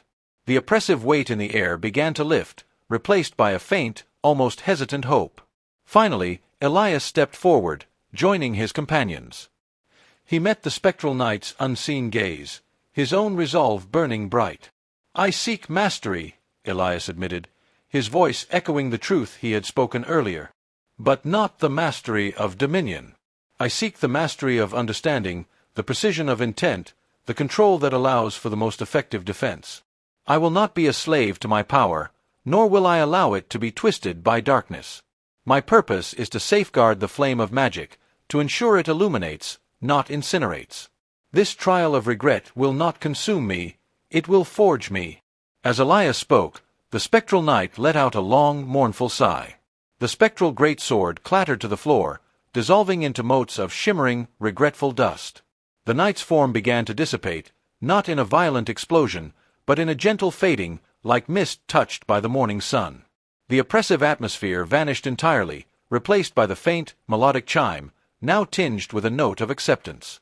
"The system confirms," Dorian said, his voice now filled with relief. "The night of unfulfilled vows has been pacified.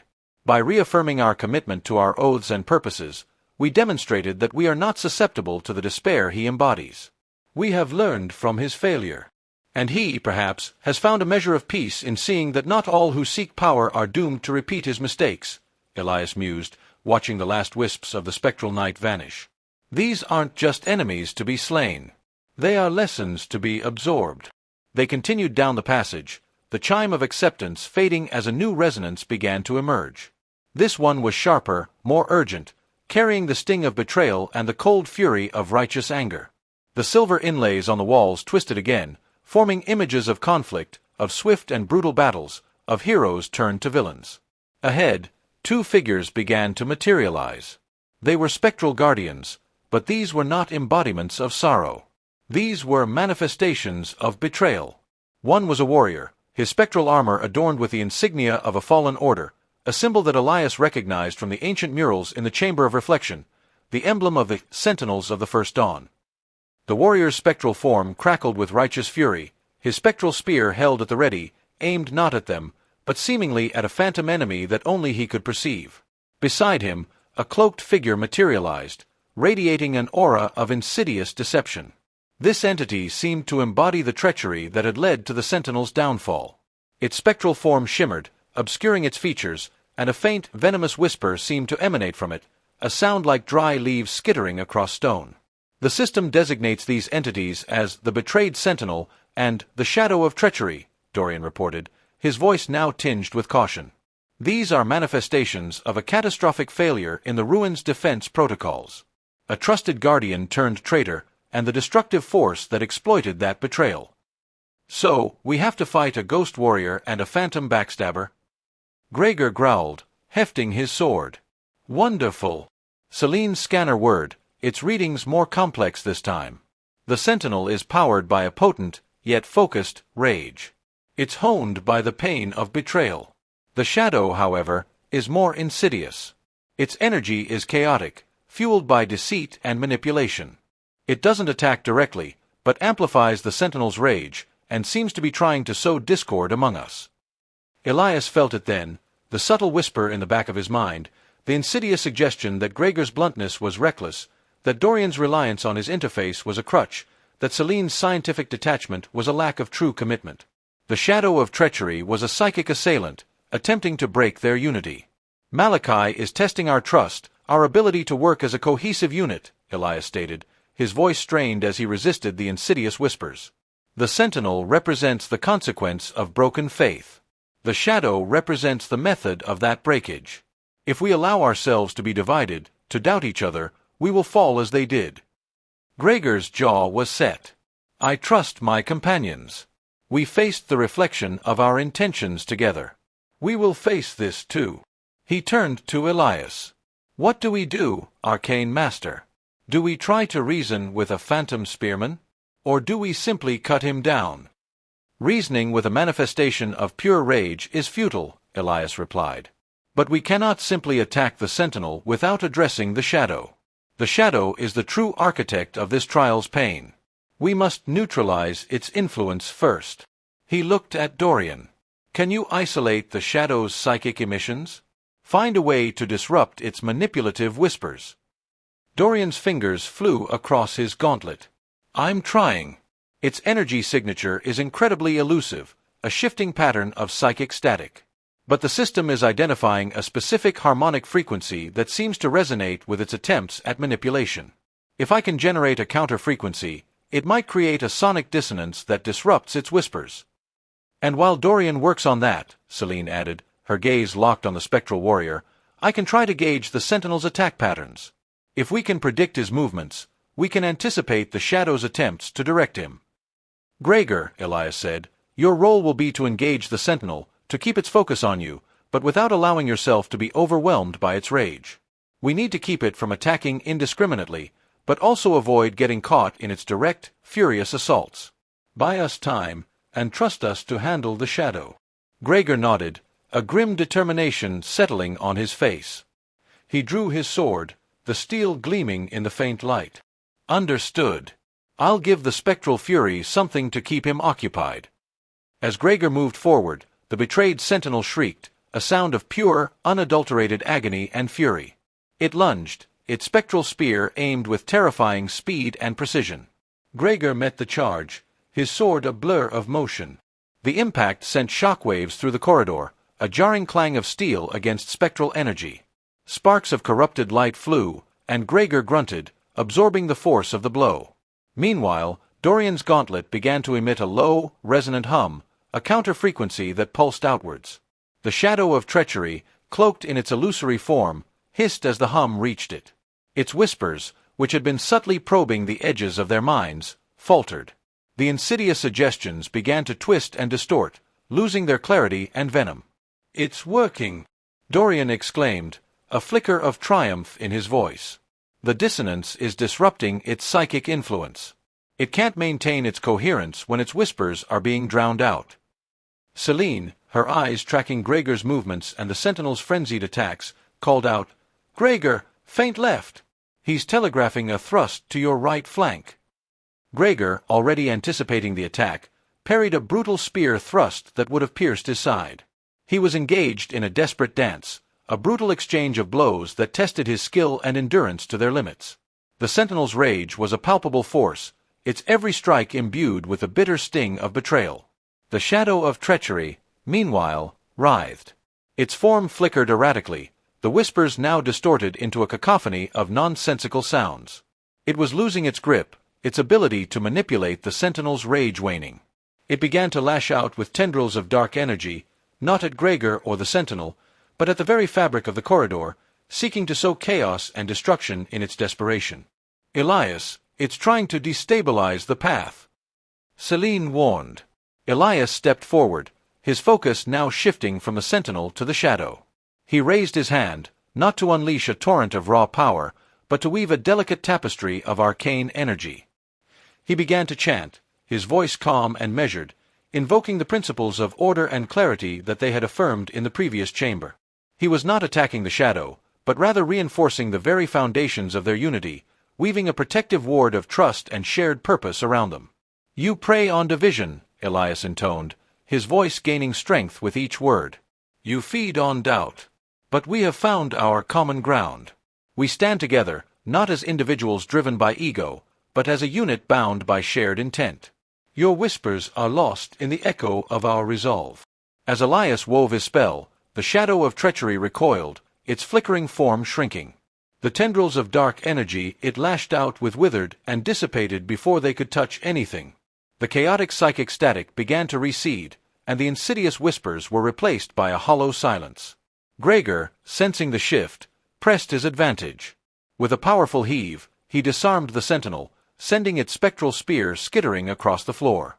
The betrayed sentinel let out a final, pained cry, a sound not of rage, but of utter despair, and then its form began to crumble, dissolving into the same shimmering, regretful dust as the night of unfulfilled vows. The shadow of treachery, deprived of its anchor and its tools, let out a final, sibilant hiss. Its form thinned to an almost imperceptible shimmer, and then it, too, vanished, leaving behind only the faint, mournful chime of the corridor. "System confirms," Dorian announced, his voice filled with exhaustion and relief. "Both entities have been neutralized. The betrayed sentinel was overcome by Gregor's martial prowess and our combined efforts to overcome the shadow.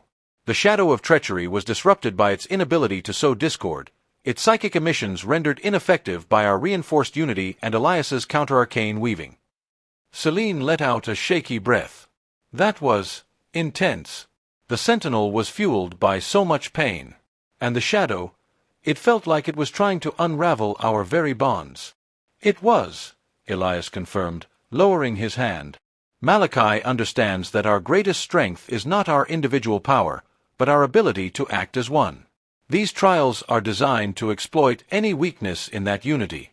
The fallen guardians represent the consequences of those weaknesses: regret, betrayal, despair. By facing them, and by affirming our trust in each other and our shared purpose, we have proven ourselves resilient to such corruption." He looked ahead, down the passage. The chime was growing louder, shifting in tone once more. This time, it carried a somber resonance, a reflection of loss, of profound sorrow, but also of a quiet, enduring strength. The silver inlays on the walls began to form new images, depicting scenes of quiet sacrifice, of individuals standing firm against overwhelming odds, their faces etched with grief but their spirits unbroken. "What awaits us now?" Gregor asked, sheathing his sword. His armor bore scorch marks and spectral residue, but his stance was firm. "The system indicates a conduit of mourning," Dorian replied, his interface already analyzing the new energy signatures. "It seems to be a manifestation of the sorrow that permeates this place, the collective grief of those who gave their lives defending it, and perhaps the sorrow of those who ultimately failed to do so. It's described as a trial of emotional resilience, of the ability to carry the weight of loss without succumbing to despair." Elias felt a tremor of apprehension. He had faced his own inner demons, his own ambitions and fears. He had stood firm against the spectral manifestations of regret and betrayal. But the grief of an entire order of fallen guardians, that was a different kind of burden. "The echoes of the fallen," Elias murmured, the words from the chapter title resonating in his mind. "They are not just ghosts of the past. They are a testament to the price of this place, the sacrifices made to protect it. And now we must bear witness to that grief, and prove that we can carry that weight without breaking." As they stepped further into the passage, the air grew cooler, carrying with it the scent of ancient stone and the faint, ethereal perfume of dried spectral tears. The trials were escalating, delving deeper into the very essence of what it meant to be worthy, to carry the mantle of power and responsibility. The spectral guardians, in their various forms, were not merely obstacles. They were the living embodiment of the ruins' history, a history that Malachi sought to obliterate and corrupt, but which they were now bound to understand and, ultimately, to reclaim. Each step was a journey through the fragmented memories of those who had come before, a path paved with the echoes of their triumphs and their profound sorrows. Celine's gaze was fixed on the spectral manifestations coalescing before them, her mind racing through the labyrinthine archives of her memory. The air, thick with the melancholic resonance of the conduit of mourning, seemed to press in on her, but it was not just the oppressive atmosphere that occupied her thoughts. It was the echoes, the faint whispers of forgotten lore, the fragmented tales of the ruins' creation and its subsequent guardians. These weren't random spectral entities conjured by Malachi's twisted machinations. They were fragments of history, given form and purpose by the residual energies of profound sorrow and unwavering duty. "These," Celine began, her voice a low, steady current against the mournful hum, "are not simply manifestations of failure. They are echoes of sacrifice. The system's classifications are useful, but they lack the depth of context. The night of unfulfilled vows, the betrayed sentinel, the shadow of treachery. These are not just archetypes of personal failing. They are direct embodiments of key moments in the ruin's history, pivotal junctures where its defenses were tested, and tragically, sometimes failed. She gestured towards where the spectral entities had dissolved, the faint shimmer of their departure still hanging in the air like a lingering sigh. The night of unfulfilled vows represents the guardians who succumbed to despair during the initial blight, the period when the lumina corrupted began to seep into the ruin's core. They were overwhelmed by the sheer, unyielding hopelessness of the situation, their oaths shattered not by malice, but by an unbearable weight of futility. Their regret is a testament to the pervasive nature of that early despair. Gregor shifted his weight, his hand still resting on the hilt of his sword. So, we weren't just fighting guilt. We were fighting the memory of a time when this place almost died. Precisely, Celine affirmed, her eyes now scanning the intricate patterns of the lapis lazuli walls, as if reading forgotten runes. And the betrayed sentinel and the shadow of treachery. Their origins lie in the Great Schism, a period of internal strife, where factions within the custodians vied for control, and a trusted guardian, swayed by promises of forbidden power, or perhaps by a deeply held, yet misguided, conviction, opened a breach that allowed external forces to exploit our defenses. The Sentinel's rage is the anguish of those who fought valiantly against those who betrayed them, their righteousness twisted by the agony of that betrayal. The shadow is the embodiment of the deceit that fractured their unity, the insidious whispers that turned brother against brother. Elias absorbed her words, a new layer of understanding settling upon him. The trials weren't just tests of their personal resolve, they were historical reenactments, designed to immerse them in the very fabric of the ruined struggles. Malachi was not merely creating obstacles. He was attempting to rewrite history, to pervert the lessons of the past into instruments of future subjugation. This means, Elias mused, his voice thoughtful, that each entity represents not just a personal failing, but a systemic weakness that was exploited. Our success in overcoming them was not just about our individual strength, but our ability to recognize and counteract those historical vulnerabilities. Exactly, Celine confirmed, her focus sharpening. The night's despair was countered by our reaffirmation of purpose. Gregor's unwavering loyalty and Dorian's logical grounding, coupled with my embrace of the unknown and your clarity of intent, demonstrated that we would not succumb to the futility that felled him. The betrayed sentinel and the shadow were overcome by our unity and trust. Gregor's willingness to engage, Dorian's technical disruption, my tactical observations, and Elias's reinforcement of our collective will, we addressed the core of their existence, broken faith and corrosive deception. She paused, her gaze drifting towards the faint, ethereal glow that now pulsed from the depths of the corridor ahead, a soft, yet profound emanation that seemed to draw the very breath from their lungs. And now, she continued, her voice taking on a more somber tone, we face the conduit of mourning. This is, in my estimation, the most dangerous trial yet, not because it is inherently violent, but because its power lies in its pervasiveness. The conduit isn't a single entity born of a specific event. It is the culmination of all the sorrow, all the loss, all the grief that has ever permeated these hallowed halls. It is the collective mourning of every guardian who fell, every sacrifice made, every moment of profound despair that has washed over this place since its inception. Dorian, ever the pragmatist, brought up his interface. The energy readings are off the charts. It's not just ambient emotional residue. It's a palpable, almost physical, manifestation of sorrow. The system is flagging it as the echoing lament. Its primary effect is described as the weight of unseen burdens, a psychological and spiritual toll designed to crush the will. The history of the ruin is etched in grief, Celine elaborated, her brow furrowed in concentration. From the initial cataclysm that necessitated its creation, through the Lumina Blight, the Great Schism, and countless skirmishes against entities drawn to its power. Each loss, each moment of failure, each valiant stand that ended in Pyrrhic victory, all of it has been absorbed by the very stones of this place. The conduit is not a guardian in the traditional sense. It is the ruin itself, weeping for its fallen protectors and lamenting its ongoing struggle. Elias felt the truth of her words resonate deep within him. He had felt the sorrow, the lingering sadness that permeated the earlier chambers. But this was different. It was a crushing, all-encompassing tide, threatening to drown him in the sorrows of strangers. He remembered the weight of his own past regrets, the burdens he carried. To face the accumulated grief of generations was a daunting prospect. "So, how do we fight sorrow?" Gregor asked, his voice uncharacteristically subdued. "Do we just stand here and let it drown us?" "That," Celine said, a flicker of her academic intensity returning, "is precisely what Malachi intends. He believes that by immersing us in the ruin's collective grief, he can break our spirits, making us susceptible to his influence. He wants us to question the purpose of our struggle, to see the futility of our efforts in the face of such overwhelming loss. But the history also tells a different story." She turned to face them, her eyes shining with a renewed conviction. "The legends speak of the unbroken spirit, guardians who, even in the face of the Lumina Blight's insidious despair, held onto a sliver of hope.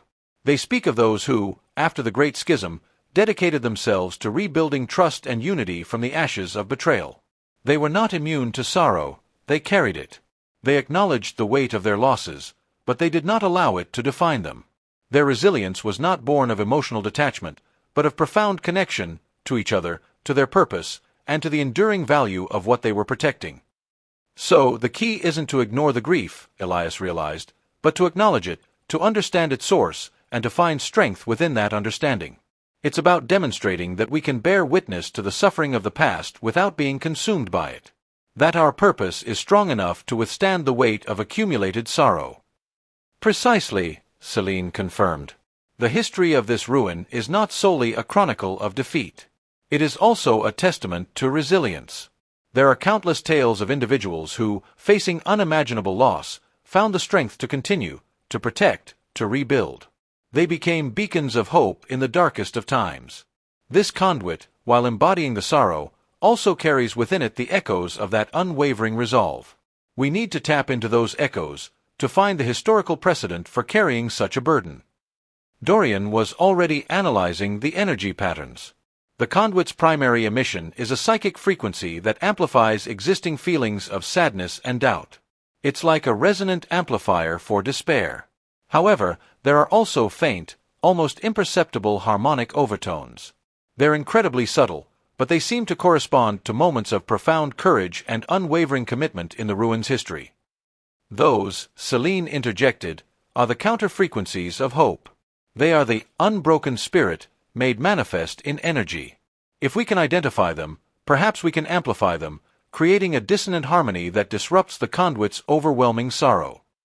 "But how do we amplify them?" Gregor asked, looking from Dorian's interface to Celine's determined expression.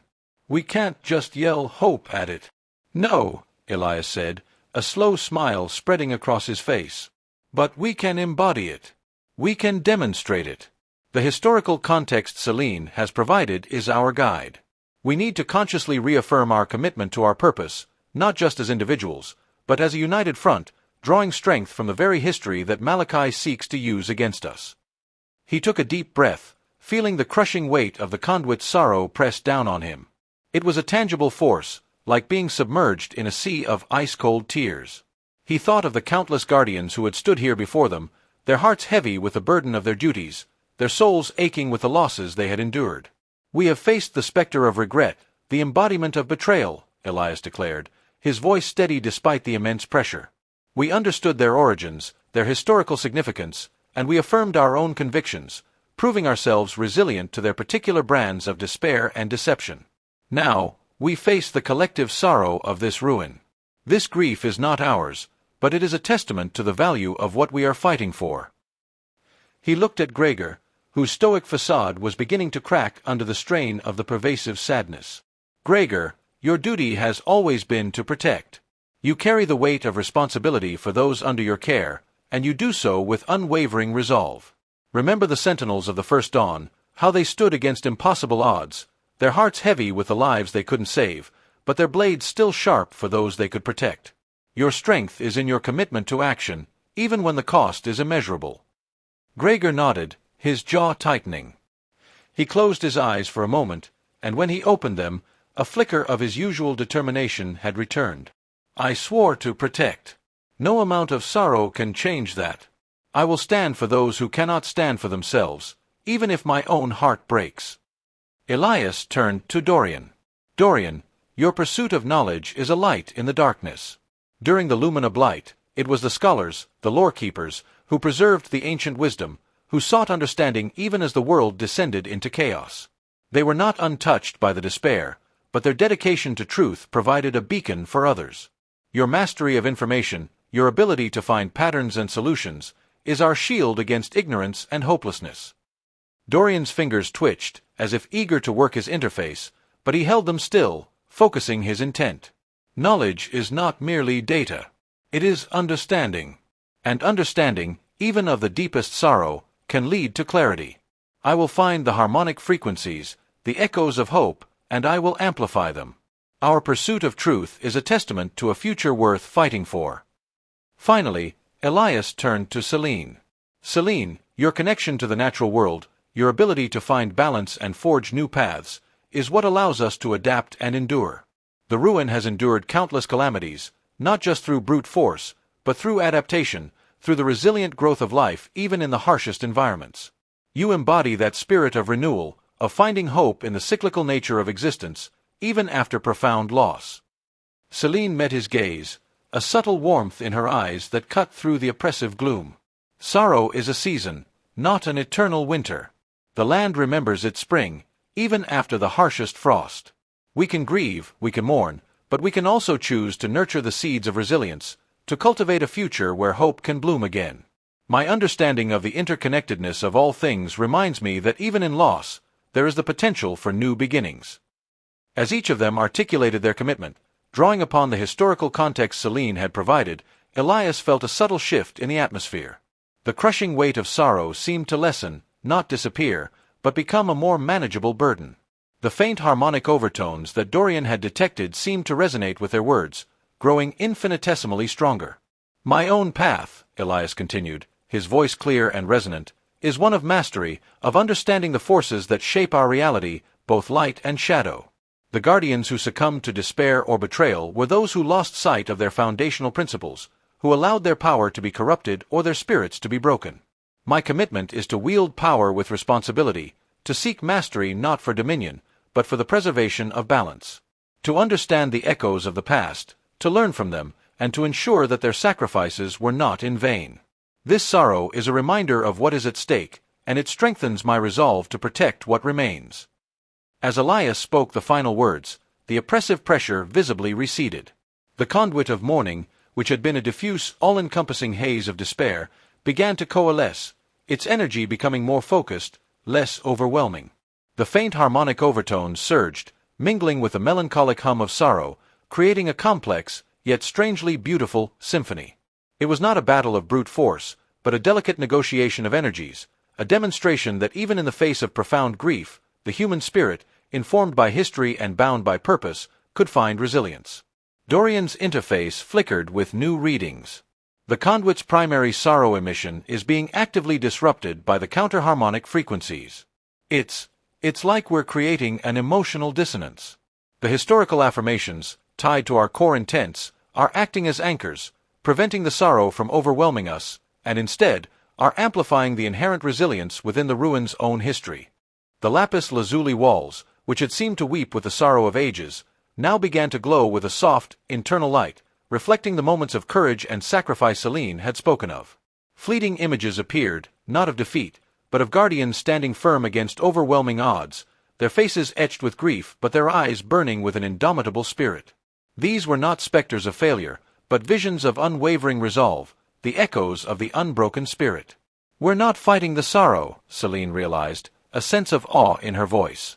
We're honoring it, by acknowledging the strength that existed alongside it. We're proving that the ruin's history is not just about its failures, but about its enduring capacity for resilience. The oppressive weight had lifted, replaced by a profound, yet not debilitating, sense of empathy. They could feel the echoes of the fallen, the weight of their sacrifices, but it no longer threatened to crush them. Instead, it served as a solemn reminder of the preciousness of what they were fighting for, and the courage it took to continue the struggle even when burdened by such immense sorrow. The air, though still imbued with the scent of ancient grief, now carried a faint, almost imperceptible aroma of hope, like the first bloom of spring after a long, harsh winter. The path forward was clearer, not because the sorrow had vanished, but because they had learned to carry its weight, a lesson drawn directly from the heart of the ruins' tumultuous history.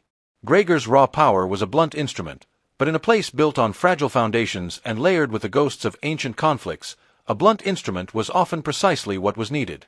Where Celine sought historical context and Elias sought understanding, and Dorian dissected energy signatures with detached precision, Gregor acted.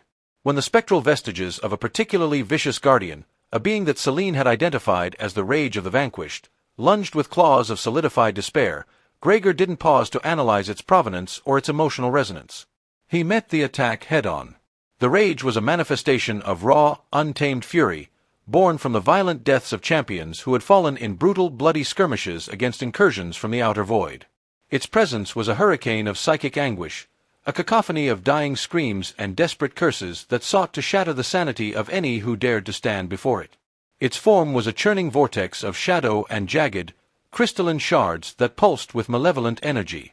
It moved with a speed that belied its chaotic nature, its spectral claws tearing at the very fabric of reality, leaving behind trails of shimmering, distorted light. Gregor, however, saw only a threat to be neutralized. His sword, Oathkeeper, a blade forged in the fires of a dying star and imbued with the will of a forgotten hero, hummed in his grip. He didn't attempt to outmaneuver the rage. He met its charge with a roar of his own, a guttural sound that spoke of primal defiance. His body, honed by years of brutal combat and augmented by the system's blessings, became a bulwark. Oathkeeper met the spectral claws with a clang that echoed through the chamber, a sound of pure, unadulterated steel against ethereal anguish. Sparks, not of light but of fractured sorrow, flew outwards. The impact sent ripples through the spectral form, momentarily disrupting its coherence. "It feeds on despair," Celine's voice, though strained by the onslaught of psychic noise, cut through the din. "You can't let it break you, Gregor." Gregor grunted, his muscles straining. The rage was powerful, its grip tightening around Oathkeeper, threatening to crush the blade, and Gregor's hand, into dust.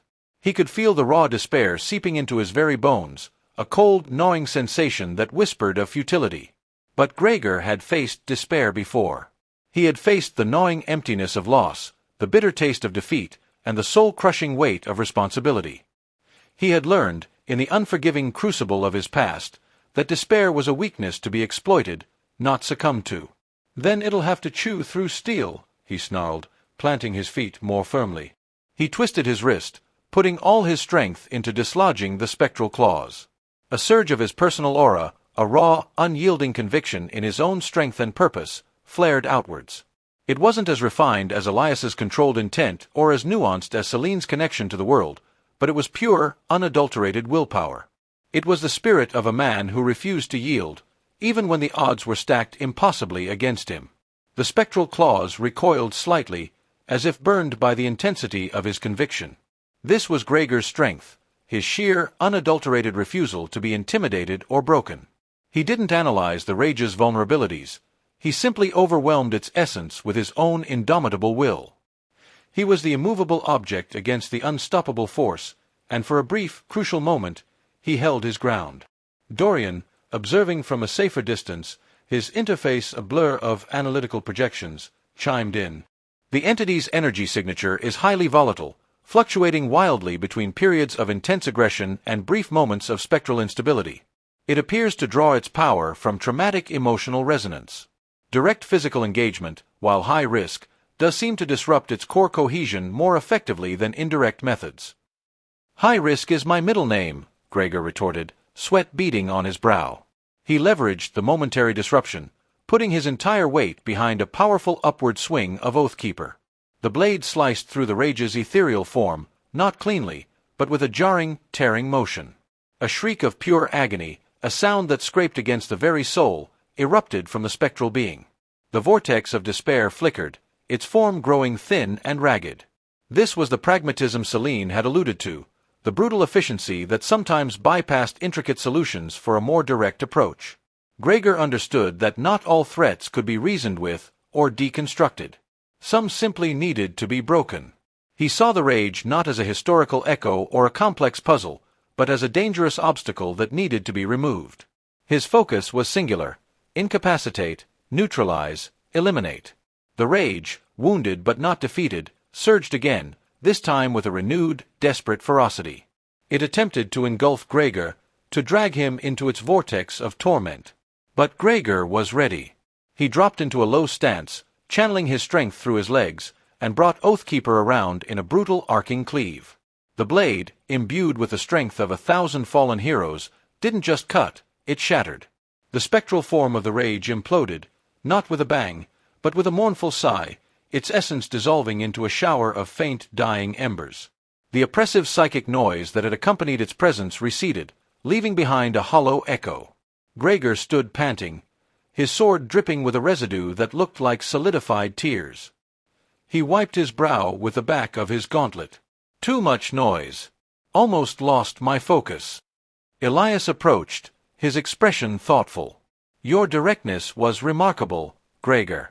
While Dorian analyzed, and Celine contextualized, you confronted. It was a necessary action, a stark reminder that some battles are won not through understanding, but through sheer force of will and decisive action. Understanding gets you killed if you wait too long, Gregor grunted, sheathing Oathkeeper. He never enjoyed these encounters. The psychic backlash always left him feeling hollowed out, but he recognized their necessity. He knew his approach was crude compared to the others. Dorian would have meticulously catalogued the rage's spectral harmonics, identifying its weaknesses and devising a method to exploit them with minimal direct exposure. Celine would have delved into the history of its creation, seeking to understand the nature of its despair to better counter its emotional resonance. Elias would have sought to find the underlying principle of its existence, to understand why it manifested and how to neutralize that fundamental cause. But Gregor's path was simpler, more brutal. It was the path of the warrior, the one who charged into the fray, trusting his strength, his weapon, and his unwavering resolve. He had learned that hesitation was a luxury he could rarely afford, and that sometimes the most pragmatic solution was the one that required the least amount of thought and the most amount of decisive action. You see, Dorian, Gregor continued, his voice holding a trace of his usual gruffness, even after the intense confrontation. While you're busy with your fancy readings, that thing could have ripped Elias apart. Sometimes, you just have to hit it. Dorian adjusted his ocular implant. My fancy readings, as you so eloquently put it, Gregor, provided the crucial data that informed your decisive action. Had you engaged without understanding its reliance on despair, you might have inadvertently fed it, strengthening its resolve and prolonging the encounter. Your aggression, while effective, was amplified by the information we gathered. It's a symbiotic relationship, albeit one you seem reluctant to acknowledge. Gregor scoffed, but there was a grudging respect in his tone. He knew Dorian was right, in his own infuriatingly logical way. He rarely stopped to consider the complex machinations behind the entities they faced. For him, they were obstacles, threats, things to be overcome. The how was often secondary to the if they could be overcome. Symbiotic, schmibiotic, Gregor muttered. I got the job done. And I didn't need to dig through 1,000 years of ancient weepings to do it. But you might have if the situation had been different, Elias interjected, placing a calming hand on Gregor's shoulder. Each of us brings a different strength to the table, Gregor. Your willingness to act, your raw power, your absolute refusal to yield, these are essential. When faced with the raw, unbridled fury of something like the rage, contemplation can be fatal. You acted, and in doing so, you created the opening for Dorian's analysis and Celine's understanding of the next phase. You cleared the path. Celine nodded, her gaze sweeping over the area where the rage had dissipated. Gregor's approach is a vital component.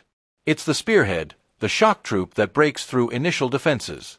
While Dorian and Elias work to understand the enemy's mechanics, and I seek to grasp its history and context, Gregor provides the immediate, decisive force that prevents us from being overwhelmed by the sheer onslaught.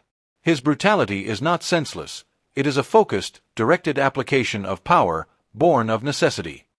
Gregor shifted his weight, a rare hint of discomfort on his usually impassive features.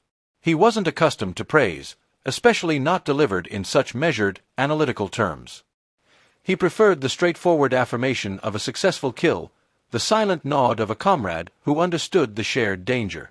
But he recognized the truth in their words. He had always been the one to charge forward, to draw the enemy's attention, to be the first through the breach. He was the shield and the sword, less concerned with the intricate workings of the enemy than with the simple fact that they posed a threat. "It's just what needs to be done," he said gruffly. "No point in letting them get the upper hand." He looked at the others, his gaze lingering on Elias. "You all have your ways. Mine is just louder." The conduit of morning, now more than ever, felt like a heavy cloak settling over them. The spectral manifestations they had encountered so far, while dangerous, had been distinct entities, products of specific events or emotional states. The rage of the vanquished was a prime example, a manifestation of pure, violent death. But the conduit itself, as Celine had explained, was something far more pervasive, a cumulative sorrow that permeated the very essence of the ruin. As they moved deeper into the chamber, the air grew colder, heavier. The melancholic hum intensified, no longer a distant echo but a resonant thrumming that vibrated in their chests. It was a sorrow so profound, so ancient, that it felt like a physical weight pressing down on them. Elias could feel his own past regrets stirring, the specters of his own failures whispering at the edges of his consciousness, amplified by the ambient grief. Celine, her eyes scanning the walls, spoke softly. "The historical context is crucial here. The conduit isn't a singular entity to be defeated in a direct confrontation. It's an environmental hazard, a weaponized emotion. It preys on our own vulnerabilities, our own losses." Dorian's interface was working overtime, displaying intricate wave patterns and energy flow charts. The dominant frequency is a low-amplitude, high-density sorrow wave, designed to induce psychic fatigue and despair. However, as we observed earlier, there are micro-fluctuations, harmonic overtones that correspond to moments of resilience and sacrifice. They are almost infinitesimally weak, like whispers against a gale. Gregor, surprisingly, was quiet for a moment, his brow furrowed in thought. The raw aggression that had served him so well against the rage was useless here. He couldn't simply cleave through sorrow. He looked at Elias, at Celine, at Dorian, each of them grappling with the unseen weight in their own way. His instinct was to fight, to lash out, but against what? Against the very air they breathed. "So, we can't just smash it," Gregor stated, the realization dawning on him with a characteristic lack of subtlety. "What then? Just stand here and let it break us." "That's precisely what Malachi wants," Elias confirmed, his voice steady despite the strain. "He's using the accumulated grief of this place, the lament of generations of fallen guardians, to erode our will. He believes that if we are consumed by this sorrow, we will question the value of our mission, of our very existence. He wants us to succumb to the weight of unseen burdens, as the system calls it." Celine's expression was grim. "But history teaches us otherwise. The legends of the unbroken spirit are not about those who were untouched by grief, but about those who carried it and still stood tall. They found strength not in the absence of pain, but in its acknowledgement and transcendence. So, we need to find those whispers, those harmonic overtones Dorian mentioned," Gregor said, a new understanding dawning in his eyes. His pragmatism, stripped of its usual aggressive bent, was reorienting itself. If smashing it wouldn't work, then a different approach was needed. We need to find the moments when people didn't give up, even when they were drowning in this feeling. "Precisely," Elias agreed. "And we need to embody those moments. Our affirmations earlier, drawing on the historical precedents of resilience, were the first step. They were our anchors, connecting us to the strength of those who came before us. Now, we must deepen that connection. We must actively project our own resolve, our own purpose, not as a denial of the sorrow, but as a counterbalance to it." Gregor nodded, his jaw setting with a familiar determination. "So, I need to be, what? The guy who didn't give up? The one who kept fighting even when everything was gone?" "Exactly," Celine affirmed. "Think of the guardians who, even after devastating losses, continued to defend the ruin. They might have been weeping, their hearts heavy, but their hands were still on their weapons, their eyes still fixed on the horizon, ready to face the next threat. Your strength, Gregor, lies in that unwavering commitment to action, even in the face of overwhelming emotional despair. You are the embodiment of resilience through action." Gregor closed his eyes for a moment, a rare flicker of introspection crossing his features. He thought of the countless battles he had fought, the times he had seen comrades fall, the moments when defeat seemed not just possible, but inevitable. He had always pushed forward, driven by a primal need to protect, to prevail. He had never considered it a historical precedent, just what he did. "All right," he said, opening his eyes, a new, quieter intensity in his gaze. "So, I'm the guy who keeps swinging. Even when it hurts. Even when I can't see the point. I keep swinging for the ones who can't anymore." He flexed his hands, feeling the familiar calluses, the ingrained strength. "This sorrow, it's heavy. But it's not mine. I'll carry it, for a while. I'll carry it for them. And I'll keep swinging." His pragmatism, usually expressed through brute force, was now manifesting as a profound, unwavering commitment to enduring. He understood that in this particular battle, the fight wasn't about destruction, but about resilience. It was about demonstrating, through sheer force of will and unyielding dedication, that even the deepest sorrow could not extinguish the spark of purpose. He would be the living testament to the unbroken spirit, a blunt, unyielding force against the pervasive tide of despair. He would keep swinging.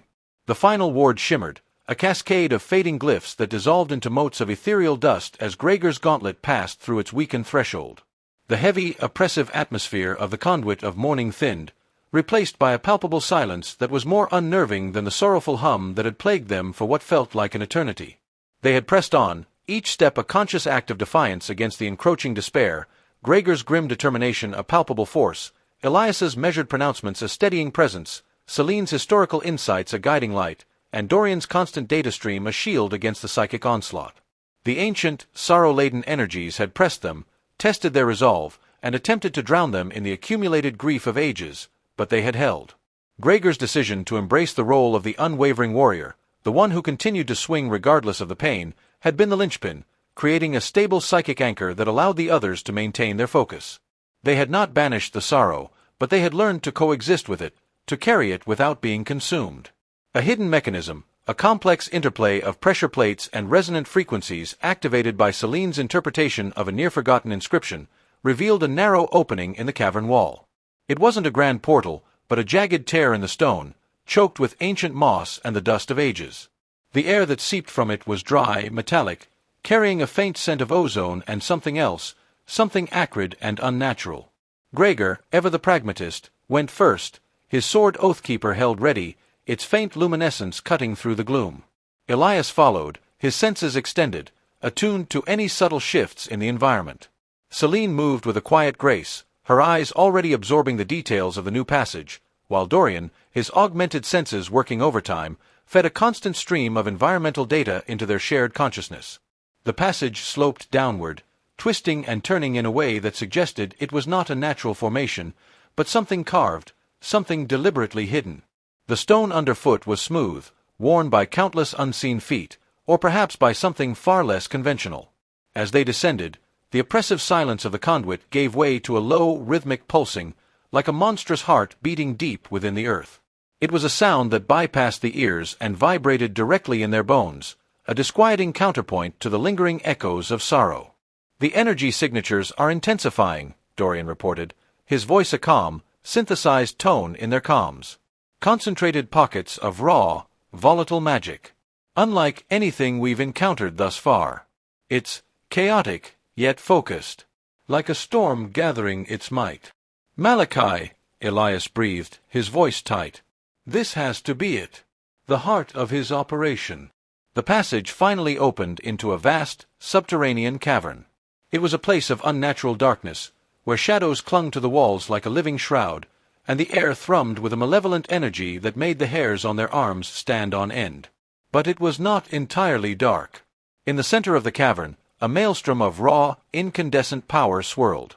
It was a vortex of sickly green and deep violet light, writhing and coiling like a nest of serpents.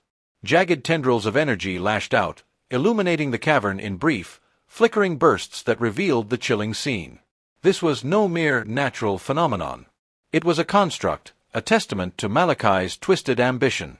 At the periphery of the vortex, figures moved. They were not the spectral remnants they had fought in the upper levels, nor were they the shambling horrors that guarded forgotten lore. These were beings of flesh and blood, or at least, something approximating it. Clad in tattered dark robes, Their faces were obscured by deep hoods, but the aura of corruption that clung to them was unmistakable. They moved with a disturbing uniformity, their actions precise and ritualistic as they channeled energy into the maelstrom. Some chanted in a guttural, discordant language, their voices weaving a tapestry of disquieting sound that augmented the pulsing thrum of the vortex.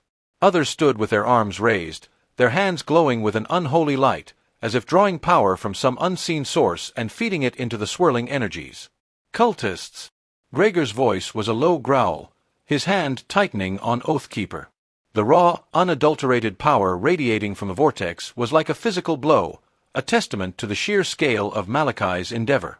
This was not just about personal power, this was about reshaping reality, about tearing down the established order and rebuilding it in his own warped image. Worse, Celine murmured, her gaze fixed on the robed figures. Look at their movements. The precision. They aren't just channeling energy, they're guiding it, shaping it. And look closer at their forms. The unnatural pallor, the way their flesh seems to sag and warp under the ambient energies. They are changed, corrupted by prolonged exposure, perhaps even willingly altered. They are the instruments of Malachi's will, imbued with his dark power. Elias surveyed the scene, his face a mask of grim determination. The vortex, it's a nexus, a focal point where Malachi is attempting to bridge the veil between realms. He's not just seeking power, he's seeking to unlock something, to bring forth something from beyond. Dorian's analytical projections flickered across his ocular display, highlighting specific energy frequencies and harmonic resonances. The ritual's core is centered on a critical harmonic alignment. Malachi is attempting to force a tear in the planar fabric, using the ambient sorrow of this ruin as a catalyst. The entities within the vortex are acting as conduits, amplifying specific wavelengths of this sorrow to create the necessary pressure. It's incredibly unstable, but also incredibly potent. The potential energy output is astronomical. The sheer scale of the ritual was breathtaking and terrifying. They had anticipated a threat, a powerful adversary, but this was an event that threatened to rewrite the very laws of their world. The vortex pulsed, spitting arcs of emerald and violet energy that scorched the stone floor, leaving behind trails of smoking, crystalline residue. The air crackled with raw magic, and the rhythmic thrumming intensified, a deafening crescendo that threatened to overwhelm their senses. "He's accelerating it," Celine observed, her voice strained. "The energy spikes are becoming more frequent, more intense. He's close to completion." Gregor's jaw clenched. The pragmatism that had served him so well against the rage of the vanquished now focused on the immediate threat. While Dorian analyzed the mechanics of the ritual and Celine deciphered its historical context, Gregor saw only the objective: stop Malachi, destroy the vortex, neutralize the threat. The nuanced understanding of the unbroken spirit was still crucial for their survival within the conduit, but here, in the heart of Malachi's machinations, the old instincts resurfaced. "How do we stop it?" Gregor asked, his voice cutting through the cacophony of the ritual. "Can we just smash it?" "Direct physical intervention would be inadvisable," Dorian stated, his tone betraying a hint of alarm. "The containment field is intrinsically linked to the power source. Disrupting it prematurely could result in a catastrophic, uncontrolled energy release. Think of a dam bursting. The resulting wave would likely obliterate this entire section of the ruin, and us along with it." Elias met Gregor's gaze, his eyes reflecting the swirling, malevolent light of the vortex. Malachi is drawing power from the ambient energies of the ruin, amplifying it through this ritual. He's using the very essence of this place, its sorrow and its despair, as fuel. To truly stop him, we need to sever that connection, or overload the system before he can stabilize it. "Overload it," Gregor repeated, a glint of understanding in his eyes. "So, we hit it with too much of something, and it breaks?" "Precisely," Celine confirmed. "But not just any something. The ritual is tuned to specific frequencies. A chaotic, disharmonious surge could destabilize it. We need to introduce an element that clashes with the fundamental energies Malachi is manipulating." "The unbroken spirit, then," Elias said, his voice gaining a new strength. "Our focus, our resilience, our refusal to succumb to despair. If Malachi is using sorrow as a weapon, then our unwavering resolve, our hope, can be the counter-frequency. It's not about brute force, Gregor, but about injecting a discordant note into his symphony of despair. Gregor took a deep breath, the acrid air burning his lungs. He looked at the robed figures, their gaunt faces twisted in ecstatic devotion. He looked at the swirling vortex, a wound in reality bleeding raw magic. He understood now. This wasn't a battle he could win with Oathkeeper alone, not in the conventional sense. This was a battle of wills, a clash of ideologies. Malachi sought to drown the world in sorrow, to break its spirit. They, on the other hand, represented the indomitable will to endure, to find light even in the deepest darkness. "So we give him hope," Gregor said, a slow, dangerous smile spreading across his face. It wasn't the grim, determined smile of a warrior preparing for a losing battle, but the predatory grin of someone who had found the enemy's weakness. "A whole lot of it. Let's give this bastard something to choke on." He shifted his grip on Oathkeeper, not in preparation for a strike, but as a grounding gesture. He felt the residual strength of the unbroken spirit within him, the echoes of countless guardians who had fought and died to protect this place. He channeled that enduring resolve, that refusal to break, not as an attack, but as a beacon. He imagined the countless souls who had found solace, purpose, and strength within the ruin, their quiet acts of defiance against the encroaching darkness. He amplified those whispers, those moments of resilience, into a roaring testament to the human spirit. Elias, Celine, and Dorian joined him, their own inner strengths coalescing. Elias focused on the unwavering pursuit of justice, Celine on the enduring tapestry of history and the triumphs of those who had overcome despair, and Dorian, in his own unique way, on the logical certainty of survival and adaptation. Their combined intent, focused and amplified by the shared experience of the conduit, began to push against the overwhelming tide of sorrow Malachi was wielding. The robed figures faltered. Their chanting grew ragged, their movements less synchronized. The vortex, which had been a stable, if malevolent, entity, began to flicker.